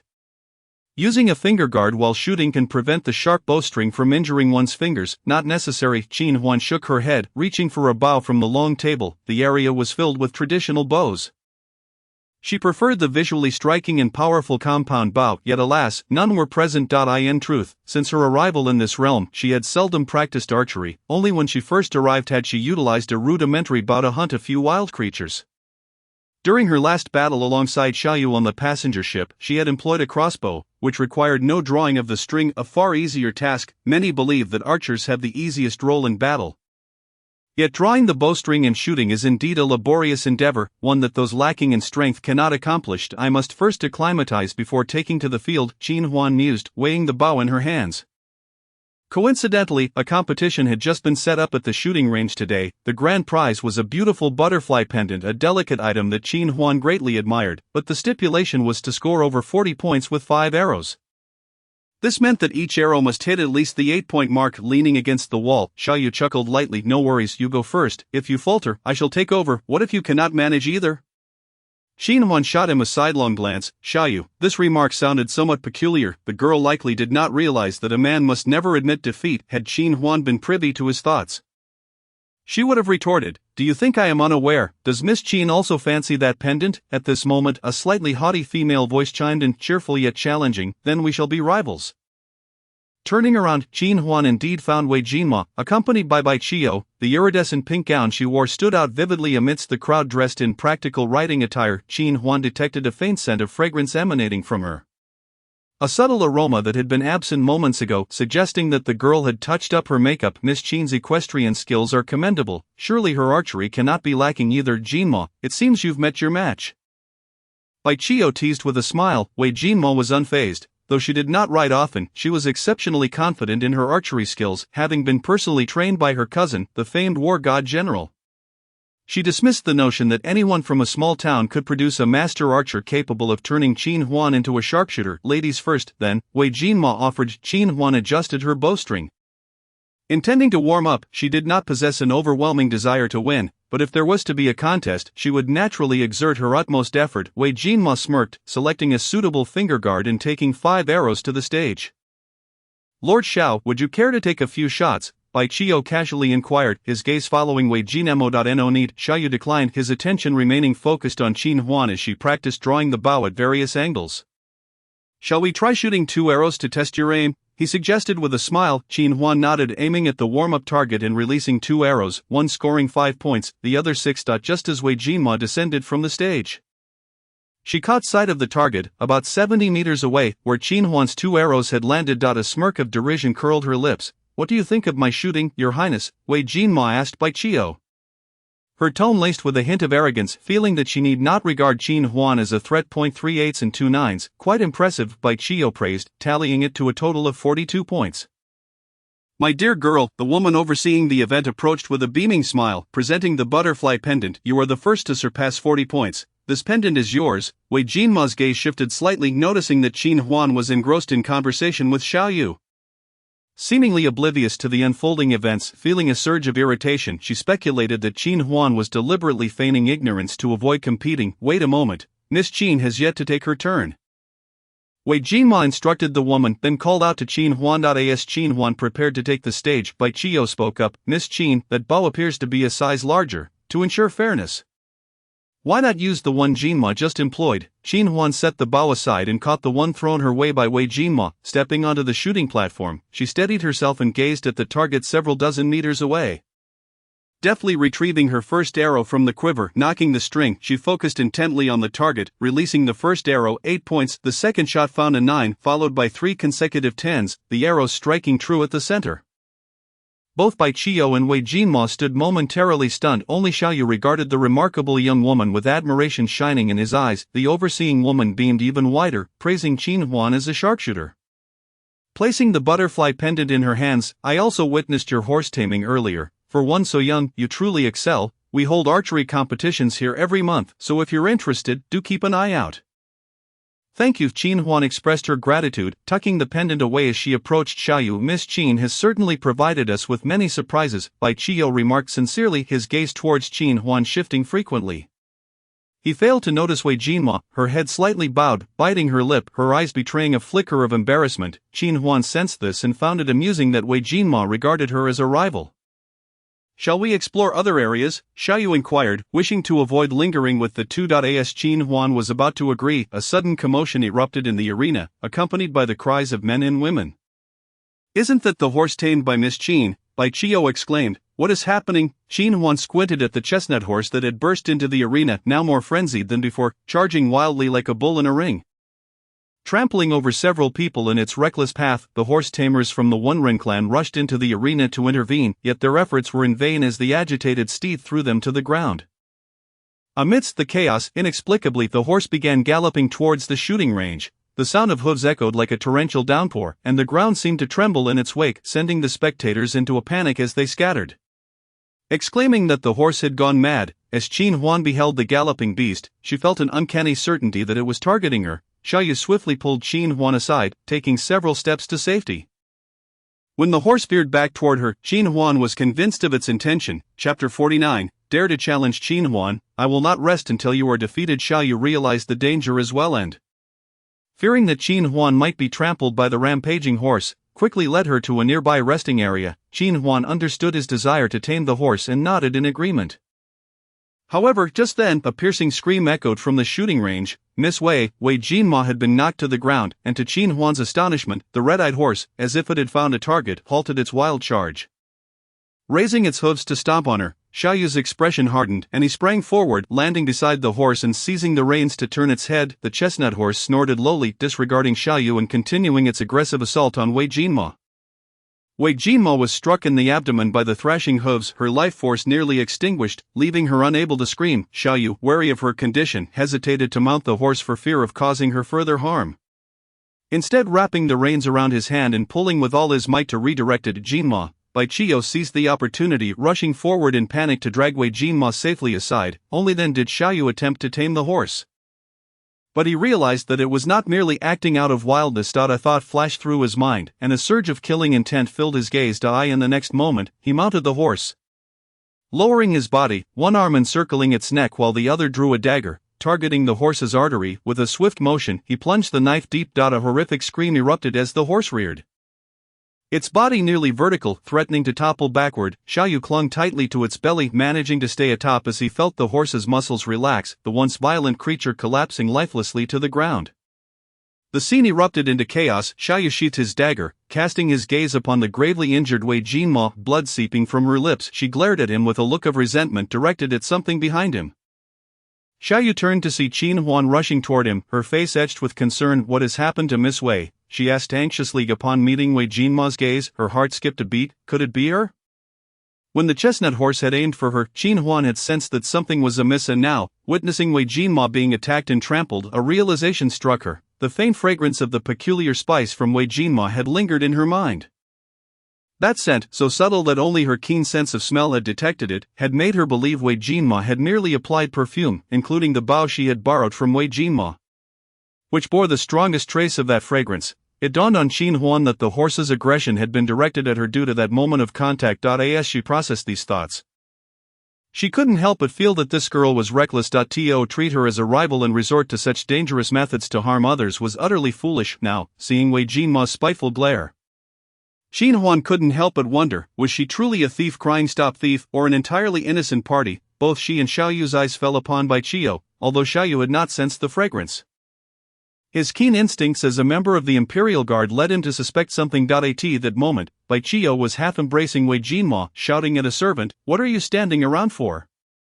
Go fetch a doctor, hurry." He spoke soothingly to Wei Jinma. "The doctor will be here shortly, Jinma. You'll be alright, just hang in there." Wei Jinma finally shifted her gaze away from Qin Huan, looking at Bai Qiu's handsome face, which was filled with panic and fear. She managed to muster a weak smile, tears rolling down her cheeks. The one-run horse ranch had a physician on standby. Many were injured in this incident, and the doctor was overwhelmed. Wei Jinma's physician had been summoned from outside. Once the situation calmed down, the furious overseer ordered the horses to be taken away and disposed of. After a moment of silence, Xiaoyu spoke, his cold eyes sweeping over the chestnut horse. "This horse is behaving abnormally, and I suspect foul play has caused this chaos." He turned, his sharp gaze landing on Bai Qiu. "I will thoroughly investigate this matter." Bai Qiu was taken aback, and then he barely managed to tug at the corners of his lips. Standing up, Lord Xiao is a member of the Jin Yiwei, thus particularly vigilant regarding such disturbances. Yet, incidents involving mad horses occur year after year. Isn't the Lord being somewhat too meticulous? No. Your Highness the Second Prince. Just as Xiaoyu was about to speak, Wei Jinma urgently extended her hand, pointing at Qin Huan. "It was her. She intended to harm me." Qin Huan scoffed. "Can a mad horse transmit madness to a person, causing Wei Miss to go berserk? I have only just met you. What reason would I have to harm you? Besides, the horse also targeted me as an object of attack." Whether the chestnut horse considered Qin Huan a target was unknown to Wei Jinma. She only knew that this horse was trained by Qin Huan. She was convinced that Qin Huan had manipulated something to drive the horse mad, intentionally injuring her, though Miss Wei is a victim. "If you have no evidence, I advise you to keep your mouth shut." Xiaoyu's gaze, filled with hostility, made Wei Jinma's heart skip a beat, and she dared not speak further. "What is your plan for the investigation?" The overseer inquired earnestly. Wei Jinma is the legitimate granddaughter of the Duke of Jin, and he could not afford to bear the consequences of her serious injury. He hoped that Xiaoyu could uncover the true culprit. "Horses do not go mad without reason. We will summon the coroner from the Bizenfu to examine the body. Whatever the horse ingested must leave traces." Xiaoyu regarded the overseer. Was this horse with the other horses earlier, or had someone ridden it? The overseer's eyelids twitched slightly, instinctively glancing at Qin Huan. The mere mention of An effectively absolved Qin Huan of suspicion. This commanding officer intends to start the investigation from that point onward. We must ask the grooms. The overseer immediately summoned all the grooms. Before long, the Jin Yiwei, clad in their distinctive uniforms and armed with embroidered spring knives, arrived alongside the coroner. Each of them exuded an imposing aura, causing the crowd to retreat several steps and clear the area. While the Jin Yiwei conducted their investigation, no one dared to leave the scene. The Jin Yiwei methodically began their work, sifting through the information like sand, and before the grooms had even finished their statements, the coroner had already reached a conclusion. From the horse's abdomen, he extracted a bloody horse's stomach, which emitted an oddly pungent odor. Qin Huan pulled Xiaoyu aside, sharing her suspicions with him. Xiaoyu showed no surprise. "You know it was the second prince?" Qin Huan was astonished. "There is no one else but him." Xiaoyu gazed into the distance, his expression darkening. "But why would he wish to harm Miss Wei? Or was I his original target?" Qin Huan leaned toward the latter, but just as she had no reason to harm the newly acquainted Wei Jinma, she similarly had no such motive toward Bai Qiu. "I am sorry, Huan, perhaps it's because of me." As the figures drew closer, Xiaoyu's expression grew increasingly severe. Qin Huan also noticed Bai Qiu approaching. "Miss Qin, may I have a moment alone with Lord Xiao?" Bai Qiu appeared particularly poised and courteous. The instant Qin Huan exited the resting hall, Bai Qiu's expression darkened. Xiaoyu had enough. She was not injured. There was no need to cling to this matter. Was there? I never intended to harm her from the start. Is the result of your investigation satisfactory? Xiaoyu sneered. You have lost your mind, Xiaoyu. I am a prince. What does it matter if this matter is investigated thoroughly? Do you really think it is worth it for a woman? Bai Qiu clenched his fists, the veins on his forehead bulging, his fury surging within him, almost threatening to erupt, yet he still had to restrain his temper and lower his voice. When Xiaoyu introduced Qin Huan as his sister-in-law, Bai Qiu had realized that it was more than it seemed. That was not merely a brotherly gaze, it was the look of a man toward a woman. He merely wished to test the waters regarding the first woman close to Xiaoyu, to gauge her importance in his heart. He never anticipated that Xiaoyu would be so unabashed in his affection for her. His thorough investigation served as a clear warning. Qin Huan, you tread on dangerous ground. Rein in your absurd thoughts. I am warning you this once. An overwhelming aura of hostility descended, and with Xiaoyu's terrifyingly dark countenance. The Inting Marquis does not participate in the struggle for succession, and if you scheme against her, you scheme against me. I care not for your plots, as long as it involves Qin Huan. We shall not rest until one of us is dead. Chapter 50. He wishes to have a small home with Qin Huan. Bai Qiu exited the resting hall, his demeanor one of elegant composure. Yet the slight twitch at the corner of his brow betrayed his inner turmoil. Qin Huan observed keenly as he cast her a deep glance. Once he had departed, she approached Xiaoyu. Her voice laced with concern. Did he threaten you? He lacks the capability to do so. Xiaoyu chuckled lightly, shaking his head. Come, let us see him. Let us see whom the second prince will push forward to take the blame for the sake of his reputation. Jiang San, it truly was you. As Xiaoyu stood at the shooting range, picking up the bow that Qin Huan had previously used, Bai Qiu's voice suddenly rang out from behind. You fed the horse medicine to injure Miss Wei? Qin Huan and Xiaoyu exchanged glances, both understanding at once. With so many people at the ranch, it was somewhat difficult to quietly administer medicine to the horse without leaving traces. There would always be clues. As the Jin Yiwei sifted through the details, they finally unearthed the largest stone from the grains of sand. To everyone's astonishment, this Jiang San turned out to be the second prince's personal attendant. As Qin Huan and Xiaoyu drew closer, Bai Qiu suddenly seized Jiang San by the collar, his veins bulging on his forehead as he shouted, You have had no dealings with Miss Wei.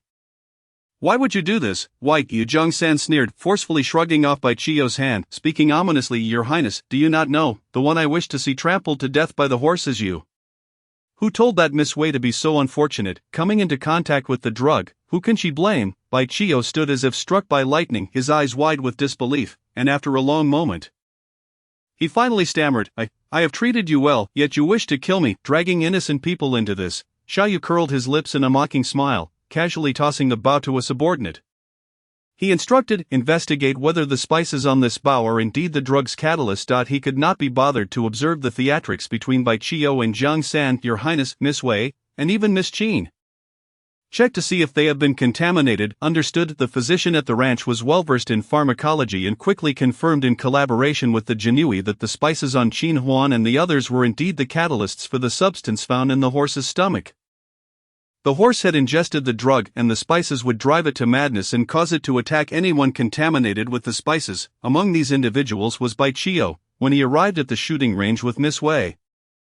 He bore no scent of the spices. After the incident, they boarded the carriage back to the estate. Qin Huan leaned against the carriage wall, unknowingly expressing her mood with a remark, sensing her frustration.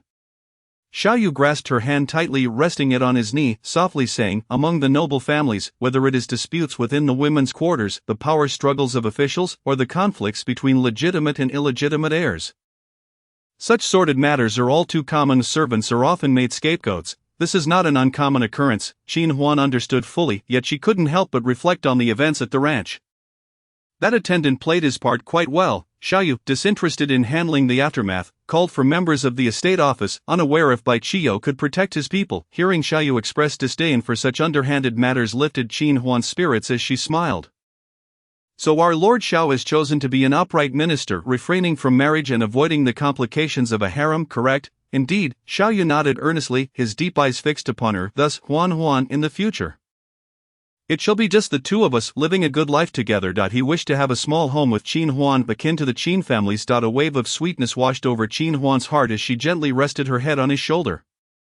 The next day, Xiaoyu received a task from the emperor, likely ensuring he would not return to the estate for the entire day. After returning from the One Renin, Qin Huan headed to the Keisai Yunkai. She had been pondering over the past few days, but more so calculating what business to undertake at her second shop in Chang'an, as she had yet to select a storefront upon entering the inn. She was warmly greeted by the head steward, noticing the bustling first floor with many guests and the young servants moving about in an orderly fashion. Qin Huan followed the steward to the back room to inquire about the recent business status. After some time, the steward left to attend to other matters, and Qin Huan began to browse through the account books. An hour later, as she emerged, a young servant seemed particularly interested in her. The moment she stepped out, he noticed her and approached, saying, "Miss, the little beggar you helped before has been coming here every day, saying you asked for him." Little beggar. Qin Huan thought for a moment before recalling that when Keisai Yunkai opened, she had given a young boy some silver to help treat his sister, instructing him to find her once she was well. That he comes every day, every day. The young servant nodded eagerly. "Today, Tongqi arrived an hour ago and has been waiting outside since he heard you returned." Qin Huan was somewhat astonished. Looking outside, she saw a boy in gray cloth sitting on the steps. Seemingly sensing something, he turned around and, upon seeing Qin Huan, his eyes sparkled with joy. "Miss," he stood up. Not very tall but exuding a vibrant spirit. "Your sister is well?" Qin Huan asked with a smile. "Thank you, miss. She has recovered. I called you here to find you. You really do come every day?" Tongqi smiled apologetically, saying, "The master has bestowed silver upon me, saving my sister's life, and I wish to work for him." With a small amount of silver remaining, he purchased this garment he wore. Aware that if he remained dirty and disheveled, he might not even gain entry into a bustling establishment, Qin Huan was momentarily taken aback. This child resonated with her, and her initial suggestion for him to seek her out was made in passing. She had perhaps intended to offer him refuge, but had not yet devised a plan. "I am capable of any task in your esteemed establishment. Please accept me," Tongqi implored. "Master, I have observed that I can perform all the tasks required at your tavern. Please take me in." Quanzi chimed in. "You should accept Tongqi. He has been a great help for the past 2 days. His hands and feet are quite nimble, no less capable than ours. He has assisted for 2 days." Qin Huan raised an eyebrow and turned her gaze toward the head steward. The steward replied, "Master, the business is thriving beyond our expectations. We often find ourselves overwhelmed. This lad comes daily volunteering to help, so I let him work for 2 days." After a brief pause, he continued, "Rest assured, I have compensated him for his labor. If he has performed so well, why not keep him?"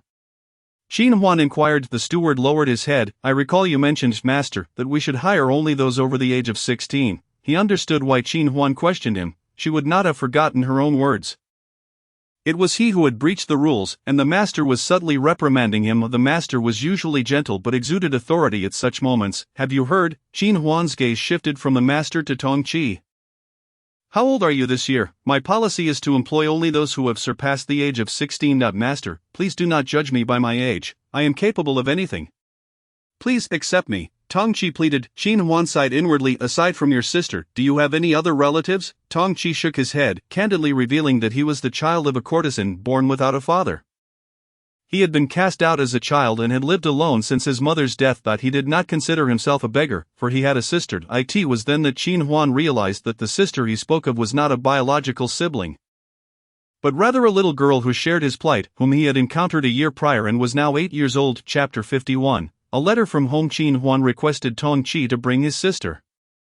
The little girl, clad in a clean, coarse gray garment, was quite adorable, with a pair of deep, dark eyes. Though she was reticent and fearful of strangers, Qin Huan found it hard to fathom how the 11-year-old Tongqi had managed to care for the 8-year-old Tong Tong throughout the year. "I have a private school in my hometown. I can arrange for you both to attend," Qin Huan said as she gently combed the little girl's dark hair. Addressing Tongqi. "Attend school?" The boy's eyes sparkled with excitement. "Please, master, send my sister there. And what of yourself?" "I wish to work for you, to learn a true skill. My mother once said I was not cut out for studying. It would be beneficial for girls to receive education. If Tong Tong can grow to be like you, that would be wonderful." He struggled to articulate his admiration for her. Before Qin Huan could respond, the little girl, feeling discontent, leaped down from her stool and clung tightly to her brother. Remaining silent in her embrace, "Tong Tong, my dear, attending school is a good opportunity. Your brother must first work to repay the silver owed to the master. You can repay that silver whenever you wish." Qin Huan was not concerned about the mere 10 taels of silver, fearing it might hurt the boy's pride. She cautioned him, "My hometown is in Longzhou. The journey will take at least 10 days. If you part with Tong Tong, it may be difficult to reunite." Qin Huan did not wish for the two children to be separated. Tong Tong was shy and would not fare well without her brother by her side in the private school. The little girl clung even tighter. Qin Huan instructed them to return for further discussion later. The day was drawing to a close, and she intended to escort the two children back to the Marquis's residence. Just then, a low-key yet luxurious carriage came to a halt in front of the tavern. A hand with distinct knuckles extended forth, and Xiaoyu opened the carriage door, stepping out with long strides. Almost instantly, Tongqi became tense, shielding his bewildered sister behind him. He remembered this man. He had been caught stealing to procure medicine for his sister's ailment. He had erred and felt guilty, yet the man's imposing presence made him instinctively adopt a defensive stance. However, he saw the master approaching with surprising delight, exclaiming, "What brings you here? I finished my tasks and returned home only to find you absent. I suspected you might be here," Xiaoyu replied with a smile. Noticing Tongqi's wary expression, "And who is this child?" he found the boy somewhat familiar but could not recall where he had seen him. After all, Tongqi had likely changed significantly since their last encounter. Which explained Xiaoyu's lack of recognition. Qin Huan did not respond, gesturing for the two to leave. "You may return now. Come back when you've made your decision." "Farewell, master." Tongqi waved his sister's small hand. And Tong shyly bade goodbye to the master. "Goodbye, master," the little girl whispered timidly once the two children had departed. Qin Huan broached the topic of the earlier events in the street. It was then that Xiaoyu remembered. "So these two children have come seeking you. They are far too young." "I intend to send them to school," Qin Huan replied, then asked him, "Have you dined yet?" Xiaoyu shook his head. "I thought I would catch up with you for dinner." Qin Huan smiled, pointing toward the tavern. "Shall we savor the delicacies of our establishment?" Upon seeing her smile, Xiaoyu mirrored her expression, his hand enveloping hers as they entered the tavern together. In the splendid evening, they enjoyed a rare moment of revelry, indulging in wine. Qin Huan, with a low tolerance for alcohol, found herself pleasantly intoxicated, leaning against the man's chest as he carried her to the carriage from the Marquis's residence to the western wing.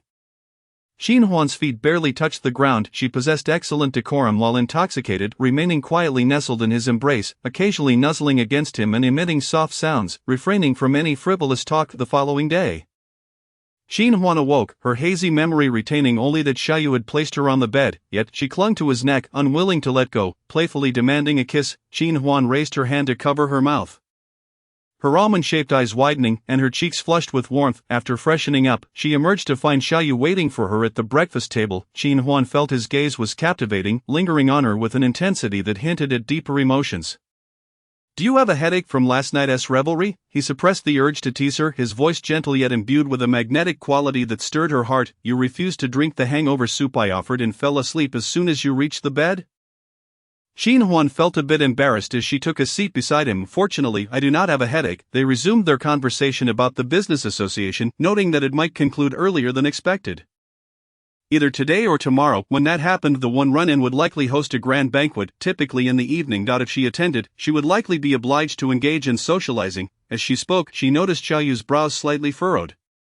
After a pause, he asked, "Once the association concludes, do you intend to return to Longzhou?" Qin Huan's lips parted slightly as she blinked. "I will stay a few more days." "When is Xinggu returning?" The Jihang Association's procurement plans for various merchants were nearly finalized. Qin Huan's goods were unique, making up a significant portion of the total. The association's ships would arrive in 2 months to collect the goods. And prior to that, she needed to return to issue directives and oversee operations. Yiwei mentioned she has been enjoying herself in Longzhou and should arrive at your home today. As Xiaoyu spoke, a flash of realization crossed his mind, and a gleam sparked in his eyes. "What is it?" Qin Huan noticed the glimmer and asked curiously. "Nothing, rest assured, my family will treat her well." "Yes, I feel assured." 2 days passed swiftly. On this day, the one Rinnin indeed hosted a banquet. After drinking a couple of cups, Qin Huan had covered her glass, and no one dared to press her for more. The merchants were engrossed in their revelry, and she decided to leave early. Upon exiting the inn, she found Xiaoyu's intricately carved mahogany carriage waiting patiently for her. That night, in Xiaoyu's study, bright ceramic lamps illuminated the room as the two of them perused the letter from Longzhou. Xiaoyu chuckled lightly, thinking how ungrateful Xiao Yinggu was for remembering to write to him. He shook his head with amusement, only for Qin Huan to exclaim, "Oh no, what happened?" Xiaoyu, concerned, immediately tensed, fearing something had occurred with the Qin family. My brother, he knows I am staying at your home. Qin Huan tugged at the letter, nearly tearing it in her agitation. Xiaoyu, however, was not surprised. Qinsu was indeed someone who kept a keen ear to the ground. He leaned in to take a look, but his expression darkened at the words on the page. "Xiaoyu is a dangerous individual. Huan, do not get too close, finish your business and return home quickly. He is urging me to go back." even mentioning he will contact someone to escort me home. What should we do if my brother learns of our relationship? Qin Huan shook his arm anxiously, her eyes reflected a clear refusal. Piercing Xiaoyu's heart with pain, Huan did not wish to disclose their relationship in front of family and friends. Realizing her words had been poorly chosen, she caught sight of the loneliness in his gaze. Brother, how about we wait until my brother and Yinggu are married before discussing us? Chapter 52. She is Qin's sister, and also my future wife Qin Su, and Xiao Yingji's wedding date was set for the 18th of August. That meant there were only a few months left this year. Xiaoyu had not forgotten his promise to his grandmother, having stated that he would marry this year. Previously, the Empress Dowager had provided him with a list of suitable young women. Having meticulously selected them, and several had inquired about his choice. At that time, Qin Huan had yet to settle into the Marquis's residence, and all he could think of was her now that they were together. He had not communicated with the Sinaying Palace, for he had found the one he desired. He understood that his grandmother would undoubtedly wish to meet Huan. He knew she was reluctant, and he did not want to force her into anything against her will. Noticing Xiaoyu's silence, Qin Huan shook his arm again. All right. He had agreed. Qin Huan noticed his despondency. She wanted to articulate something. Yet after pondering for a long while, she remained in the study without the precise words to convey her feelings until Xiaoyu became engrossed in his official duties, handling confidential letters from various regions. In truth, she was quite happy being with Xiaoyu and had no reservations. Perhaps she simply did not wish for her relationship with Xiaoyu to alter the elder's opinions regarding her brother's marriage to Yinggu. With familial ties strengthened, the elder's attitudes towards Xiaoyu would surely shift. Qin Huan longed for her brother's marriage to remain pure, intending to discuss matrimony with Xiaoyu once they settled down. Thus she wished to stay by his side that evening. Xiaoyu read through intelligence reports with remarkable speed, occasionally jotting down notes, though most of the time he was simply reading. Qin Huan quietly accompanied him until her eyelids grew heavy, and she gently leaned against the man's shoulder. Xiaoyu stiffened, the tip of his brush leaving a smudge on the pale yellow paper. He set down his brush, wrapped an arm around Qin Huan's slender waist, and held her for a moment. Once she was peacefully asleep, he lifted her horizontally and carried her to the inner side of the study, where a small couch was set up for his occasional rest. He placed Qin Huan on the couch and returned to his documents, continuing to write reports. As the night deepened, he concluded his work an hour later. Rising to stretch his stiff limbs, he contemplated whether to leave Qin Huan here or return her to the west wing when he suddenly heard a faint sound of rubble from the roof. His expression changed instantly. He swiftly drew the long sword from the knife rack on the left side of the desk, the sound ringing sharply in the stillness of the night. Xiaoyu hastened to the window just as a figure spoke softly. "Why are you so tense today?" "It's me." Hearing the familiar voice, Xiaoyu exhaled in relief. When the tall, slender man in dark night attire climbed through the window, his heart finally settled, and he casually sheathed the gleaming blade. "Shen," he called the visitor's name with rare surprise. "You've returned to the capital. The guards at your residence remain as vigilant as ever. Fortunately they all recognize me, so it wasn't too much trouble." Shen, dressed in night attire, removed his black face covering the moment he stepped into the Marquis's residence. Xiaoyu chuckled helplessly, sneaking back to the capital again. Xiaoyu, Wen Jingjing, and Shen had grown up together. Sharing their childhood, the Xiao family had produced the first military general of the Desheng dynasty for 2 generations. After Xiaoyu's father passed away, the barbarian tribes became rampant again, and the Xiao family's collateral branches were not suited for military roles.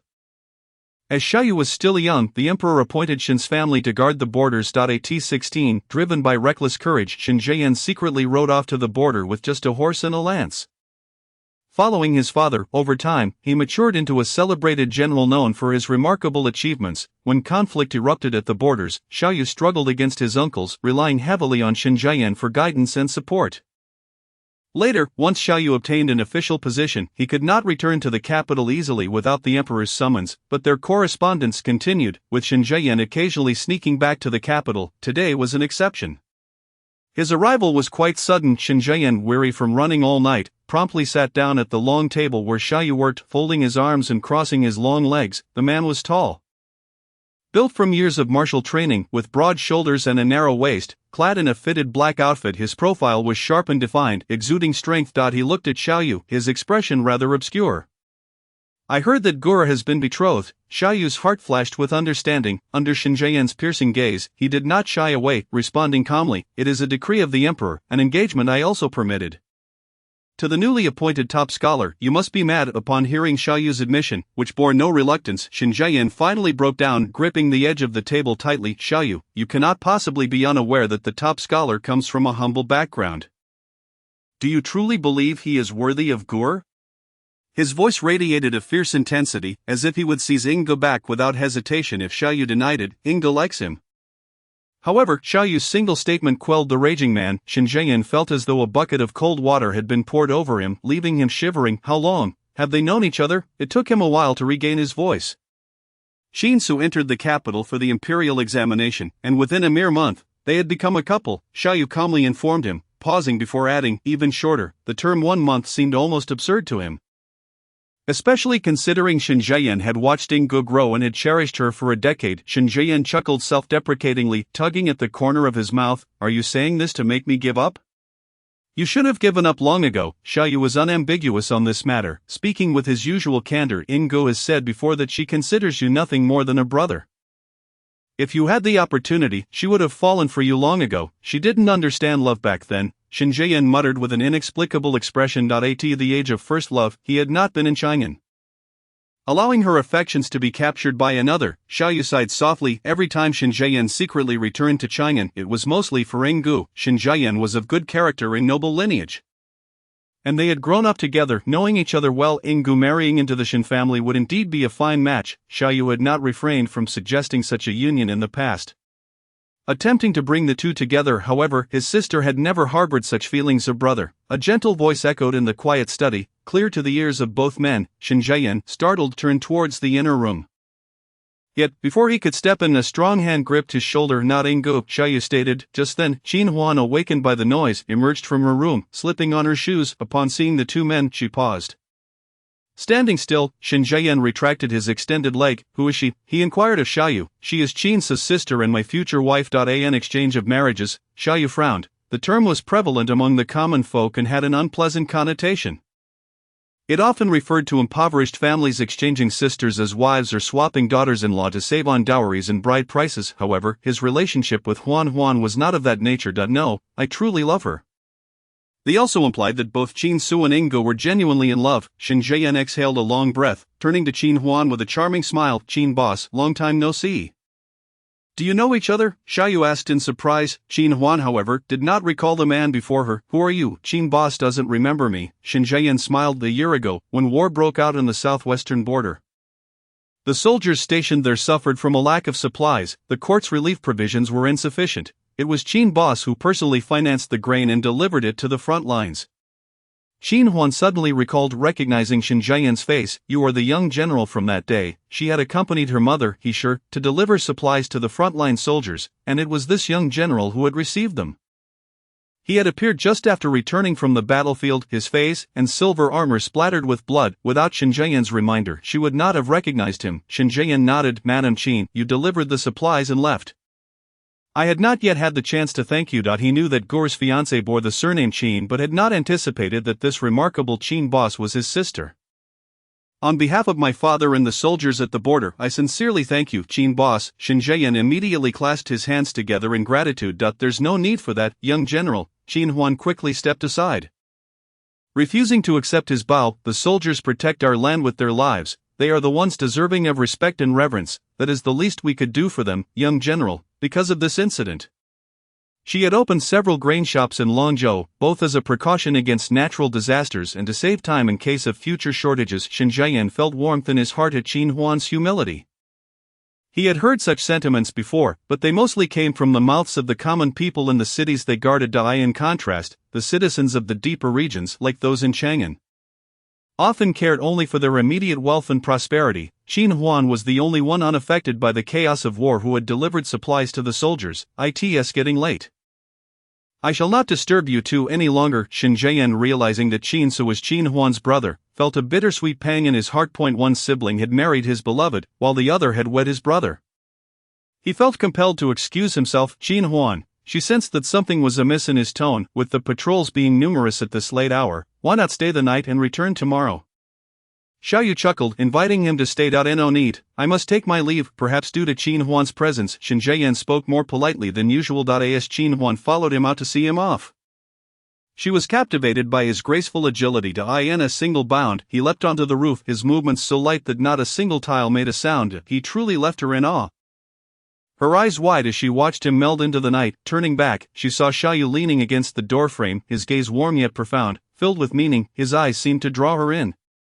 Revealing his tender side, Qin Huan instinctively touched her face, wondering what's wrong. Thankfully, there were no traces of sleep. She ran her fingers through her hair, questioning if it had become disheveled. Xiaoyu shook his head with a smile. Huan, I am genuinely proud of you." Qin Huan paused, realizing what he meant. Her smile was as delicate as a flower, her eyes twinkling like stars. Adopting the demeanor of a seasoned scholar, she shook her head thoughtfully and spoke with profound significance. "In times of poverty, one should cultivate oneself. In times of prosperity, one should benefit the world." The mirth in Xiaoyu's eyes deepened. Suddenly, he felt an overwhelming desire to kiss her, and indeed, he acted upon it. Slowly leaning towards her, they had kissed countless times before, yet each time her striking features magnified before her. Qin Huan found herself blushing uncontrollably, her cheeks adorned with a faint rosy hue. She leaned against the doorframe. Xiaoyu's exquisite lips brushed against her cheek, his voice low, magnetic, and beguiling. Huan, I too desire a goodnight kiss, every single day." Qin Huan's mind buzzed. She recalled that day when she had been intoxicated. Clinging to Xiaoyu's neck and playfully demanding, "Xiaoyu, I want a kiss, I want a goodnight kiss." Before she could finish this embarrassing memory, Xiaoyu had already lifted her chin and kissed her deeply. The next day, the first rays of sunlight filtered through the bright tiled window, dispelling the dimness of the room, bathing the small bedroom in a warm glow. As Qin Huan rose to wash up, a maid informed her of a visitor. In the small courtyard, she caught sight of Xiaoyu, his expression stern as he sat at the head of the guest hall. Beside him stood a beautiful and gentle young woman whose eyes brimmed with sorrow and pleading. Tears glistening on her cheeks, Qin Huan averted her gaze, deciding to stroll around the courtyard and wait for Xiaoyu to join her for breakfast. However, her peripheral vision caught the young woman suddenly kneeling before Xiaoyu. Whether in lament or entreaty, she could not tell. Wishing to avoid the awkwardness, Qin Huan silently retreated to a corner beneath the grape arbor, gazing at the clusters of green grapes that reminded her of her beloved. A moment later, the young woman in the azure robe gracefully emerged. Though her slightly reddened eyes betrayed her distress, Qin Huan recognized her identity but chose not to inquire about it at the breakfast table. She was the daughter of Xiaoyu's second uncle and had once been the young mistress of the household, but after the family split, she became a cousin. Xiaoyu was determined to prevent his uncles from regaining their footing. When the emperor stripped them of their positions, he seized the estate and dispersed their wealth. Years of family conflict had rendered him ruthless and decisive. His uncles had repeatedly attempted to assassinate him, launching various schemes, and they had nearly harmed Yinggu. If it weren't for Shenjian, Yinggu would have been promised to the estate's fool as a wife during her childhood. He had shown them mercy by allowing them to live and maintain a few estates. But his patience was wearing thin. Did they still wish to return to the imperial court? Even if his cousin begged him with a bloodied head, he would remain unmoved. Qin Huan was aware that these past 2 days had been for her sake. Xiaoyu had completed his official duties yesterday and was now spending today and tomorrow with her. She planned to explore the marketplace, envisioning the establishment of a baby goods shop. There were already 2 in Longzhou. Named Qin's Baby Goods Store, selling items ranging from plush baby cribs and soft toys to diapers, strollers, walking aids, and push toys. These were products Xiaoyu had never even heard of. Choose me a location. One amidst the affluent, right in the heart of Chang'an. I tell you, it will be a lucrative business, rivaling that of a tavern. Wealthy families are particularly indulgent with their children. The 2 shops in Longzhou catered to the common folk. But Qin Huan aspired to create something more refined in Chang'an. After pondering for a moment, Xiaoyu suggested, "How about a location next to Keisai Yunlai? Wouldn't that be easier for you to manage?" "Fool," Qin Huan scoffed, unabashedly dismissing his business acumen. Do you know why Keisai Yunlai chose this street? "Why?" Xiaoyu, feeling belittled, asked with a bemused expression. "Because this street is predominantly lined with taverns and restaurants. These establishments thrive on proximity. If a customer finds one unsatisfactory, they merely move to the next." "What sort of image would a toy shop present amidst the smoky atmosphere of the street? Then what do you suggest?" "Perhaps a pastry shop or a cosmetics store nearby wouldn't be bad either," Qin Huan mused. Just then, a commotion erupted from the tavern. Xiaoyu remarked, "There's trouble at Keisai Yunlai." Qin Huan looked up to see a large crowd gathered outside, with the head steward and several attendants present, while a young boy named Tong Chi was embroiled in a heated argument with a patron. "You serve unclean food, cockroaches are mixed in, and here is the evidence." Are you trying to shift the blame onto a child? Today, Keisai Yunlai must provide us with an explanation. If we find bugs today, who knows what we'll encounter tomorrow? Your filthy establishment will soon cost someone their life. 3 ordinary-looking men raised their voices, drawing a crowd of onlookers. You're talking nonsense. Tong Chi's youthful voice rang out, cutting through the noise. I saw you put that bug in the soup. A moment of silence ensued. Then one of the men kicked Tong Chi in the stomach, sending him toppling over, pale and clutching his abdomen as he struggled to rise. You lie, I saw it with my own eyes.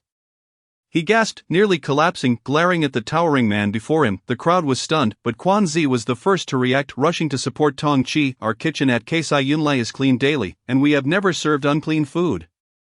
Anyone who has dined with us knows this. This child wouldn't lie. We have reason to believe that the filthy thing was brought in by you. Seeing the child being attacked, the head steward's demeanor shifted from cordial to serious. We have the means to pay for our meals. Why engage in such dirty work? This child is yours, of course. He would speak in your favor. Fellow townsfolk, come and see. The food at Keisai Yunlai has bugs. Yet they falsely accuse us, the customers, of planting them. The tall companion began to shout. Having gained a reputation recently, Keisai Yunlai attracted a crowd of onlookers. Qin Huan, too, noticed the disturbance. Xiaoyu parted the crowd for her. And upon seeing Tong Chi's pale face, drenched in sweat, supported only with difficulty, she gasped in alarm. What happened? The owner is here. The head steward and attendants flocked to Qin Huan, who examined Tong Chi briefly. Her expression darkening. He had 2 broken ribs. Who could be so cruel to a child? Without further investigation, she concluded that Tong Chi's internal organs likely sustained some damage. If there were any signs of bleeding, the situation could worsen. Quan Zi summoned 2 people to take Tong Chi to the nearest clinic. But I won't leave, they are slandering us, Tong Chi protested, his sharp gaze carrying an intensity beyond his years. Fixating on the 3 men. Leave this to me. You go seek medical attention, she instructed Quan Zi. Be careful when moving him. After Tong Chi departed, Qin Huan stated coldly, I will not let this child's matter go unpunished. We will settle this after I have all the details. A steward explained what transpired today. It happened like this, owner. These 3 patrons were dining on the first floor when they suddenly began shouting, claiming our food was unclean and contained cockroaches. Coincidentally, Tong Chi was present and witnessed the moment they placed the cockroach in the soup. A cockroach indeed referred to a pest. Tong Chi had come to respond to Qin Huan, but the steward had not anticipated that the child would stumble upon this incident. You directed the child, did we instruct the child? Qin Huan retorted with a cold laugh. I would like to know who sent you here with the intent to tarnish our tavern's reputation. Her words pierced through the crowd's confusion, bringing clarity. Keisai Yunlai indeed held a strong reputation, and with Tong Chi's fearless testimony, the words of the 3 men lost their weight among the onlookers, yet the crowd wavered. The 3 had already settled their bill. Their intention was not to dine without paying. Upon hearing Qin Huan's words, their plan became glaringly apparent. You lie, don't divert the topic, I am only speaking to you. The lead man, robust and imposing, was cut off by a sudden shriek. To everyone's astonishment, a shadow emerged from nowhere, gripping the man's wrist with such force it nearly snapped. Xiaoyu swiftly struck the man's chin, silencing him as he fell, blood spilling from his mouth. Speak properly, or you may find yourself without a tongue, he warned, an icy aura surrounding him that made the crowd instinctively recoil. When Xiaoyu withdrew, the man was left bleeding, having bitten off a significant portion of his own tongue, reduced to muffled whimpers. The sight horrified the other 2. Who are you to dare commit violence in broad daylight? Qin Huan was equally taken aback by Xiaoyu's decisive actions. She glanced at him, then cleared her throat, stepping forward with an air of authority. This is Lord Xiao, the commander of the Jin Yiwei. As it happens, I wish to report this incident, so we shall invite him to adjudicate the matter. The commander of the Jin Yiwei? He is a figure feared by all officials, and we mere commoners. The 3 men paled, nearly fainting from fear. The atmosphere shifted instantly, their bravado evaporating. I am already aware of this matter. If you do not wish to face punishment at the Northern Town Pacification Office, then you will reveal who instigated this. Xiaoyu's smile vanished, replaced by a stern countenance that exuded an overwhelming aura, causing the 3 individuals to tremble, their legs nearly giving way beneath them. Master, we are not under anyone's orders, they stammered, fear creeping into their voices. Since you have spoken, let this matter be forgotten. We shall not pursue it any further. You may choose not to pursue it, but I shall. Qin Huan interjected, irritation lacing her tone. This entire ruckus has cost us precious time and left my people injured, and now you think you can simply walk away after exchanging a few words. Come follow me to the Northern Town Pacification Office. As Xiaoyu raised his hand, the three men fell to their knees in unison, trembling. The eldest among them, his tongue nearly severed, struggled to utter words, only managing to sputter blood. The other two cried out in desperation. "Master, spare us, we will confess, it was Bosley from Jinshanlu who sent us, bearing a grudge against Kaisai-yun for stealing his business. He wanted us to create a disturbance to force Kaisai-yun to close down. They pleaded, we were merely following orders, please forgive us." What was the Northern Town Pacification Office? Even high-ranking officials found no mercy within its walls. Countless souls had perished there, their secrets never pried loose. They were better off being honest to avoid suffering further consequences. What is your relationship with Bosley? How many times has he coerced you into such unscrupulous deeds? Chapter 55. When Jingjing's breaking point, the two remaining men trembled as they divulged the entire truth. They had ties to Bosley and admitted that whenever a new restaurant opened nearby and began to thrive, he would send them to create trouble, just as they had done today. The crowd simmered with outrage, their voices rising in protest. Relay this to Bosley. Qin Huan instructed. Inform him that I am offering him an opportunity to confess at the magistrate's office. If he does not appear tomorrow, I shall assume he is fleeing in guilt and will personally take charge of this case. Xiaoyu's gaze swept over the three men, causing them to lower their heads, too frightened to meet his eyes. You three are accomplices. I trust you know what that entails. Yes, yes, they whimpered, tears welling in their eyes, yet they dared not defy him. In a flurry, they scurried away, and Qin Huan's voice echoed behind them.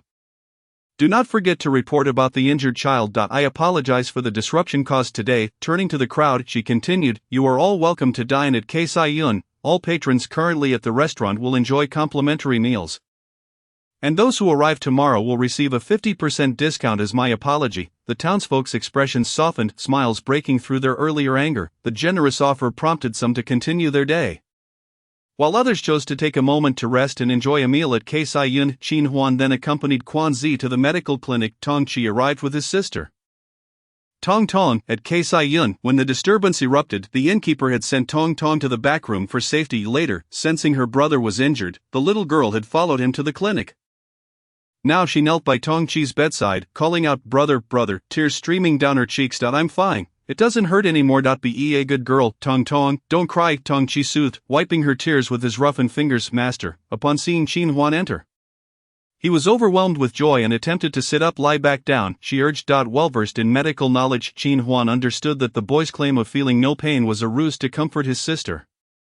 A fractured rib, coupled with damaged muscles, fascia, and ligaments, would be painful even with the gentlest breath, and full recovery would require weeks. Master, what happened to that villain? Is the restaurant all right? It has been resolved.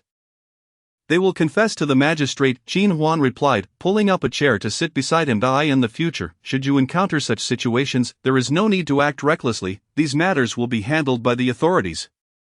And with the master of the inn overseeing things, you shall not suffer. She had faith in him, having witnessed his adept handling of similar issues in Longzhou. I understand. The young boy nodded obediently.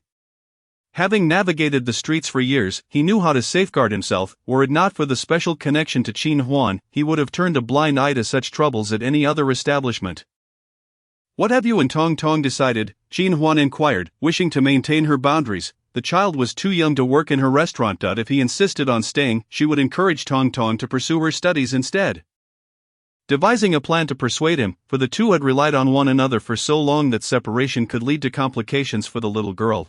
I want to go to school with Tong Tong, Tong Chi declared. Qin Huan's eyes brightened at his response. That is wonderful. The day after tomorrow, you and Tong Tong shall accompany me to Longzhou. Upon hearing this, Xiaoyu's fingers twitched slightly, a faint smile gracing his lips. Thank you, master. My name is Qin Huan, and I must express my gratitude for your assistance today. Qin Huan hurriedly selected a shop before departing the capital, once a thriving business in ready-made garments.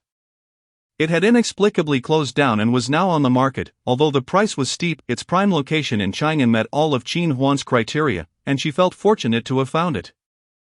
The next day, she arranged to exchange silver for the deed with the female proprietor. Qin Huan arrived punctually when Jingjing sat in her luxurious carriage, lifting the bamboo curtain to cast a final glance at her shop. It was the first establishment she had acquired while toiling under her stepmother, a cherished part of her dowry, yet now she was forced to part with it. Given Wen Jingjing's status, she naturally would not engage in direct negotiations with the buyer. Instead, she entrusted the contract to a trusted confidant and awaited silently, her expression remaining as frosty as snow, save for a flicker of nostalgic melancholy in her gaze, revealing her inner turmoil. Someday, she would reclaim it. As she pondered this, a figure clad in pale pink entered her line of sight, her attention drawn to the man holding her hand. Both donned white-sleeved garments that concealed their joined hands, revealing only the porcelain-white fingers clasping hers. Qin Huan turned to say something, and the man's face lit up with a smile unlike anyone Jingjing had ever witnessed. It radiated sincerity, his lips curving upward, his eyes sparkling with a brightness that seemed to reflect only her presence, leaving no room for anything else to eye. In that moment, when Jingjing understood the depth of her own emotions, "Please, master, wait here while I retrieve the deed. I will take you inside for a tour," Qin Huan teased with a wink. Due to the closure, the shop was not open to outsiders. Xiaoyu's smile grew ever more charming, and he jested. "Master Qin, please focus on your affairs. Leaving me here is no trouble at all. I will be right out," she promised, releasing his hand and watching him retreat. Her heart aching, she dropped the curtain, her chest heaving with emotion. A surge of thoughts coursed through her mind, and her expression hardened. Suddenly, the coachman, stationed beside the carriage, witnessed the princess flinging the door open with fury, her anger palpable. The coachman hesitated for a moment before hastily kneeling, lowering himself to the ground as a makeshift seat. When Jingjing stepped over him, striding briskly toward the shop. As she passed Xiaoyu, she coldly remarked, "Did you orchestrate this to gift my shop to her?" "I refuse to comply with your wishes." Xiaoyu watched as when Jingjing approached with fierce determination. Her words bewildered him, and a flicker of contemplation crossed his features. The next moment, he swiftly followed her into Jinqiu Yuan. At that moment, Qin Huan was engaged in signing documents with Mama Yan, when Jingjing's wet nurse, enraged, when Jingjing overturned the table, sending the exquisite red lacquer tea set crashing to the floor, the sound echoing sharply. Qin Huan gasped, rising in shock, yet it was too late to avoid staining her dress with the scalding tea that had just been served. "This shop shall not be sold," when Jingjing declared vehemently. "Get out!" Infuriated by her domineering demeanor, Qin Huan's temper flared. "Have you lost your mind? You signed the contract and accepted the payment. You can't just declare it unsold." Xiaoyu stepped in front of Qin Huan, shielding her with his body. "While I may have orchestrated this situation, your quarrel is with me, not her." Chapter 56. Why must it be Qin Huan? You think I'm a fool, Xiaoyu? She was set to buy it as soon as it was listed. And you dare claim this is a separate matter? Realizing she had fallen into Xiaoyu's trap, designed to transfer her beloved shop to his current partner, when Jingjing could no longer contain her fury. His instinctual movement to protect Qin Huan only deepened her anguish. Once upon a time, Xiaoyu had defended her in front of her stepmother, offering her a sense of security with his slender yet reassuring presence. Xiaoyu had no desire to argue with Wen Jingjing. He saw no reason for it. However, if she insisted on feeling manipulated, the chances of selling the shop to Qin Huan would diminish. This was a rare opportunity for her. After all, a days earlier, upon hearing that Wen Jingjing had sought out trouble at the Marquis's residence, humiliating Qin Huan, Xiaoyu believed the Princess of Jiang had grown too complacent. He preferred to keep certain matters away from women, especially those he was acquainted with. Yet, when Qin Huan threw a small tantrum, he felt compelled to make amends. He intended for her to share in the burdens alongside her husband, the Prince of Jiang. He had instructed the Jin Yiwei to investigate the funds leaving Jinqiu Yuan, discovering that part of Wen Jingjing's personal finances had been used for favors and the other part to support her husband's military endeavors. Additionally, there were false accounts orchestrated by the prince that implicated Jinqiu Yuan. Selling the shop while the Jin Yiwei only issued a warning was a prudent choice. At least it would avoid confiscation without compensation, allowing her to profit from the sale. Yet, fate had it that Qin Huan had set her sights on the very establishment. Not only Jinqiu Yuan, but Wen Jingjing had numerous shops facing similar fates. Thus, when Qin Huan excitedly informed him of her desired shop, he did not even consider that it belonged to Wen Jingjing. Of course, even if he had remembered, it would not have interfered with his intentions. In the current scenario, Wen Jingjing firmly believed that Xiaoyu had commanded the Jin Yiwei to warn her solely to ensure that Qin Huan obtained the shop. Her anger was so intense it felt as though her heart were aching. Believe it or not, that previous statement had already served as an explanation for Xiaoyu. Since Wen Jingjing did not believe it, he could not be bothered to waste his breath. You exchanged money and contracts, and the transaction is thus concluded. Princess of Jiang, it does not befit you to throw a tantrum, Xiaoyu stated indifferently when Wen Jingjing overturned the table moments ago. Qin Huan, quick as lightning, managed to retrieve the shop contract, preventing it from being ruined in the tea. Upon hearing this, she examined the contract and the sales agreement, relieved to find everything intact, and presented it to Wen Jingjing. The black and white words clearly stated, "Wen Jingjing, and this signature and fingerprint belong to you, do they not?" When Mama Yan handed the contract to Qin Huan, Wen Jingjing's name had already been signed, and her fingerprint affixed. Qin Huan was quite astonished upon seeing the name. And only after Wen Jingjing flipped the table did she confirm that this Wen Jingjing was indeed the princess of Jiang. Your money shall be returned, and this shop I shall not sell. There is no such reasoning in this world. Well, today, in front of me, such reasoning exists. Wen Jingjing raised her voice to drown out Qin Huan. Coldly she instructed, Mama Yan, return the money to her, princess of Jiang. Xiao Yu was about to say something but was interrupted by Qin Huan pulling his hand. The transaction had concluded, yet it could not withstand the princess of Jiang's vehement reversal. Her unwillingness to sell the shop would surely lead to misfortune in her business endeavors. Qin Huan said, stepping forward, presenting the contract to her. She did not shy away from meeting her perpetually aloof yet now fiercely angry gaze, and said, a princess of Jiang, I hope you can distinguish between the inanimate and the living. One can take what they desire, but a person cannot simply be claimed as one wishes. The statement was veiled, yet everyone present could comprehend its meaning. Wen Jingjing's lips twitched ever so slightly. Staring at Qin Huan momentarily at a loss for words, it was Mama Yan who quickly retrieved the contract and returned Qin Huan's pouch of silver notes. Qin Huan accepted the pouch and turned to grasp Xiao Yu's hand, who obediently followed her as they departed. Wen Jingjing remained rooted in place, her chest heaving increasingly. Mama Yan, usually composed and seasoned, was at a loss for words at this moment. After a brief pause, Wen Jingjing sank into the circle chair, abruptly hurling a piece of blue and white porcelain off a low shelf. The shattering sound of the porcelain coincided with her furious voice. Qin Huan, were it not for the Huang family's evil deeds, you would not have this opportunity now. The Huang family refers to Madame Wen Chengwen, the wife of the Minister of Rights, and Wen Jingjing's biological stepmother. She was the only daughter of Wen Chengwen and his first wife, who unfortunately passed away when Wen Jingjing was not yet 3, leaving her in the care of her father as favored concubine. His intention was to elevate the concubine, but to his surprise, the matriarch compelled him to welcome his cousin, Madame Huang, into the household. Wen Jingjing was not formally adopted by Madame Huang, as she was aware that the matriarch had secretly sabotaged her mother's standing and, by extension, her own. Later, Wen Chengwen and Madame Huang had legitimate sons and daughters, leaving Wen Jingjing in a precarious position, neither regarded as legitimate nor illegitimate. The marriages of noble ladies were seldom decided by their own will.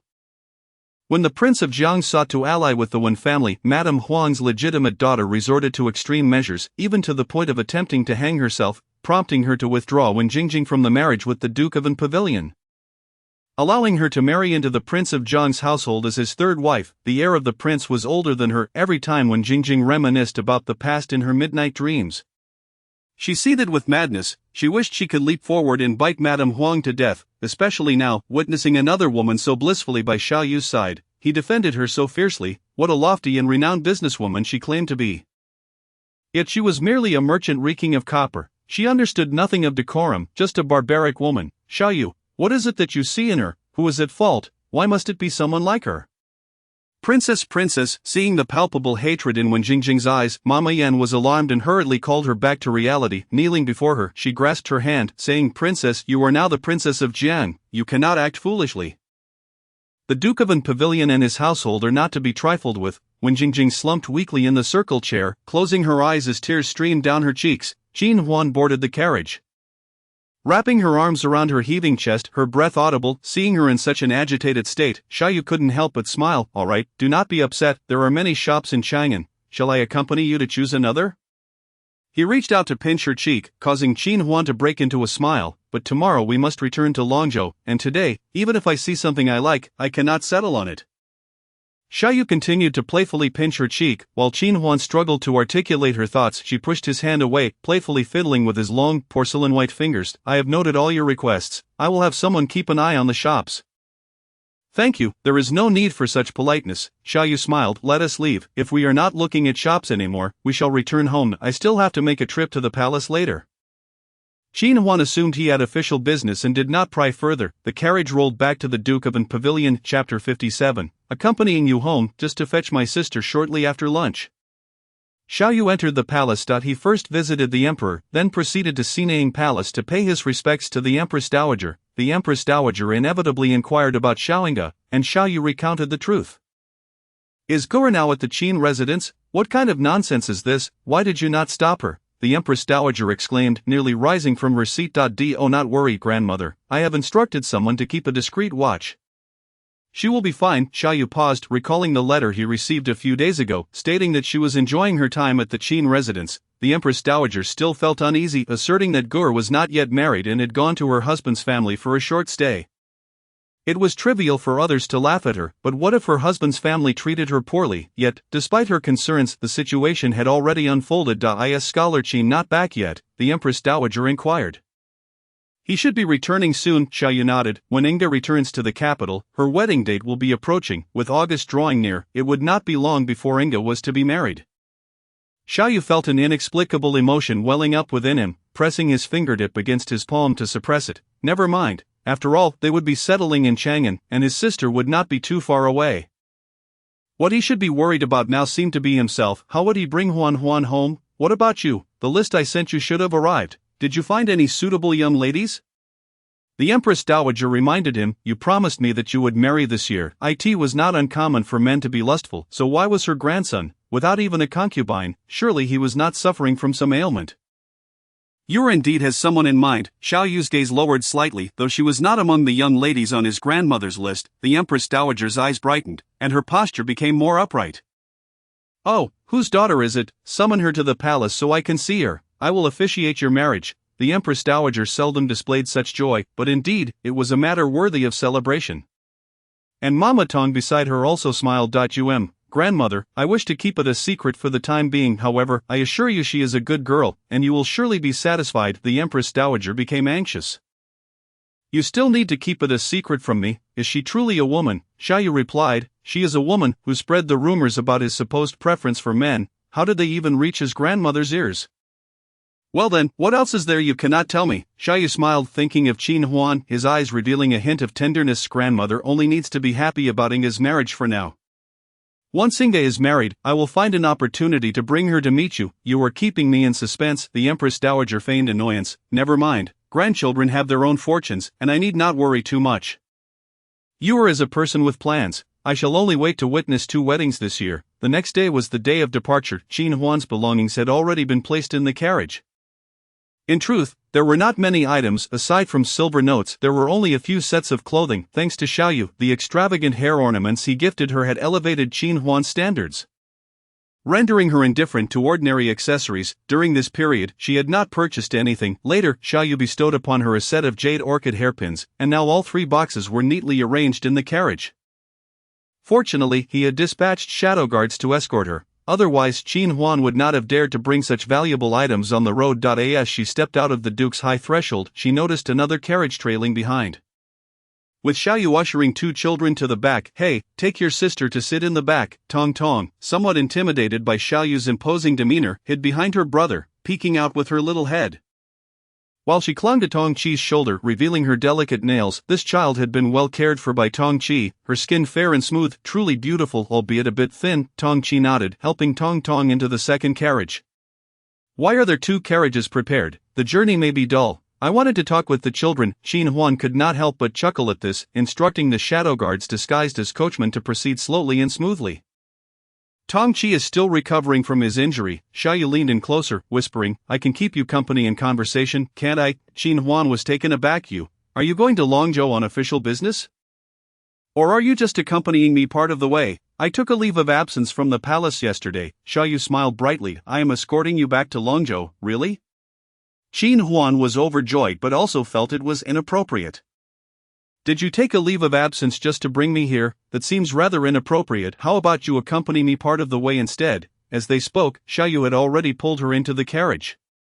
I wish to visit your home, Lord Xiao declared. Qin Huan's gaze at him was nothing short of startling. Then he added, just say I came personally to fetch Inga. If Qin Huan heard this, one could only imagine her reaction. So there is no need for concern, Xiaoyu said, taking her hand and resting it on his knee. The carriage moved along smoothly. I didn't get to meet all your family last time. Especially your father. I never even saw his face. This time, it's just right to build some goodwill. After a pause, he continued, I have prepared gifts, which I've already sent ahead. Xiaoyu had crafted an excellent plan.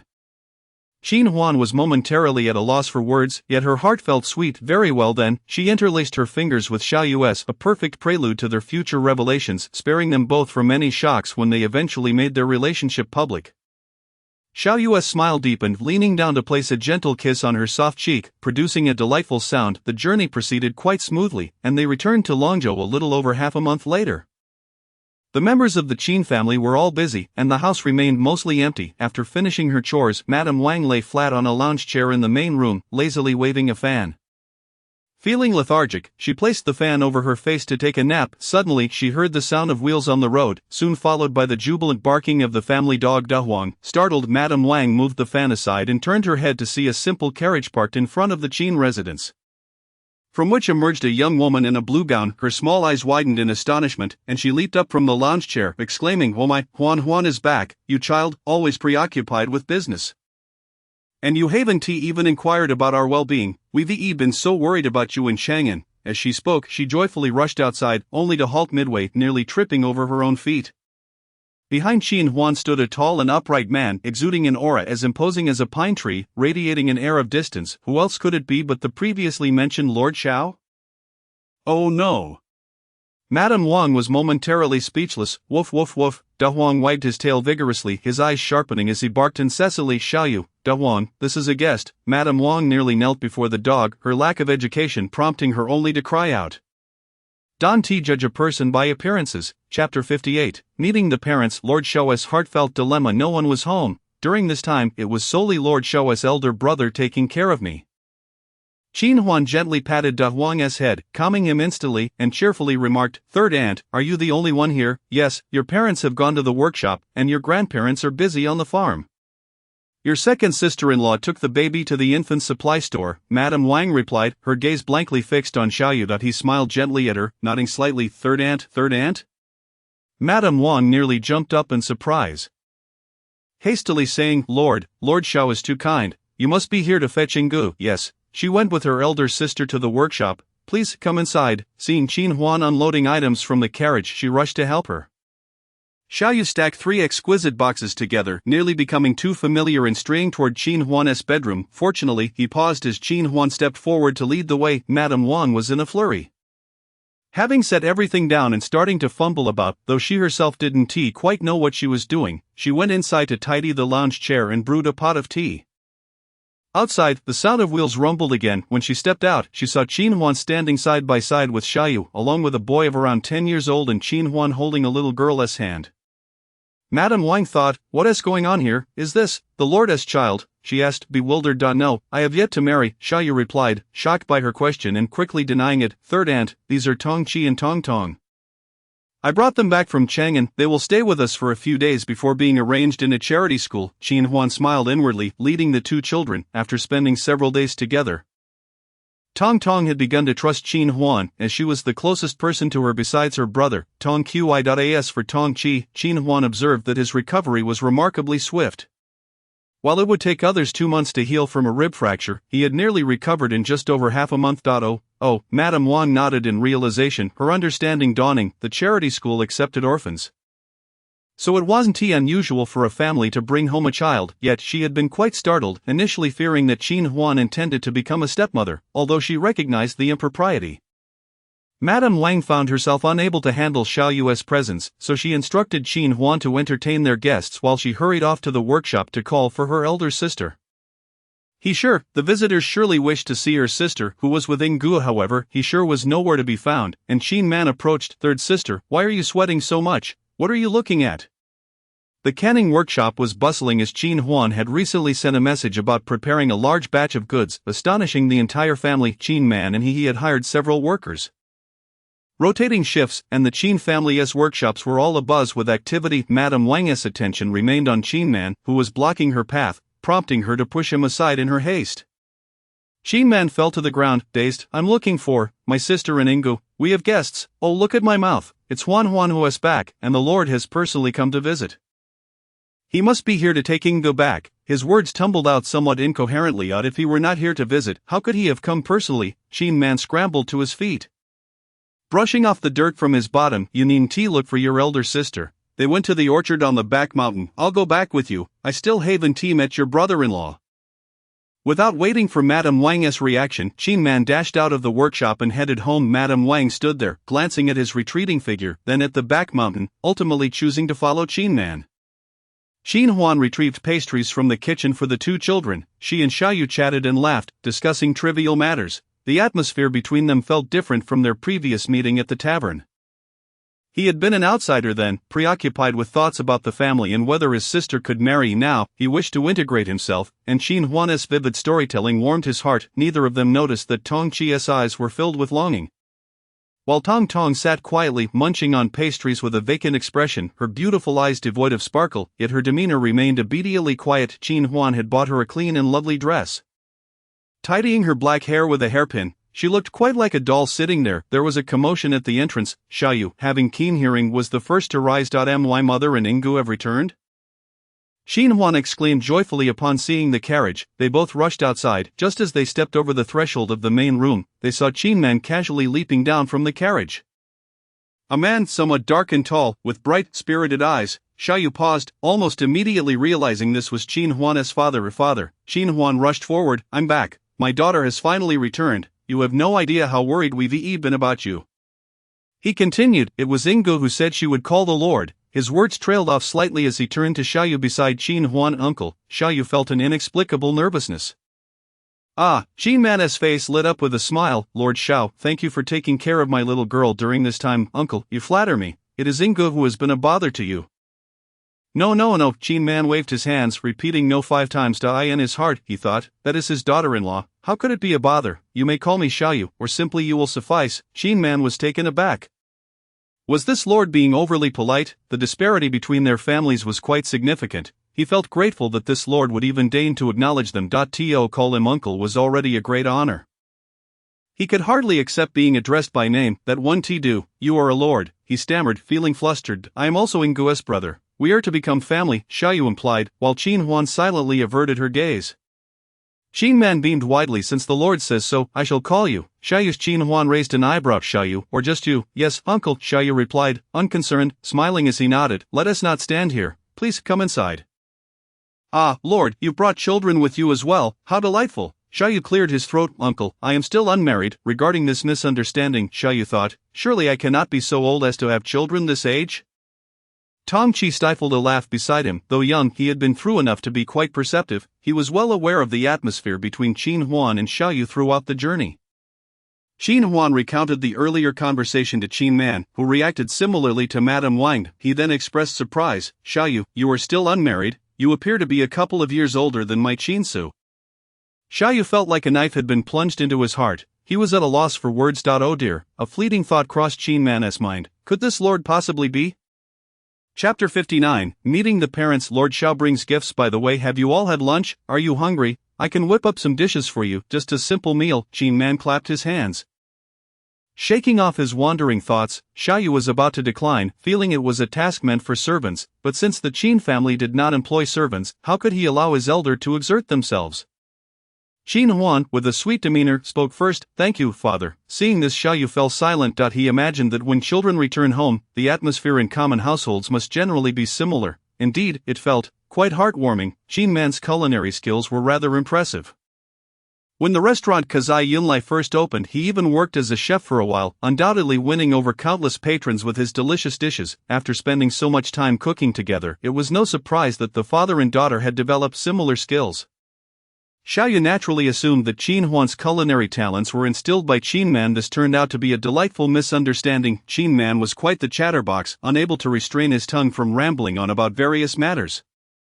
Yet his most frequent topics were Qin Huan and Xiaoyinga. With his sister away for so many days, although someone was secretly watching over and protecting her, it would be disingenuous to claim he was completely untroubled. Now, hearing Qin Man animatedly recounting her daily life and praising her endlessly, Xiaoyu felt a weight lift from his heart and couldn't help but feel joy. He was pleased that his sister had gained the approval and admiration of her in-laws. Still, he couldn't shake the thought that he should be more concerned about himself. What if the elders of the Qin family disapproved of him? It was imperative to seize the moment. Lost in thought, Xiaoyu became engrossed in conversation with Qin Man. No one in the house could tolerate his incessant chatter, but Xiaoyu responded to every word, much to Qin Man's delight. This lord was quite amiable. Giving him such face, establishing a good relationship with his daughter-in-law's brother was truly fortunate. How could Qin Huan remain unaware of the little schemes in Xiaoyu's heart, enjoying the dessert of yogurt with fruits sent by her third aunt? She couldn't help but chuckle at the two's interaction. "What are you two staring at? It's fruit, eat up," she laughed, noticing the two children frozen in place with their bowls. This year, the Jin family had begun producing candied fruits and canned goods, cultivating nearly 50 acres of fruit. Of course, aside from those arduous old trees that had been transplanted, the young trees had yet to bear fruit. Currently, peaches, apricots, pears, plums, and strawberries were ripening perfectly. A portion was reserved for entertaining guests. With the bowls primarily filled with early ripening grapes, the Jin family had started brewing wine from grapes 2 years prior. "Sister Huan, I've never seen these fruits before," Tong Chi said, holding a porcelain bowl. His expression bewildered. He had only tasted the wild peaches from the mountains, and he didn't recognize the others. "Brother, this is a strawberry, and this is a grape," Tong explained softly, using a silver fork to pick up a fruit dipped in yogurt. Suddenly Jin Huan's expression changed. Tong Chi was startled and interrupted his sister. "You eat, hurry up." Realizing something, Tong closed her mouth, lowered her head, and stiffened, afraid to eat. When Tong Chi glanced up, he found Jin Huan's serious gaze fixed on him. Devoid of any smile, he tightened his grip on the silver fork and averted his eyes, unable to meet Jin Huan's gaze. Jin Huan looked at Xiaoyu and Jin Man, who were engrossed in their conversation. Then she smiled and gently said to the children, "What are you two dawdling for? Go on, eat." Tong Chi felt comforted by Jin Huan's warm voice, yet his heart remained anxious as he quietly ate the fruit. Tasting nothing, Jin Huan harbored some suspicions, silently finishing half a bowl of fruit. "I know this peach gum is edible, but I didn't know this milk can be drunk." At that moment, the familiar sound of laughter from a few individuals outside the door echoed in. "Bamboo tube peach gum stewed with milk, our girl made it herself. I assure you, it rivals the bird's nest of your noble families." Chininga, carrying a small basket filled with half a basket of peach gum, entered the house hand in hand with Ishur, both chatting and laughing. The two stood frozen for a moment, exchanging surprised glances with those inside, the air falling silent for a brief pause. It was Jin Man who reacted first, clapping his hands as he stood up, arms wide open, exclaiming, "Wife, you and our daughter-in-law have returned. Look, are you surprised? Unexpected, isn't it? Our daughter is back, and Inga's brother is here too." "I see," Ishur replied, unable to contain her smile as she approached, grabbing Jin Huan's hand and chiding, "You little girl, how could you leave for Chang'an without a word, returning with such a significant order for the family? And now you're back." Jin Huan playfully pouted. Ishur feigned annoyance but felt relieved in her heart, not wanting to neglect the guests. She turned to Xiaoyu with a smile, "Little you, did you come back with Huan?" "Indeed," Xiaoyu replied with a modest smile. "Inga has been troubling my uncle and aunt recently. I came to bring her home, as the wedding date is approaching." Xiaoyinga, holding the basket, felt guilty and found herself at a loss for words. Ishur's gaze caught sight of the two children, radiant as golden boys, her brows knitting in surprise. "Little you, are these your children? They are truly adorable." "Xiaoyu, can we not put him on the spot?" "Ahem, aunt, my brother is not yet married. Where would the children come from?" Xiaoyinga seized the opportunity to speak, offering her brother a sweet smile. Oh, then who are these two?" Ishur finally recalled the situation of the Xiao family that Xiaoyinga had mentioned as fierce relatives, and a brother who was in no rush to marry. It was no wonder he personally came to pick her up after such a long absence. "Mother, did you and Inga go to the peach orchard to gather peach gum? I'll personally make peach gum stew tonight." Jin Huan stepped forward, subtly avoiding the topic. Tong Chi, holding his sister's hand, observed the change in Jin Huan's demeanor and felt a pang of disappointment in his lowered gaze. Realizing she had caused trouble, Tong scrunched her little face and tightened her grip on her brother's hand. "You all rest. You've had a long journey, just relax," Ishur said with a gentle smile. But her words implied letting their father do the cooking, as she was not one to cook. Jin Man laughed heartily, taking the basket of peach gum. "You all rest well, I will handle dinner." Just then a knock echoed at the door. In fact, the door was not closed. Ishur peeked outside and saw 3 or 4 capable men looking in. "Is this the Jin family?" "Yes, what is your business?" Ishur inquired. "We have been sent to deliver something," the leading man said with a smile, casting a discreet glance. "Is that esteemed gentleman inside?" Upon catching sight of Xiaoyu, he almost immediately recognized him as the dignitary from Chang'an. Feeling a surge of respect, "Deliver something? For whom?" Ishur and the others were puzzled. Xiaoyu stepped forward with a warm smile. "It's me, uncle and aunt. I've prepared some small gifts, since the carriage is a bit cramped. I had them sent directly from Chang'an. Although it could fit in the carriage, it would be a bit cumbersome, as he and Huan needed ample space for comfort." Chapter 60, Lord Zhao's brief stay at the Jin family. "This child, how can he arrive and bring gifts?" Ishur laughed, thinking Xiaoyu was indeed a considerate person. The last time he visited, he should have brought gifts, but since it was a sudden official business, It was understandable that Aunt Wen Ti hold it against him. Xiaoyu humbly replied that he sure smile widened. How could I? The tall, slender man delivering the gifts thought to himself that this gentleman was truly from Chang'an, and thus grew even more respectful. Xiaoyu had prepared fine fabrics, wines, and other items. Though they were of good quality, they weren't overly extravagant, perfectly reflecting his thoughtful intentions. As the saying goes, courtesy should be reciprocated. With the families connected by marriage, the Qin family would inevitably make visits to the Marquis's residence in the future. The disparity in their social standings was significant. If Xiaoyu were to choose only rare and precious items as gifts, it would be challenging for the Qin family to reciprocate appropriately. He sure immediately felt closer to Xiaoyu, taking the items into the house and arranging them neatly, forming an impressive display. Seeing that the elders were satisfied, Xiaoyu's previously anxious heart relaxed. However, he failed to notice Xiaoying's increasingly peculiar gaze directed at him. Something was off. Her brother was acting strangely. His demeanor mirrored that of his initial visit to the Qin family. Appearing calm on the surface, yet little details had long given away his nervousness. She herself was anxious because she was the future daughter-in-law of the Qin family. Why was her brother so on edge? He had always been indifferent to high-ranking officials, barely granting her future-in-laws a glance, and yet here he was, being so courteous. Her scrutiny was too evident, and Xiaoyu seemed to sense it as he turned his head. Meeting his sister's odd gaze, with a slight arch of his brow, he asked, "Did you have fun playing around for over half a month?" His words didn't sound accusatory. Xiaoying's heart lifted. Feeling somewhat triumphant as she replied, "It was wonderful, I've learned so much here." A glimmer of amusement flashed in Xiaoyu's eyes, fearing that their uncle and aunt would find it hard to enjoy their peace and quiet. Not at all, Xiaoying thought to herself. She had already been staying at the Qin family for over 10 days. She knew it was somewhat irregular, but the elders of the Qin family had welcomed her, and she had received a letter from Asu, stating he would soon return home. This was likely their last meeting before marriage, but now that her brother had arrived, he would surely take her back to the capital.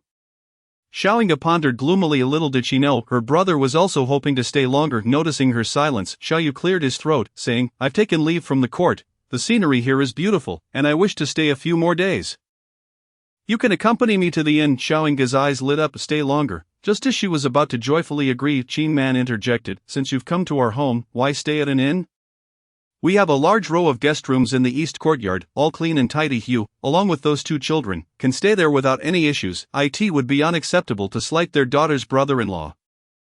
Xiaoyu hesitated, feeling tempted but still declined. "Inga has already troubled you for such a long time. How can I impose further on uncle and aunt? We will inevitably visit Chang'an in the future. You are familiar with the area, so don't worry about us being a bother." He sure chimed in cheerfully. Qin Huan raised an eyebrow slightly. It seemed her mother was quite pleased with Xiaoyu. "Given the elders' warm hospitality, I must graciously accept," Xiaoyu replied. This conversation, however, might not have aligned with everyone else's wishes. Later on, the Qin family members returned one after another. Xiaoying had already integrated well with the Qin family. The elders and peers alike were fond of her. Only Xiaoyu, whether it be her noble and aloof demeanor or her elevated status, instills a sense of trepidation that renders others hesitant to approach her. Consequently, the Qin family today exhibits a level of restraint far beyond the norm. Despite their culinary inclinations, mealtime finds them less inhibited. The dishes prepared by Qin man received unanimous praise from the family, and the post-dinner delicacy of peach gum stewed with milk was met with endless compliments. As evening descended, in a room of the western courtyard, the 3 daughters of the Qin family gathered to share intimate conversations, centering their discussion around the soon-to-be-married Qin Yu. A beautifully embroidered scarlet wedding gown rested upon the young girl's lap, and as she spoke of her beloved, a blush adorned her cheeks. "Your wedding date is even later than my brother's. Just look at this gown, so swiftly embroidered and so exquisitely done." "Oh, Huanjie, do not tease me," Qin Yu pouted, cradling the gown. "That eldest brother of mine, well, what was that saying? Silent until he suddenly astonishes. Not only did he top his high school exams, but he also settled his marriage so quickly it truly astounded the entire family." Qin Xiao, upon hearing this, couldn't help but chuckle, revealing her adorable little tiger teeth. "You two should not mock me, once I am married. It will be just the 2 of you left." Qin Xiao shook her head emphatically. "There's still Huanjie ahead of us." "Not necessarily," Qin Yu replied, "since Huanjie is not being urged to marry. Besides, our Huan family is known for recruiting husbands." She jestingly nudged Qin Huan with her elbow. To if Xiaoyu marry in, instantly an image flickered in Qin Huan's mind of Xiaoyu arriving on a grand steed, adorned in red, sitting in a lavish bridal sedan chair. causing her to stifle a laugh. Qin Huan, feeling a flutter of curiosity, excused herself to her room. Upon re-emerging, she made her way directly to the row of guest rooms in the western courtyard. Faintly, she caught the sound of conversation between Xiaoyu and her sibling, prompting her to pause. A smile curving her lips, she called the two children from the adjacent room and led them to the side chamber next to the main hall. The dusk was still relatively early, though the evening glow cast a dim veil over the room. Qin Huan leaned against the table, her gaze not particularly piercing, yet far from gentle as she regarded the two children. "You two have deceived me," she stated calmly. "No, Huanjie," Tong Qi exclaimed eagerly, "I did not deceive you, His face contorted in distress as he struggled to explain, his words tumbling over one another. "Your background may be genuine. But concerning Tong Tong, you have indeed misled me." Qin Huan's expression grew serious, her gaze sharpening. "Speak, from which affluent household did you abduct her?" Not only did the recent fruit incident raise her suspicions, but she had previously questioned Tong Tong's identity. The child was undeniably beautiful, yet her exceptionally fair and delicate skin betrayed a lack of hardship. Initially, she had trusted Tong Qi, believing he cared for his sister. Qin Huan despised being deceived, particularly as this child might bring trouble to the Qin family. "Tong Tong was not abducted by me," Tong Qi insisted anxiously. Of course, Qin Huan knew that was impossible. Otherwise, the young girl would not be so reliant on him. Her words were meant to provoke Tong Qi. She pressed. "Really? Then where did Tong Tong come from?" "Huanjie, I am sorry, but I cannot say." Tong Qi took his sister's hand. "Tonight, I will stay at your house, and tomorrow I will take Tong Tong away. Is that acceptable?" Such a notion was out of the question. These two children were brought to Longzhou by her. How could she abandon them? "My brother did not abduct me." Just as they were at an impasse, Tong Tong spoke up, looking at Qin Huan, her voice slow and timid. "Huanjie, I do not want to go home.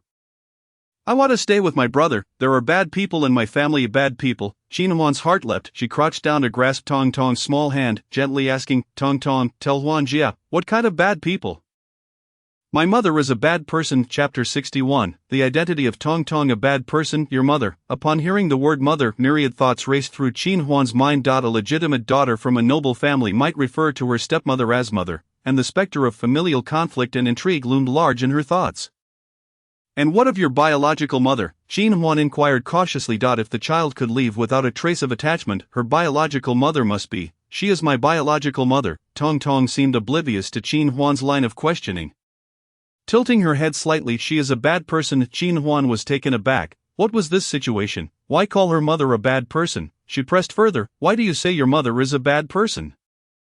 This time, the little girl visibly stiffened, her gaze turning vacant, and fear flickered in her dark eyes, making even her breathing appear labored. Qin Huan quickly called her name, rousing her from her stupor, gently patting the girl's back. She embraced her, soothingly saying, "It is all right, Tong Tong, do not be afraid. Huanjie is here." "Thank you, Huanjie." Tong Tong softly returned the embrace. "I do not want to leave my brother. Please do not send us away." She understood her brother longed to remain close to Huanjie, and she wished for the same. Qin Huan was at a loss for words, her lips moved but no sound emerged. She could not make such promises lightly. Before exiting, Qin Huan exchanged a knowing glance with Tong Qi. Shortly after she returned to her own room in the western courtyard, Tong Qi followed. Qin Huan sat at a long table, penning something with a small brush. A cluster of lamps illuminated the room, casting a warm glow that was gentle on the eyes. "Are you aware of Tong Tong's situation?" Qin Huan set down her brush and turned to face Tong Qi. "Not entirely," he replied, nervously fiddling with his sleeves, "but I have heard her speak in her sleep." She mentioned, "Her mother has killed someone." "Indeed, it was the sordid affairs of the inner chambers. Which family does she belong to? What was her original name?" Tong Qi hesitated, his previously resolute gaze now evasive. Qin Huan sighed softly. She did not wish to put the child in a difficult position, yet this matter could not be taken lightly. "Xiaoyu, he is the commander of the Jin Yiwei. They are adept at gathering information. Even if you do not tell me, we could investigate and uncover the truth within 2 days." "Huanjie, if I tell you." "Please do not send her back." "All right, she is my sister," Tong Qi implored. "You can expel me from the Qin family, but do not return Tong Tong." "I will not," Qin Huan assured him, once she learned the truth. The only decision left to her would be regarding the two children's fate in the Qin household. Beyond that, she wished to avoid meddling. She could not afford to be unyielding in the face of authority.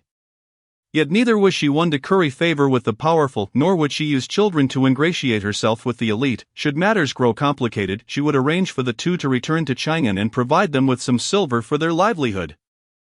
That would suffice as her benevolence. Tong Qi trusted Qin Huan's promise. He recounted how he met the two children. Tong Qi had always preferred not to mingle with other beggars, during his mother's lifetime.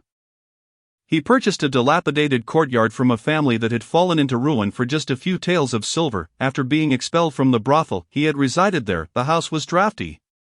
And when it rained heavily outside, it would drizzle inside as well. Tongchi never complained, knowing it was the best his mother could offer. Nevertheless, many other beggars eyed the place, and Tongchi would use his slingshot to drive them away. Having faced bullying often, he developed a strong sense of territory, often leaving them bloodied. One evening, the air was stifling, and Tongchi, half awake, heard a noise. Thinking it was beggars again, he took his slingshot to investigate.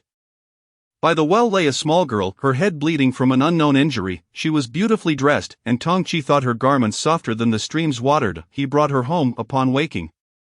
She called him Big Brother. After a few days, Tongchi indeed saw her face on a reward notice. He mentioned returning her home, but the little girl refused, crying profusely about the bad people in her home. Tongchi's heart softened, and he thought to keep her a few more days, which turned into an indefinite stay. Despite his conscience pricking him, he contemplated sending her away. She was a young lady from an affluent family.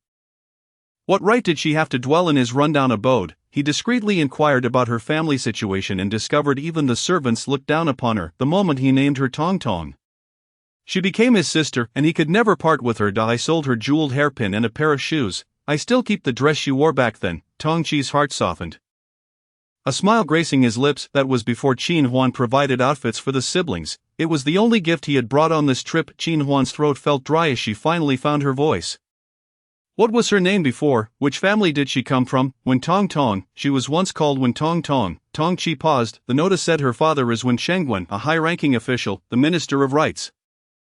Xiaoyu sat in Xiao Yingji's chamber for quite some time, listening to her vividly recount her daily life over the past period. In truth, he was already well aware of most of it. He had instructed the shadow guards to provide detailed reports, yet hearing it from her lips felt entirely different. A gentle smile remained on Xiaoyu's face. Rest early, I must take my leave. Having sat for an hour, he noticed the hour was late, rising to lightly pat his sister's hair before striding next door. Good night, brother. Xiao Yinggu stood to see him off. Good night. Xiaoyu stood quietly in the empty courtyard.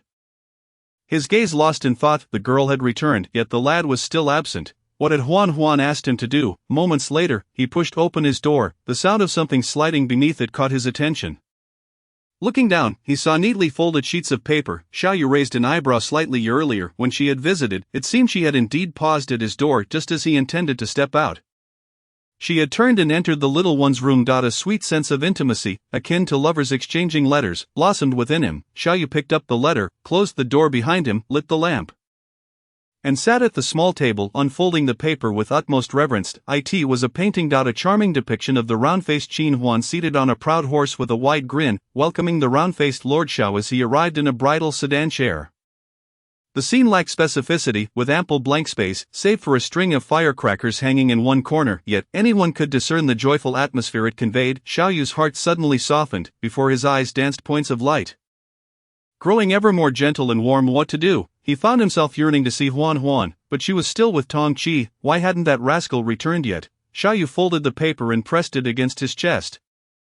Ultimately unable to resist the urge to leave the room. Chapter 62. Regarding Wen Jingjing, I understand now. Rest assured, I will uphold my word. After escorting Tongchi out the door, Qin Huan noticed his anxious demeanor and reassured him once more.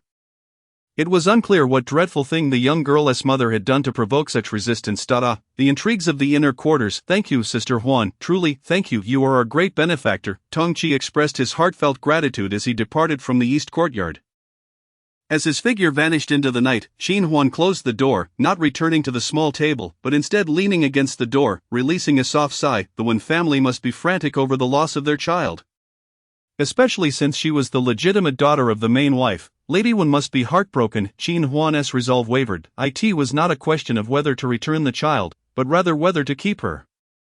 She had grown quite fond of the pair of siblings, particularly Tongchi, the resilient and astute young lad who had fought tooth and nail to protect her. Why the sigh? Just then, a hushed voice drifted in from somewhere.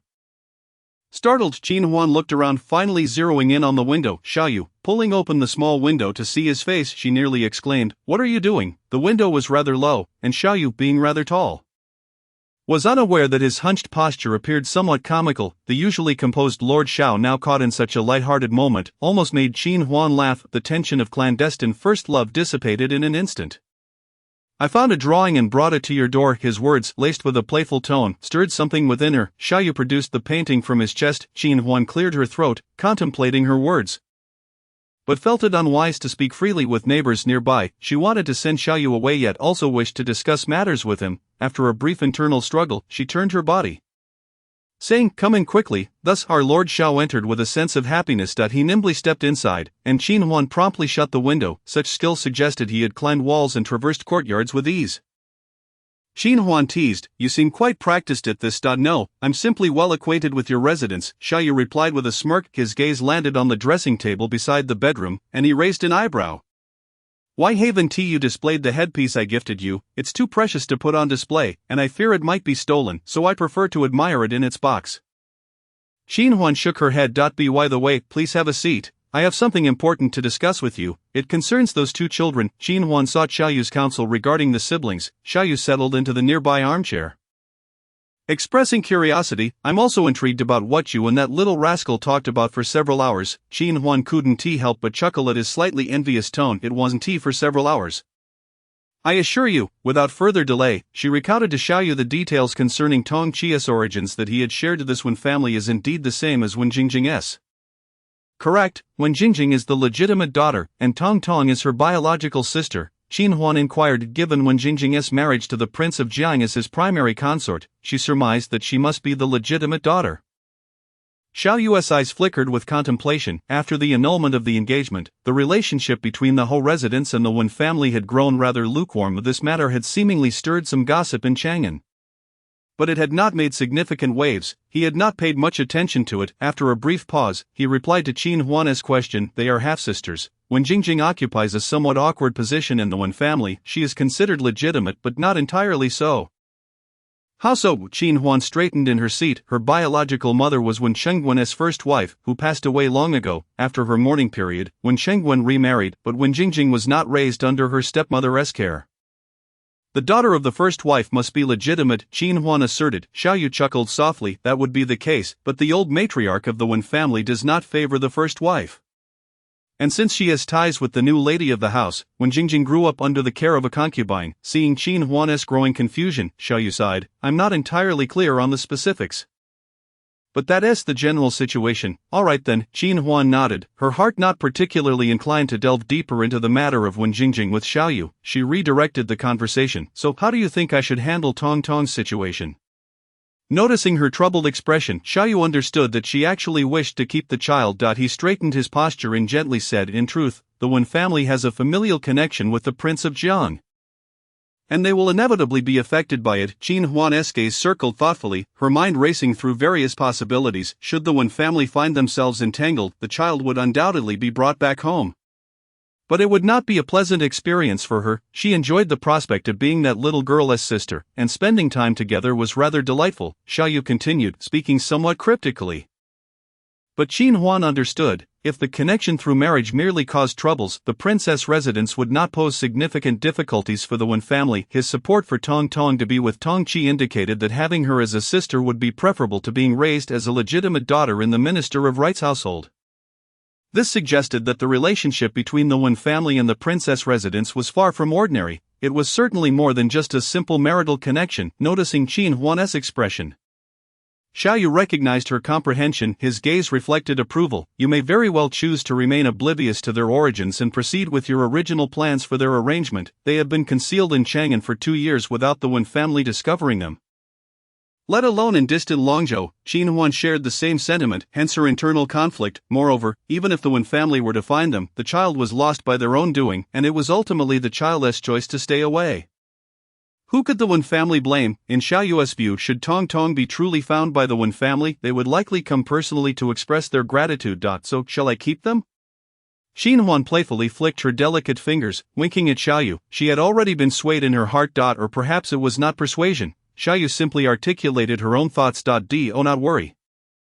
I am here as well. The Wen family will not dare to cause trouble." Xiaoyu smiled. Qin Huan's smile widened as she leaned in and kissed his cheek. "Thank you, Xiaoyu." His expression softened, filled with affection, as he replied gently, "I truly admire the painting, Huan. I eagerly anticipate that day." Qin Huan stiffened, her ears turning red. Xiaoyu's smile grew broader as he leaned in to kiss her forehead. Then, good night. The following morning, after breakfast, Qin Huan visited her ancestral home in Qin family village, making the rounds at various workshops. She had never handled such a large order before, and having signed a contract, she felt it necessary to oversee the process herself, as the merchant ship of Ji Buying would arrive to collect goods around September. After a busy morning, a light sheen of sweat adorned her brow. She decided to stop by her old home at the village entrance, taking a moment to rest. Huan is back. Did you visit the workshops? Come over to Grandma's for dinner later, it's so rare for you to return. You should stay at Aunt S' house tonight. Surrounded by the enthusiastic villagers at the village entrance, Qin Huan adeptly navigated the situation. Once freed, she made her way straight to her old home. Brother, why are you so curious about the old residence of the Qin family? From a distance, she spotted two familiar figures. Who else but the Xiao siblings? Chapter 63, The Proposal. At that time, the Qin family was not affluent, yet they were sufficiently united and harmonious. Among the elders were a carpenter and two private tutors, while the others contributed by doing odd jobs to supplement the household income. The old man's chronic illness posed a significant challenge, leaving him despondent, yet his sons ensured he was well cared for, bringing home 2 taels of silver for medicine each month. Consequently, after deducting expenses, little remained. For many years, the entire family lived in the modest earthen house before them. Eventually, financial stability allowed for 2 choices proposed by the government: either demolish the old house and rebuild, or relocate to the town. The latter option narrowly prevailed. The Qin family held on to nostalgia, and soon every villager in Qin family village occupied newly built stone-roofed houses, while the old house appeared increasingly out of place. With no one proposing its demolition, villagers often spotted members of the Qin family visiting the old earthen house, sitting for a spell or standing in contemplation. Each member held a key. Those shared days of trials and tribulations were fondly remembered. Now, standing before the old house was Qin Huan, and the Xiao siblings stood before the weathered wooden door. Curious, Xiao replied nonchalantly, his serene gaze fixed upon the house. Just looking at it stirred a myriad of inexplicable emotions within him. Huan was indeed an extraordinary woman. Suddenly, hearing footsteps behind him, Xiao turned to see the softness in his gaze. Brother Ingo, what brings you here? I heard your ancestral home is in Qin family village, so I insisted on coming to take a look, Xiao explained. Qin Huan pulled out her key. Shall we go inside for a moment? Without waiting for a response, she inserted the hefty key into the lock and opened the door. A house requires occupants to breathe life into it, and the old residence had long been abandoned. Upon opening the door, a faint, slightly damp scent of aged wood wafted through, but it was not unpleasant. The yard was small, with only a chicken coop in the corner, which made the space feel even more expansive. Before my eyes stood 5 or 6 modest earthen houses, their dull, earthy hues blending almost seamlessly with the ground beneath. The only renovation that had been undertaken was the replacement of the leaky roofs, where thatched grass had been exchanged for sturdy black and yellow tiles, giving them a semblance of solidity. The ground was relatively even, and the walls bore the marks of stacked firewood. The windowsills were cluttered with various items, and ropes used for drying clothes and sunbathing corn remained undisturbed beneath the eaves. These structures belonged to the old house, yet each retained its distinct identity, silently witnessing the desolation of 2 years devoid of life, perhaps awaiting someone to connect them once more. The interior was equally vacant. As most of the furniture had been moved to the new residence, Qin Huan's fingertips lightly brushed the tabletop, stirring up a fine layer of dust. All this furniture had been crafted by my father, a carpenter of some repute in the town. Qin, as the eldest son, felt the weight of the family's struggles more acutely than anyone else. The Qin family was a lineage of scholars and farmers, yet he was the only one of his generation who had not received a formal education. He had begun learning a trade at a tender age, unable to pay the apprenticeship fees, resorting to clandestine learning, even enduring beatings before returning again. Eventually, he mastered his craft, earning money to repay his father's medical debts while dedicating himself to ensuring his 2 younger brothers could attend school. When his father's health improved and his younger brother passed the imperial examination, the family was granted a reprieve from grain taxes, allowing them a measure of relief. The first savings they accumulated went towards marrying Qin Man, who at 22 wed the 5 years older maiden. He had been courted by Qin Man, who had moved her deeply, for she had never imagined anyone would dare to marry her, especially given her notorious temper and advanced age. Thus she was won over by Qin Man's cheerful optimism and became the matriarch of the Qin family. Later, they had 2 sons, Qin So and Qin Huan. Qin Man's uncles also married and had children. They were private tutors who contributed their monthly earnings to the household, yet the debts loomed large and expenses multiplied, leaving them still impoverished. Qin Huan brushed the delicate dust with her fingertips, her voice flat yet tinged with melancholy. Both of her fathers from past and present were deserving of her respect. That is why I say Huan is remarkable. Don't you think so, brother? Exclaimed Xiaoying, filled with admiration. In just a few short years, your family has become the wealthiest in Longzhou. After gaining a deeper understanding of the Qin family, her admiration for her sister-in-law deepened, pondering how someone so young could achieve such greatness. Indeed, it was impressive. As Xiaoyu spoke, Qin Huan lifted her gaze, meeting his eyes for a brief moment. In that fleeting breath, their gazes held vast landscapes and distant horizons, a world only they could see. Qin Huan quickly averted her eyes, smiling at Xiaoying, insisting they were still far from being the wealthiest, and that her family had no desire for such competition. Initially, Qin Huan merely wished for her family to thrive. Later, she aspired to financial independence, believing that in any era, a woman ought to possess wealth to avoid being hindered. I must return now. Do you wish to continue exploring Qinjia village? Qin Huan inquired. No, we have plenty of time ahead. Xiaoyu replied with a light, ambiguous smile. Qin Huan felt a sudden warmth in her ears and swiftly exited the house. In the past, traveling from Qinjia village to the town for market days required a bullock cart, taking nearly an hour. After Qin Huan arranged for a smooth road to be built in the village, the return journey by horse-drawn carriage took less than 15 minutes. As the carriage stopped in front of the Qin residence, a magnificent carriage adorned with bright red flowers stood festively at the gate. Oh, the second young lady has returned, a joyful voice called from within. Zmo caught sight of a woman in splendid attire crowned with a large red flower. He inwardly lamented that something was amiss. Indeed, following her was a young gentleman clad in light blue, his eyes gleaming as he gazed at the carriage. The elders of the Qin family emerged, exuding a mix of exasperation and resignation at the pair's excessive enthusiasm. Miss Qin, our young master is the legitimate heir of the Yi family from Jishi. He has long admired your grace and intellect, and today he has come to seek your hand in marriage, the matchmaker cheerfully proclaimed, waving her embroidered handkerchief. Noticing the carriage remained still, she added, our young master is both handsome and talented, with a wealth of gifts prepared for you. You must meet him. With so many suitors seeking the hand of the second young lady of the Qin family, the family's reputation for decisively rejecting marriage proposals was well known. However, the matchmaker felt confident about this particular match, as the Yi family was a prestigious lineage alongside the Dajiji River. Yi Wenyang stood by, nervously fanning himself, and boldly approached, extending his hand. Miss Yi is here to escort you down. At last, the carriage stirred. Yi Wenyang's heart leaped with joy as he eagerly awaited the door to open. He had heard tales of the Qin family's second young lady being a renowned beauty. As the door slid open, a strikingly cold visage was revealed. The man was extraordinarily handsome, exuding an air of unmatched elegance, yet his expression was shrouded in frost, his brows and gaze tinged with an icy demeanor. Instantly, Yi Wenyang felt a shiver run down his spine. Who are you? Where is the second young lady of the Qin family? Yi Wenyang stammered, trembling slightly. Xiaoyu shot a glance at the outstretched hand. The sight caused Yi Wenyang to retract it hastily, convinced that if he had not done so the man would have severed his hand with a single stroke. Lord Xiao, you have returned, exclaimed second Aunt Fong, her gaze shifting with a smile as she approached. Lord? Yi Wenyang nearly dropped his jaw in astonishment. He finally realized the source of the formidable aura surrounding the man. He was a lord. How had the Qin family managed to align themselves with a lord?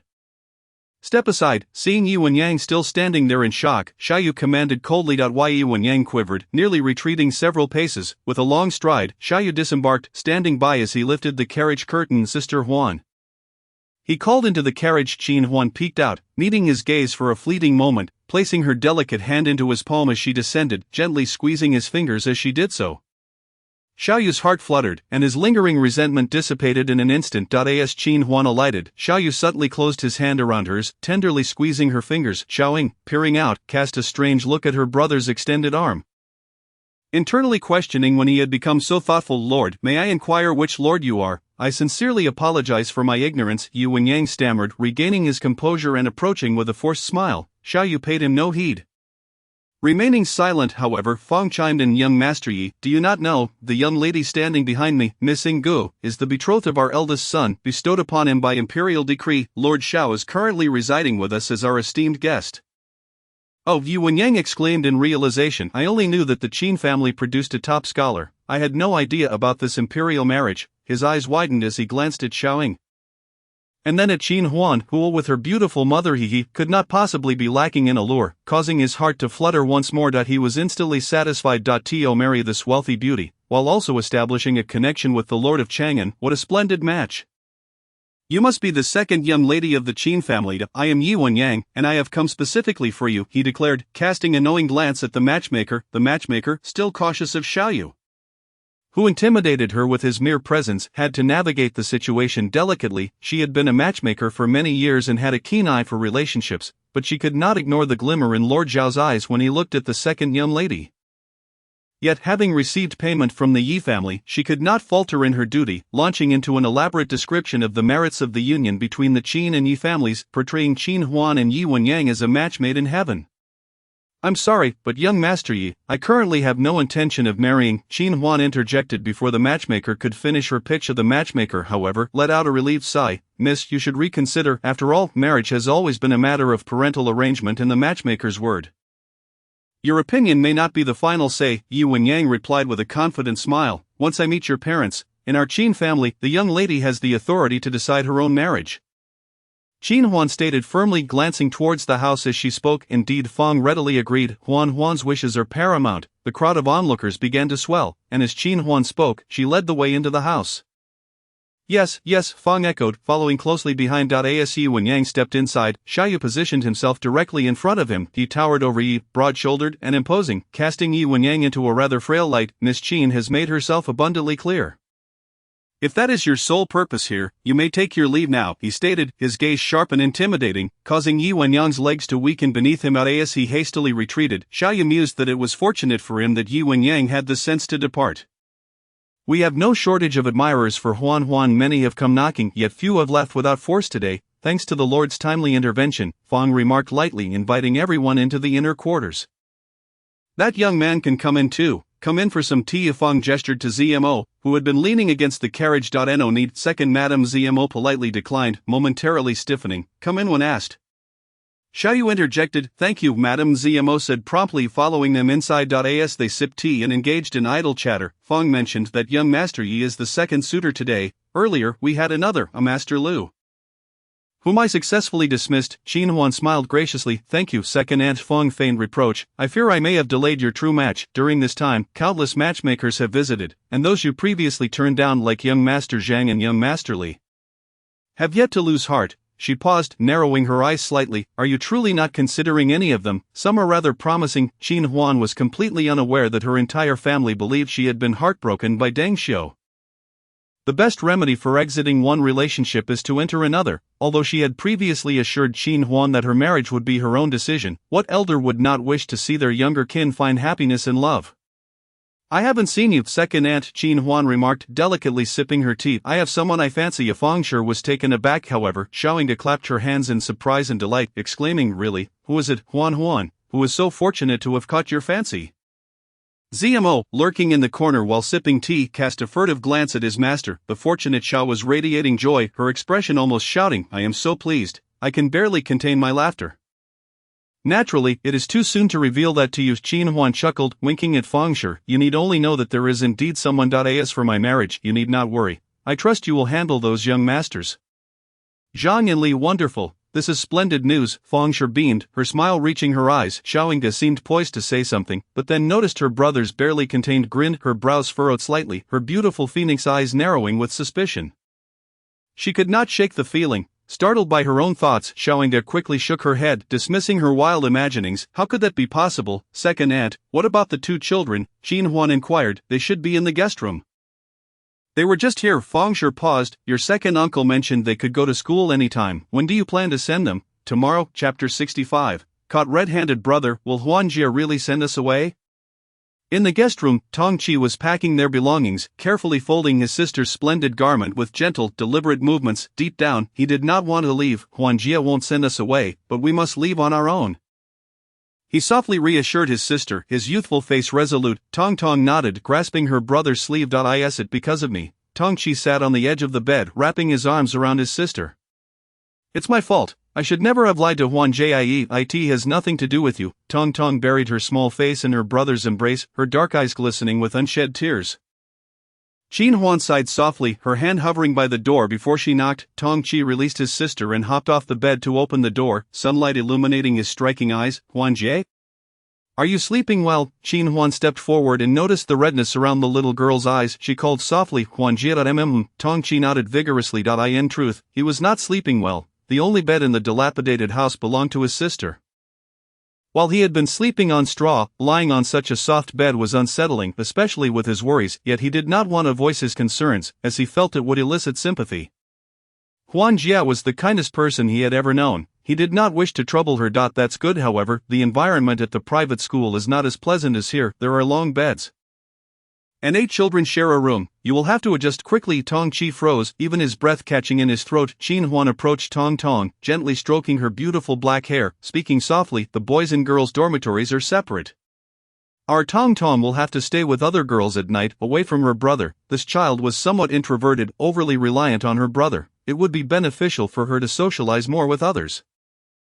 Huan Jia, can we not go? Tong Qi asked, tears brimming in his eyes as he turned to her desperately. Tomorrow we will go to the private school, Qin Huan replied with a smile. That night, on the Deji River, a triangular sailboat with a rear mast glided over the surging waters. Its hull, painted a bright yellow, reflected the cool moonlight, casting a gentle glow over the waves, a truly magnificent sight. At that moment, the guests aboard the triangular sailboat sat on the mast, enjoying the breeze. He had not tied his hair back. His long, dark hair flowed freely, gently stirred by the river breeze, and his sharply defined profile appeared extraordinarily soft. Captain, we will reach Longzhou tomorrow. A middle-aged man emerged from the cabin, standing beside him. Yes, as usual, I will not disembark at the dock, Qin Su replied, his expression gentle, his voice a soothing melody in the night.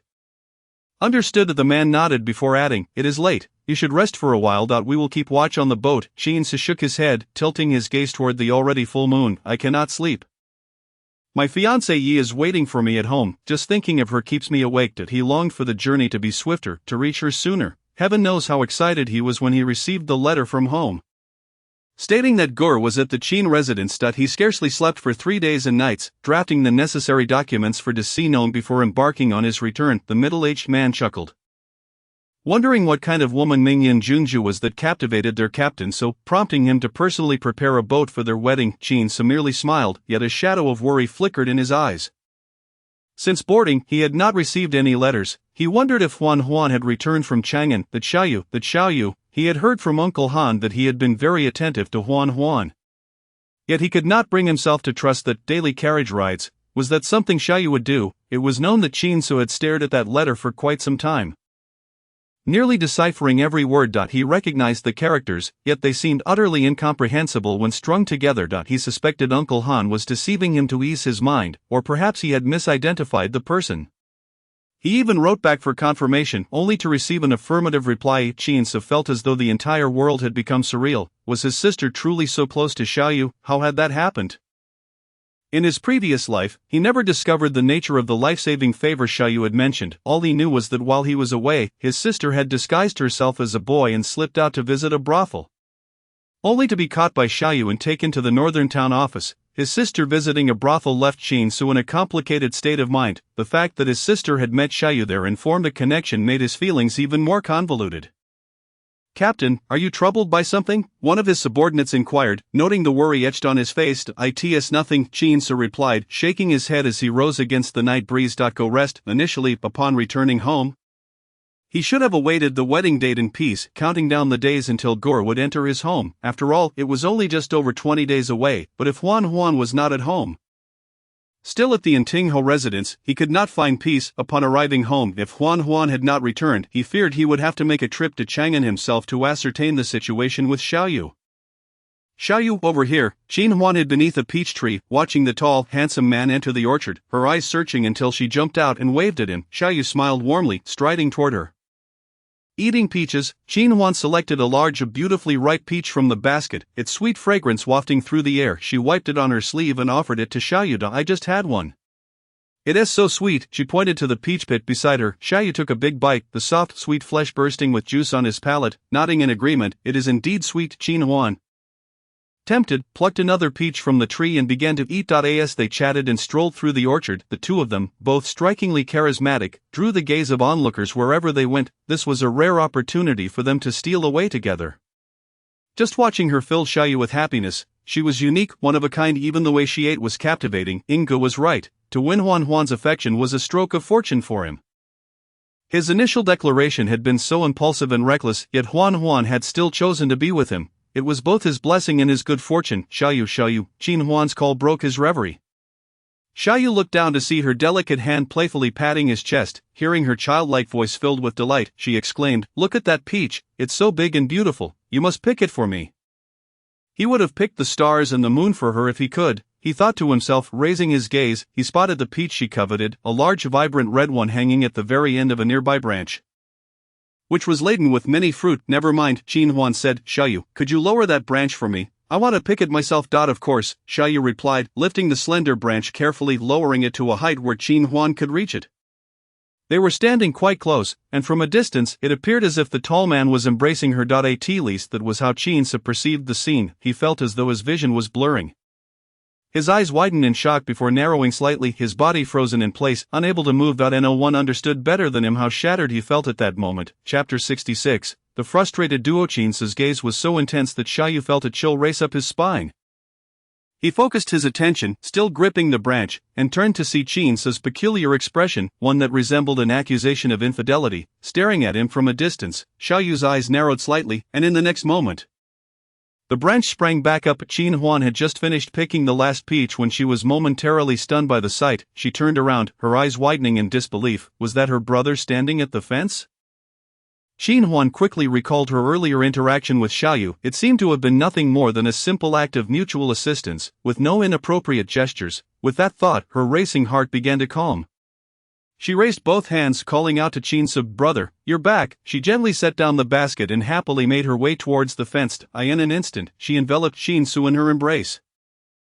At that moment, Qin remained somewhat dazed, caught off guard by the exuberant Qin Huan, and his gaze drifted towards the distance where Xiaoyu approached with measured strides. Huan, brother is back." Qin's voice was muffled as he lightly patted her back. "When did you arrive home? Have you seen Ingu?" This embrace carried an undercurrent of inquiry, yet lacking the expected response. Qin Huan felt tears welling up, her heart heavy with unease. "I've seen Gur. Upon hearing you were back home, I rushed over. In truth, she had merely awaited Qin Huan's return. However, upon learning that Xiaoyu had also been away for quite some time, an inexplicable worry gnawed at Qin, leaving him restless. He and Huan shared a profound connection. He and visited the old house or the various workshops, but had headed straight to the peach orchard. Little did he anticipate stumbling upon a scene that nearly shattered him. How could Huan be with Xiaoyu? His fists clenched and unclenched by his side as he watched Xiaoyu draw closer. Taking a deep breath to compose himself, he managed a cordial greeting. "Xiaoyi." Regarding Xiaoyu, he was acutely aware of the disdain the latter harbored towards him, believing he was unworthy of Gur. Truth be told, he held no fondness for Xiaoyu either. The officials generally possessed an innate aversion to the imperial guards, yet, he could not deny that Xiaoyu was the only brother of his future wife, thus his sole brother-in-law. He could set aside this distaste to foster a cordial relationship. To be honest, he had even contemplated how to greet him with a smile. However, at this moment, he found it impossible to muster any cheerfulness. "How has the journey of the esteemed Xin Yuan been?" Xiaoyu's inquiry jolted him back to the present. The position Qin held was a temporary title bestowed by the emperor, and upon entering the capital, he was certain he would be promoted. Hence Xiaoyu still addressed him as Zhuang Yuan as before. "Thank you, Hoyi, for your concern. It has been satisfactory." As the two exchanged pleasantries, Qin Huan stood silently to the side, sensing Qin's gaze shift between her and Xiaoyu. Eventually, he could no longer contain himself and squinted at Xiaoyu. "What brings the two of you to be alone in this place?" The emphasis on alone was unmistakable. "I happened upon the second young lady picking peaches. Thus I entered this orchard," Xiaoyu replied, calm and composed. Aside from the initial surprise, he displayed no trace of panic. He gestured towards the fruit basket beneath a tree. "The peaches are quite sweet.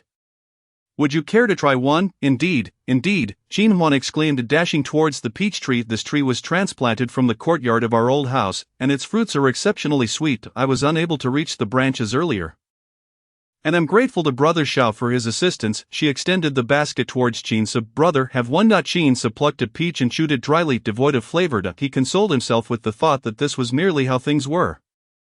Xiaoyu was certainly not the ideal brother-in-law he envisioned, although he himself was not Xiaoyu's ideal brother-in-law either. Thus, a tumult of emotions swirled within him, akin to a raging fire amidst this chaos.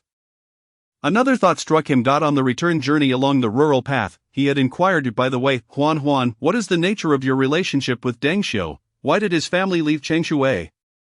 He had heard of this matter earlier at home, the reasons seemingly shrouded in mystery. As the elders remained tight-lipped, Qin Su felt a sense of regret. After all, he had once believed Deng Xiu would become his brother-in-law. He had been rather fond of Deng Xiu. Deng Xiu, it had been some time since he had heard his name. Upon suddenly recalling it, Qin Huan felt as if that chapter of her life belonged to a distant past, yet, in reality, only 2 months had passed. Deng Xiu's mother had too many concerns. I could not tolerate it, so I sent him away. Qin Huan wished not to delve into the details, opting for simplicity. What of Madame Zhou?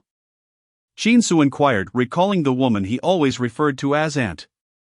Due to Qin Huan's conflicting words, he frowned as he mentioned Zhou. She believes I have delayed Deng Xiu, keeping him from marrying into their family or taking me as his wife. Qin Huan pressed her lips together lightly before continuing. Moreover, she administered medicine to me and Deng Xiu in hopes we would be together. Qin Su's heart skipped a beat. He halted abruptly, and Xiaoyu, who had been silently following, also came to a stop. His gaze lowered, perplexed. Qin Su responded nonchalantly, nodding, before hastening his steps. No one noticed the tension in his clenched fist nor the flicker of darkness in his eyes. Huan was still, too soft-hearted. Qin Su's return fulfilled a wish of Xiaoyingu. The two maintained a courteous facade while engaging in intimate exchanges privately. In front of the elders, Xiaoyu and he played the roles of amicable brothers, one calling the other Xiao Xiong and the other referring to him as Su Di. Their performances were remarkably convincing, leaving the elders oblivious to their mutual disdain. Before long, Xiaoyu proposed to depart for the capital. Aware that the Qin family had endured their presence for too long, and he knew they felt uncomfortable. Moreover, Qin Su's gaze seemed to linger solely on Yinggu or him, particularly when he walked alongside Qin Huan. That look seemed capable of cleaving them apart, making Xiaoyu hesitant to engage with Qin Huan. And now that their roles had reversed, he could somewhat empathize with the feelings Qin Su once experienced. Helpless, he felt a surge of frustration. No matter how much he had opposed it, Qin Su had succeeded. He had whisked away his sister Yinggu, and now, by what right was Xiaoyu not allowed to approach Huan? Xiaoyu felt a mixture of exasperation and indignation, yet, who else felt such frustration? The more Qin Su observed Xiaoyu, the more he perceived him as a wolf, his tail poised to ensnare his sister. He hoped Xiaoyu harbored no such intentions toward Huan. Xiaoyu, commanding the imperial guards, was decisive and resolute. Qin Su doubted he could treat Huan with the care she deserved. Furthermore, the Xiao family's relatives were all predatory wolves. Anyone could bear the brunt of suffering as long as it was not his sister. Certain matters required separation, even if he married Xiaoyu's sister. Given the Xiao family's circumstances, he could not expose Huan to such risks. His sister was not a bargaining chip. Finally, with Xiaoyu suggesting their return to the capital and planning to leave early the following morning, Qin Su felt a surge of relief. It was undoubtedly Xiaoyu's recent proximity that had emboldened him to pursue Huan, and once he departed, Qin Su intended to have a thorough discussion with his sister to quell any budding sentiments. This thought brought him solace. Suddenly a soft thud echoed as a note wrapped in small stones was tossed into the room. Qin Su raised an eyebrow, catching a glimpse of a pale garment, and couldn't help but smile. Unfolding the note, his smile widened. Chapter 67. The siblings caught in a bind that night. Qin Huan sat before her vanity, removing her hairpin and loosening her hair, using a small wooden comb to smooth her soft black tresses. She took a moment to admire the exquisite array of jewelry on her table: a solid gold flower hairpin, a jade-inlaid ruby pin, a cloud-pattern white jade magnolia pin, and a golden agate pin adorned with pearls. Her mood lifted just by looking at them. She then recalled the several hairpieces gifted by Xiaoyu, delighting in the thought as she retrieved the embroidered box from beneath the table. But before she could open it, a series of gentle knocks sounded. The windows of the Qin residence were made of bright tiles, hence the soft knocks rang out particularly crisply. Qin Huan had an inkling of what was to come, yet she maintained a modicum of vigilance, placing the box back down. Before she could utter a word, a man's low voice called from outside, Huan. It was indeed Xiaoyu, and she sighed in relief, only to be struck by a sudden concern. Wasn't her brother keeping a close watch? Xiaoyu, who usually dared not speak to her, had suddenly taken such boldness today. Qin Huan opened the window but did not allow him to enter. Regardless of their affections, they were not yet wed, and she did not wish to appear too casual. At the same time, she wanted to convey to Xiaoyu that she was not comfortable with such conduct. It was also her fault. During their previous discussion, she had inadvertently encouraged him. Love must remain within bounds. She did not want to give him too much freedom before marriage without needing to spell it out. Xiaoyu understood her displeasure the moment their eyes met, realizing he had acted thoughtlessly and intruded upon her space. Apologies, Huan, but I am leaving tomorrow, and before I go, I wish to see you. Xiaoyu bent at the waist, resting his elbows on the windowsill, his voice low and husky, carried away by the gentle night breeze. This posture appeared rather peculiar from the outside. The hidden Zimo could scarcely bear to look. How could this be his master? It seemed he had applied all his martial skills to scaling windows. Qin Huan looked down at him, poking his forehead playfully. Aren't you afraid of being caught by my brother? He is keeping a close eye on you. Xiaoyu chuckled, shaking his head. I was out with Ng Ge.at this hour? Qin Huan exclaimed, her eyes widening in disbelief. These two showed no concern for being discovered by her parents. Xiaoyu laughed lightly, reaching up to tousle her hair. Well then, I must be off. A beloved girl is never enough to behold, yet I sense your reluctance toward my visit. Xiaoyu understood he needed to withdraw gracefully. Indeed, Qin Huan gazed into his deep, tender eyes and nodded slightly. Just as Xiaoyu was about to pull away from the window, she leaned down and placed a soft kiss near his lips. Sweet dreams, and you as well. Good night, Huan. Xiaoyu replied, a smile gracing his lips as he prepared to withdraw. Unexpectedly, a series of hurried footsteps approached. Girl, followed by calling and knocking. Are you all right? Who is in your room? That voice belonged to Madame He. Qin Huan's heart nearly leapt from her chest as she swiftly shut the window with a bang, nearly trapping Xiaoyu's head inside. I'm fine, mother. There's no one in my room. She called back, her voice steadied. I heard voices. Were you asleep just now? Is there a thief? Let me in to take a look. Qin Huan understood Madame He was suspicious. Her words were merely an excuse. Thankfully, Xiaoyu was not in the room, and she proceeded to open the door. Madame He first scrutinized Qin Huan from head to toe, and upon seeing her properly dressed, she let out a sigh of relief. Second sister has mentioned that you may have a suitor hearing noises tonight. I was genuinely concerned it might be a scoundrel taking advantage of you. She then began to scan the room with her sharp eyes. But after a thorough inspection, she found not even a trace of a shadow. The clandestine pathways allowed the other party to maintain a certain decorum, refraining from entering the room, otherwise she feared she would treat him as a thief and chase him away. He sure was aware that the individual was likely lurking outside, perhaps crouched by the window, not wishing to put her daughter in a difficult position, while also hoping to afford the man some dignity. She contemplated letting the matter be, yet, curiosity sparked a desire to test his responsiveness. She would not be excessively harsh on him. She stepped lightly towards the window. Mother, what are you doing by the window? Qin Huan asked, her heart racing as she spoke. However, her warning came too late. At almost the same moment, he sure flung the small window open. Qin Huan's heart leapt to her throat. He sure leaned out to glance around, finding nothing but some weeds and an expanse of darkness outside. Meanwhile, on the rooftop, Zmo quietly shifted aside, making room for his master, who was engaged in a rather dubious endeavor. Xiaoyu crouched on the tiles, straining to listen to the sounds below. He sure turned back, casting a meaningful glance at Qin Huan, feeling a twinge of guilt. Qin Huan was relieved that her mother did not press further. All right, you should sleep now. Make sure to secure the doors and windows tightly lest a large rat sneaks in, for I shall personally chase it out. The large rat, Xiaoyu. Zmo pressed his face against the tiles, stifling a laugh. All he had to do was lift his head to reveal the mischievous smirk on his lips. Good night, mother. Qin Huan replied obediently. He sure smiled and prepared to leave the room. Suddenly, her ears perked up at a noise from outside. She furrowed her brows and, with the lantern in hand, stepped out of the house, noticing that she did not return to the neighboring room but instead approached the arched doorway to the courtyard. Qin Huan felt a surge of curiosity and followed her. Xiaoyu, perched high, observed the scene unfold and quickly understood the situation. Qin Su wrapped an arm around Xiao Yingji's slender waist and gracefully stepped through his own front gate, landing steadily in the inner courtyard. So, I'm heading back inside, Xiao Yingdu said, her cheeks flushed, as she withdrew from her fiancé's embrace and pointed towards the eastern courtyard. Qin Su replied, his voice low and alluring, gazing at her with affection. Good night, Gurut. Good night, she echoed. Just as they were parting, two tall figures emerged from the western courtyard, startling the couple. Ahem. Qin Su cleared his throat, stepping forward to block their path. Mother, Huan, why are you still awake? He sure lifted the lantern, tilting her head to look, and noticed the girl behind him, too shy to approach, her face crimson and her hair a disheveled mess. Seemingly missing a hairpin, she shot her son a glare but refrained from exposing him, simply saying, I heard some noise outside and got up to it's late. You should hurry and sleep. All right, mother. Qin Su nodded repeatedly. He was unconcerned for himself, but worried about Gur feeling awkward, so he hurriedly led her back to the western courtyard. Xiao Yinggu patted her flushed cheeks and dashed back to her guest room. You haven't even gotten married yet, and you can't help yourself? He sure scolded her son, shooting him another glare. What will people think of a young lady's reputation if this gets out? You can't be so selfish. Qin Su's face flushed red, exclaiming in indignation, I didn't do anything, mother, please don't say that, Huan is still here. He sure snorted lightly, casting a knowing glance at Qin Huan, sensing the unfolding drama.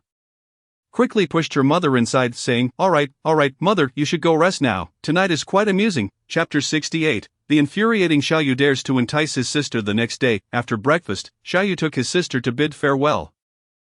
In early August, as the wedding date approached, Qin Su, having celebrated his 23rd birthday, began preparing for his marriage to Xiao Yinggu, the decorations of joy in the home, the arrangements for the feast, and the distribution of wedding invitations were all matters he need not concern himself with, as the elders busily took charge, creating a lively atmosphere. He sure summoned her son to discuss the dowry. As Xiao Yinggu was a princess, the Qin family could not provide a dowry on par with that of ordinary families. According to local customs, commoners only needed to prepare basic provisions like oil, salt, sauce, vinegar, chicken, duck, fish, and meat, which were evidently not suitable for their status. He sure proposed using her own shops as the dowry, but Qin Su declined. Mother, I am the one marrying the bride, how could I accept your belongings? He supported her to sit down, assuring her, You need not worry, I have long prepared the dowry. You have prepared it? Where is it? He sure inquired. You'll know on the day I come to fetch the bride. He replied with a mysterious smile. That day, as Qin Huan was in the kitchen preparing dishes, Qin Su, after holding a conversation with their father, pulled her outside. He had been feeling uneasy for several days and was finally resolved to clarify matters. He guided Qin Huan into a guest room and shut the door with a decisive thud. Qin Huan sensed trouble in his gaze and silently cursed her luck. As expected, Qin Su wasted no time and, with a complicated expression, said, Huan, I think that Lord Xiao seems to have an interest in you. Are you aware of this? Qin Huan bit her lip, nodding under his intense scrutiny. Qin Su's breath almost caught in his throat.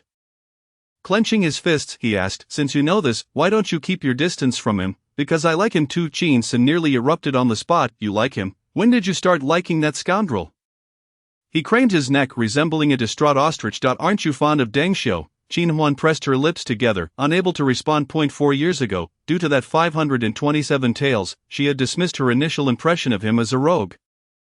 Even willing to offer her all during her most challenging times to repay a debt of gratitude, she began to perceive him as a decent person. Their encounters in the brothel and subsequent interactions led to a growing fondness. Of course, at that time, her affections were directed towards Deng Xiu, and her feelings for Xiaoyu were not romantic. It was only after he confessed that her feelings began to evolve in that direction. From friends to lovers, it requires one to take the initiative, and now she genuinely liked him. Qin Su, belatedly realizing his mistake, thought it unwise to mention Deng Xiu at this moment. I'm sorry, Huan, I didn't mean it that way. I know. Qin Huan smiled, not taking offense. Qin Su exhaled in relief but again wore a complicated expression. Huan, how could you like Xiaoyu? Do you truly love him? Huan with Xiaoyu? This was even more unbelievable than when he discovered his own rebirth. Qin Huan merely nodded. The reasons behind her feelings were a private matter. Liking someone was simply that, and emotions never required justification to others. Seeing her eyes glimmer with warmth and gentleness, Qin Su nearly fell apart. How could it be Xiaoyu? How could it be him? That infuriating Xiaoyu dared to entice his sister, Huan. Do you know that Xiaoyu, brother? Qin Huan interrupted, her brow furrowing. Xiaoyu is a good person, you must not speak ill of him. Qin Su. It was over. Huan was now defending him so fiercely that she wouldn't even listen to his words. 9 days before the auspicious date, Qin Su went to fetch the bride. On that day, a medium-sized ship docked at the Longzhou pier, leaving countless onlookers astonished. It was an extraordinarily magnificent multi-masted sailing vessel. Its sleek scarlet hull reflecting the sunlight, adorned with lanterns and floral decorations, unmistakably festive, and not to mention the sails, which billowed like flames in vibrant colors. Upon closer inspection, one could see the large characters Yinggu inscribed on the stern in a flowing script. On the deck stood a row of red-clad guards, each robust and capable. Once their master boarded, the anchor was raised, and with a whoosh, the crimson sails were unfurled. The wind filled the sails, and it was then that everyone noticed the mainsail also bore the words Yinggu. Yinggu was boldly imprinted in dark characters against the fiery red backdrop, exuding an imposing aura. Qin Su stood at the bow of the ship, waving farewell to his family and relatives gathered in the crowd, who were momentarily stunned before responding with waves of their own. The townsfolk speculated about the origin of the ship, noting that it did not resemble a passenger vessel nor a merchant ship. Someone in the crowd exclaimed, "That's the ship of the Changshui Qin family." Instantly, the crowd erupted in excitement, confirming the rumors. It was indeed the vessel of the affluent Qin family, which explained everything. However, the Qin family members were left bemused by the commotion and surprised. They were even more astonished. They had played no part in acquiring the ship, nor did they know where their eldest son had procured it. As for the dowry, with the princess coming to their home, the three branches of the family had prepared substantial sums for a proper dowry, yet their eldest son had not allowed any of it. "Shinsu, you're going to fetch the bride today? Why didn't you call me?" As the ship departed the shore, sailing a distance, a loud shout cut through the crowd's chatter. A man dressed in a casual, somewhat unruly manner sprinted forth, leaping onto the water. The onlookers gasped, thinking him mad to jump onto the water without a second thought, just as they were about to rush to his aid. They saw the man deftly land on the surface, executing a series of graceful leaps onto the ship. What remarkable agility! He sure couldn't help but exclaim, "Who is that? It must be a friend of my brother's come to help with the bride fetching." Qin Huan speculated, recognizing the figure. If she was not mistaken, it was the same Egu who had come to rent the small courtyard on board. Bai Feng clung to the mast, panting heavily as he scolded Qin So. "You didn't inform me, you scoundrel. I nearly died from exhaustion." They had previously agreed that he would assist in fetching the bride. Seeing him sprawled out like a dog, it was evident he had run quite a distance. Amused, Qin So crossed his arms, looking down at him with a grin. "I thought you would be waiting at the Chang'an Pier. I didn't expect you to still be in Longzhou." The Deji River connected Longzhou and Chang'an. However, since the departure from Yuanzhou, the Daji River has begun to meander significantly, greatly extending the time required for river transport, rendering it less convenient than the overland route. In previous journeys to Chang'an, Qin Huan had always traveled by passenger boat from Longzhou to Yuanzhou before continuing by land. This time, as Qin So was to retrieve his bride, the boat was his own, and with 9 days at his disposal, including a full day for buffer in transit, he harbored no such concerns. Bai Feng sprawled across the deck, limbs splayed wide, gazing at the chilly horizon yet to be graced by the sun. After catching his breath, he remarked, "With this favorable wind and vessel, why not take advantage of it? I am here to assist you in fetching your bride. Do you expect me to walk?" Qin So erupted into hearty laughter, playfully nudging his friend's shoe with his toe. "Good brother, I shall remember your kindness. When it is your turn to wed, I shall surely be there to assist you in bringing your bride home." Bai Feng huffed dismissively, "There is no need for you to remember my goodwill. Just send a bit of silver my way, and build another entrance at Qingqiu Hall. I have already decided on a name. It shall be called Xian Shaman, dedicated to training those who wield hidden weapons." Chapter 69, The Tatar Wandering Merchant. A mere chicken rib, Qin So commented bluntly, suggesting that the Xian Shaman, alongside various other sects, dabbled in the art of assassination. In the Qingqiu Hall, those who survived the trials were classified as Huan-level assassins, while those who entered the Sanfanmen were deemed Xian-level assassins. Sanfanmen focused on specialized training, with the most fundamental being the Xian Shaman, which solely sought to enhance martial prowess. The other two sects were the Poisoning Sect and the Seduction Sect. The top 5 in the rankings were classified as DG-level assassins, with the pinnacle being the Tenji level. "Very well, I shall heed your words, my esteemed Lord Dai." In the days that followed, the Qin household eagerly awaited Qin So's return with his bride. Aside from discussions about how to arrange the wedding banquet meticulously, all other matters were set aside. Qin Huan was particularly concerned about the 2 children she had sent to the charity school. Her third uncle, Qin Wei, informed her that Tong Tong was quite well behaved, showing little interest in mingling with the other children, thus causing her no worry. His main concern was Tong Chi, a remarkably clever boy full of mischief, who had swiftly acclimated to the new environment and blended seamlessly with the other disciples. However, he had little inclination towards studying. When the bell rang for class, he would sit as still as a monk in meditation, sometimes remaining motionless even after class had ended, sitting there for an entire morning. Qin Huan recalled the boy's remark that his mother claimed he was not cut out for studying. He had never had such a habit of sitting still before. When she found him and inquired, he beamed and produced a book from his chest. "Sister Huan, this is what Brother Xiao gave me." "Brother Xiao?" Qin Huan raised an eyebrow, accepting the well-worn copy. "Yang Ding Gongfa," she murmured as she read the title. Looking at the boy in astonishment, she asked, "You are practicing martial arts?" Tong Chi grinned with pride. "Brother Xiao said I have a good aptitude, though I am starting a bit late. With focus and time, I am sure to achieve great success." "Sister Huan, I am far more interested in martial arts than studying." He was only attending the school to look after his sister. Qin Huan paused, reached out to pat the boy's head, and said with a smile, "Then study well. If Brother Xiao says you have talent, he must be right." Tong Chi nodded eagerly. "Sister Huan, once I have mastered my skills, I will protect you." After leaving the school, Qin Huan made her way directly back to the Qin residence. Across the street, she spotted a remarkable sight at the entrance of the Qin household, a group of black and white dairy cows. The sight of these cows was indeed quite spectacular in Changshui Street, drawing many townsfolk to stop and observe. Qin Huan strode towards the door, overhearing townspeople remark that they had never seen such black and white cows, which seemed unfit for labor. She couldn't help but smile. Peering into the inner courtyard, she indeed saw her second and third aunts attending to a lean middle-aged man with a round hat and a thick beard. Upon seeing Qin Huan, the man sprang to his feet, his eyes lighting up. "Boss Qin, my friend, I have brought you dairy cows. Uncle Wu Jin, I have waited for you for months. You have finally arrived," Qin Huan said with a smile. Inviting him inside, however, Wu Jin hesitated, retaining the reserve characteristic of his foreign background, and bluntly stated his business. "When I set out, I brought 10 dairy cows, but the journey was long, and 2 of them died along the way. I only have those outside left, 2 bulls and 6 cows." Wu Jin was a Tatar, his native language being Tatar, and his Mandarin was somewhat halting, consisting of fragmented phrases. Qin Huan had encountered this wandering merchant 2 years prior. He was selling Tatar trinkets within the Daxing territory, struggling in business and nearly depleting his savings, with scarcely enough left to return home. Although she had little interest in his wares, she had purchased some flower seeds from him at a high price to aid him in his return. Before his departure, she inquired if he had any milk-producing cattle, offering a generous price for them should he manage to procure them. Last year, Wu Jin had brought her 4 or 5 milk sheep and 2 dairy cows.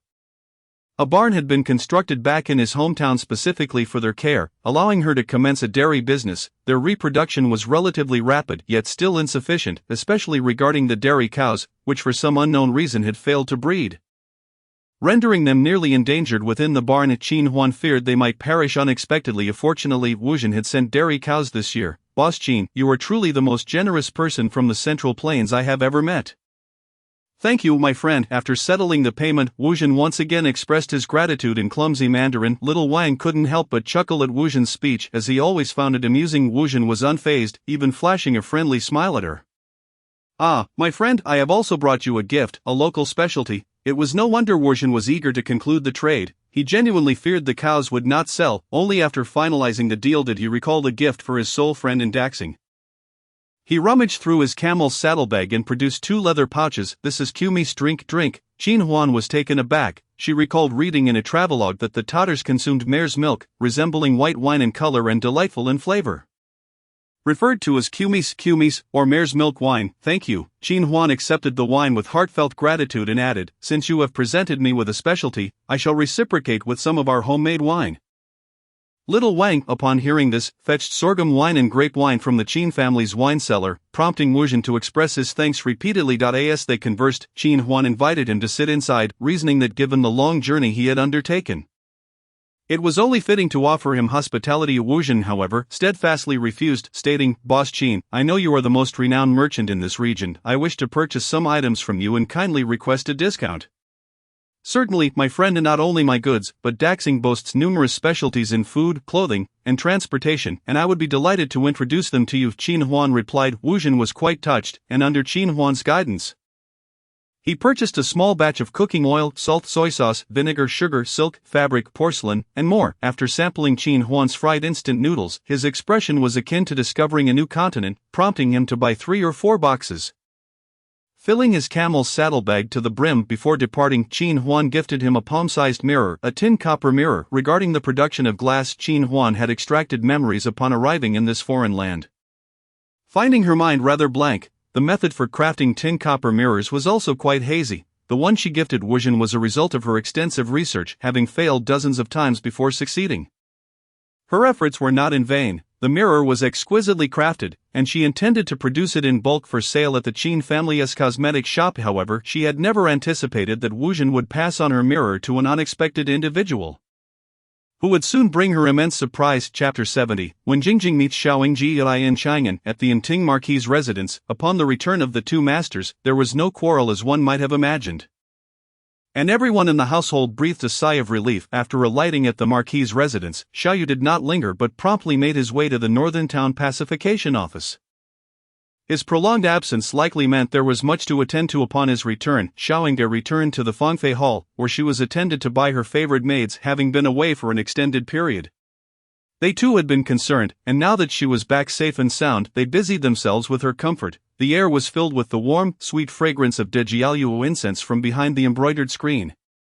While the table was laden with exquisite fruits and pastries, alongside Xiaoying's preferred tea, the maids moved gracefully, ensuring her needs were met without making a sound upon the wooden floor, creating a tranquil and comforting atmosphere. "My lady, here are the invitations and visiting cards that have arrived during your absence." Xiaoying lowered her gaze to see a stack that was a little less than half a palm's height. She casually flipped through them, finding most of them unremarkable, but one visiting card caught her attention. "The Princess of Jiang, Sister Jingjing," Xiaoying mused, holding the card, her thoughts racing. Ever since their engagement was called off and she entered the Wang residence, Sister Jingjing had severed ties with the Marquis's household. Aside from formal occasions, they had not met privately at all. Of this sudden delivery of an invitation, while not explicitly stated, it likely implied she wished to see her brother. Xiaoying surmised, for a considerable portion of the stack was addressed to her brother. Just as she was contemplating this, a maid arrived to report, "My lady, the Princess of Jiang has arrived. She mentioned sending the invitation earlier in hopes to speak with you." Xiaoying felt a twinge of curiosity to see her, yet was apprehensive about their family's relations. "You may respond to her, saying my brother is not at home." She believed that Wen Jingjing's intentions were not purely social. Upon hearing that Xiaoyu was absent, she would likely take her leave. To her surprise, the maid returned shortly with another message. "My lady, the Princess of Jiang said she misses you and wishes to reminisce about the past, and that it has nothing to do with the Marquis." Emily, standing beside Xiaoying, expressed concern. "My lady, the Princess of Jiang is from the Jiang royal household. It might be best if we do not meet." If the Princess of Jiang had come merely to send her regards to the Marquis, there would be little to worry about. However, she wishes to meet the princess. Jasmine fears she may have ulterior motives. "It is nothing," Xiaoying said to the maid who delivered the message. "You may lead the princess to the reception hall for a brief wait. I shall join her shortly." In affluent households, one must don formal attire when receiving guests, and she needed to change. It was rather curious that upon her return, the other party sought her out. Clearly, they were keeping a close watch on the Marquis. Despite their childhood bond, Xiaoying felt compelled to remain vigilant. Moments later, clad in her formal attire, Xiaoying entered the reception hall and bowed gracefully to the elegantly dressed woman seated in an armchair. Inga pays her respects to Princess Jiang. Wen Jingjing, who typically bore a cool demeanor, softened upon seeing Xiaoying, rising to take her delicate hand. "It has been quite some time. Inga has grown so poised and courteous before me. Truly a young lady on the verge of marriage." The princess jests. "You are now a princess, and I would never dare to be presumptuous," replied Xiaoying. The Prince of Jiang was the emperor's elder brother, thus making Wen Jingjing her elder. Her actions were entirely in accordance with court etiquette, as a junior ought to show respect to a senior, yet a disquiet lingered in her heart. In her earliest memories, Wen Jingjing had been the caring older sister from the neighboring house. Learning that she would eventually become her sister-in-law only heightened her joy, and she once called her sister Jingjing. Who could have anticipated that years later their relationship would take such a turn? "I am not jesting. If you wish, you may still call me Sister Jingjing as before." When Jingjing gently pressed her hand, her voice warmed. "Do you remember, when I first came to the Marquis, you were always the first to greet me, even faster than your brother." In truth, she wished to ask, "Would you still call me Sister Jingjing?" Yet, that inquiry felt rather humble, for she was now a princess. Xiaoying pursed her red lips, replying, "Princess, times have changed. Indulging in the past would not benefit you." When Jingjing was momentarily taken aback, a sharp pang of bitterness sweeping through her heart. Indeed, it was true. The implications of this truth eluded her, yet it was laden with helplessness. When Jingjing turned to sit in the armchair, gesturing for Xiaoying to take a seat, "I truly came to reminisce with you. I shall not discuss matters of the Marquis or the royal household, so you needn't worry." Xiaoying lowered her gaze slightly and settled on the other side of the table. The maid presented tea and pastries. "Your wedding date approaches, does it not? On the 18th of this month. I have heard that your fiancé is a top scholar. The emperor's betrothal must be trustworthy. However, I also heard he intends to take you to his ancestral home in Longzhou. Does he not have a residence in Chang'an?" When Jingjing's gentle tone softened the sharpness of her words, "Scholar Qin's family resides in Longzhou, so naturally, the wedding procession will head to his ancestral home." Xiaoying paused, lifting her eyes to Wen Jingjing. Her gaze was not piercing, yet it was far from submissive. "A princess, not everyone is enamored with the opulence of Chang'an. If the Qin family wished to acquire a residence in Chang'an, they could certainly afford the most extravagant of homes. Life in Changshui is quite pleasant. Should she reside there, she would have no reason to covet Chang'an." Xiaoying's words carried a deeper meaning.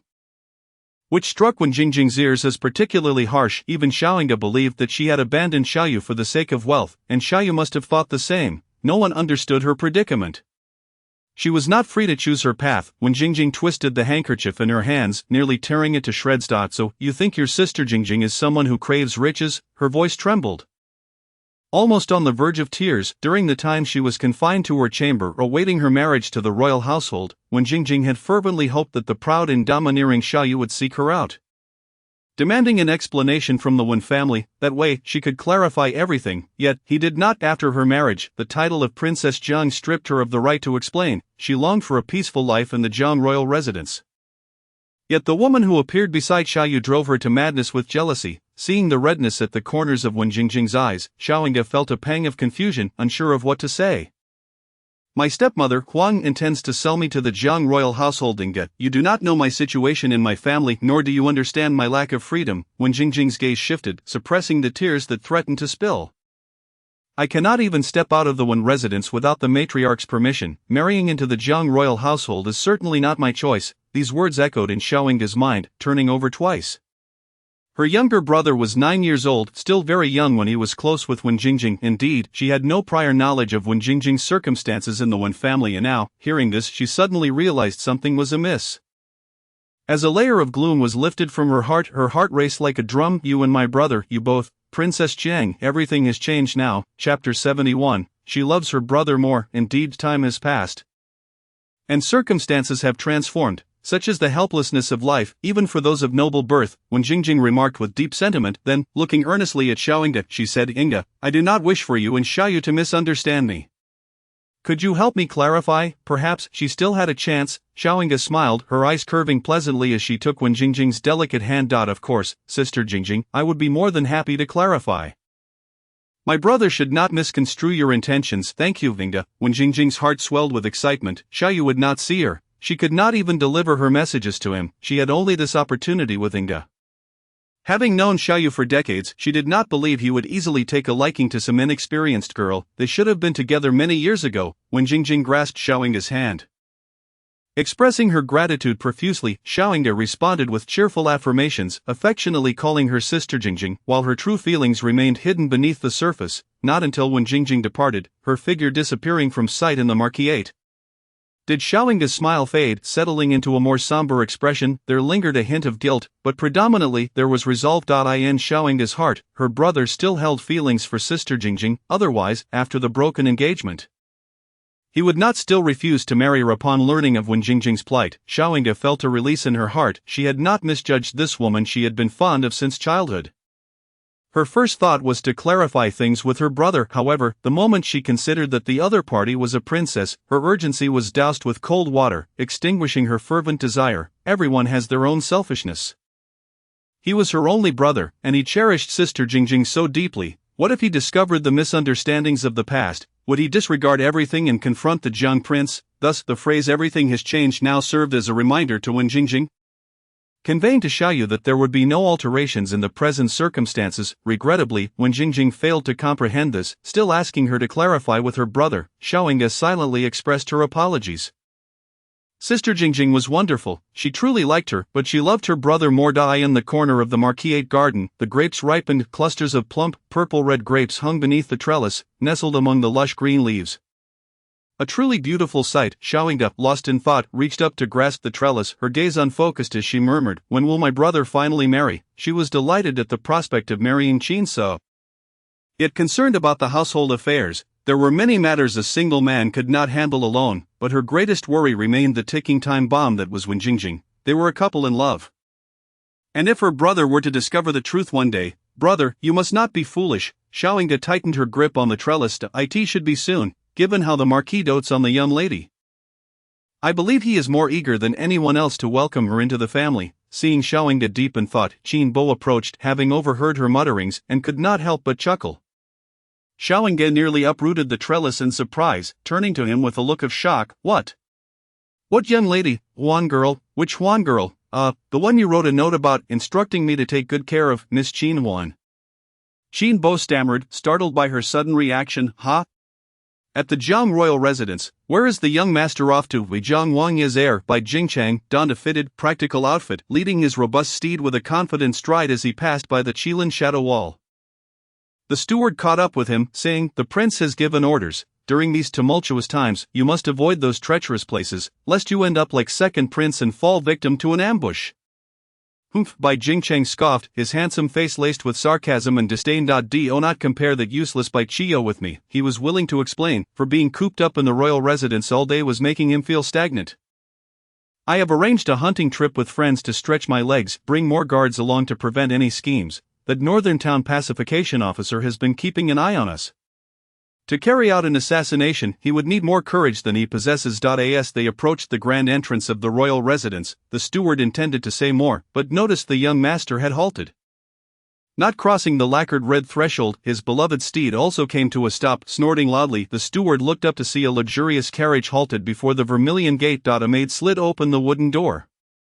Revealing a lowered head from Bai Jingchang's angle, he could only see her intricately styled black hair, adorned with an opulent peony hairpin. As she gracefully dismounted, her delicate fingers rested in the maid's hand, her flowing garments making her resemble a splendid peony. Bai Jingchang stood at the entrance, hands on his hips, watching Wen Jingjing ascend the steps with an elegant and regal stride. Is the young master busy?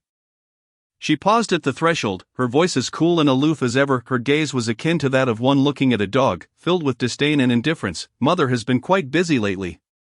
It seems she goes out every day." Bai Jingchang had no intention of moving when Jingjing, this time, could not even be bothered to cast him a glance. As the princess, "I must enter. I kindly ask the young master to step aside." During this period, it seems that mother has been overly preoccupied with the Inting Marquis' residence. "You have just returned from there, have you not?" Bai Jingching feigned contemplation and remarked, "I wonder what father would think upon learning of this." Wen Jingjing's hand, concealed within her wide sleeves, tightened slightly, yet her demeanor remained calm and composed as she replied, "The whereabouts of this princess are no secret. The delivery of the invitation was permitted by the prince. If you are truly so bored, feel free to report it. Oh, is that so?" Bai Jingcheng lifted his eyelids, grasped the reins with a firm hand, and with a sudden pull, the fierce steed snorted loudly, raising its front hooves, which thudded against the ground. Startled, Wen Jingjing stumbled backward, and had it not been for the swift intervention of her maid, she would have surely embarrassed herself at the gates of the prince's residence. Her pale visage elicited a hearty laugh from Bai Jingcheng. Wen Jingjing, vexed by his mockery, glared with fiery indignation and, with her hand adorned with a ruby ring, forcefully pushed against his chest before striding into the estate. "Bai Jingcheng, why does he always gaze at her as if she were some trifling curiosity? Does she appear so easily bullied?" Bai Jingcheng turned to observe her increasingly furious silhouette, then slowly shifted his gaze to his robust chest, his smile growing wider, a mirth that was audible to anyone nearby. As his laughter diminished, he mounted his horse with a graceful leap, instructing the steward not to allow those burdensome followers to accompany him. For no one in this world could pose a threat to him. When Jingjing's fleeting good spirits had been thoroughly dashed by Jingcheng, upon returning to her lady's quarters she settled into an intricately carved rosewood chair, her chest still rising and falling uncontrollably. "A princess." At that moment, the maid Yiwei hurried into the room, her expression grave. "We have news about the two children." When Jingjing froze, her anger momentarily forgotten. "There is news?" The second daughter of her stepmother, Wen Tongtong, had witnessed her biological mother frame her aunt, and after the manor was set ablaze, she had run away, making it quite the challenge for her to locate her. That foolish girl, instead of remaining as the legitimate daughter of the Wen family, chose to be a beggar's sister. She did not wish to eliminate her so soon, for the child was still very young, nearly 8 years old. She intended to meddle in the marriage of Huang's eldest daughter, Wen Yuan, to wear Huang down with despair, and then use Wen Tongtong's demise to deliver a fatal blow. To her surprise, both beggars had fled. Initially, when Jingjing suspected they had perished, sending someone to investigate, and fortunately they had uncovered some leads, and now, at last, there was news. It would be a pity if they were truly dead. The two children had vanished from Chang'an but had frequently been spotted at an establishment named Kusi Yinlai. The maid had investigated, discovering that the proprietor of that establishment was indeed the one closely associated with the Inting Marquis. The realization struck Wen Jingjing, and in an instant her eyes widened with understanding. "Qin, Huan," Yiwei nodded, "I have learned that the two have been frequenting the tavern and seem to have a good rapport with the owner. But can we confirm that it was Qin Huan who took them away?" At this, Wen Jingjing felt a surge of excitement, the thrill coursed through her veins. It was highly likely that Qin, The tavern owner and the two children left the capital on the same day. Excellent, Wen Jingjing exclaimed, clapping her hands. Well done, Qin Huan, daring to kidnap and potentially harm the legitimate daughter of the minister. Wonderful, simply wonderful. Who would have thought that a mere Wen Tongtong could not only cause Huang heartache but also assist me in dealing with Qin Huan, my dear third sister. I truly owe you my gratitude. Qin Huan, this time even Xiaoyu cannot save you. Yeah, did you hear that? When Jingjing turned her gaze to the maid standing beside her. Yes, does the princess have any commands? Yaya stepped forward to inquire. Anyway, you must discreetly convey this news to Huang, and also, when Jingjing beckoned, leaning down to whisper in Yaya's ear. Upon hearing this, Yaya was taken aback, yet, witnessing the fervent madness and exhilaration in Wen Jingjing's eyes. The words she almost uttered were swallowed back. Yes, princess, she replied obediently. Meanwhile, at the Northtown Pacification Office, amidst a mountain of official documents, Xiaoyu remained most attuned to the happenings within the Jiangwang residence. His gaze skimmed over the letters with a tranquility akin to still watery calm and compliant. This indicates genuine threats. Excellent. It is time to proceed to the next step. Suddenly, a series of rapid knocks echoed through the room. Xiaoyu's brow furrowed instantly. The knocking was both hurried and sharp. No one dared to knock on his door in such a manner. Just as he was about to inquire, the door swung open, revealing his sister Xiaoyunga's pretty visage as she strode confidently towards his desk. Well, no one else would dare knock like that, except for my precious sister. What is it? He relaxed slightly, setting down his pen, his tone relatively gentle. You've come to the Northtown Pacification Office personally, you brother. What is going on between you and Huan? Xiaoyunga exclaimed, her voice a mixture of shock and indignation. I heard from Uncle Qin that you and Huan are together. Is this true? What on earth is happening? You wouldn't be toying with her feelings, would you? Her barrage of questions ended with an emphatic remark, which made Xiaoyu raise an eyebrow, a hint of amusement flickering in his gaze. Leaning back slightly, his broad back pressed against the intricately carved chair, he smiled. What do you wish to believe? Do you hope it is true or false? Oh dear. Xiaoyunga was nearly ready to pound the table in frustration. Brother, this matter is serious. Don't keep me in suspense. I know you and Huan are likely genuine. Just tell me, is your affection for her sincere, or is it merely a passing fancy? She had sensed something amiss during their stay at the Qin residence, but had dismissed it, deep down believing it impossible. Earlier, at the Marquis's residence, she had nearly caused Uncle Qin to faint. Good heavens, if her brother were to hurt Huan's feelings, how would she face A's? Seeing her genuine concern, Xiaoyu refrained from jesting. My feelings for Qin Huan are sincere, he declared. I intend to marry her, and she shall become your sister-in-law. The heavy stone of worry in Xiaoyunga's heart finally fell, however, upon hearing the latter part of his statement. She felt a mix of amusement and disbelief. Your sister-in-law? I once fantasized about the day I would marry A's, and Huan would call me sister-in-law. Brother, are your feelings truly genuine? Xiaoyunga asked, her face contorting in concern. Xiaoyu, he gently tapped his sister on the head. How could you speak so? The Qin family does not condone concubines, and I have no intention of filling the inner courtyard. I only want Qin Huan really. Xiaoyunga was on the verge of tears from joy. If that were true, it would be wonderful. She truly feared that Huan would be hurt by her brother. After all, no woman would relish sharing her husband with another. Xiaoyu could hardly be bothered to respond. You specifically came to the Northtown Pacification Office for this. He recalled her words about never stepping into such a gloomy and sinister place as the Northtown Pacification Office or the prison. Xiaoyunga caught the teasing tone in his voice and huffed. Oh, my proud and noble brother, why have you suddenly become so approachable at the Qin residence? Have you humbled yourself to win the heart of their daughter and become the Qin family's son-in-law?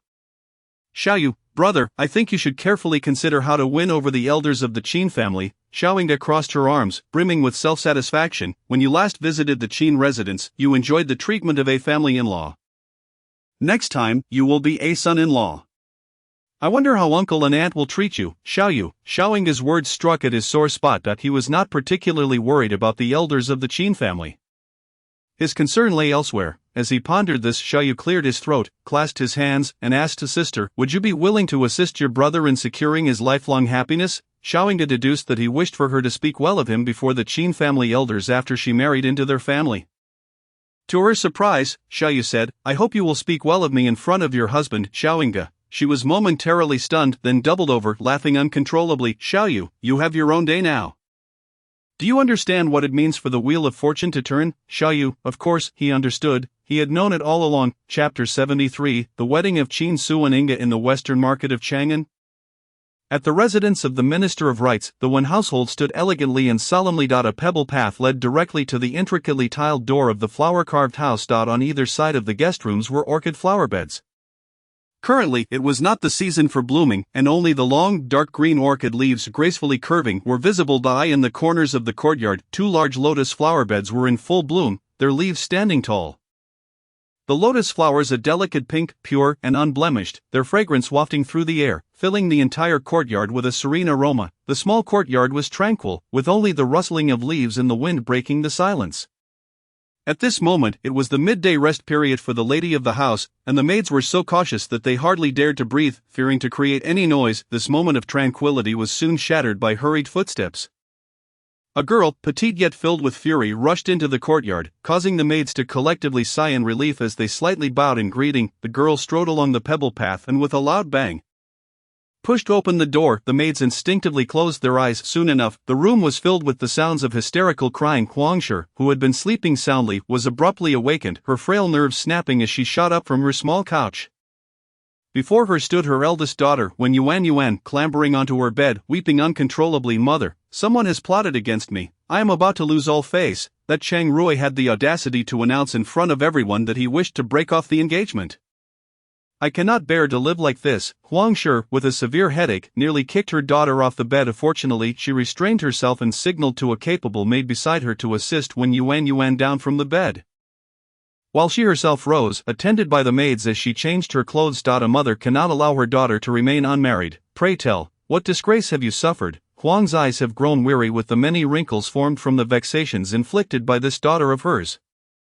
She longs to see her married off swiftly, yet the Chang family has repeatedly sought to withdraw from the engagement. After breaking free from the grasp of her maid, when Yuan's legs gave way and she collapsed to the ground.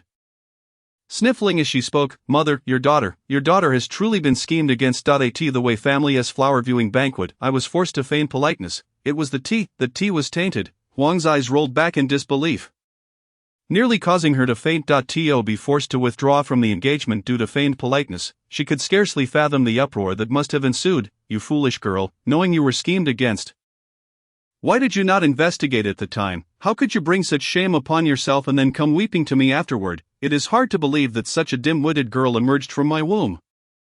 She has become the laughingstock of all Chang'an. I did investigate at that time, but, when Yuan murmured weakly, collapsing once more. Huang's forehead throbbed with anger. Whoa, mother, what am I to do? Chang Rui intends to annul our engagement again. And it seems he is resolute this time. When Yuan sobbed gently, when Hunan stood outside the door, having overheard the entire conversation, his bony fingers hovered in the air, uncertain whether to knock or refrain. Moments later, as the dialogue within grew increasingly embarrassing, he shook his head in contempt and withdrew his hand. It is hard to believe there are such foolish individuals in the world, and yet one of them is my own sister. He turned to glance at the middle-aged man standing apprehensively at the foot of the steps, dressed in coarse cloth. Come with me, he commanded, leading the man into a small side room, with a youthful visage yet a mischievous grin. He inquired, are the words you spoke to me entirely truthful? Be warned, should you dare deceive me. He snapped his folding fan shut, lightly tapping it against his palm. The man hastily assured him, every word is true.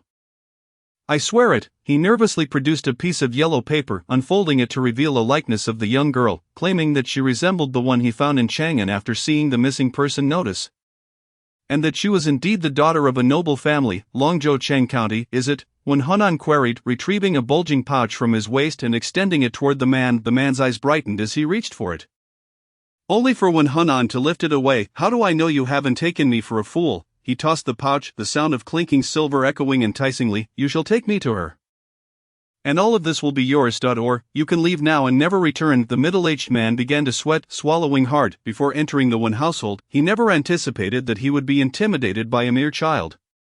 Young master, perhaps I should inform the madam of this matter, he stammered, too fearful to confront the 15-year-old before him. When Hunan raised an eyebrow, regarding the man with a piercing gaze. If you tell the madam, is it not the same as these two choices? Or do you think that the young master of the Wen family cannot make a decision? The middle-aged man was on the verge of tears. With the young man's iron grip on his shoulder, he found himself nearly lifted off the ground and dragged along. The tone light and carefree. Come, I shall prepare the carriage, for you will accompany me for a time. On the auspicious day of August 18th, the top scholar wed, and a princess was married, resulting in a grand celebration that stirred Chang'an. Firecrackers erupted before the Yingting Marquis' residence, with drums and gongs resounding, and ceremonial music filling the air. The spirited scholar donned a bright red robe adorned with a grand ceremonial sash, looking strikingly androgynous as he sat upon a magnificent steed, bowing graciously to the well-wishers. Beside the steed, a man in a purple and gold robe, cinched with a red sash, wore an endearing smile, carrying a large floral basket from which he scattered handfuls of coins and candies. Delighting the crowd, the procession continued down the street, seemingly endless, with gifts amounting to an impressive 128 loads. After overcoming numerous obstacles, Qin Shi finally beheld his beloved bride, Xiaoying, somewhat bashful, hid behind her ceremonial fan, allowing her groom to guide her, tethered by the red string of fate, to the main hall, where they paid respects to her late parents. Guests applauded in unison, yet one individual stood apart, their gaze filled with malice, fixated on the spirit tablet. A fleeting cold light flickered in Xiaoyu's eyes as he stepped to block the other's view, offering a warning glance. Today, as Inga departs, he would not allow any vile elements to disrupt the occasion. Xiao Zhengxi appeared uninvited, accompanied by his daughter, Xiao Chuanru. The former's motivations were unclear, while the latter, unwilling, merely wished to witness the woman whom even the valiant General Shen Zheyan deemed unworthy of marriage. To her surprise, she became entranced by the sight before her. How could one possess such beauty that transcends gender? Wait, she seemed to recognize him from somewhere, suddenly recalling a past encounter while pleading for Xiaoying. She had crossed paths with this man at the Xiang residence. So it was for him that she spurned Shen Zheyan. Qin Shi knelt alongside Xiaoying to bid farewell to the Marquis' elders. At that moment, their eyes met, and Xiaoying paused, lost in thought, gazing intently at her brother, just 3 paces away. Inga, Xiaoyu smiled warmly, beckoning. Come, let your brother carry you to the bridal sedan. Chapter 74. The flourishing Tatar tribe. Xiaoyu bent down to accommodate his sister's petite frame. Xiaoying smiled gently, resting her head upon his broad back. He walked steadily along the long stone path, step by step, until they arrived at the grand red bridal sedan. Xiaoying pressed her small head against her brother's back, shedding a few clear, hot tears, which went unnoticed through his clothes. However, as she settled into the bridal sedan, and Xiaoyu turned to look at her, he noticed her eyes were red-rimmed. Sister, you are a Xiao, a member of the Xiao family. The Marquis' residence is your home. Whenever you long for it, you may return at any time. His voice was exceptionally gentle. It was this very statement that caused Xiaoying to break down in tears. Xiaoyu felt a pang of sadness. He could not bear to see his sister cried out. He lowered the golden dragon and phoenix curtains of the bridal sedan to shield her tear-streaked face. I entrust my sister to you. Treat her well. He turned to Qin Shi, who stood nearby. Rest assured, my brother-in-law. Qin Shi replied with a light smile, just as he was about to mount his horse. A royal carriage rushed past. A eunuch's face peeked out, and Qin Shi recognized him as the chief eunuch close to the emperor. Qin Yiwei, do not leave in haste, he called, lifting the curtain of the carriage. Upon seeing Qin Shi standing still, he sighed in relief and smiled. I have arrived late, yet it is fortuitous, for I bring congratulations to both the noble duke and the princess. Additionally, there is another joyous piece of news. As a talented top scholar who has rendered meritorious service in governing the Northwest, His Majesty has decreed your appointment to the Secretariat as the junior secretary. Here is the official document. Qin Shi accepted the document, his expression unchanged, displaying an admirable composure amidst the accolades. He bowed toward the palace. On this joyous day, I fear I cannot enter the palace to express my gratitude, so I ask you to convey my thanks. That is natural. His Majesty has granted you a month-long wedding leave, after which you shall return to court. Thank you. Qin Shi smiled, securely holding the document, and gracefully mounted his horse, his movements undeniably elegant, drawing gasps from the onlookers. Xiaoyu remained behind, watching as his sister and brother-in-law departed. Before signaling the guests to commence the banquet at the Marquis' residence. At the Chang'an dock, by the Deji River, none anticipated that the resplendent vessel was intended for a wedding procession. As the entourage of the top scholar arrived at the riverbank, the man atop the steed dismounted. Standing at the lowered gangplank of the grand red bridal sedan, Qin Shi extended his hand toward Xiaoying, who placed her delicate white hand into his palm, bowing slightly to step down from the sedan. Guided by her husband onto the ship. This vessel is named Inga, she observed, her eyes sparkling as she read the inscription.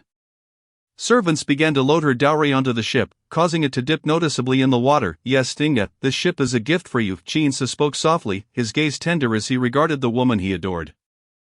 Do you like it? Xiaoying shyly nodded, clutching her fan to obscure half her face, unable to reveal herself. As Qin Shi's gaze deepened, he gently lifted the fan, knowing that during their return journey, They need not adhere to many of the customary wedding rituals. Upon catching sight of Xiaoying's blushing face behind the fan, Qin Su was momentarily taken aback before bursting into laughter.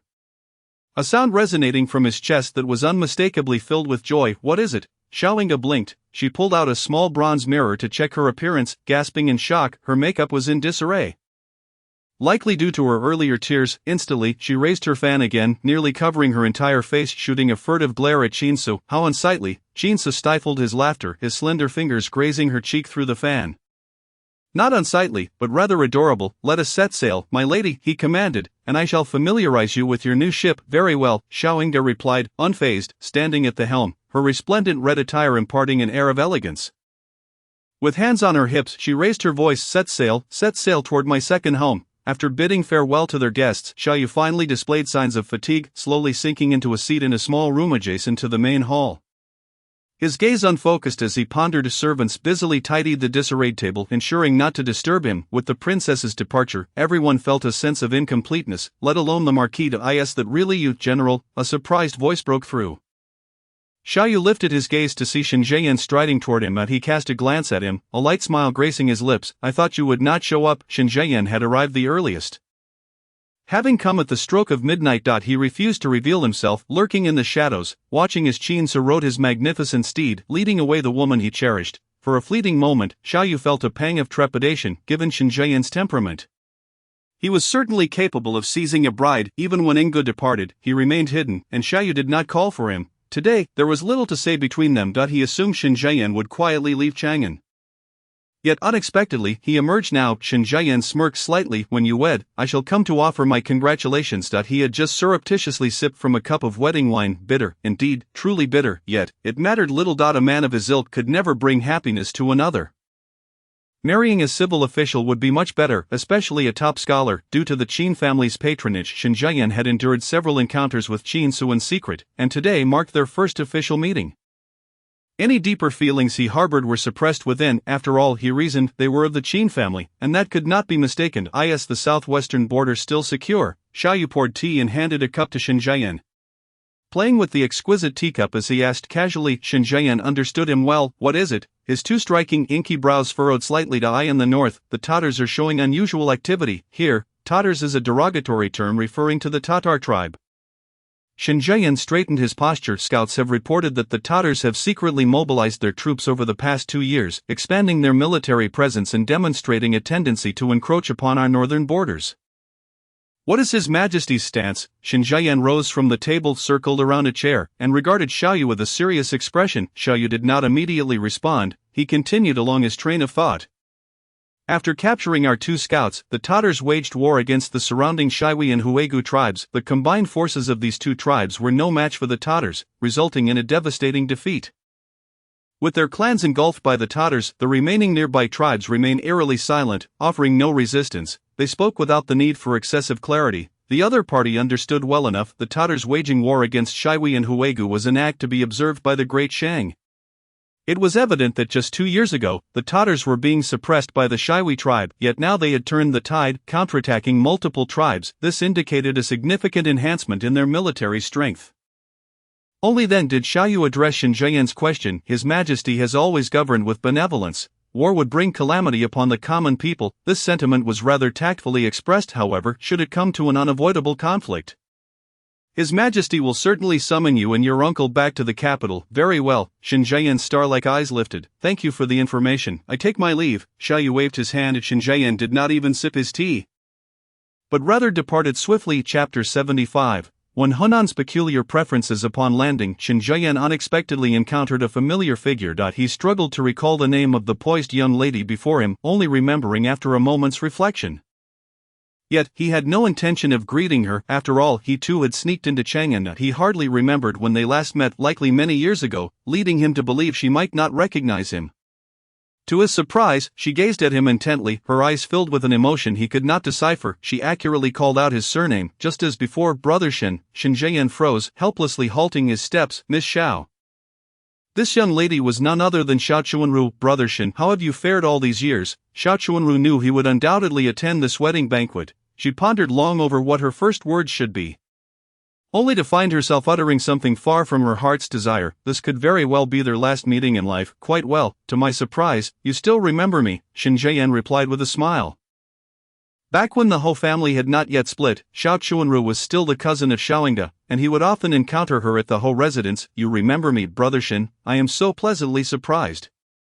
Xiao Chuanru felt an overwhelming urge to cry. Her clear eyes shimmered with unshed tears. Shen Zheyan was taken aback. Was she truly on the verge of tears? He believed he had not provoked her in any way. Feeling rather innocent, he clasped his hands. Then, I shall take my leave. Wait. He had even employed lightness skills, and Xiao Chuanru chased after him for a few steps but could not catch him, leaning weakly against the weathered wall. She closed her eyes, and two glistening tears streamed down her cheeks. That little girl is incredibly clever, and her handwriting is beautiful. She must have a solid foundation. Tongqi still found it difficult to focus on his studies. However, I will listen to you and have arranged for him to be at the back. I usually do not intervene, and others hardly pay him any mind. At the charity school, Qin Huan listened to the news about the children.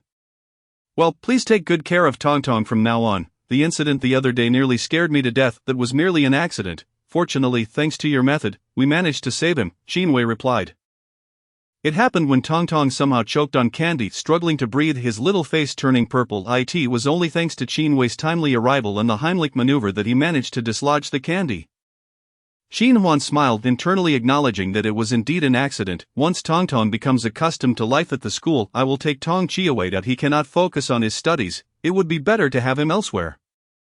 Xiaoyu's letter responded to her queries, stating that Tongqi indeed possessed exceptional talent. Qin Huan found herself somewhat hopeful for the day he might achieve something in martial arts. Recently, she had also picked up martial arts.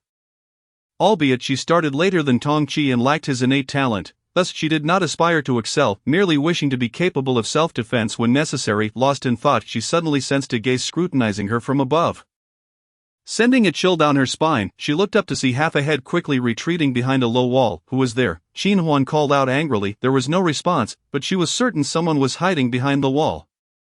In a place like the school, filled with children of various ages, one should be particularly vigilant at such times. Immediately, Qin Huan gathered her energy, employing lightness skills, and leaped atop the wall. When Hunan raised his head and was met with Qin Huan's serious expression as she looked down at him. The sun blazed above, nearly blinding him. Squinting to see, he perceived her to be quite beautiful, her hair simply tied back without any adornments, and as the wind swept, a spirited aura emanated from her. What struck him most was her commanding presence, looking down at him with an indescribable air of disdain. He had always regarded others as beneath him. Today, he found himself on the receiving end of such a gaze. If Qin Huan knew his thoughts, she would surely retort, "You were mistaken. I was distinctly looking at you as one might observe a thief, discovering he was merely a 14 or 15-year-old child." Qin Huan's expression of disdain softened momentarily. Whose child are you? Squatting here for what purpose? Qin Huan stood atop the wall, gazing down at the seated Wen Hunan. Wen Hunan steadied his racing heart. His mind already concocting various schemes to tease her, he was unsure whether something was amiss with him, but he had an inexplicable fondness for witnessing girls cry. Sister, are you a teacher at the school? I heard this place accepts students, so I came. A harmless smile flickered across the boy's innocent face. The charity school did admit female students, hence Qin Huan had employed several female teachers. She smiled, momentarily choosing to believe his words were genuine. Most of my students are from commoner families. If you wish to study here, your parents might not agree. Aunt Fong, the second wife, was also engaged in the fabric and garment business. And Qin Huan was discerning. The fabric on this boy's attire was quite exquisite. In a small county like Shengshui, few could afford such materials. She felt no need to speculate on his identity.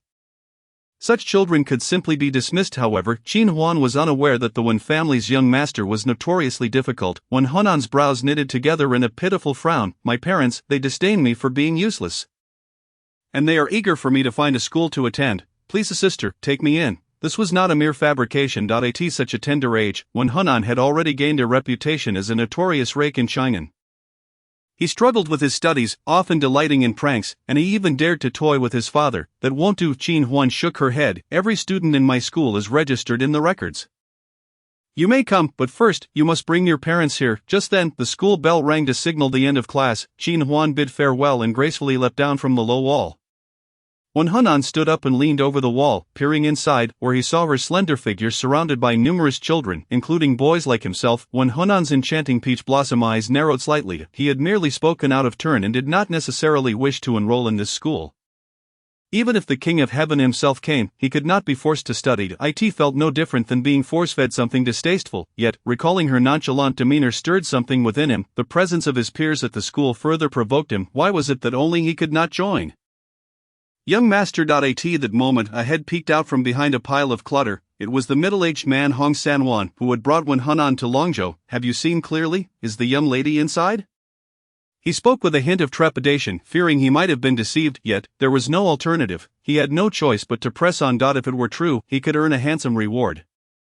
Wen Hunan, feeling somewhat disheartened atop the wall, found the prospect of his sister being at the charity school no longer piqued his interest. Initially, he wished for someone to bring him to Longzhou simply to seek new amusements.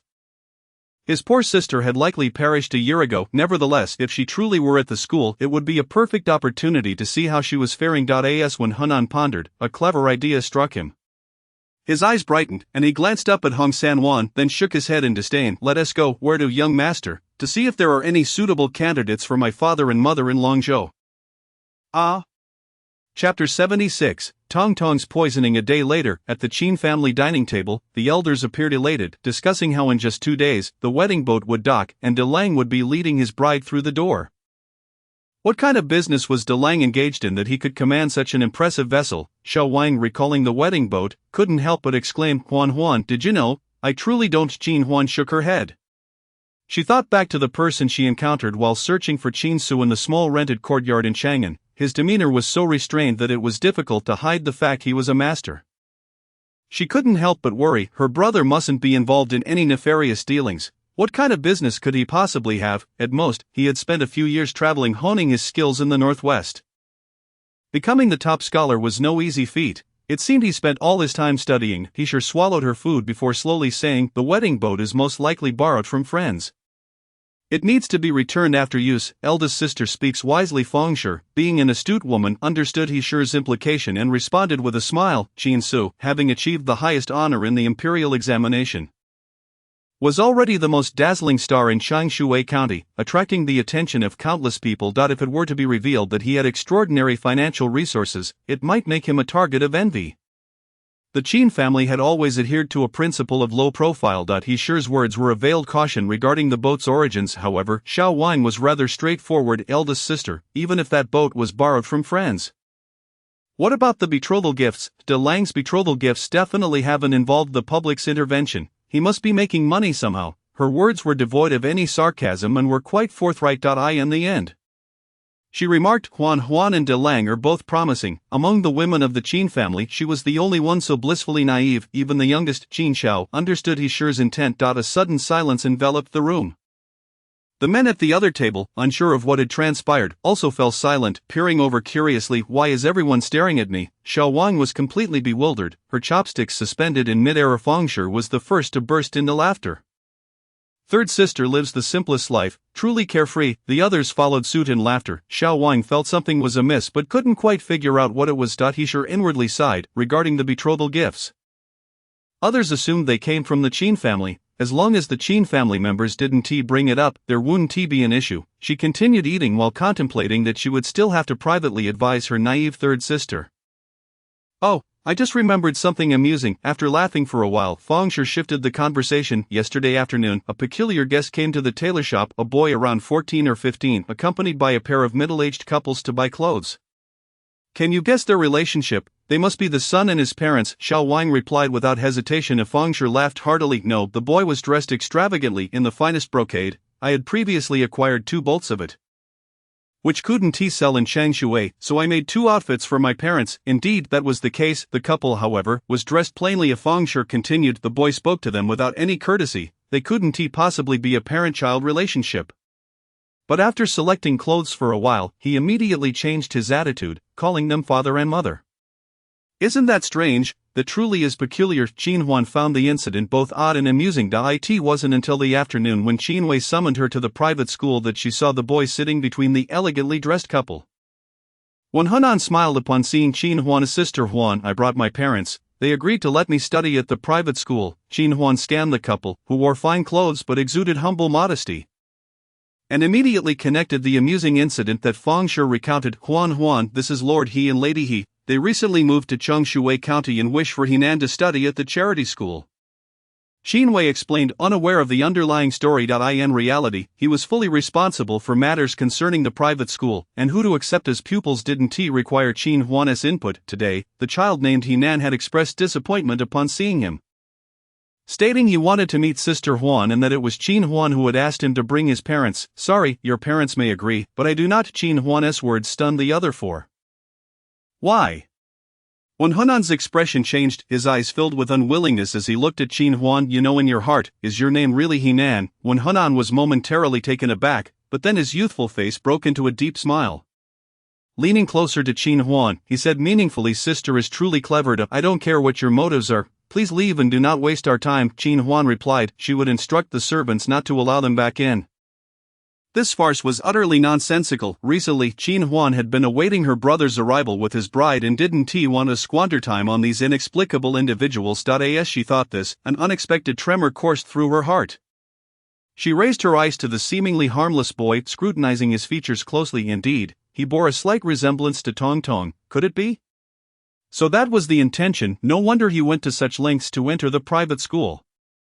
But why go through all this trouble? Surely there were many orphans in the school. Wouldn't the most straightforward approach be to simply say he was looking for someone? Qin Xianqing, Sister Huan.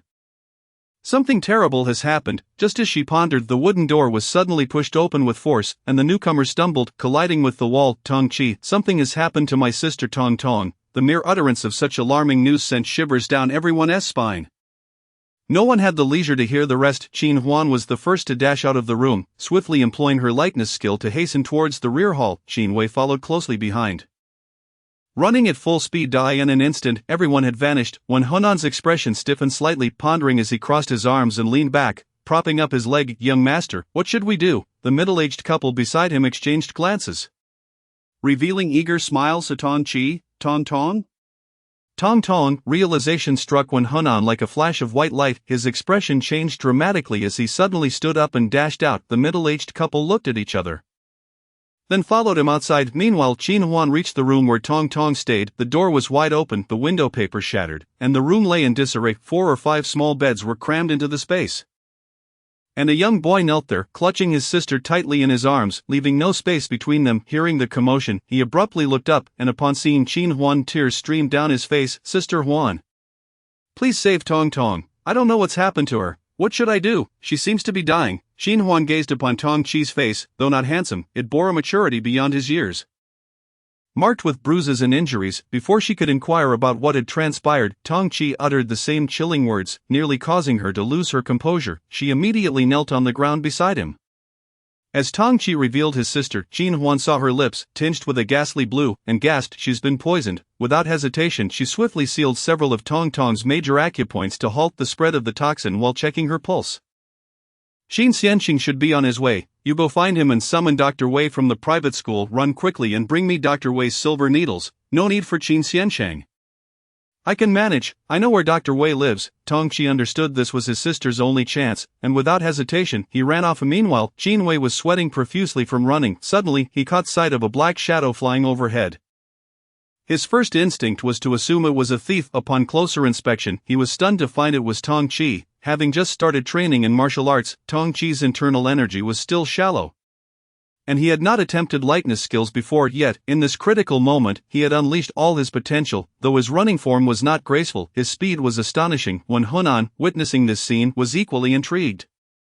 Qin Huan felt Tong Tong's faint pulse and inwardly worried, quickly drawing out a dagger to pierce her fingertip to let blood. The blood that flowed out was dark and purplish, but soon transformed into a bright red, and her complexion improved slightly. When Qin Yiwei entered, he was taken aback. Qin Huan, you go gather the children. Bring them together to prevent any further harm from the assailants. Understood. As Qin Yiwei stepped out, he collided with Hunan, who was rushing in and neither had the time to attend to the other. Upon seeing the small girl lying on the ground, Hunan's heart sank. Chapter 77. 2 older brothers, what are you doing here? Seeing Hunan standing there in a daze, Qin Huan commanded in a low voice, Tong Tong. When Hunan looked at the girl with bluish lips, she is my sister. Indeed, Qin Huan had already guessed it. Seeing his anxious yet shocked expression, her own heart eased a little. In wealthy families, there were many sordid matters. She was not entirely clear on why Tong Tong had run away, thus giving rise to suspicion, wondering if Tong Tong had suffered persecution from the Wen family. Coincidentally, the somewhat peculiar and mischievous Wen Hunan had appeared at this critical moment. As he entered the room, Qin Huan's alarm bells rang loudly in her mind. Is she your biological sister? She inquired. Yes, she is my biological sister. She went missing over a year ago. Is she poisoned?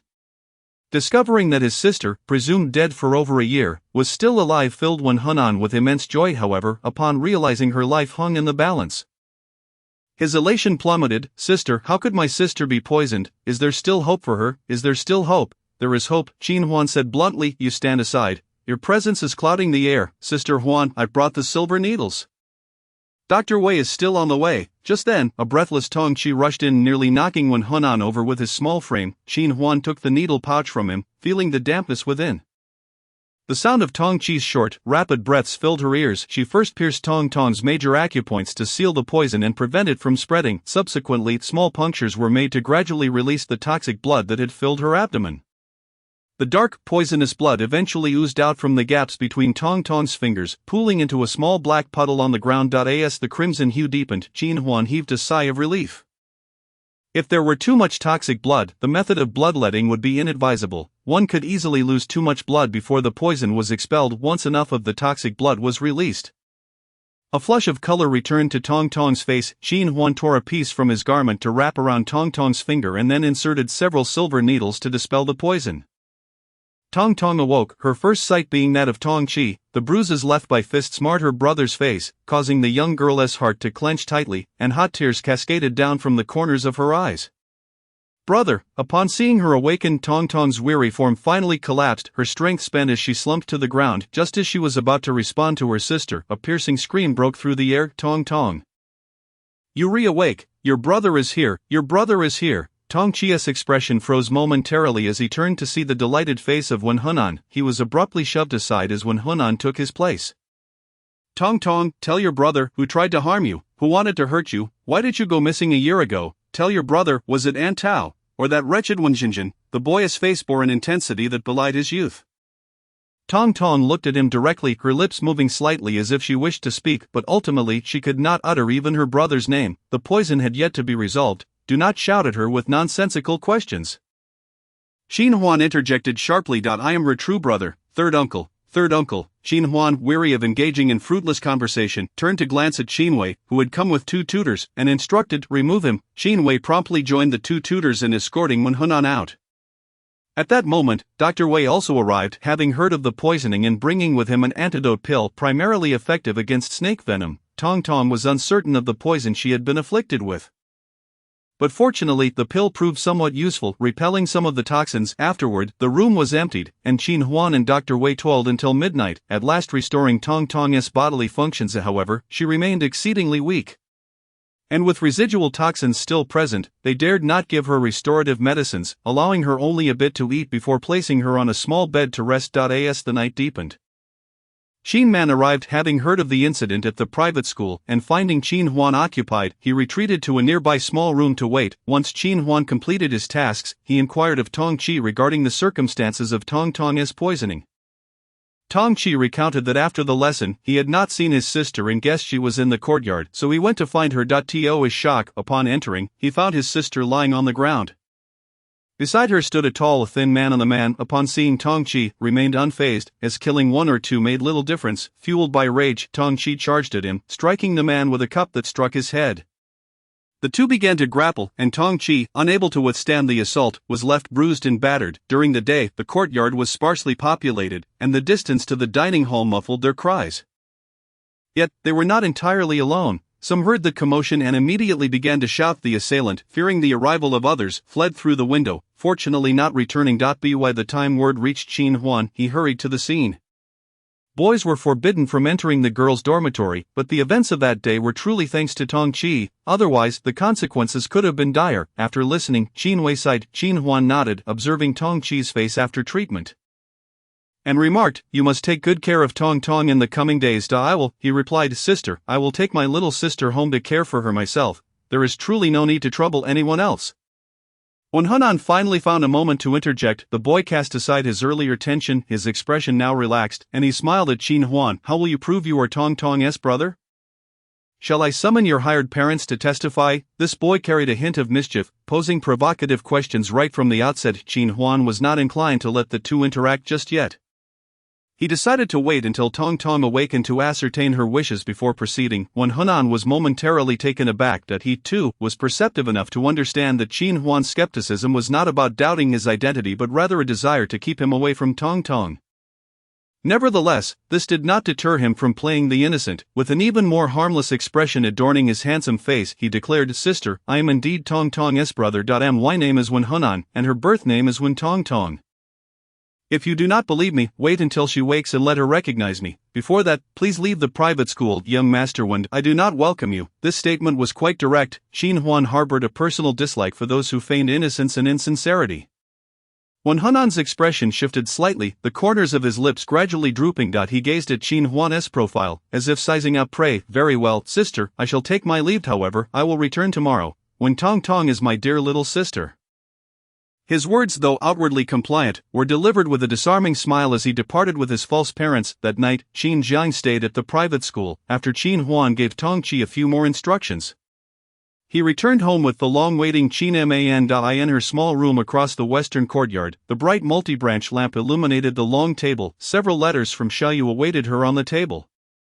Sent over the past few days, the messenger was a swift hawk capable of delivering letters from Chang'an to her hand within a day. If a carrier pigeon was difficult to train, how much more so a messenger hawk? Qin Huan took up her pen and began to write about the events at the private school. She felt that there was a connection between Wen Hunan's arrival and Tong Tong's poisoning. She intended to question him directly on how he knew Tong Tong's whereabouts, wary of any lies, and she made it clear in her letter that she sought Xiaoyu's assistance in investigating. Additionally, she inquired whether there were any other developments in the Wen family and if anyone else knew of Tong Tong's whereabouts. Should someone come looking for her, Qin Huan believed she needed to prepare for another eventuality. If her suspicions proved correct, there was a puppet master pulling the strings behind this matter. Qin Huan had no doubt that the target was none other than herself, and the only family with whom she had any entanglement was the Wen family. Chapter 78, Secrets of the Wen Family. The following day, Qin Huan requested Qin Man to help her select several guards to oversee the private school. The incident involving Tong Tong and Wen Hunan had alerted her to the fact that there were too many children at the school, necessitating a cautious approach regarding safety. Upon arriving at the school, Qin Huan observed the two siblings, one lying and the other sitting, and her expression softened. After some thought, she decided to find Qin Wei and did not disturb the two. "Tong Tong, is he truly your biological brother?" Tong Tong, still oblivious to Tong Chia's unease, nodded earnestly. "He is my true brother. His name is Wen Hunan." Tong Tong had long abandoned the formalities of a wealthy family in front of her brother. Addressing him directly by name, after a moment's thought she added, "I also have two older sisters. One is named Wen Yuan, and the other is called." She paused. Tong Qi, feeling a pang of bitterness, failed to absorb any of the names. Yet it did not stop him from casually asking, "What is her name?" "Wen Jinjin. She also calls my mother mother, but she was born of Aunt Tao." Tong Tong's gaze gradually lost focus. "They are all gone." Tong Qi only then registered what his sister had said. "Who has died?" "Aunt Tao and sister Jinjin." During that time, father had been in a foul mood. She had overheard a maid say it was because Aunt Tao was caught in an affair, and the little brother in her womb was not father. As she did not understand what an affair meant but could see how furious father was, sensing it was a matter of great severity. Yet, being young, she was not inclined to worry much. Practicing her writing and playing the piano was already enough to trouble her. Later, on one occasion, a maid led her to eavesdrop on a conversation between mother and Aunt Tao. Much of it was beyond her comprehension, but one thing was clear: Aunt Tao had not committed such a grievous act. She had been framed, and the one behind it was mother. The tail end of the eavesdropping revealed that mother had received father's orders to poison Aunt Tao, resulting in Aunt Tao bleeding profusely, staining half the room with blood. Tong Tong felt that she ought to inform father of this matter. However, she did not. Faced with him, her heart felt heavy, and words failed her. From that point onward, she began to pay close attention to mother's movements. Aunt Tao was sent by Wen Qingguen to a country estate, along with Wen Jinjin. On one occasion, half asleep, Tong Tong heard Huangshi say she was going to see Aunt Tao and secretly climbed aboard her carriage. To maximize space, the seats beneath the carriage were generally empty, intended for storage, and Tong Tong concealed herself within, ultimately witnessing a scene she would never forget, an event that became a shadow over her life. Huangshi ordered the estate to be burned. The escaping sister When Jinjin was thrown into the flames by the thugs beside Huangshi, Tong Tong did not return to hide beneath the carriage seat. She could not accept a mother who committed murder and fled blindly. Eventually stumbling upon her current brother, Tong Chi, Tong Tong, the anxious call of her brother broke through her reverie, drawing her focus back to the present. Brother is here to take me away, but I do not wish to go home. Tong Tong said despondently. Tong Chi could offer her no assurances, instead picking up a small dish from the table and feeding her spoonful by spoonful. After Qin Huan met with third uncle, she approached. Just as she was about to administer needles to Tong Tong, the servant announced that the person from yesterday had arrived. The person from yesterday naturally referred to Wen Henan, whom Qin Huan had instructed not to enter. Take him to my office and wait for me, Qin Huan instructed the servant. Keep an eye on him and don't let him touch anything. That lad was not one to remain compliant.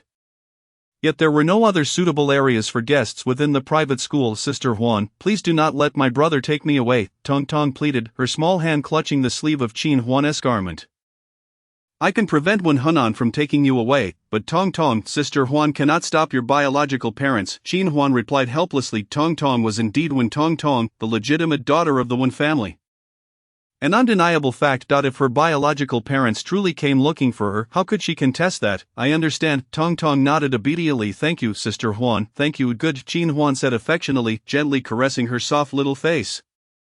Let us first attend to the illness, shall we? All right. Given Tong Tong's tender age, Qin Huan was particularly cautious while administering the acupuncture, which took a bit of time. By the time they made their way to the office to meet Wen Henan, nearly half an hour had passed. The unruly young master of the Wen family had never been one to wait for anyone. Initially, he managed to sit still, but his impatience grew with each passing moment.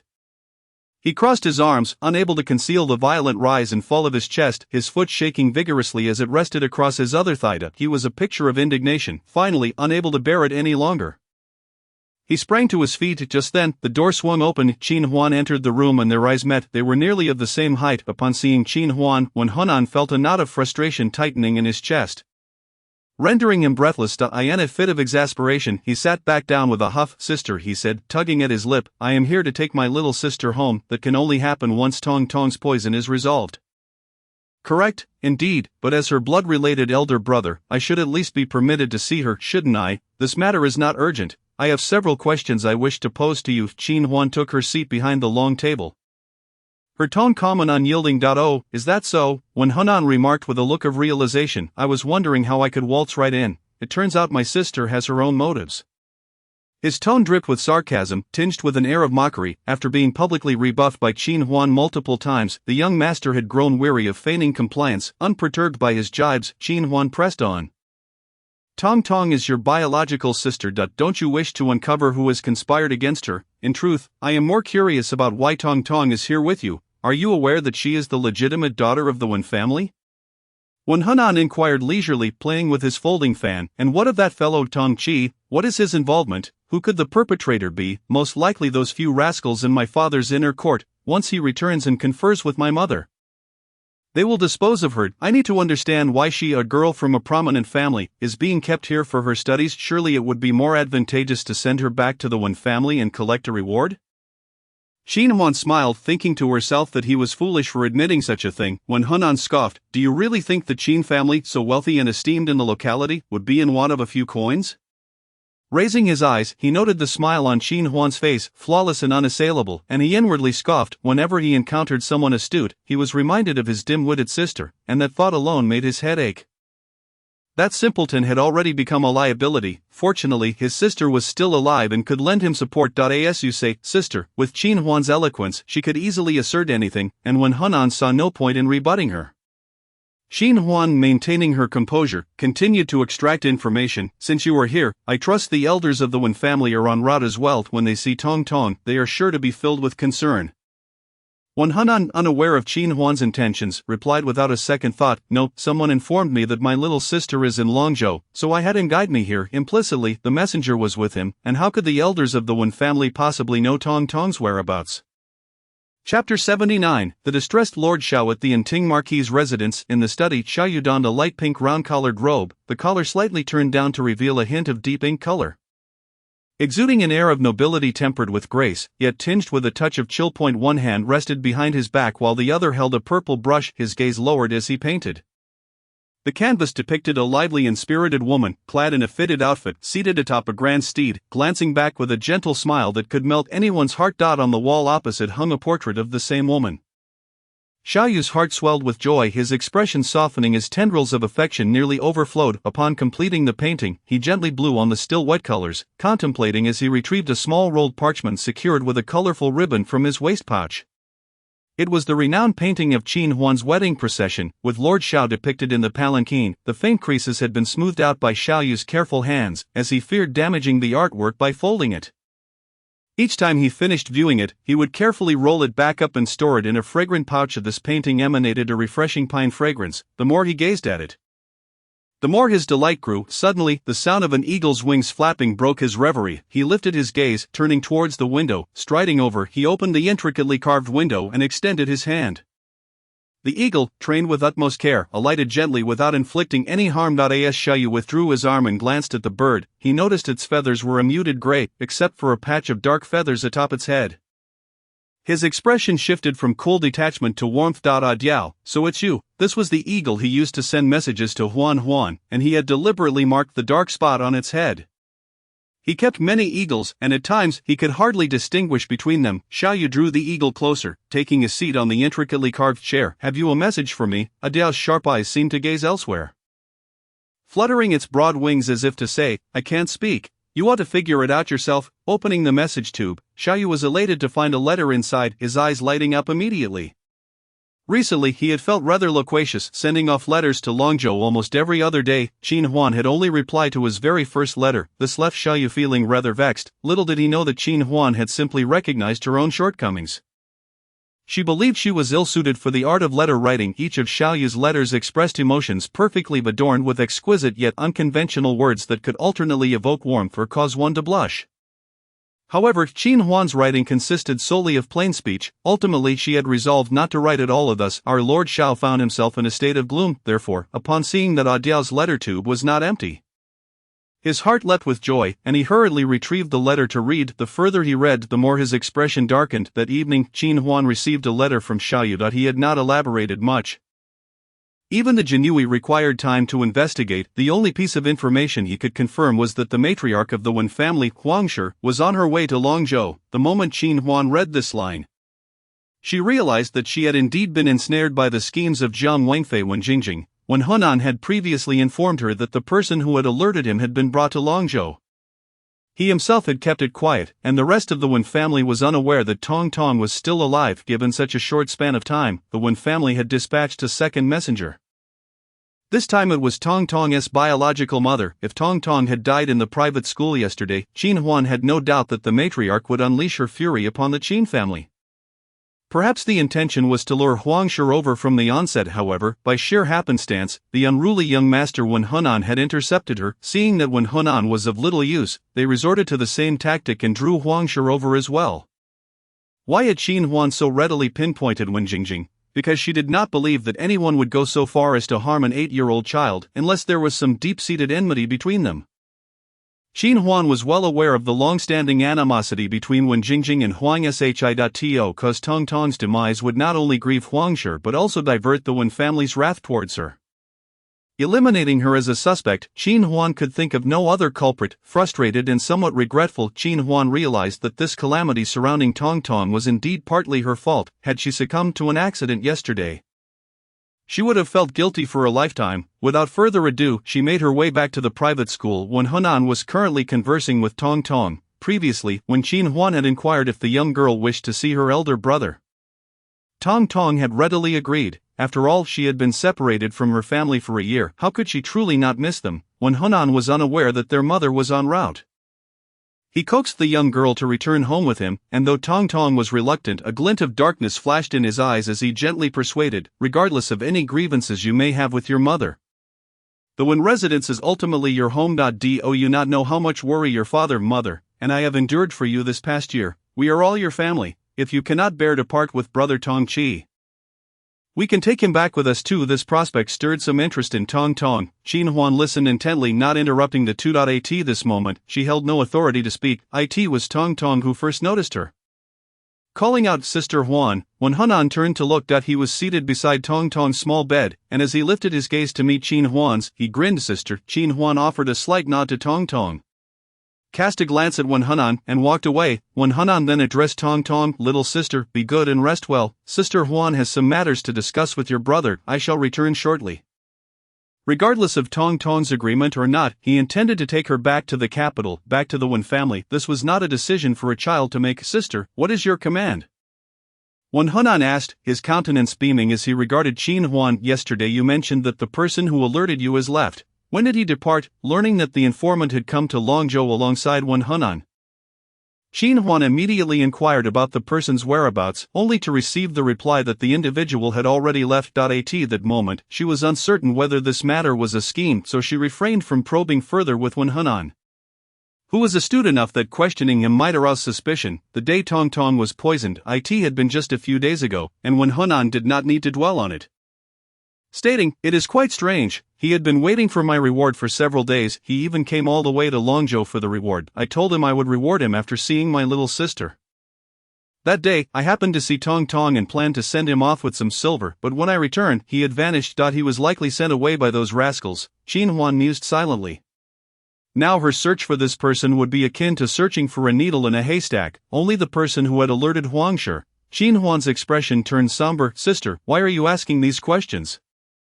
When Hunan queried, his gaze shifting inquisitively, Qin Huan smiled faintly. "It is nothing." She then turned and walked away. This young man was clever, but his disposition was rather unscrupulous. There were some matters she would discuss with his mother. Wen Hunan, what is going on? Had he been dismissed so easily? On the 27th of August, at the Longzhou dock, the Qin family's crimson wedding boat docked once more, drawing a throng of onlookers from neighboring counties, creating a scene of unprecedented grandeur. Chapter 80. The new bride enters the home. The Qin residence was adorned with vibrant red decorations, with large red double happiness characters prominently displayed on the windows, and majestic crimson lanterns fluttering under the eaves. Firecrackers exploded with fervor, scattering their remnants across the ground. Even the tablecloth on the celebratory banquet was a vivid red, creating an atmosphere of joyous festivity. Qinsa sat proudly atop a grand steed, followed closely by a magnificent red bridal sedan chair carried by 16 men, trailed by a long procession of individuals clad in red attire.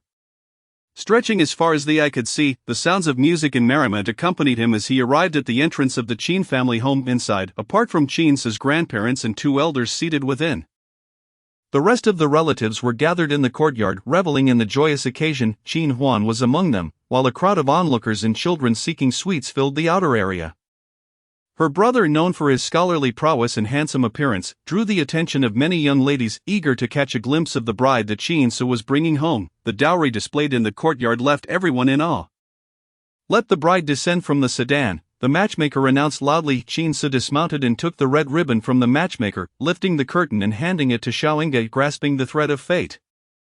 Xiaoyinge stepped down from the sedan. The crowd first caught sight of a pair of exquisitely embroidered shoes, adorned with the motif of a harmonious floral pattern, peeking out from beneath her red gown. Soon after, the bride emerged, her head crowned with a phoenix headdress. A fan embellished with gold and jade concealed half of her delicate visage, revealing only a pair of enchanting, bashful eyes that seemed to harbor untold emotions. At that moment, all the young ladies fell silent, captivated by her beauty, while the older women continued to chatter animatedly. The flaring red hem of her gown, embroidered with a resplendent phoenix in flight, shimmered under the sunlight, casting a dazzling golden glow, as if stars were dancing upon it, captivating all who beheld it. Qinsa led his bride into the hall. The atmosphere was filled with warmth as the He family members, their faces aglow with smiles, welcomed them. The moment the couple entered, the ceremony commenced with the traditional bowing to the heavens and the earth. Qinsa, gripping the red ribbon tightly to mask his inner nervousness, guided Xiaoyinge towards the entrance of the residence. Bowing under the bright sun, observing the well-wishers filling the courtyard, he felt a surge of emotion. In his previous life, his wedding had been held in Chang'an. Overseen by the Ministry of Rites, his family had known of his impending marriage but had neither attended nor even met the bride. That celebration had been grand beyond measure, attended by high-ranking officials and nobles. Yet he had felt an overwhelming coldness on what should have been his happiest day. This occasion, however, was truly a celebration of their union. As they bowed to their parents and grandparents, the couple moved in perfect synchrony. Turning to pay their respects to Qin's elders, finally facing each other, their gazes locked, they bowed deeply, the world around them fading away. Gur, I have finally brought you home, Qin Su whispered, having completed the ceremonial bows. Xiaoyinga became his wife, inscribed into the family genealogy of the Qin clan. From this day forth, Qin's name would forever be followed by hers, inseparable through time and space. As the matchmaker's voice rang out, the entire hall erupted in joyous cheers. Xiaoyinga looked at her husband's imposing figure, her cheeks flushed with embarrassment, radiating an unrivaled beauty. The bridal chamber was equally filled with vibrant red hues. On the bridal boat, Qin Su had already seen her in her wedding attire, and Xiaoyinga, no longer shy, entered the room and set aside her fan. She immediately spotted two red-clad dolls resting atop the crimson bedding. One represented a boy and the other a girl, each holding a red heart inscribed with auspicious phrases, one proclaiming 100 years of harmony and the other, may you bear children soon. They were utterly adorable, and upon closer inspection, Xiaoyinga noticed that the dolls bore a resemblance to her and Qin Su. These were made by Huan, Qin Su said with a soft smile, pausing before adding, though the embroidery was done by my second aunt. My sister's stitching is truly remarkable. Xiaoyinga cradled the dolls in her arms, realizing they were filled with cotton, incredibly soft to the touch. Indeed, she always has such clever ideas. As Qin Su approached her, the soft bed yielded slightly under his weight. Xiaoyinga met his gaze, and he gently asked, Gur, is your crown heavy? Would you like me to help you take it off? Yes, it is a bit heavy. It feels as though it's pressing me down, she replied, touching her neck. Qin Su carefully removed the dazzling crown adorned with dragons and phoenixes, placing it on the side table. As he gazed at Xiaoyinga's elegantly pinned hair, he felt his throat tighten. Gur, she smelled intoxicatingly sweet. Drawing him closer, Xiaoyinga instinctively tightened her grip on the dolls, her heart racing. Just then, a knock interrupted the intimate moment. Brother, Qin Su was startled, realizing he had unconsciously wrapped his arm around Xiaoyinga's waist, half embracing her. Brother, you need to attend the banquet, Qin Huan called from outside, oblivious to the awkwardness she had intruded upon. Clearing his throat, Qin Su felt a wave of embarrassment wash over him. They had shared so much intimacy during their time on the bridal boat, yet without having completed the ceremony, they had not crossed the final threshold. Their most cherished first night should be reserved for their wedding chamber, and now, glancing at the bright window, he felt a tinge of awkwardness. It was still daylight, and he had almost forgotten about the banquet. Brother, Qin Su remained silent, and Qin Huan sensed something amiss. You should hurry, she urged. Xiaoyinga, with her delicate hands covering her flushed face, revealed only her eyes, playfully nudging Qin Su's leg with her embroidered shoe. Clearing his throat again, Qin Su replied, understood, I will be right there. He patted Xiaoyinga's hand gently. Please wait for me. Xiaoyinga shyly nodded. As Qin Su stood and opened the door, he was surprised to find not only Qin Huan but also several aunts, all casting knowing glances in his direction. Even the usually composed Qin Su felt a flush of embarrassment creeping up his fair cheeks. My second aunt, third aunt, and sister-in-law are all here, he stammered. You rascal, little Wang exclaimed, stepping forward and playfully swatting him. You've got some lipstick on your face. Qin Su instinctively wiped at his face, only to hear the laughter of the women surrounding him.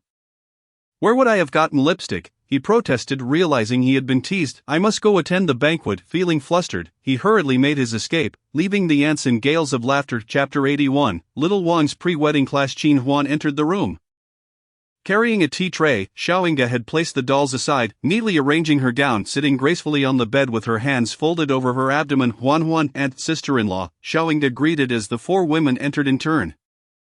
Sister-in-law, please enjoy some tea, Qin Huan offered, steadying the tray as she leaned forward. Wishing you and brother a lifetime of happiness. Xiaoyinga had heard about this custom from Qin Su and was mentally prepared. Otherwise, she might have jumped back at being called sister-in-law. As she accepted the sweet tea, she noticed a large red envelope within the tray. Thank you, sister-in-law, she said, taking the envelope, which brought a beaming smile to Qin Huan's face. Despite her wealth, who wouldn't appreciate a red envelope? The feeling was simply different. Xiaoyinga felt a wave of emotion wash over her. She truly felt unworthy of such kindness. Once Qin Huan had completed her task, she stepped aside, and Aunt Fong approached with a bowl of dumplings. Are you hungry, Yinga? Have some to fill your stomach, Aunt Fong said with a warm smile. Thank you, Xiaoyinga replied, taking a spoonful and placing it in her mouth, only to spit it out immediately. Turning to little Wang, she exclaimed, Third aunt, did you make these dumplings? They are completely undercooked. Oh dear. Little Wang scratched her head, momentarily at a loss for words. Qin Huan burst into laughter at the unexpected turn of events. Why is sister-in-law not following the script? Aunt Fong chuckled. Are they raw? Xiaoyinga, oblivious to the playful banter, nodded vigorously. Yes, they are far too raw. The room erupted in laughter. It's not my fault. it was your second aunt who prepared them. Little Wang retorted, doubling over in laughter. Xiaoyinga realized the jest and felt her cheeks heat up again, playfully scolding, "Aunt." After a round of laughter, Qin Huan was eventually ushered out. Yes, she was the only one sent away. Slightly dejected, she lingered by the door of Inga. "Have you and Delang?" Aunt Fong began, her words trailing off ambiguously. Xiaoyinga was puzzled. Little Wang, with her characteristic impatience, slammed her hand on the table. "Has Delang shared the bridal chamber with you?" Qin Huan rubbed her nose, realizing the topic at hand was the reason she had been dismissed. Choosing not to eavesdrop any longer, she exited to join the banquet. Xiaoyinga found herself under the curious gaze of the women. Her face reddening even more than the overcooked shrimp, she shook her head repeatedly, too shy to respond. In truth, she felt a twinge of guilt. During their time on the boat, they had shared the same bed. But she was uncertain if it truly counted. "Have you read any books?" Aunt Fong inquired. "I have studied," Xiaoyinga replied timidly. "Not those kinds of books, I mean the ones about the bridal chamber." Little Wang interjected, "The circumstances surrounding the Xiao family are well known to all." Xiaoyinga, devoid of a mother, was raised primarily by her elder brother and a lifelong maidservant left behind by her mother, who never married. It is feared that there is no one with whom she can share her intimate thoughts. Indeed, Xiaoyinga shook her head, feeling utterly bewildered. "You must prepare yourself psychologically, do not let the eldest brother frighten you," remarked the straightforward Xiao Wang. A blush crept across Xiaoyinga's face. She had indeed been startled by Qin, so before, "Have some water," suggested Fengshi, sensing her discomfort, as she poured warm water and handed it to her.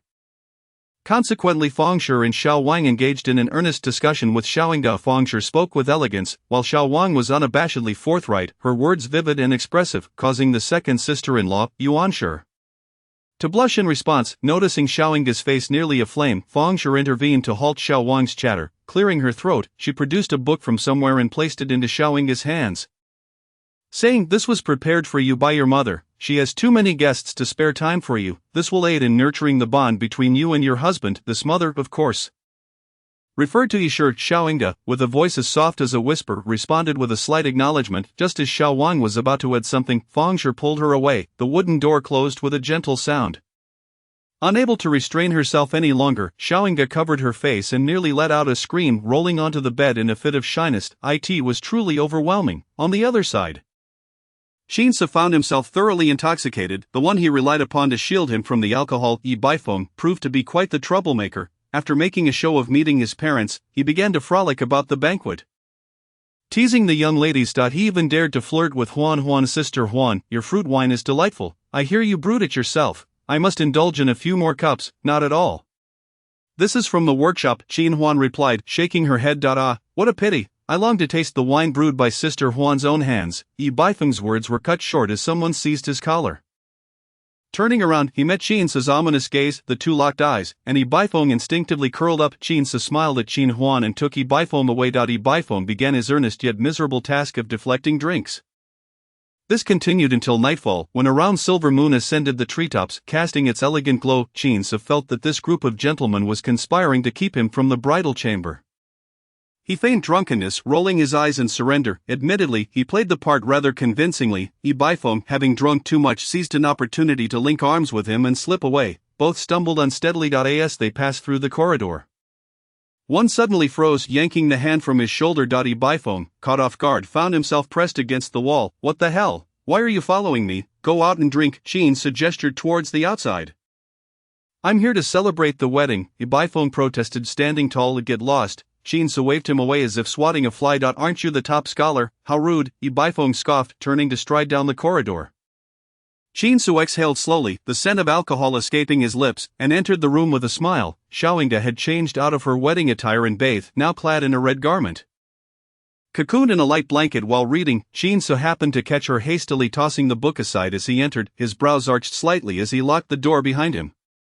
"Is my songbird still indulging in literature?" Xiaoyinga watched him approach, hastily concealing the book in her pillow. Noticing her little gesture, along with her charmingly flushed face, Qin comprehended everything. "What are you reading?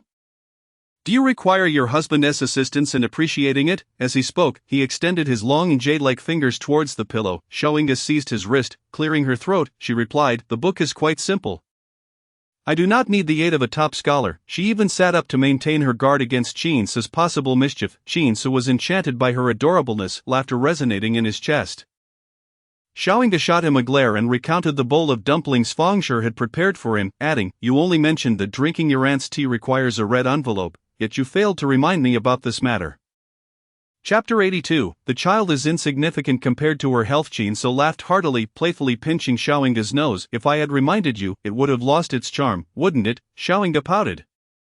Her eyes filled with playful reproach as she gently caressed her slightly rounded abdomen. The meal had been arranged by He Shi, who had sent an abundant feast, and she felt somewhat overstuffed. However, Qin so misunderstood.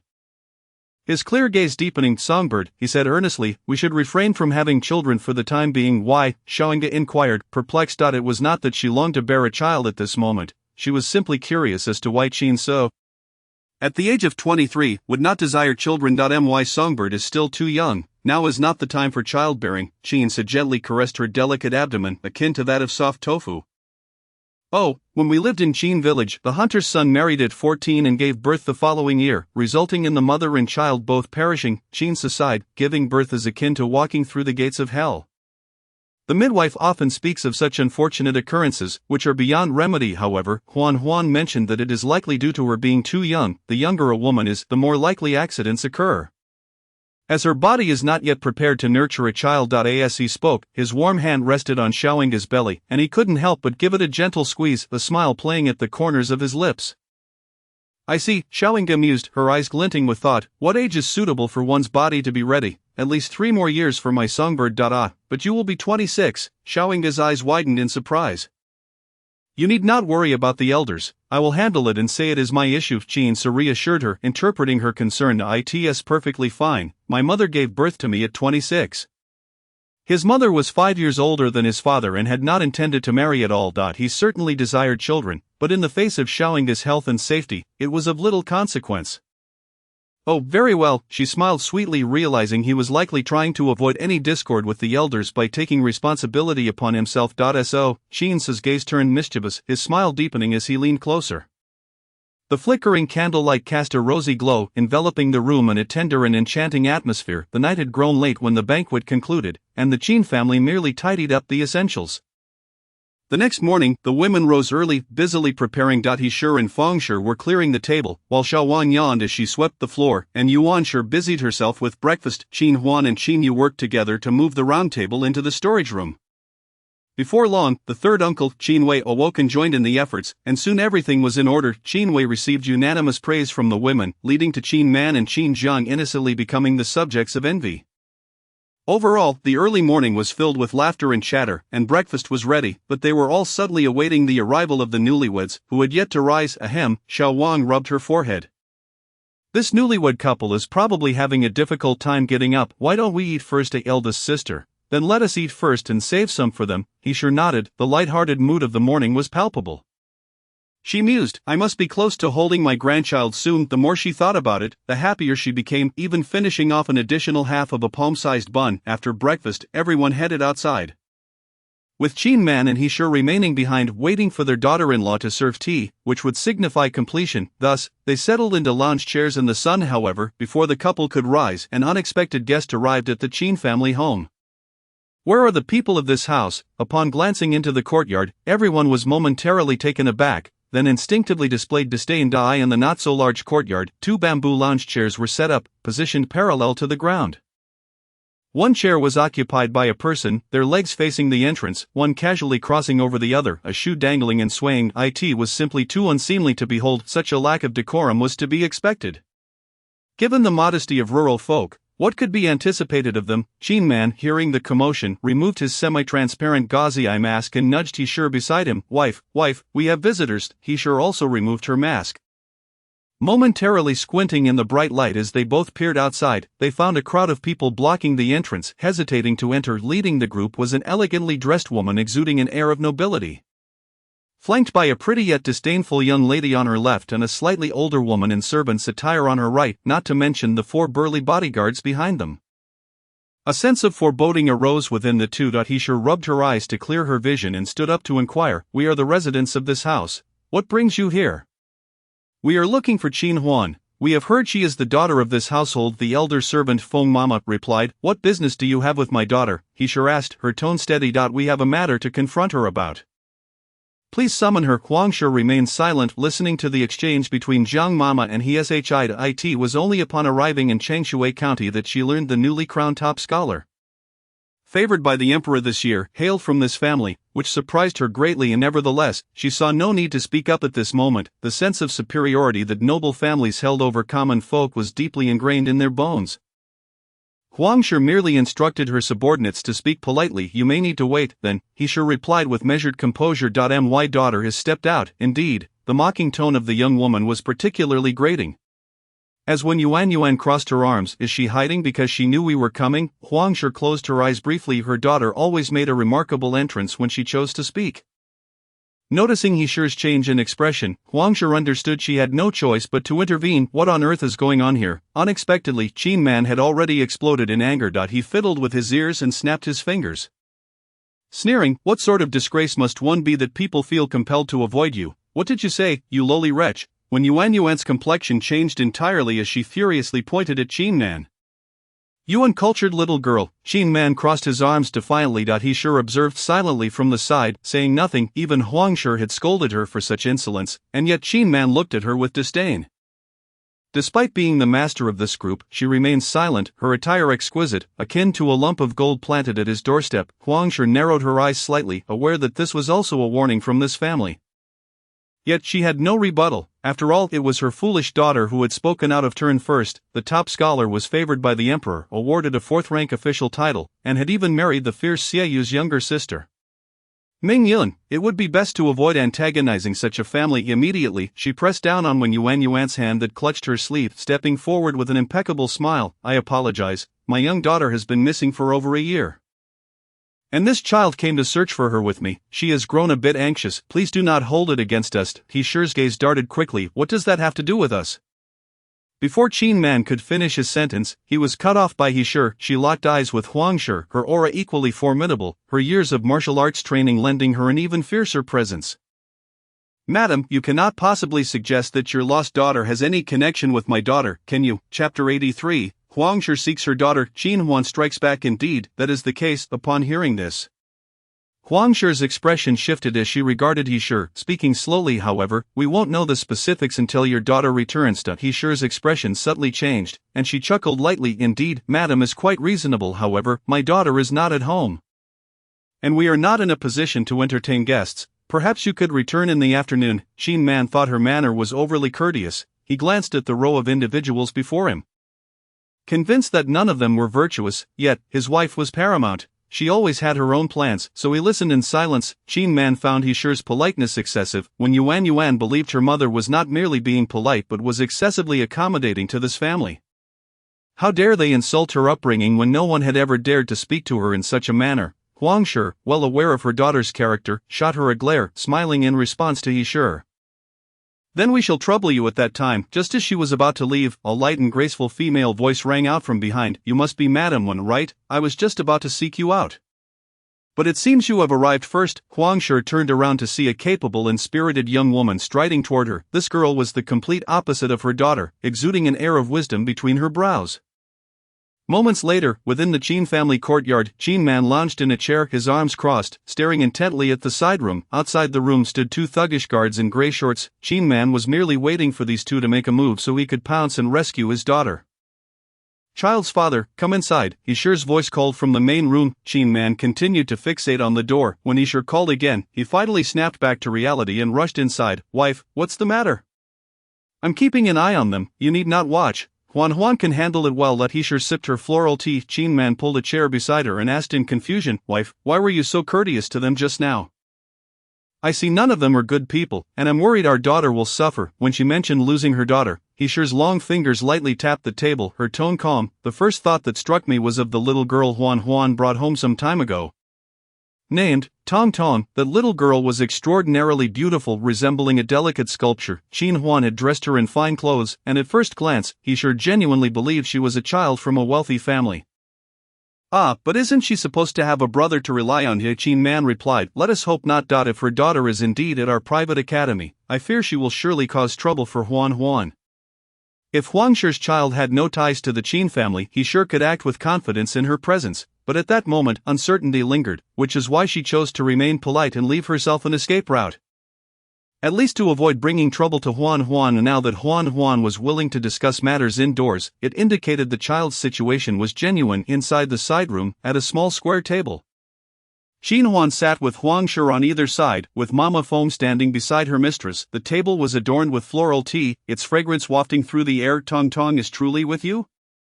Xin Huan briefly recounted her acquaintance with the Tong siblings to Huang Shi, whose joy was unmistakable. Her youngest daughter was her heart's delight, the apple of her eye among her 3 children. A year ago, when the child went missing, it was a monumental effort to search for her, causing her hair to turn gray with worry. She feared that the political enemies of her husband were behind it. And after more than a year without success, despair was creeping in, and now, with just this slender hope, she had personally come to Longzhou. I also met young Master Wen a few days ago and learned that Tong Tong is the daughter of your esteemed family. Xin Huan said. Huang Shi's expression momentarily froze in delight. Miss Qin has met my son, Wen Henan. That scoundrel has been absent from home for several days. He must have sneaked off to Longzhou. Compared to Tong Tong, Huang Shi was more lenient with her mischievous son. She would not worry if he were gone for half a month. When Tong Tong went missing, she nearly went mad with anxiety the next day after discovering it. Indeed, the young master and his sister share a close bond. He specifically came to Longzhou to fetch Tong Tong. This was meant to convey to Huang Shi that Wen Henan was not merely visiting Longzhou for leisure. He had learned of Tong Tong's presence there even before her. Huang Shi, being astute, immediately became suspicious. How did that scoundrel find out that his sister was in Longzhou? There is something I must inform you. Madam, Qin Huan said, her expression growing serious. Huang Shi, unaware of the shift, felt herself influenced by the girl's tone, her heart subtly tightening. Tong Tong has been studying at my private academy for nearly a month. Until recently everything was fine, but lately she has encountered a series of unfortunate events. First, she choked on candy and nearly suffocated. I noticed the candy looked suspicious and consulted a doctor, who revealed it contained poison. Fortunately, she managed to spit it out. Otherwise, then, just 2 days ago, young Master Wen was also present when a malicious person audaciously broke into the academy to poison Tong Tong. This time, her brother protected her, and the perpetrator was caught, prompting the adults to come. Qin Huan furrowed her delicate brows, her gaze shifting between anger, concern, and sympathy. The incident of choking on candy was indeed true, yet the claim of poison was fabricated. Given how scheming Wen Jingjing had been, this level of accusation seemed trivial. With every word Qin Huan spoke, Huang Shi's expression darkened further. Is she all right now? Is there any danger to her life? Qin Huan's calm demeanor suggested Tong Tong was unharmed, yet, as a mother filled with worry for her child, Huang Shi continued to press. Madam, the residual poison has cleared as of yesterday. She is fine now. Where is she? I must see her to be at ease. Young Master Wen talks with Tong Tong every day. You need not worry, madam. Before Qin Huan could finish her sentence, she could not permit Huang Shi to leave just yet. Hearing that her son was accompanying Tong Tong, Huang Shi finally felt somewhat relieved. With her heart at ease, the words of Qin Huan resurfaced in her mind. What was it that she did not understand? Someone was plotting to harm her Tong Tong while she was still en route, hoping that upon her arrival in Changshui, she would find only her daughter's corpse. If that happened, it would truly be a dagger to her heart. Who could be so malicious? The lowly servants in the inner courtyard lacked such capability, and they could not act so swiftly. The only explanation was that the adversary knew of Tong Tong's presence in Changshui even earlier than Wen Henan. Because by the time he arrived, Tong Tong had already encountered danger. Huang Shi's thoughts churned, her eyes flickering with resentment, her hand, stained with bright red cinnabar, tightened around the teacup, her fingertips turning pale. Qin Huan lowered her gaze slightly, taking a delicate sip of the floral tea. It was somewhat weak. Suddenly, Huang Shi sprang to her feet, the teacup crashing onto the table with a clang, splashing tea over the surface. As the matron of the Wen family, she had seldom lost her composure in such a manner. Huang Shi abruptly realized that her daughter's loss years ago had been a calculated scheme, and that person was the very one orchestrating this current affair. Madam, Qin Huan also set her tea down, rising in astonishment as she regarded Huang Shi. Huang Shi, feeling her momentary lapse, quickly composed her expression. Miss Qin, I understand your concerns. Rest assured, Tong Tong is my heart's treasure, and I will never allow anyone to harm her. Huang Shi suspected that Qin Huan was also aware of some of the sordid affairs among the nobility. However, she refrained from speaking openly, subtly warning her that Tong Tong had indeed become a target. Just this alone indicated that their opponent was no fool. Chapter 84. Tong Qi's decision. The newlywed couple of the Qin family finally managed to rise from their slumber. He sure sat gracefully in a round chair, while across the table sat the smiling Qin man. Xiaoying's jade-like face was still tinged with rosy hues, her ears slightly pink. In contrast, her husband radiated a warm smile. Resembling a gentle breeze on a clear moonlit night, the two knelt before their parents in the main hall, and Xiaoying presented them with tea. Father, mother, please enjoy your tea. Qin man's eyes crinkled with laughter as he quickly lifted the cup. Casting a sidelong glance at Ishur, eagerly offering her the cup at the edge of the table, Ishur shot him a playful glare before accepting the tea. After sipping, she said, "All right, enough of this. Rise quickly, breakfast has been prepared for you in the kitchen, go eat." "Thank you, mother," they replied in unison. As Qin stood, he helped Xiaoying up, prompting Ishur to chuckle in amusement the moment they stepped out of the main house. Qin's smile faded, and he glanced sideways. He noticed two martial artists standing guard at the door of the side room. Ishur stepped forward, taking the hands of the two guards and leading them to the independently standing kitchen in the courtyard. Sharing the news of Huang Shi's visit to seek her daughter, Madame Wen, the Wen family, Qin murmured, his starry eyes narrowing slightly. "We'll have to see what happens after their discussion," Ishur replied. However, Qin remained uneasy about his sister. Huan is indeed intelligent, yet she has never encountered the sharp-tongued noblewomen of Chang'an, who are often disdainful of commoners. He fears for his sister's well-being.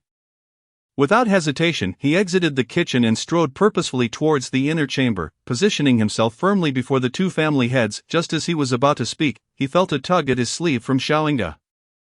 Turning to glance at her, he heard her whisper, "Isn't the lady of the Department of Rights, Lord Wen, present?" Qin smiled gently and retreated a step to stand behind the lady. The conversation within the room was nearing its conclusion. Huang Shi paused momentarily at this revelation. Nobility exists in various circles, and since Huang Shi had little interaction with Xiaoying, it was no surprise she did not recognize the voice. However, recalling the festive red decorations throughout the Qin residence, her gaze shifted, and she quickly deduced that the speaker was Princess Mingyun. Rising immediately, Nurse Feng opened the door for her. Indeed, it was Princess Mingyun. Huang Shi beamed upon her entrance, and before offering her congratulations on the recent marriage, she wished the couple a harmonious union and a lifetime of happiness. "Thank you, Lady Wen," Xiaoying replied with a smile, and both the husband and wife cast a glance at Qin Huan. Seeing that she appeared untroubled, they both sighed in relief. Huang Shi noticed their exchanged glances and discreetly peered at Qin Huan. This young girl seems to command considerable attention from both the top scholar and the princess. As a member of the royal family, how could Princess Mingyun be unaware that interrupting a private conversation is both impolite and improper? She had found it curious initially, but now it was clear. She was concerned that this Qin girl might be bullied and had come to offer her support. "I heard the lady came seeking news of her missing daughter from a year ago. A matter that is somewhat entangled with my family," Xiaoying inquired. "Indeed, this matter has been thoroughly discussed with Miss Qin, and she is about to escort me to the private school to see my daughter." Huang Shi replied with a beaming smile, glancing gratefully at Qin Huan. "Thanks to Miss Qin's kindness, I have been able to locate my beloved daughter, brother, sister-in-law. Allow me to escort Lady Wen," Qin Huan announced. Both nodded in agreement, understanding Lady Wen's eagerness to see her daughter. Once the two had left and were out of sight, their attention returned. At that moment, a rumbling sound emanated from Xiaoying's stomach. She placed her hand on her abdomen, feeling the commotion within. "Let us go at breakfast," Qin suggested with a smile. Taking her hand, Xiaoying shrugged off his grip, glaring at him. "This is all your fault. Have you not heard that a newlywed should only rise after the sun has climbed high to serve tea to her in-laws? Fortunately, my parents are not strict, but if they were more formidable, I fear I would face significant consequences." Qin Huan understood that the moment Huang Shi received news of her daughter, it was destined for Tong Tong to return to the Wen family. Subsequently, Qin Huan spoke with Tong Tong and offered a heartfelt apology, the 8-year-old child having been sweet-talked day and night by her beloved brother Tong Qi, especially with the promise that he could accompany her back to the Wen family. Had already begun to waver in her resolve. Thus, when Qin Huan apologized, Tong Tong simply smiled sweetly and assured her that it was of no consequence. When Qin Huan accompanied Huang Shi to the private school, Tong Tong was earnestly requesting her brother Tong Qi to return to the Wen family with her. The little girl, with her small, soft hands, grasped her brother's sturdy palm, her bright eyes sparkling with hope as she pleaded, "Brother, did you hear what I said? Will you come home with me?" Tong Qi sat sideways, his dark brows forming a frown. After a prolonged silence, he withdrew his hand, gently making a fist, and said in a hushed tone, "Tong Tong, that is your home, not mine." Tong Tong, taken aback by his rejection, froze momentarily, unable to respond. "I will stay beside Sister Huan, but if the opportunity arises, I will visit you often," Tong Qi continued, still turned away. Avoiding her gaze, the vivid memory of the grand red gates remained ever present yet utterly out of reach. Tong Chi was acutely aware that he did not belong there. Tong Tong's biological brother had not truly accepted him. Compared to the Wen family, he preferred to remain beside Sister Huan, earnestly honing his skills. Tong Chi had long harbored guilt over Tong Tong's poisoning and had resolved to improve himself diligently. Whenever he turned his head, he would catch a glimpse of his sister's tear-streaked face. He sensed her distress, which only hardened his heart against her. Soon after, Qin Huan arrived, followed closely by Huang Shi. From the moment Huang Shi stepped through the door, her gaze was fixated on Tong Tong. Unable to look away, she dared not blink, fearing this might be a fleeting dream, and that her long-yearned daughter would vanish before her eyes. As her vision blurred momentarily, Huang Shi quickly wiped away the tears that threatened to spill. Tong Tong noticed the lavish figure standing at the door, her small form stiffening, her dark eyes widening in disbelief. Almost forgetting to breathe, Tong Tong, my dear daughter, mother has finally found you, Huang Shi exclaimed, rushing forward to embrace her daughter, who sat at the edge of the bed. Tears that had been restrained surged forth, cascading down in large droplets onto Tong Tong. The little girl remained frozen, unable to utter a word. Huang Shi's heart raced, fearing her daughter had lost her voice. She cradled Tong Tong's face and urged, "Speak, my dear, please say something, mother." Tong Tong finally spoke, tears streaming down her cheeks. She still called her mother, a testament to the unwavering bond of love that could not be severed, though she still loved her mother. The adoration in her dark eyes had dimmed from before. Huang Shi, oblivious to this shift, felt her heart soar upon hearing her daughter's voice, embracing her even tighter. Tong Chi observed silently, then quietly moved to stand beside Qin Huan. She glanced down at him, her heart sighing softly as she extended her hand, allowing the space for the long-separated mother and daughter to reconnect. Chapter 85, The Falcon. Half an hour later, Huang Shi emerged, leading Wen Tong Tong by the hand. The elegantly attired lady's features were gentle, her gaze lowered upon the delicate child, radiating maternal warmth that enveloped them like a tender painting. Rising, Qin Huan had yet to speak when Huang Shi expressed her gratitude. Tong Tong has shared much with me. Thank you, Miss Qin. There is no need for such formality, madam. Given the circumstances, I believe anyone would lend a helping hand. Qin Huan replied. It was she who had provided funds to Tong Chi for his sister's treatment, and later brought them under her care at the private school. Even Huang Shi couldn't help but feel a sense of admiration for the benevolence of the young woman before her. I wonder if there are opportunities to contribute financially to this school, Huang Shi mused, guiding Tong Tong slowly around the room, her eyes appraising. In gratitude for Miss Qin's care of Tong Tong, and to facilitate the admission of more students to this school, I, on behalf of the Wen family, would like to donate 3,000 taels of silver. Qin perched upon the low wall of his courtyard, gazing at the horizon with clarity and sharpness in his eyes. There soared a robust, ash-gray falcon circling above Chengshui County. Qin's thin lips pressed into a straight line. He sensed that this falcon could bring trouble. It couldn't possibly be one of his adversaries. It shouldn't be. His identity was securely concealed. He lightly tapped the wall, then leapt down, striding purposefully towards the house, where he soon retrieved a longbow and an arrow. Drawing the bowstring taut, he aimed at the falcon. Just as he was about to release, a startled voice called out, "Brother, that is mine." Qin was taken aback. With the arrow already drawn, he could not retract it in time. With a swift whoosh, the arrow flew through the air, striking Diao. Qin Huan's heart plummeted alongside Diao. The falcon descended, flapping its wings in distress, seemingly yearning to soar once more. When Qin Huan reached it, it was thrashing about on the ground, its left wing pierced by the arrow, the shaft rattling against the earth with each desperate movement. Kneeling down, Qin Huan carefully lifted it, aware that Diao, now injured, was irritable, especially upon seeing Qin behind her. It stubbornly refused to be cradled like a pet, instead standing upright on her arm, the long arrow a stark contrast against its sleek form. "I'm sorry, Huan," Qin said, remorseful. "I didn't know it was yours. I'll return immediately to tend to its wounds." Qin Huan shook her head and swiftly made her way home, with Qin trailing behind.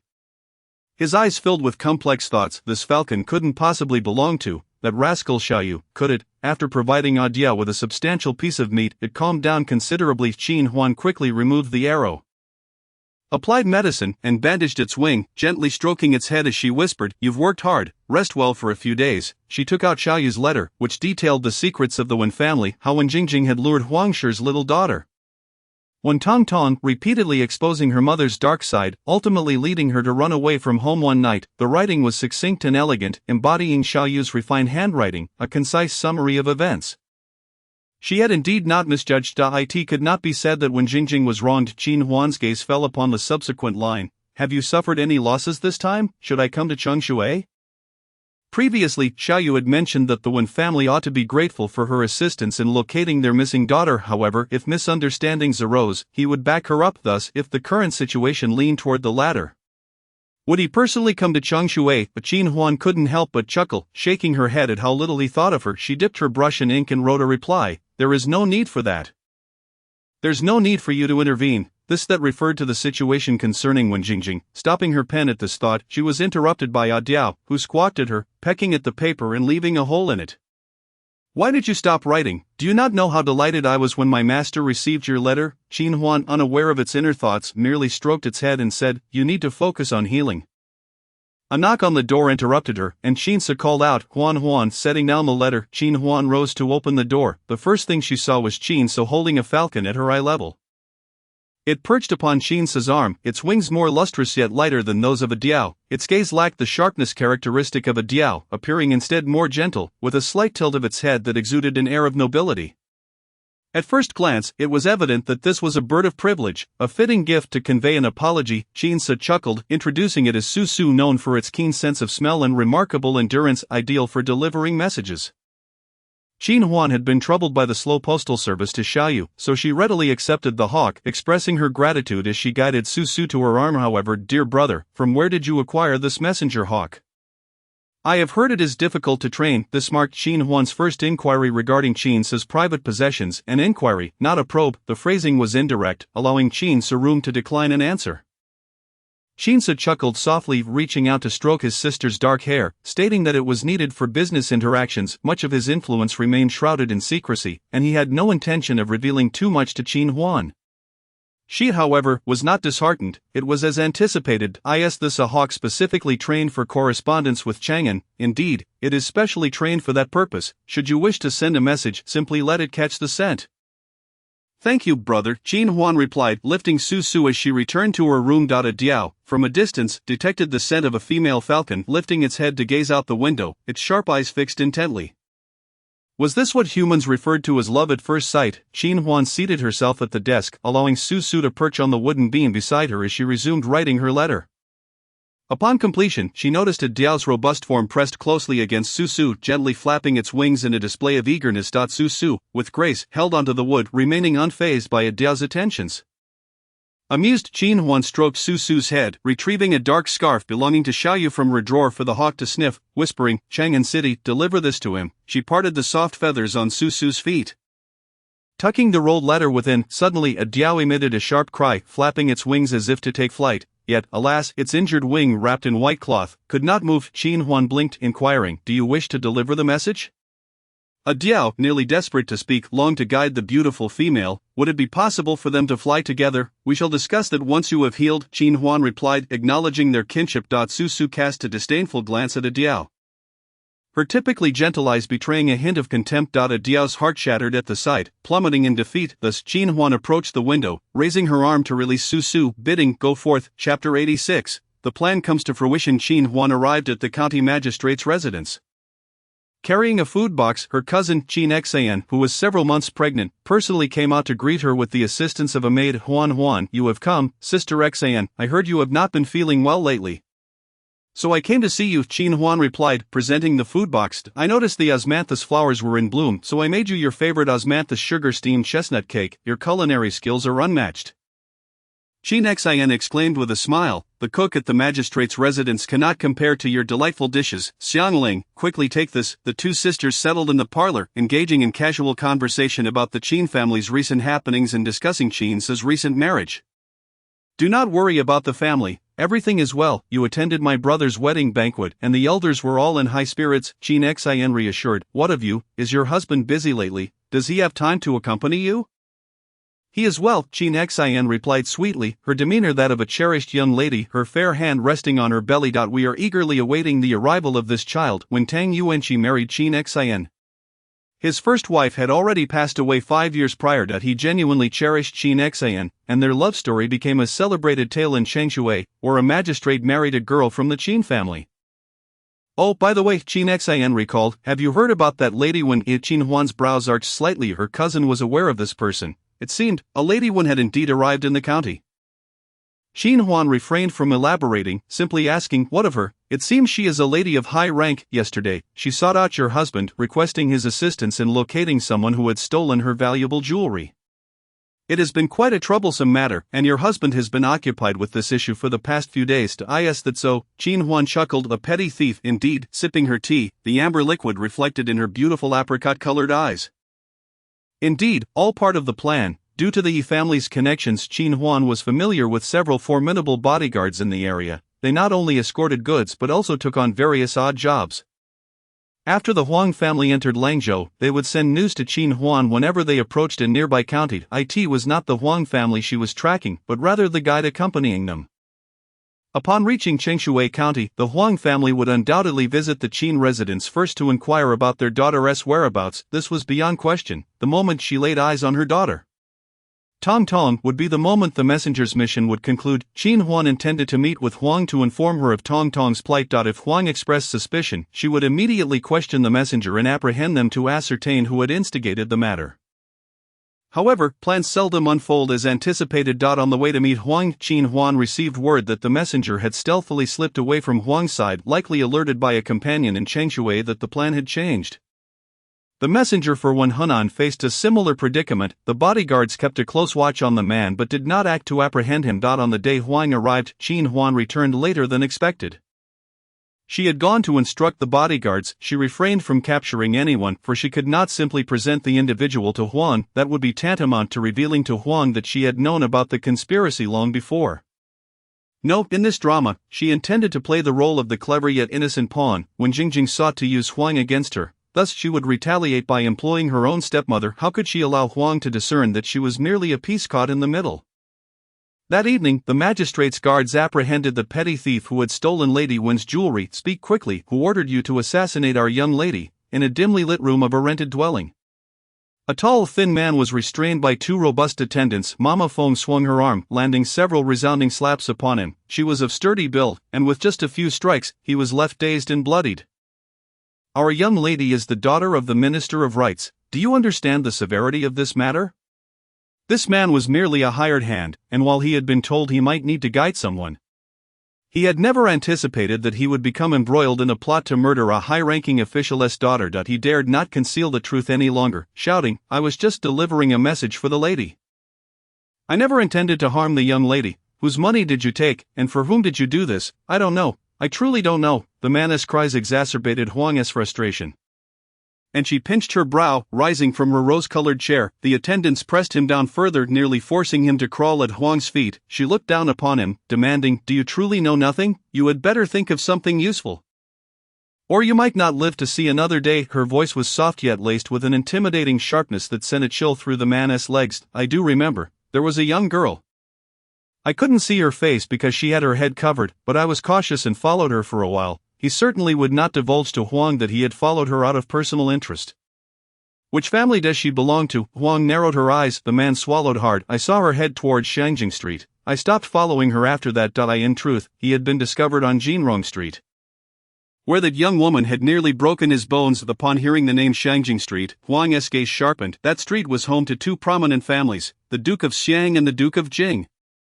Currently, the Duke of Jing remained, while the Duke of Xiang had fallen into decline, his residence granted to others. Now the Jiang Wangfu. Mentioning the Jiang Wangfu, Huang could not forget that she had orchestrated Wen Jingjing's marriage to Jiang Wang. What a despicable woman! It must be she who was behind this nefarious plot. Without even investigating the inner chambers, Huang deduced that Tong Tong's troubles since leaving home had been orchestrated by Wen Jingjing. Indeed, who else would have the audacity to do such a thing? "Madam, please let me go," the man pleaded, kneeling on the ground. Even in her fury and hatred, Huang was reminded that the man was far away. She was pulled back from her thoughts, suppressing her murderous intent. "Let him go." The man joyfully scrambled to his feet and fled. "Madam, you are just letting him go." "Naturally not," Huang scoffed. "People are inherently reckless.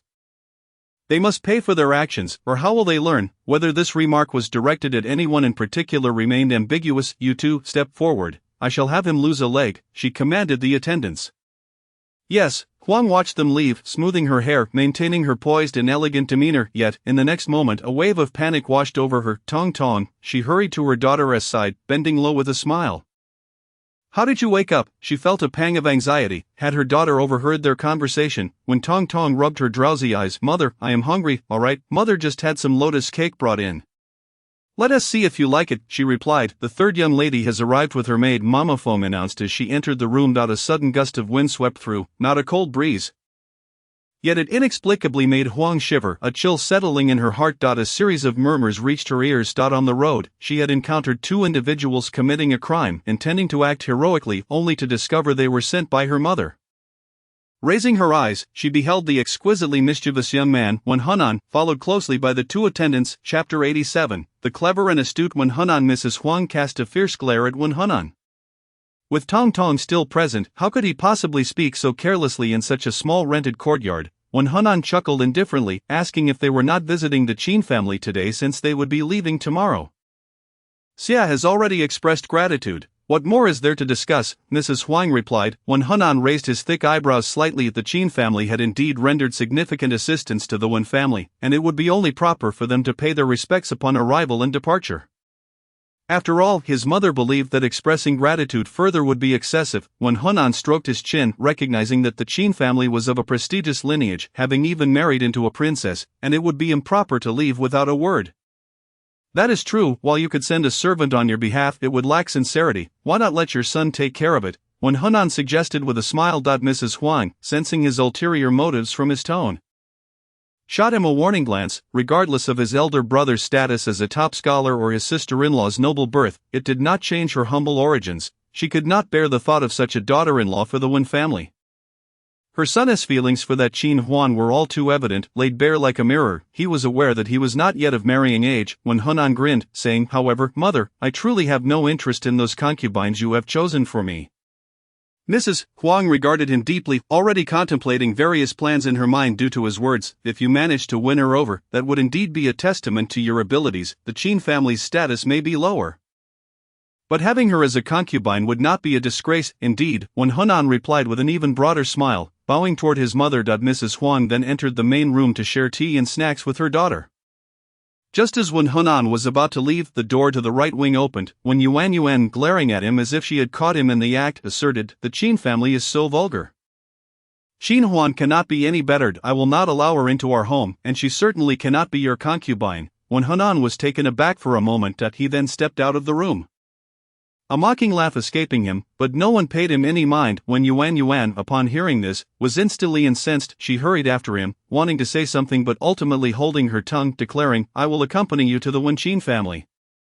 You had best go to express thanks as well. When Hunan cast her a sidelong glance, Qin Huan returned home from the county magistrate's office and immediately spotted Wen Hunan seated in the guest area with Fang Shi. She cast a brief glance before indifferent to the situation, making her way toward the west courtyard to sister. Unexpectedly, when Hunan's voice rang out from the main room, his sweet call of sister was so sugary that it made Qin Huan frown.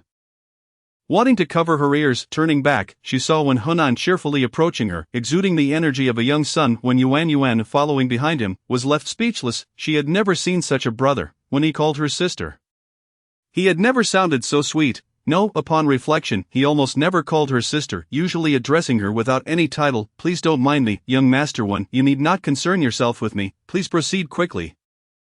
Qin Huan smiled politely, not waiting for him to approach as she continued into the west courtyard. Madam Second, do go about your business, I wish to speak with my sister for a moment. It was thanks to her that Tong Tong could return home, Fang Shi remarked, not wanting to follow. When Hunan swiftly stepped in front of Qin Huan's sister. Upon seeing me, why do you appear like a mouse confronted by a cat? Qin Huan recalled giving him the cold shoulder numerous times, and he had since ceased to be warm toward her, often mocking her. What had caused this sudden shift? Are you here to express gratitude on behalf of Madam One? We appreciate the sentiment, but please take your leave. Naturally, I am not here merely to express thanks. I have important matters to discuss with my sister, he replied. Qin Huan fixed her gaze upon him, awaiting his next words. She did not believe that this youth had anything of importance to discuss. Surely life could not be so mundane that he sought to amuse himself at her expense. When Hunan opened his mouth but did not articulate anything, turning to glance at his sister, he found her looking at him with curiosity. What is it that I cannot hear? When Yuan crossed her arms, frowning, what important matters? Surely you do not intend to take Qin Huan as your concubine? she protested vehemently. The thought of their mother unwittingly praising Qin Huan for her cleverness made her feel uneasy. Their mother had never bestowed such compliments upon her. Qin Huan sensed the disdain and hostility in Wen Yuan's gaze and felt perplexed, ignoring Wen Yuan, when Hunan leaned closer to Qin Huan and whispered something in her ear. Qin Huan was momentarily taken aback, then regarded him with an expression laden with meaning. "Please, young Master Wen." He gestured toward the open room in the west courtyard where discussions were to be held. When Hunan shot a warning glance at Wen Yuan, stating, "Sister, your actions have displeased me, and thus have displeased mother as well." When Yuan's expression shifted slightly, cursing silently in her heart. "What a tattletale, do invite Miss Wen to the main room for tea." Qin Huan suggested as well. Once inside, she seated herself in a round chair beside a small table, looking sternly at Wen Hunan. "Young Master Wen, do not slander me." What Wen Hunan had whispered to her was, "Sister, Tong Tong has been harmed. You seem not entirely innocent in this matter." With a smile, Wen Hunan continued, "When you inquired about the whereabouts of the informant, I did not think much of it at the time.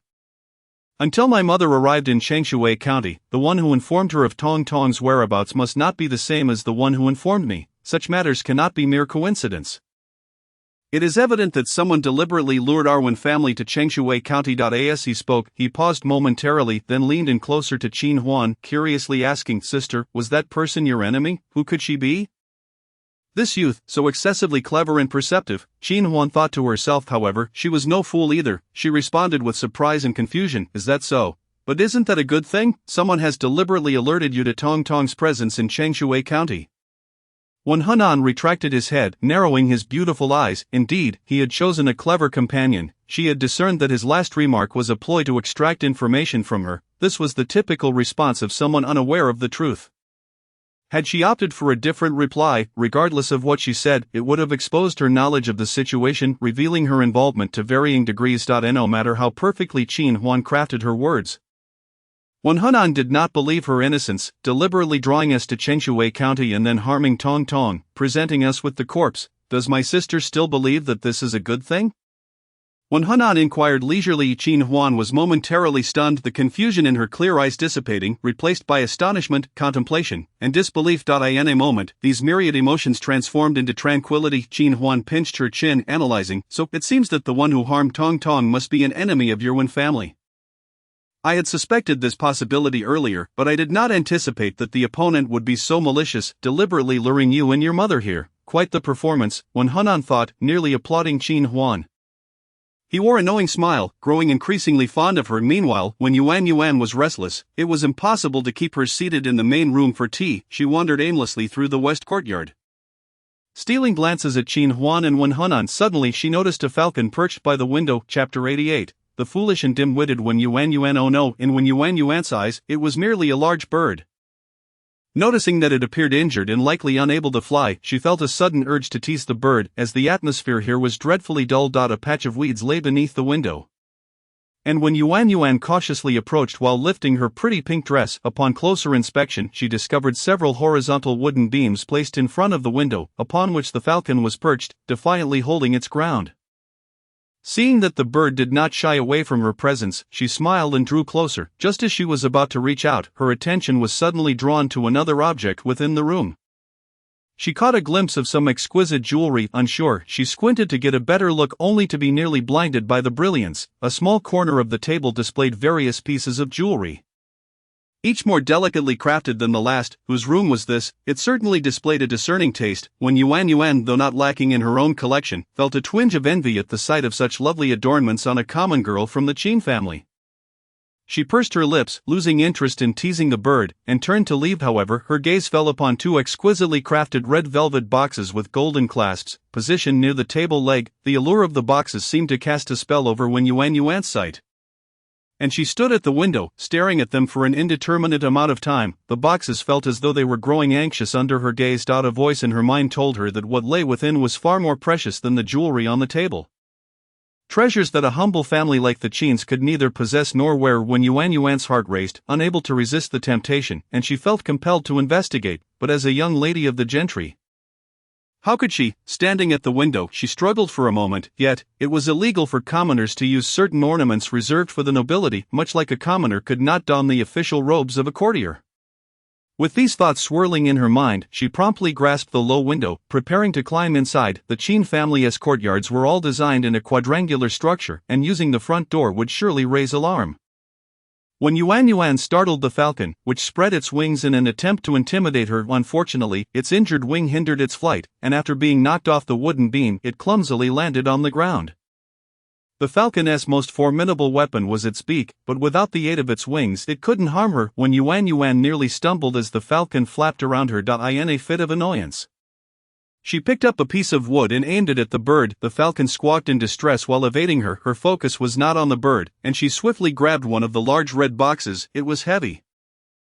Upon opening the golden clasp, her expression twisted for a brief moment. Then, just as she suspected, on the other side, Qin Huan heard the falcon's cries and felt an ominous premonition when Hunan, sipping tea and admiring Qin Huan's performance, noticed her sudden shift in demeanor, her expression now one of concern as she gazed outside. Just as he was about to inquire, he saw Qin Huan stride out without a word when Yuan was examining the ornate box, within which lay an exquisite set of ruby phoenix headdresses. The sheer opulence of such an adornment was something she had only witnessed once before, when her mother had possessed a similar set that she would rarely wear, even on formal occasions. Indeed, the Qin family had committed a transgression. Just as she was about to open a second box, a shadow suddenly darted overhead. Upon looking up, when Yuan beheld a more magnificent eagle soaring through the air, its sharp talons poised in a combat stance. Diao, witnessing the scene, was nearly moved to tears. Truly, this was the quintessential tale of heroism rescuing beauty. When Yuan clenched her silver teeth, suppressing a cry, and sought something to defend herself. Abruptly, the sharp pain pierced her ear. Instinctively, she reached to touch it, only to find her hand smeared with blood. That swift peck from the eagle had taken a chunk of flesh the size of a fingernail from her ear. Too rapid for her to even register the pain at the moment. Now, however, the sensation returned with a vengeance, relentlessly signaling the fact that her ear was grievously injured, causing Yuan to scream in terror. The eagle, undeterred, launched itself at her, ruffling her luxurious dark locks, scattering hairpins haphazardly atop her head, and leaving 3 deep, bone-revealing gashes upon her fair, delicate visage. When Yuan shrieked and flailed desperately, teetering on the brink of collapse, Dia gazed at the eagle with unwavering admiration, his eyes sparkling with adoration. How thrilling! Until the eagle commenced its relentless assault once more. Dia felt as if struck by lightning. How exhilarating! How astonishingly fierce! Just then, Qin Huan entered, and upon witnessing the scene, her expression froze in shock. Her gaze fell upon the open ornate box, and in an instant, everything became clear. Diao, unable to fly due to injury, had moved its wooden perch to the window to allow for ventilation, inadvertently inviting a thief's attack. When Hunan rushed in, his heart sinking at the sight, his anger was not directed at his sister for being attacked by the eagle. She had brought it upon herself, but rather at the foolishness of her entering another's abode uninvited, only to be discovered by the beast. Such a simple-minded girl could wreak havoc at any moment. The Wen family's reputation would soon be in tatters because of her. Shushu, Qin Huan called, and the eagle hesitated in its attack. My face. When Yuan trembled, her skin aflame with pain, blood streaming down, and she dared not touch it, nor could she fathom the extent of her injuries. A large tin mirror sat on the table, its silver surface reflecting every detail, revealing Yuan's bloodied visage, her expression one of sheer terror akin to a demon. Grasping the mirror, she let out a piercing scream. Her eyes rolled back, and she fainted. Qin Huan turned away from when Hunan bore a countenance as frigid as ice. She swiftly knelt beside Yuan, covering the ornate box with one hand. You are her brother. Hurry and take her to the clinic. When she looked up, her face was filled with panic as she urged, Heaven forbid, don't let anything happen to her family, healing is paramount. When Hunan nodded and immediately scooped his sister into his arms. Departing from the Qin residence, this foolish girl fainted outright, leaving him to clean up her mess. He would not bear that burden, let their mother deal with it. As Fengshe approached the arched doorway of the west courtyard, she was startled to see when Hunan carrying his sister, a trail of blood left in their wake. Alarmed, she quickly sought out Qin Huan, finding her standing at the door with an expressionless face, seemingly unscathed, which relieved Fengshe slightly. What happened? What is all this blood? Initially, she suspected a quarrel between Qin Huan and Yuan, but upon reflection, she dismissed the thought. She climbed through my window and was attacked by Shushu. Qin Huan indicated the overturned perch by the window. Fengshe was left speechless in shock. Wasn't he Miss Wen a paragon of virtue? How could she engage in such underhanded antics? It appears she is gravely injured. Do you think Madam Wen will hold you accountable? Fang Shi expressed her concern. Do not worry, second aunt Qin Huan replied, shaking her head, it is they who must provide me with an explanation. Chapter 89. Huang Shi's outburst of anger. Huang Shi had recently experienced a tumultuous emotional roller coaster. Initially, upon receiving news that her youngest daughter might still be alive, she was overjoyed. However, upon discovering that her daughter had faced multiple attempts on her life and had nearly perished, her heart became tightly wound. The joy of seeing her daughter returned was profound, yet, the subsequent revelation of the schemes behind Wen Jingjing's tribulations filled Huang Shi with a deep-seated rage, the desire to exact vengeance nearly overwhelming her. Thankfully, matters had settled, and they were scheduled to return to the capital the following day. Huang Shi now felt lighter in spirit. Before her dressing table, Wen Tongtong sat in a grand rosewood chair. While Huang Shi, with her plump, smooth hands, delicately combed her daughter's hair with a wooden brush, her expression radiating pure maternal affection. Tongtong, do you miss your father after being away for so long? When Tongtong gazed into the bronze mirror, softly replying, I do. She truly longed for her father, and news had arrived from him, expressing delight at Tongtong's return home, and she would soon see him again. Huang Shi styled her daughter's hair into two small floral buns, securing them with exquisite silver and gold hair ties, making the little girl look even more charming. Madam, at that moment, Mama Feng burst in, her demeanor frantic. Huang Shi exchanged a glance with her maid, who promptly escorted Wen Tongtong out. What is the matter? Huang Shi's expression darkened. Whenever Mama Feng appeared in such a state, it heralded significant trouble. Madam, the second miss has encountered a mishap at a medical clinic in Changshui County. When Huang Shi arrived hurriedly, the clinic was filled with her daughter's anguished screams echoing so loudly that passers-by trembled in response. Gossip is a human trait, and many had gathered at the entrance to eavesdrop. The family retainers dispersed the crowd, allowing Huang Shi to enter with urgency. She spotted her son sitting silently on a small stool in the examination room. A glance revealed the room behind him.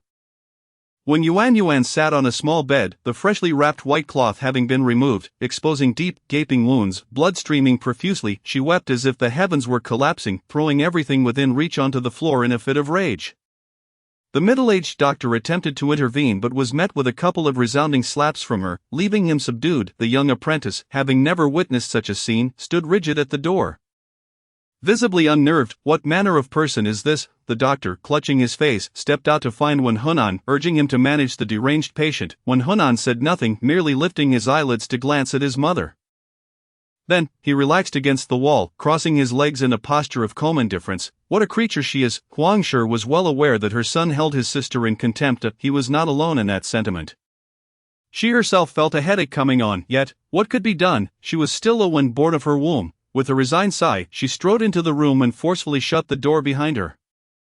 The sound echoed loudly, nearly shaking the dust from the rafters. Silence. Mother, mother. When Yuan's frenzied screams abruptly ceased as she recognized her visitor, her face sagging as she whimpered, I have been disfigured. I have been disfigured. Now Chang Rui will truly call off our engagement, mother. When Yuan had been ridiculed by the noble ladies of Chang'an for her earlier pretentiousness at a banquet, she had come to Changshui to escape the fallout. Otherwise, with her pride as the second Miss Wen, how could she have left the opulent capital for this remote county? At the mention of her betrothal, Huang Shi felt a greater headache coming on. If you take care of your face, it may yet be salvaged. Do not mention the Chang family's marriage proposal to me again. As long as I am here, they shall not withdraw their engagement. Huang Shi picked up the white cloth to staunch the bleeding, but it was futile. Reluctantly, she called for the doctor, who, though displeased, had no choice but to attend to the patient, bringing in his medical kit. Huang Shi sat at the foot of the bed, listening to Wen Yuan's sobs, feeling increasingly troubled. The matter with the Chang family could not be delayed further. Once they returned to the capital, her daughter must be swiftly married off. She was on the verge of being driven to madness. Oh, mother! Suddenly, when Yuan sat up, her beautiful eyes wide with revelation, the Qin family dares to hoard jewelry meant exclusively for the nobility.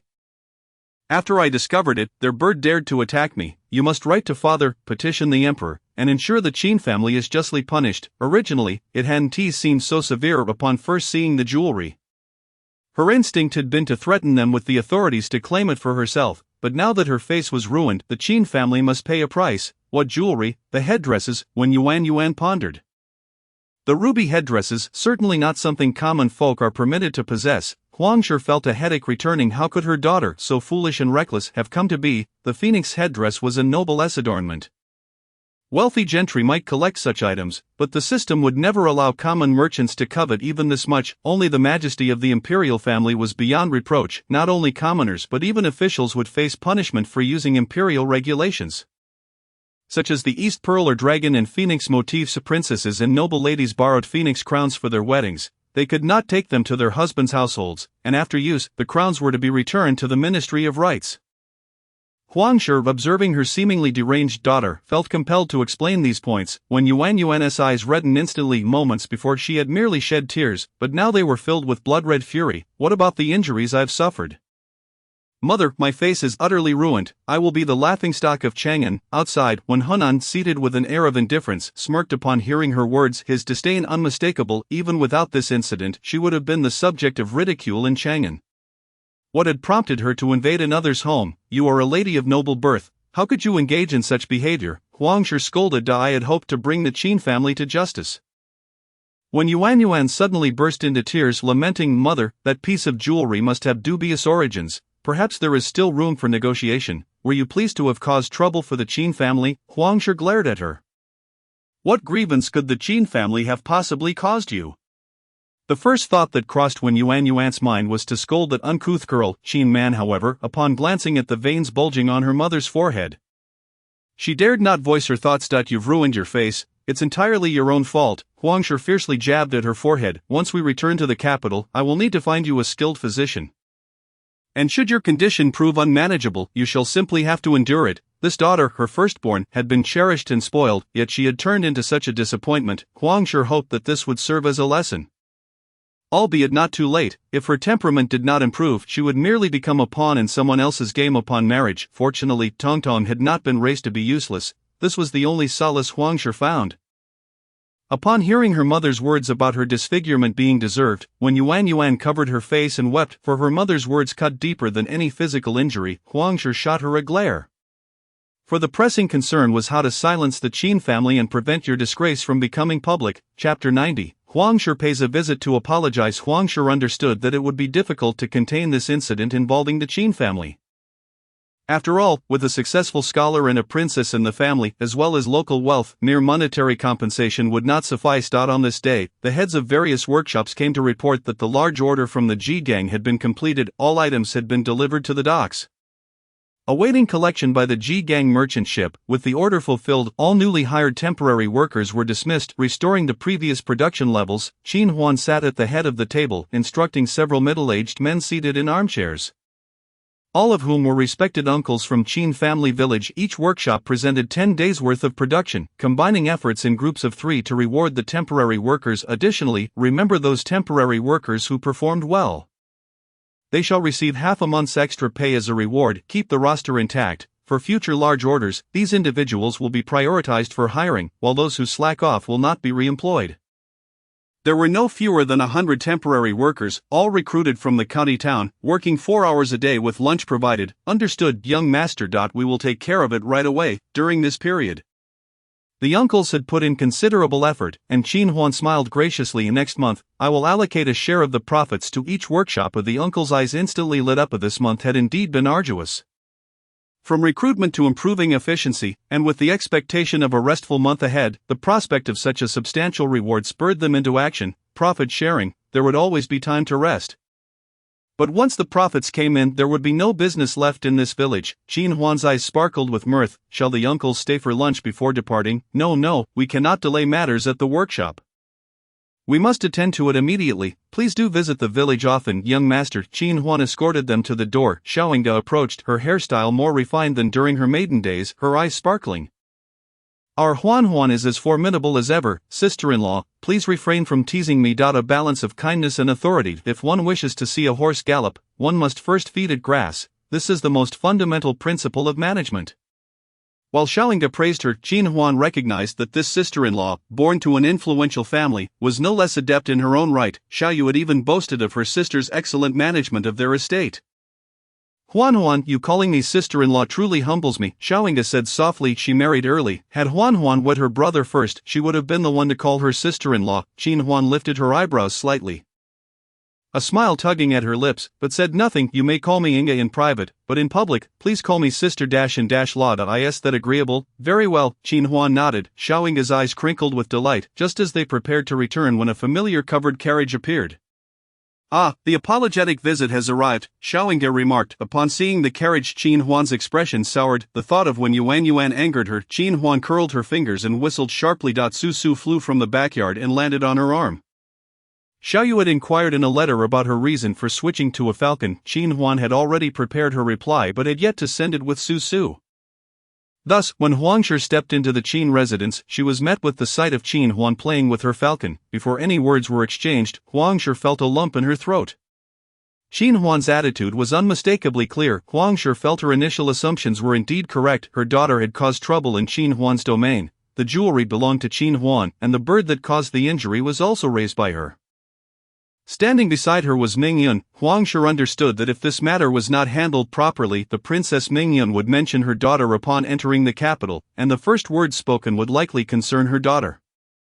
Huangshi was willing to apologize on her daughter's behalf, primarily due to Xiao Inga's influence. But Master Wen already expressed gratitude yesterday. Why has Lady Wen come in person? You are too gracious. My lady. I heard from Master Wen that you would be departing for the capital today. Qin Huan's smile remained unchanged. Huangshi felt yet another pang of discomfort. If Qin Huan displayed her displeasure openly, it would save her the awkwardness of addressing the situation directly. Instead, she was left with no choice but to bring up her daughter's misdeeds. Wasn't this another form of humiliation, faced with Qin Huan's youthful visage? Huangshi felt a knot tighten in her chest. What was originally intended as a simple thank you had turned into an apology for the trouble her daughter had caused. I truly wish to express my gratitude to Miss Qin, but it seems that my eldest daughter has caused quite a ruckus. Huangshi sighed. My daughter has learned her lesson. I sincerely hope Miss Qin will not hold it against her. Your words are truly flattering. Lady Huang. Qin Huan replied coolly. This lady possessed both cunning and wisdom. How could she have raised such a daughter as Wen Yuan? It was no flattery. Miss Qin was indeed deserving of such praise. Huangshi lowered her gaze. I know you are not one to hold grudges. If you are still upset, please tell me what compensation you seek. How straightforward she had become. It was true, she had no other recourse. Qin Huan was indeed quite upset, but it had not reached the level of exposing Wen Yuan's disgrace to the entire city. Nevertheless, she did not possess such a large capacity for anger. Nor did she covet Huangshi's compensation. Qin Huan raised her arm, allowing Su to take flight. She glanced at Huangshi and said, I imagine Miss Wen despises me greatly at present. Such blunt words caught Huangshi off guard, yet upon reflection, they made sense. She remained silent, her appreciation for this young lady growing. I will inevitably visit Chang'an in the future. If Miss Wen detests me, I cannot say I hold her in high regard either. If you can ensure that we shall avoid each other in Chang'an, I will also be able to forget today's events, Qin Huan said leisurely. Huangshi felt a certain understanding dawn upon her and smiled. Very well, this matter can be arranged. The grandeur that envelopes her is truly extraordinary. How is it that she has not been able to raise such a daughter? Then, I must ask you to leave, madam. I recall that you are to set forth today. Qin Huan gestured as if to invite her to depart. As she watched Mrs. Huang walk away, Qin Huan brushed off her sleeves and entered the room. I really couldn't be of any assistance, Xiao Inga lamented, but perhaps it is for the best. Her lack of opportunity to speak indicates that the rhythm was entirely in Huan's hands. And she did not suffer any disadvantage. How could you not help? Qin Huan's mood lightened considerably as she replied, if you had not been here our conversation would not have flowed so smoothly. At least initially, part of the reason Mrs. Huang was polite was because she saw you here. Oh right, why haven't I seen my brother? Qin Huan inquired. In the past few days, whenever she had roused from slumber, her brother and sister-in-law had been absent, and upon questioning, she learned that her brother had taken Inga out for leisure, returning only in the evening. Today, while Inga was at home, her brother was nowhere to be found. He's back, a languid yet somewhat fatigued male voice resonated. Qin cast a deep glance at Qin Huan before taking a seat in the nearby armchair, his eyes reflecting a hint of helplessness. He had just met with the Baifeng and had issued several directives to the Ji gang. He was not particularly weary, yet a piece of news from Chang'an had left him feeling utterly disheartened. Qin Huan, puzzled by his gaze, asked, what is it? Qin wiped his face, a bitter smile tugging at his lips. Xiaoyu, Huan truly has been corresponding with Xiaoyu. I've heard from the aunts that during his absence, their exchanges have been quite frequent. I am truly at a loss for words. Alas, a young lady cannot be kept. Every day I wonder who is to blame, and why must it be Xiaoyu? He was nearly at his wits' end. Qin Huan cleared her throat, beginning to understand the source of her brother's frustration. Tsk, he is doing everything in his power to marry his sister, yet why does he have such disdain for Xiaoyu? Surely it cannot be solely because he is the brother-in-law. Just as Qin's frustration was about to boil over, Xiaoying uttered a phrase that rendered him speechless. So, when I was with you, my brother said the same thing. Qin, brother, in a couple of days, you will be heading to Chang'an for your official duties. May I accompany you? I have some matters to attend to in Chang'an. Qin Huan said with a beaming smile. However, before her words could fully escape her lips, Qin interrupted with a firm shake of his head. No, then I shall go alone. Qin Huan pouted, not voicing her thoughts. I would like Huan to accompany me. Xiaoying interlaced her fingers with her husband's broad, dry palm. Qin recognized that his wife was advocating for her brother-in-law, and after a moment of contemplation, he relented, suggesting, how about this? I will go to take up my post first, and once I am settled, Huan, you may bring the whole family to the capital. That would work, wouldn't it? Being closer could lead to certain uncontrollable circumstances.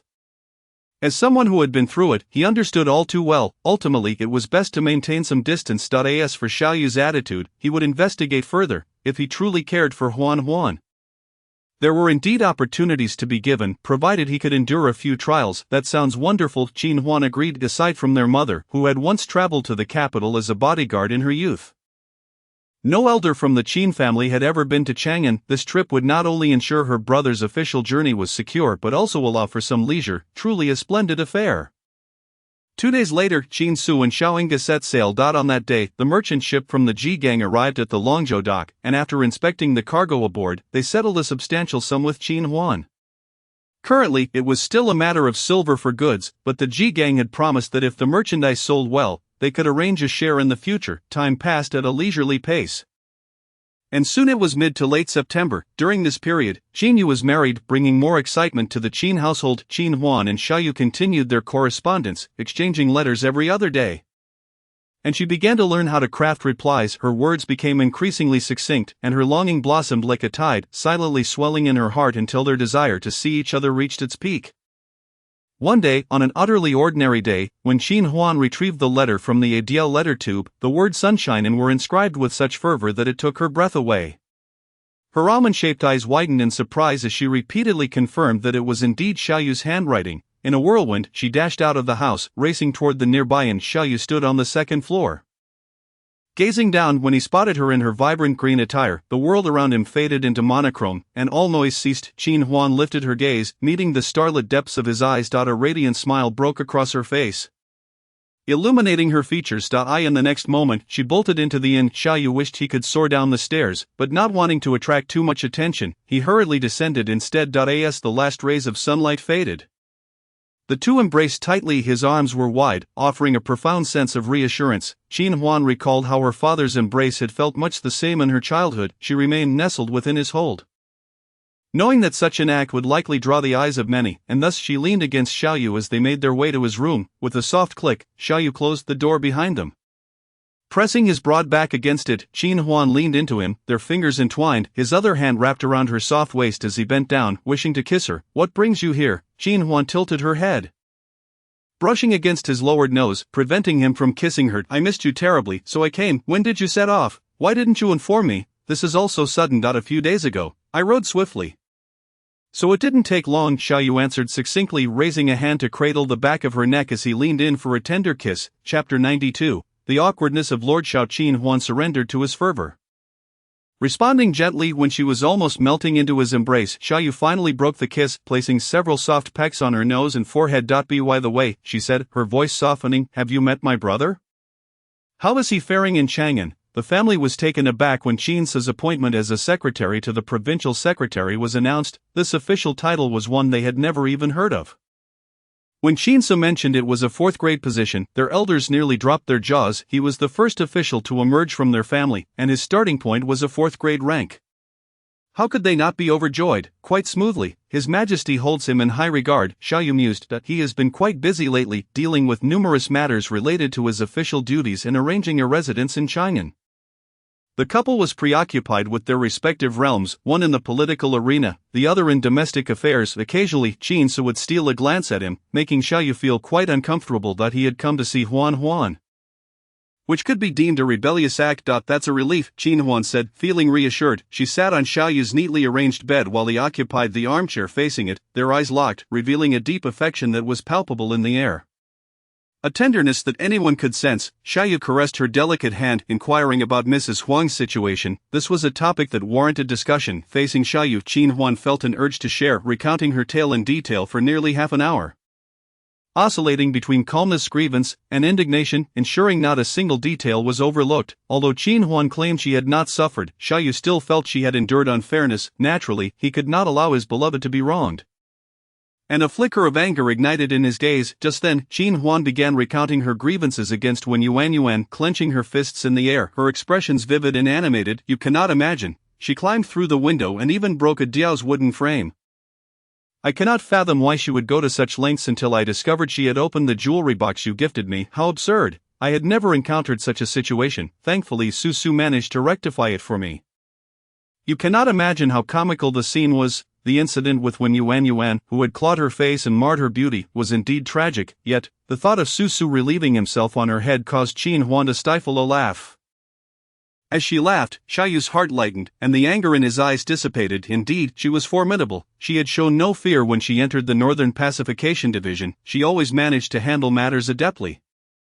And afterward, her recounting would be filled with joy and laughter, almost as if telling a story. This was an admirable ability, showcasing her vivacity, a stark contrast to his own somber demeanor. He felt immensely grateful that she had chosen to love someone like him. I cannot wait to bring you home, he thought, yearning to see and protect her every day. It was not long after this incident that my brother made his way to the capital. Stating he had settled in and that our entire family should come to visit, the mention of her brother jolted Xiaoyu back to reality. Reflecting on the recent daydream, he chuckled bitterly and wiped his face. You came specifically to see me. You cannot stay for long, can you? You must return to the capital soon. Hearing her question, he could not help but detect a hint of disappointment in her tone. Xiaoyu then moved to the bedside, embracing her tenderly. I shall leave tomorrow evening, so you must make time to accompany me. Well, after traveling such a long distance, it was all for this day. Qin Huan felt a bittersweet sweetness in her heart as she raised her hand to cradle his handsome face. Are you hungry? I just ate. Did you want to cook for him? Xiaoyu smirked, rubbing his cheek against her palm, feeling an overwhelming sense of happiness. Perfect, Qin Huan nodded. Do you wish to sleep, Xiaoyu? He suddenly lifted his head, gazing intently at Qin Huan, his eyes filled with struggle. His reaction was so intense that it left Qin Huan momentarily stunned, realizing what he was thinking. She kicked his calf playfully. You big oaf. What are you thinking? She noticed the dark circles under his eyes, suggesting he had not slept well during his journey, and she merely wanted to coax him into resting. Or had this foolish man his thoughts wandered off to? Xiaoyu understood he had misinterpreted her intentions. Awkwardly clearing his throat before inquiring, big oaf, that is precisely what I mean, Qin Huan retorted, albeit with a hint of concern for his weariness. She pressed him down gently. That is enough for today. I will come to find you tomorrow. Get a good night's sleep, and when you are well rested, I will cook for you. Xiaoyu broke into a smile. As Qin Huan draped the quilt over his chest, he gently pressed down on her wrist and effortlessly stated, tomorrow, you shall be solely mine. Not we will venture to the Jin Yiwei courtyard, and you must accompany me wholeheartedly. Very well, Qin Huan nodded, her promise earnest and sincere. She raised her hand and lightly patted his chest, saying, I shall take my leave now. Do rest well, Huan. I desire a good-night kiss. The man's voice was a mere whisper. Qin Huan recalled that it was a sentiment she had expressed inebriated the previous night. She leaned down, placing a tender kiss at the corner of his lips. Good night, sweet dreams, Huan. His starry eyes brimmed with mirth. Xiaoyu watched her retreating figure as she exited. When she turned back to meet his gaze, her eyes slightly lowered. Xiaoyu's heart fluttered. That night, thoughts of Qin Huan filled his mind, leading him into the deepest slumber he had experienced in years. Enduring what felt like the longest night, he slept for a full 5 hours. It was only when the morning light, tinged with a thin chill, filled the room that he naturally awoke. He had felt a certain reaction the previous night, indulging in dreams that were perhaps inappropriate. What was most embarrassing was the vividness of those dreams, which seemed to infiltrate his mind through every crevice, just as he contemplated addressing the troublesome physiological response.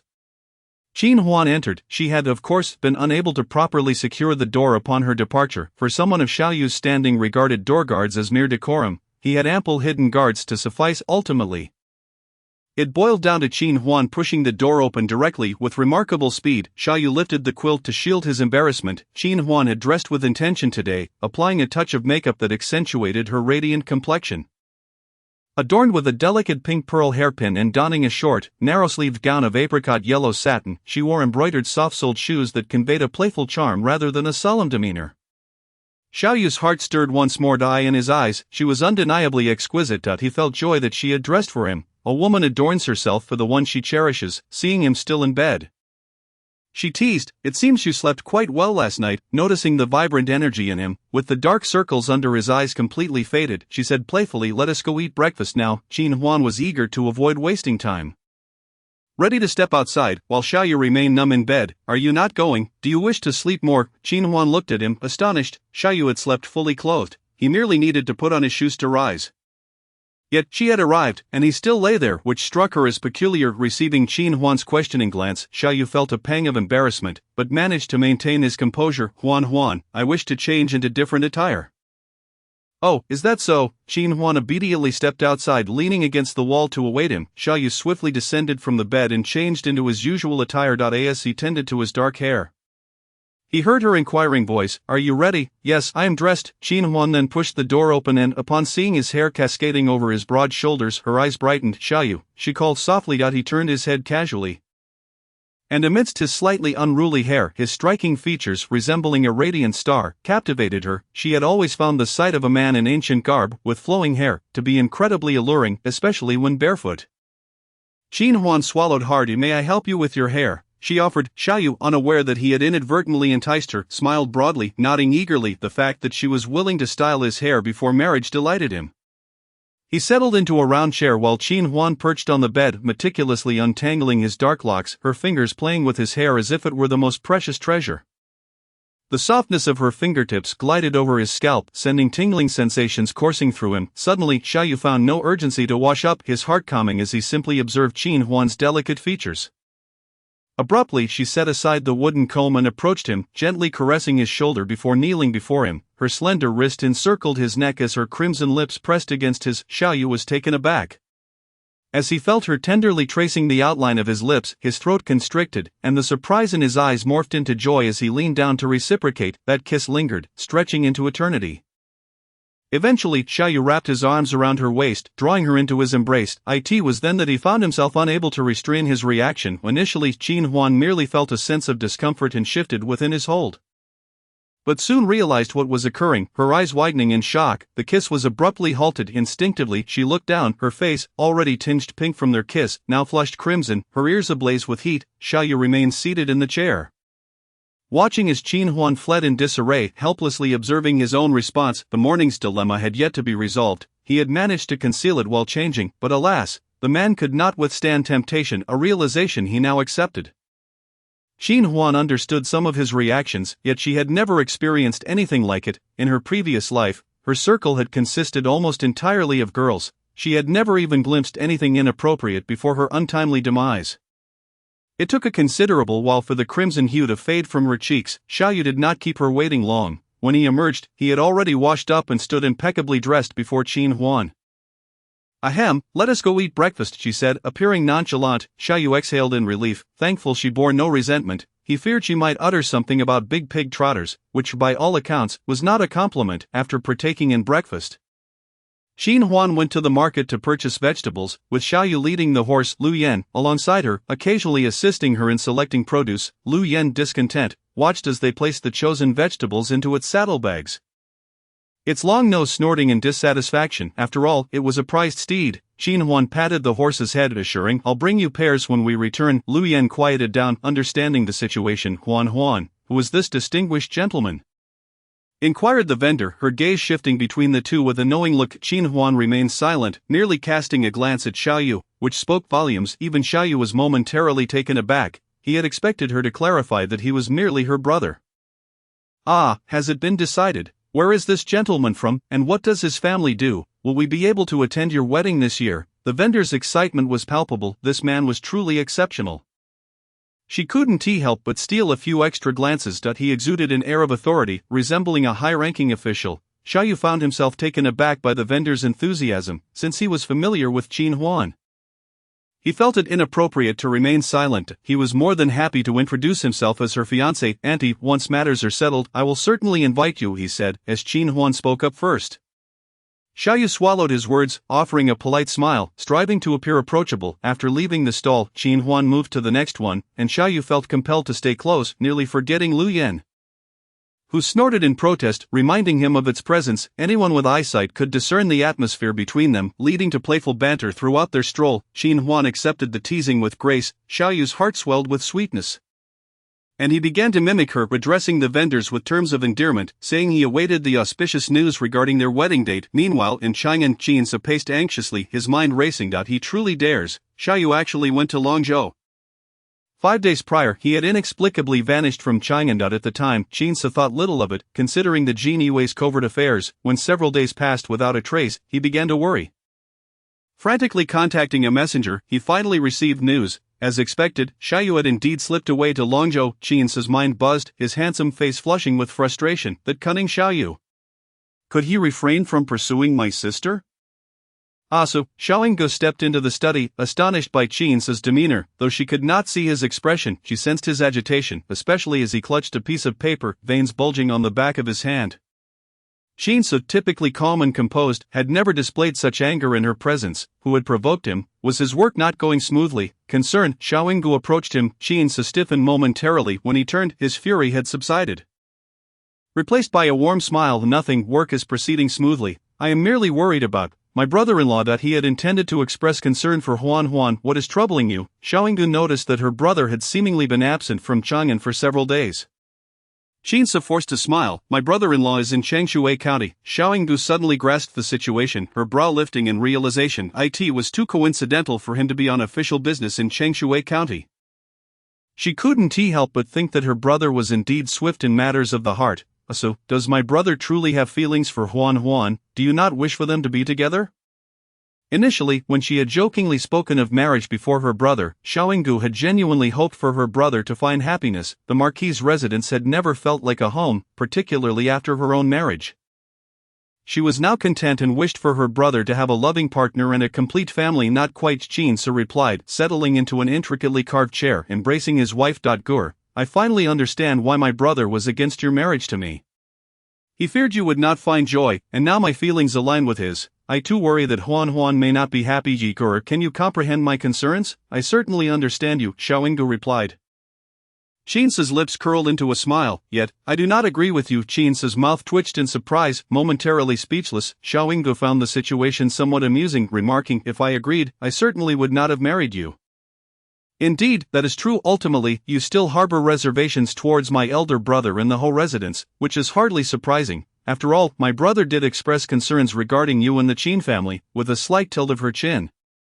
Xiaoying remarked that nonetheless, he eventually consented to my marriage. Qin furrowed his brow. He couldn't shake the feeling that a significant part of Xiaoyu's willingness to relent stemmed from an affection for his sister. Qin, this matter is beyond your control. Just observe how my brother was exceedingly vigilant in the past. Did that prevent him from being outmaneuvered? Rather than fretting and brooding from afar, it would be more advantageous to. She delicately tapped his charming nose with her soft fingertip, smoothly and naturally. You will inevitably speak well of your brother. Qin smiled with a blend of helplessness and affection. His greatest fear was that Xiaoyu might overstep and inadvertently offend Huan.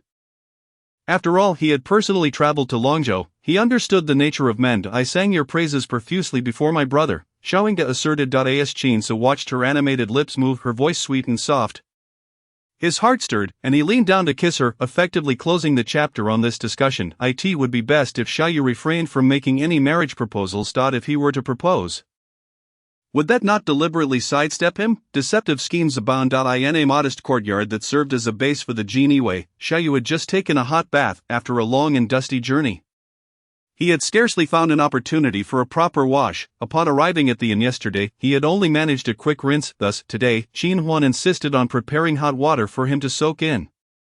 Reclining in the spacious bathtub, the water lapped at his broad, muscular chest, rippling over his defined and alluring collarbones. Enveloped in mist, the steam softened his striking features, and he sighed contentedly, the sound husky and captivating. Xiaoyu, He opened his eyes and glanced towards the door. Remember to wash your hair too. Her voice floated in through the wooden door. All right, did she truly have such an affinity for his hair? Xiaoyu chuckled, playfully twirling a damp strand around his fingers. He then swept his hair, which had been draped over the edge of the tub, back into the water, allowing himself to sink slightly deeper. Submerging his upper body within the bath, his inky locks spread like soft seaweed, Qin Huan withdrew her ear from the door, fanning her flushed cheeks. Bathing was one thing, but why did she have to sound so alluring? After finishing his bath, Xiaoyu donned a loose-fitting robe that accentuated his slender figure, devoid of any leather ties, lending him an air of elegance akin to that of a cultured scholar. Particularly as he responded to Qin Huan's expectations by leaving his hair unbound, his flowing tresses cascaded over his shoulders, gently stirred by the wind, creating an extraordinarily refined appearance. Today, they belonged to each other. With the ingredients for their meal already procured, they chose to remain within the small courtyard, occasionally indulging in sweet intimacy, but primarily engaging in conversation and playful banter. After their midday meal, Xiaoyu leaned against a pillow, holding a moderately sized travelogue, while Qin Huan reclined in his embrace, both engrossed in the book. Xiaoyu, accustomed to reading swiftly, could easily skim through the text, while Qin Huan struggled with the antiquated language, considerably slowing her pace. Thus, at the start, whenever Xiaoyu turned the page, she would pout and ask him to wait a moment longer. Eventually, he attuned himself to her rhythm, predicting when she would finish reading. During these pauses, he would trace her cheek with his gaze, his expression soft enough to melt hearts. "Shall we continue this another day?" he proposed, surprised by the depth of her interest in the travelogue. They had been lying together for quite some time, and he yearned to engage in other activities. However, he received no response from Qin Huan. Raising an eyebrow, he set the book aside, only to realize his arm was growing sore. Peering down, he discovered that Qin Huan had drifted into a peaceful slumber. Xiaoyu's lips curled into a gentle yet resigned smile. It seemed she had risen too early that morning. Arriving at the inn at such an hour surely required time for preparations. He had intended to lay her gently on the bed for a proper rest, but for some inexplicable reason, as he gazed at her serene sleeping face, he found himself inexplicably drawn to pull the pillow closer, carefully cradling her as he lowered himself beside her, with the quilt drawn up to his chest. Xiaoyu savored the moment, quietly watching her, and before he knew it, he too succumbed to slumber. This shared sleep was something he had never dared to imagine before, despite having slept soundly the previous night. At least 5 hours, he found himself drifting off again in the afternoon. When they awoke together, an hour had passed. They chatted idly, although they felt they hadn't discussed much. The shadow of the sundial's gnomon had quietly shifted towards dusk.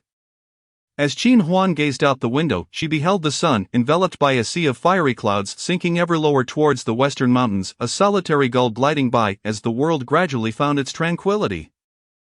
"Are you leaving?" she asked, her eyes fixed on the sunset, not turning back. "Just a little longer." Xiaoyu sensed her reluctance and smiled. "Today, my time is entirely yours, so I shall wait until you fall asleep before I depart." From a vantage point where Xiaoyu could not see, Qin Huan smiled softly. "I'll go reheat the dishes." She had prepared a feast at noon, and there was no need to cook anew for dinner. Xiaoyu carefully filleted the plumpest portion of fish from the back of the crucian carp, patiently removing the bones, placing the tender morsel into her bowl of soup. After a moment's hesitation, he finally spoke. Huan, how about we make our relationship public upon our arrival in the capital?" Qin Huan had indeed contemplated this, otherwise she would not have tacitly acknowledged their connection while at the market today. She had promised Xiaoyu that once her brother married Inga, she would no longer keep secrets. Love and marriage could indeed be discussed separately, while Qin Huan had a modern openness towards romance. She remained traditional regarding marriage, influenced by her parents' experiences. Her past life's parents had faced turmoil after conceiving her out of wedlock, while her current parents had enjoyed a harmonious union through arranged matches. The legitimacy of their relationship was paramount to her. "All right," she replied softly, sipping the fish soup. Xiaoyu's heart soared. Huan, I'll first secure your parents' approval. Once they accept me, you can accompany me to meet your maternal grandmother." "If you would." Qin Huan's eyes darted around, recalling that his reference to maternal grandmother meant the current Empress Dowager Lord Shao. "What if she does not take a liking to me, regardless of gender?" Such apprehensions often arise before meeting one's partner as family. "Not at all. She will undoubtedly adore you." Xiaoyu had never considered that possibility, but reflecting on it now, he felt certain that the Empress Dowager would indeed take a liking to Qin Huan. It was himself he worried about. The thought of Qin Sin nearly brought him to tears. Worrying excessively was futile. Qin Huan nodded, choosing not to delve further into the matter. As night fully enveloped the sky, Xiaoyu escorted Qin Huan to her doorstep. She noticed the hawk, specially trained by Qin Su, soaring above, before it gracefully landed on her arm. Examining the letter, Qin Huan's expression turned peculiar. My brother says the residence in the capital is ready. And I can bring my family up at any time, and then, Xiaoyu leaned on the door, nearly predicting what else Qin Su had written. He mentioned that he hasn't seen our uncle in a long time and asked if I knew where you were. Xin Huan rubbed the innocent paper, her face contorting into a frown. What a clever question. It's quite evident he is feigning ignorance. Qin Su had indeed been keeping a close watch on him. Xiaoyu was well aware of this. He possessed a means to track his whereabouts, so discovering his arrival in Longzhou would surely incite a significant uproar. The aftermath of his return would be quite entertaining. He hoped Qin Su would not be too jealous that if worse came to worst, he might have to seek assistance from Inga. Oh, what a calamity, Xiaoyu suddenly exclaimed, his tone laced with humor. Qin Huan was genuinely amused. Playfully punching his chest. You finally met your match, Huan. A voice from within the house interrupted her laughter, causing it to cease abruptly. A Fengshe poked her head out, surprised to see her standing alone at the wall. It truly is you, Huan. I haven't seen you all day. Why are you just standing at the door? Come inside. Coming, Qin Huan replied, still astonished by Xiaoyu's swiftness. He had vanished in an instant. She had barely caught a glimpse of his shadow, given that she had begun to acknowledge their relationship. Why was he still hiding? Having climbed a tree, Xiaoyu realized his folly and wiped his face in frustration after the last encounter with Huan's mother. He had developed a reflexive aversion. However, he was set to leave tonight, and it was hardly appropriate to meet Qin Huan's family as her future fiancé. With this thought, he felt considerably more at ease. Oh, by the way, I think I heard you talking to someone just now. What calamity was it you mentioned? Fengshe inquired, puzzled. In a moment of quick thinking, Qin Huan replied, I mentioned that I accidentally stepped on a bug. And I thought to myself, what a calamity, is that so? Fengshe murmured skeptically, yet she did not press further. Upon returning to her room, Qin Huan opened the window, where Xiaoyu perched outside, bending slightly to gaze at her. I am going to sleep, she announced, implying that he should set off soon. Xiaoyu regarded her silently, reluctant to depart. As a wave of longing washed over him, leave first, I'll set out in 2 days as well. We will arrive in Chang'an one after the other. I'll come to see you shortly after you reach home. She spoke in fragmented sentences, yet to Xiaoyu, every word sounded melodious. All right, he agreed, leaning down to place a tender kiss on her forehead. I will await you in Chang'an. And the next morning, Qin Huan rose languidly from her slumber. Breakfast had yet to be served. In the Qin household, the 3 daughters-in-law took turns preparing breakfast, alternating every 2 days, occasionally varying the menu with purchases from the morning market. As fate would have it, Xiao Wang and Qin Wei returned together. Each carrying a large oil paper bag filled with fried buns and dumplings, both vegetarian and meat varieties. She hurried home, dripping with sweat despite the early hour. Upon placing her burdens down, she exclaimed anxiously, Oh no, what could possibly be so dire at this early hour? The elderly matriarch, Wang, retorted with displeasure. Her loud outburst drew the attention of the entire family. Xiao Wang, patting her chest, continued, Out there. Rumors are swirling that Huan is to be wed. Goodness gracious, this is terrible. It can't possibly be that scoundrel Deng. The ungrateful Deng family had not been mentioned by the Qin family since their departure from Changshui County. The name Deng Xiu lingered on Xiao Wang's lips, but feeling its strangeness and the negativity it invoked, she swallowed it back. Wang's eyes widened in anger. That wretched family dares to return, but if Zhou dares to enter our home, you all must drive them out. Her sons and daughters-in-law echoed their matriarch's sentiments. He sure was equally incensed. No parent would wish for their daughter to be embroiled in such unfounded gossip. It was only when she noticed a peculiar expression on Qin Huan's face that her anger began to wane. He sure squinted, fixing her gaze upon her daughter, Huan. A knowing smile began to form in her eyes. Qin Huan realized her mother had discerned something. Clearing her throat, she stepped out from behind her sister, Qin Xiao, and said, Mother, aunt, this time, it may not just be a rumor. The air became thick with tension as all 15 members of the Qin family turned their 30 pairs of eyes upon her. But it has nothing to do with the Deng family, Qin Huan quickly added, prompting a collective sigh of relief from the family, only to be followed by renewed curiosity. Then who is it? Qin Man demanded, eyes wide with surprise. Qin Huan rubbed her nose and replied, Well, father, I just received a letter from my brother. He said that Chang'an is all settled, and he wants us to come live there for a while. This period is rather free, we can go any time, but you must explain this marriage business. Why was I not informed? How could you not know anything? Qin Huan's father exclaimed, Shall we depart the day after tomorrow? Once we arrive in Chang'an, you will meet him. Chang'an people, Qin Man's eyes nearly popped out. When did you start associating with someone from Chang'an? Was it during the imperial examinations with De Lang? Xiao Wang inquired. Or perhaps during that merchant gathering? What kind of person is he? How old is he? Is he reliable? At this moment, Qin Huan felt compelled to reveal the truth. The name of Lord Xiaoyu nearly slipped from her lips.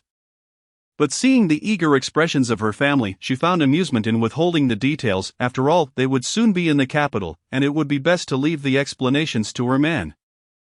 Aunt and second aunt can accompany me to Chang'an, and you'll find out then, Qin Huan said with a smile. Her mother, he sure, remained the most silent of all. She scrutinized her daughter's profile, her keen eyes reflecting a whirlwind of thoughts. It cannot be, she pondered, crossing her arms and gazing at Qin Huan with an enigmatic tone. Qin Huan's heart skipped a beat, soon replaced by anticipation. Her mother had guessed, if her mother could deduce it.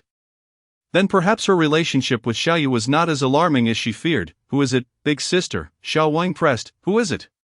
Xin Man echoed, a curiosity piqued. It must be the one-run gentleman, he sure suggested. Looking at Qin Huan replied, actually, I have only met the one-run gentleman a few times. He sure nodded. Well then, let us leave it at that. The only man Qin Huan had mentioned upon her return from the capital was indeed the one she had brought up. Yet, deep down she leaned towards another possibility, though it felt too incredulous to voice. Thus, the name One-run was mentioned first, and with him ruled out, only one other remained. Mother, why not take another guess? Qin Huan's eyes sparkled with mischief. He sure shot her a playful glare. Let us eat. What are we guessing for? In a few days, when we reach Chang'an, you'll know naturally. With the eldest daughter having spoken, the others refrained from questioning further at the dining table. Qin Huan munched on a meat bun, sighing inwardly. Was it really that difficult to guess? When she met Xiaoyu, she hoped it wouldn't turn into a horror story. Meanwhile, Xiaoyu hastened his journey, taking a shortcut along the military road, and reached Chang'an in just 4 days. Exhausted from the ride, he found that the precious steed was easily appeased with a couple of pears. After entering his study, he draped his light cloak over a chair and sank into the intricately carved seat, stretching his long legs onto the table. Back already, he murmured to the empty air, as though the words were meant for someone else. A nimble figure dropped from the rafters, landing gracefully before him, arms crossed and head tilted in inquiry. Where have you been? Not even the shadow guards at the estate knew your whereabouts. The newcomer was none other than the spirited Shen Zheyan. Xiaoyu offered no response, merely lifting his eyelids to glance at him. You and your uncle have both returned. I arrived in the capital ahead of him. He needs to wait a few more days. Shen Zheyan had come seeking his friend for a drink, only to find he was not at home. Noticing Xiaoyu's demeanor, he mused, you didn't run all the way to Longzhou to visit your wife, did you? Xiaoyu retracted his legs from the table and adjusted his chair, signaling the shift to serious matters. His silence was an implicit agreement, leaving Shen Zheyan astonished. You're that reckless? A round trip will take at least 10 days. As the commander of the Jin Yiwei, the emperor's elite guard, Xiaoyu was a close advisor to the emperor. If summoned, it would be no trivial matter. However, Shen Zheyan recalled that the emperor was his maternal uncle, so perhaps it wasn't so alarming after all. What's so crazy about it? Xiaoyu replied with a hint of amusement. Suddenly, Shen Zheyan shifted topics. Alright, let us discuss serious matters. You must have received the news by now? Xiaoyu nodded. Having received the information during his journey back, the Tatar Khan had sent a letter requesting to visit the Emperor of Dashi in person as an envoy. The court was abuzz with tension. The northern tribes had united, and their sudden strength was unprecedented. Just as everyone suspected the Tatars intended to invade, they instead sent a formal letter of greeting. What are the Tatars up to this time?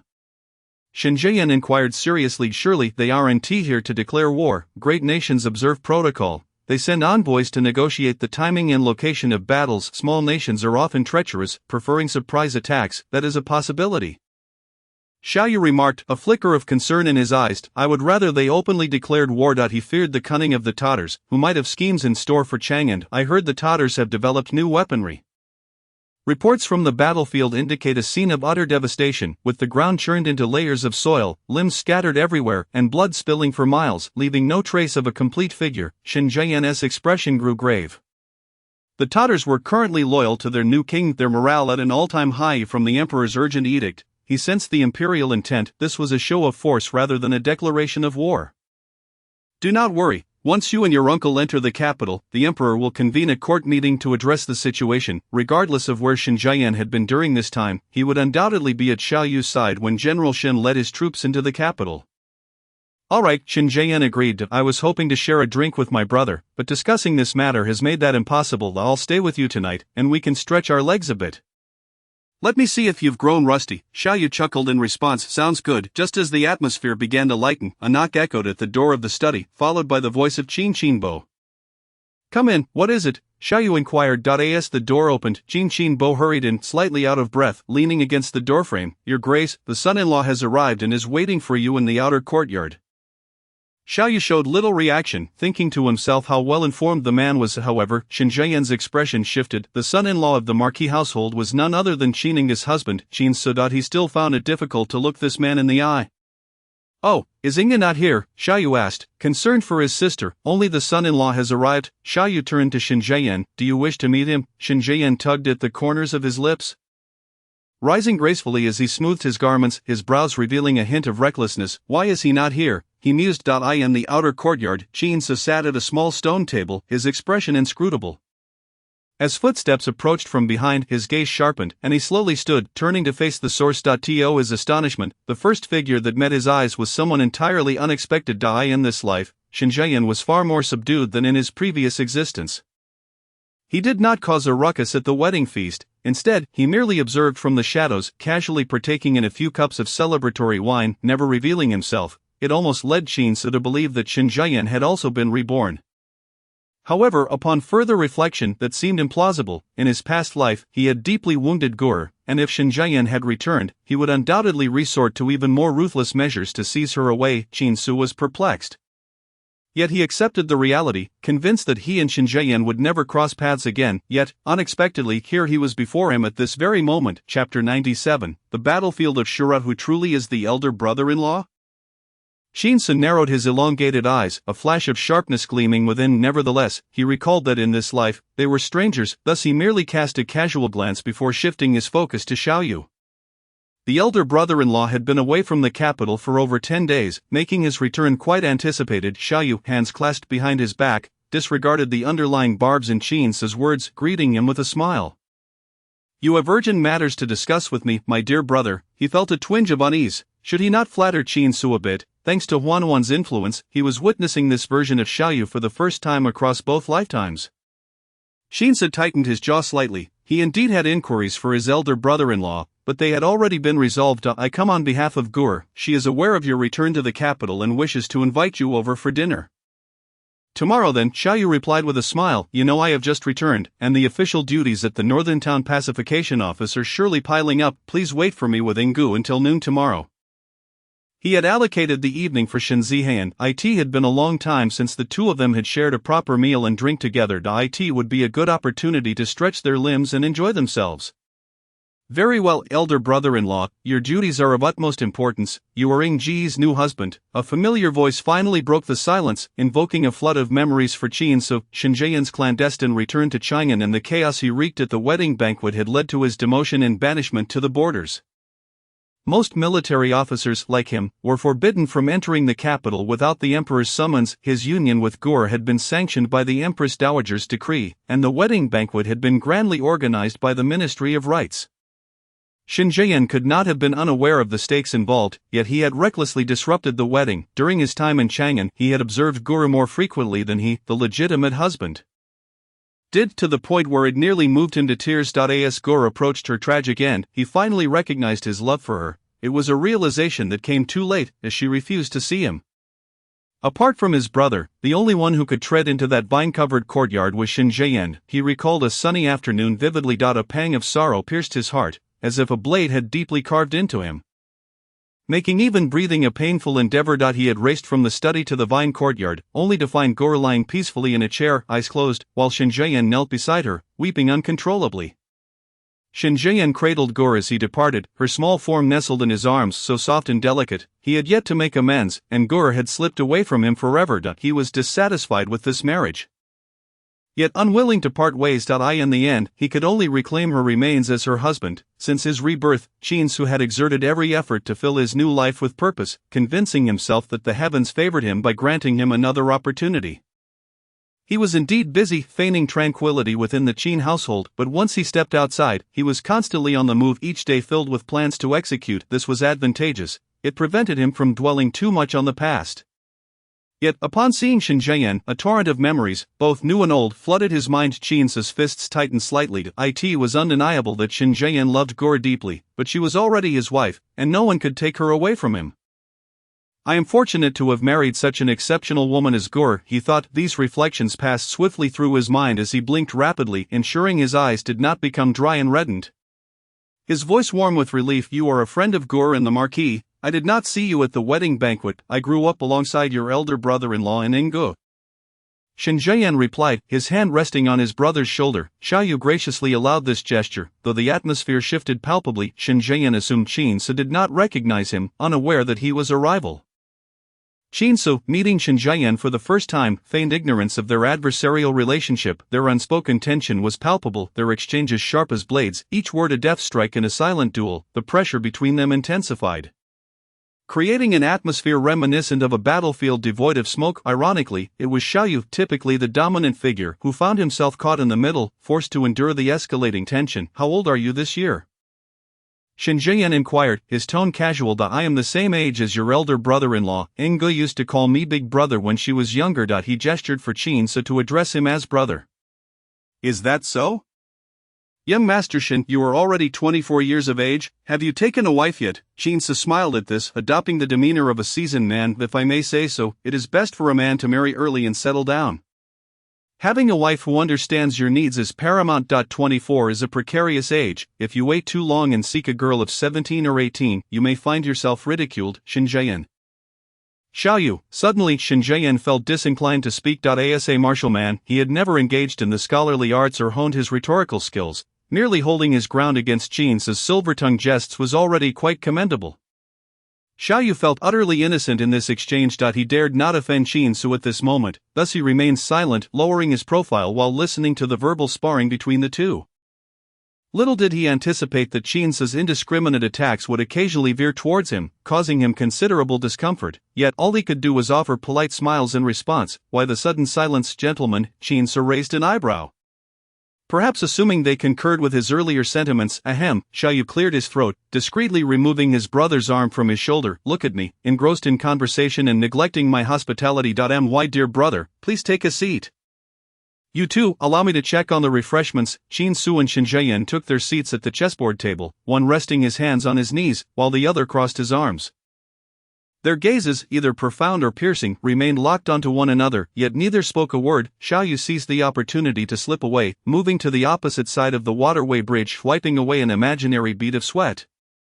Sighing in resignation, how could it be said that Qin Su was not formidable? Possessing foresight, he had anticipated the disapproval of the marriage to Yinggu and had managed to secure the wedding decree before anyone could react.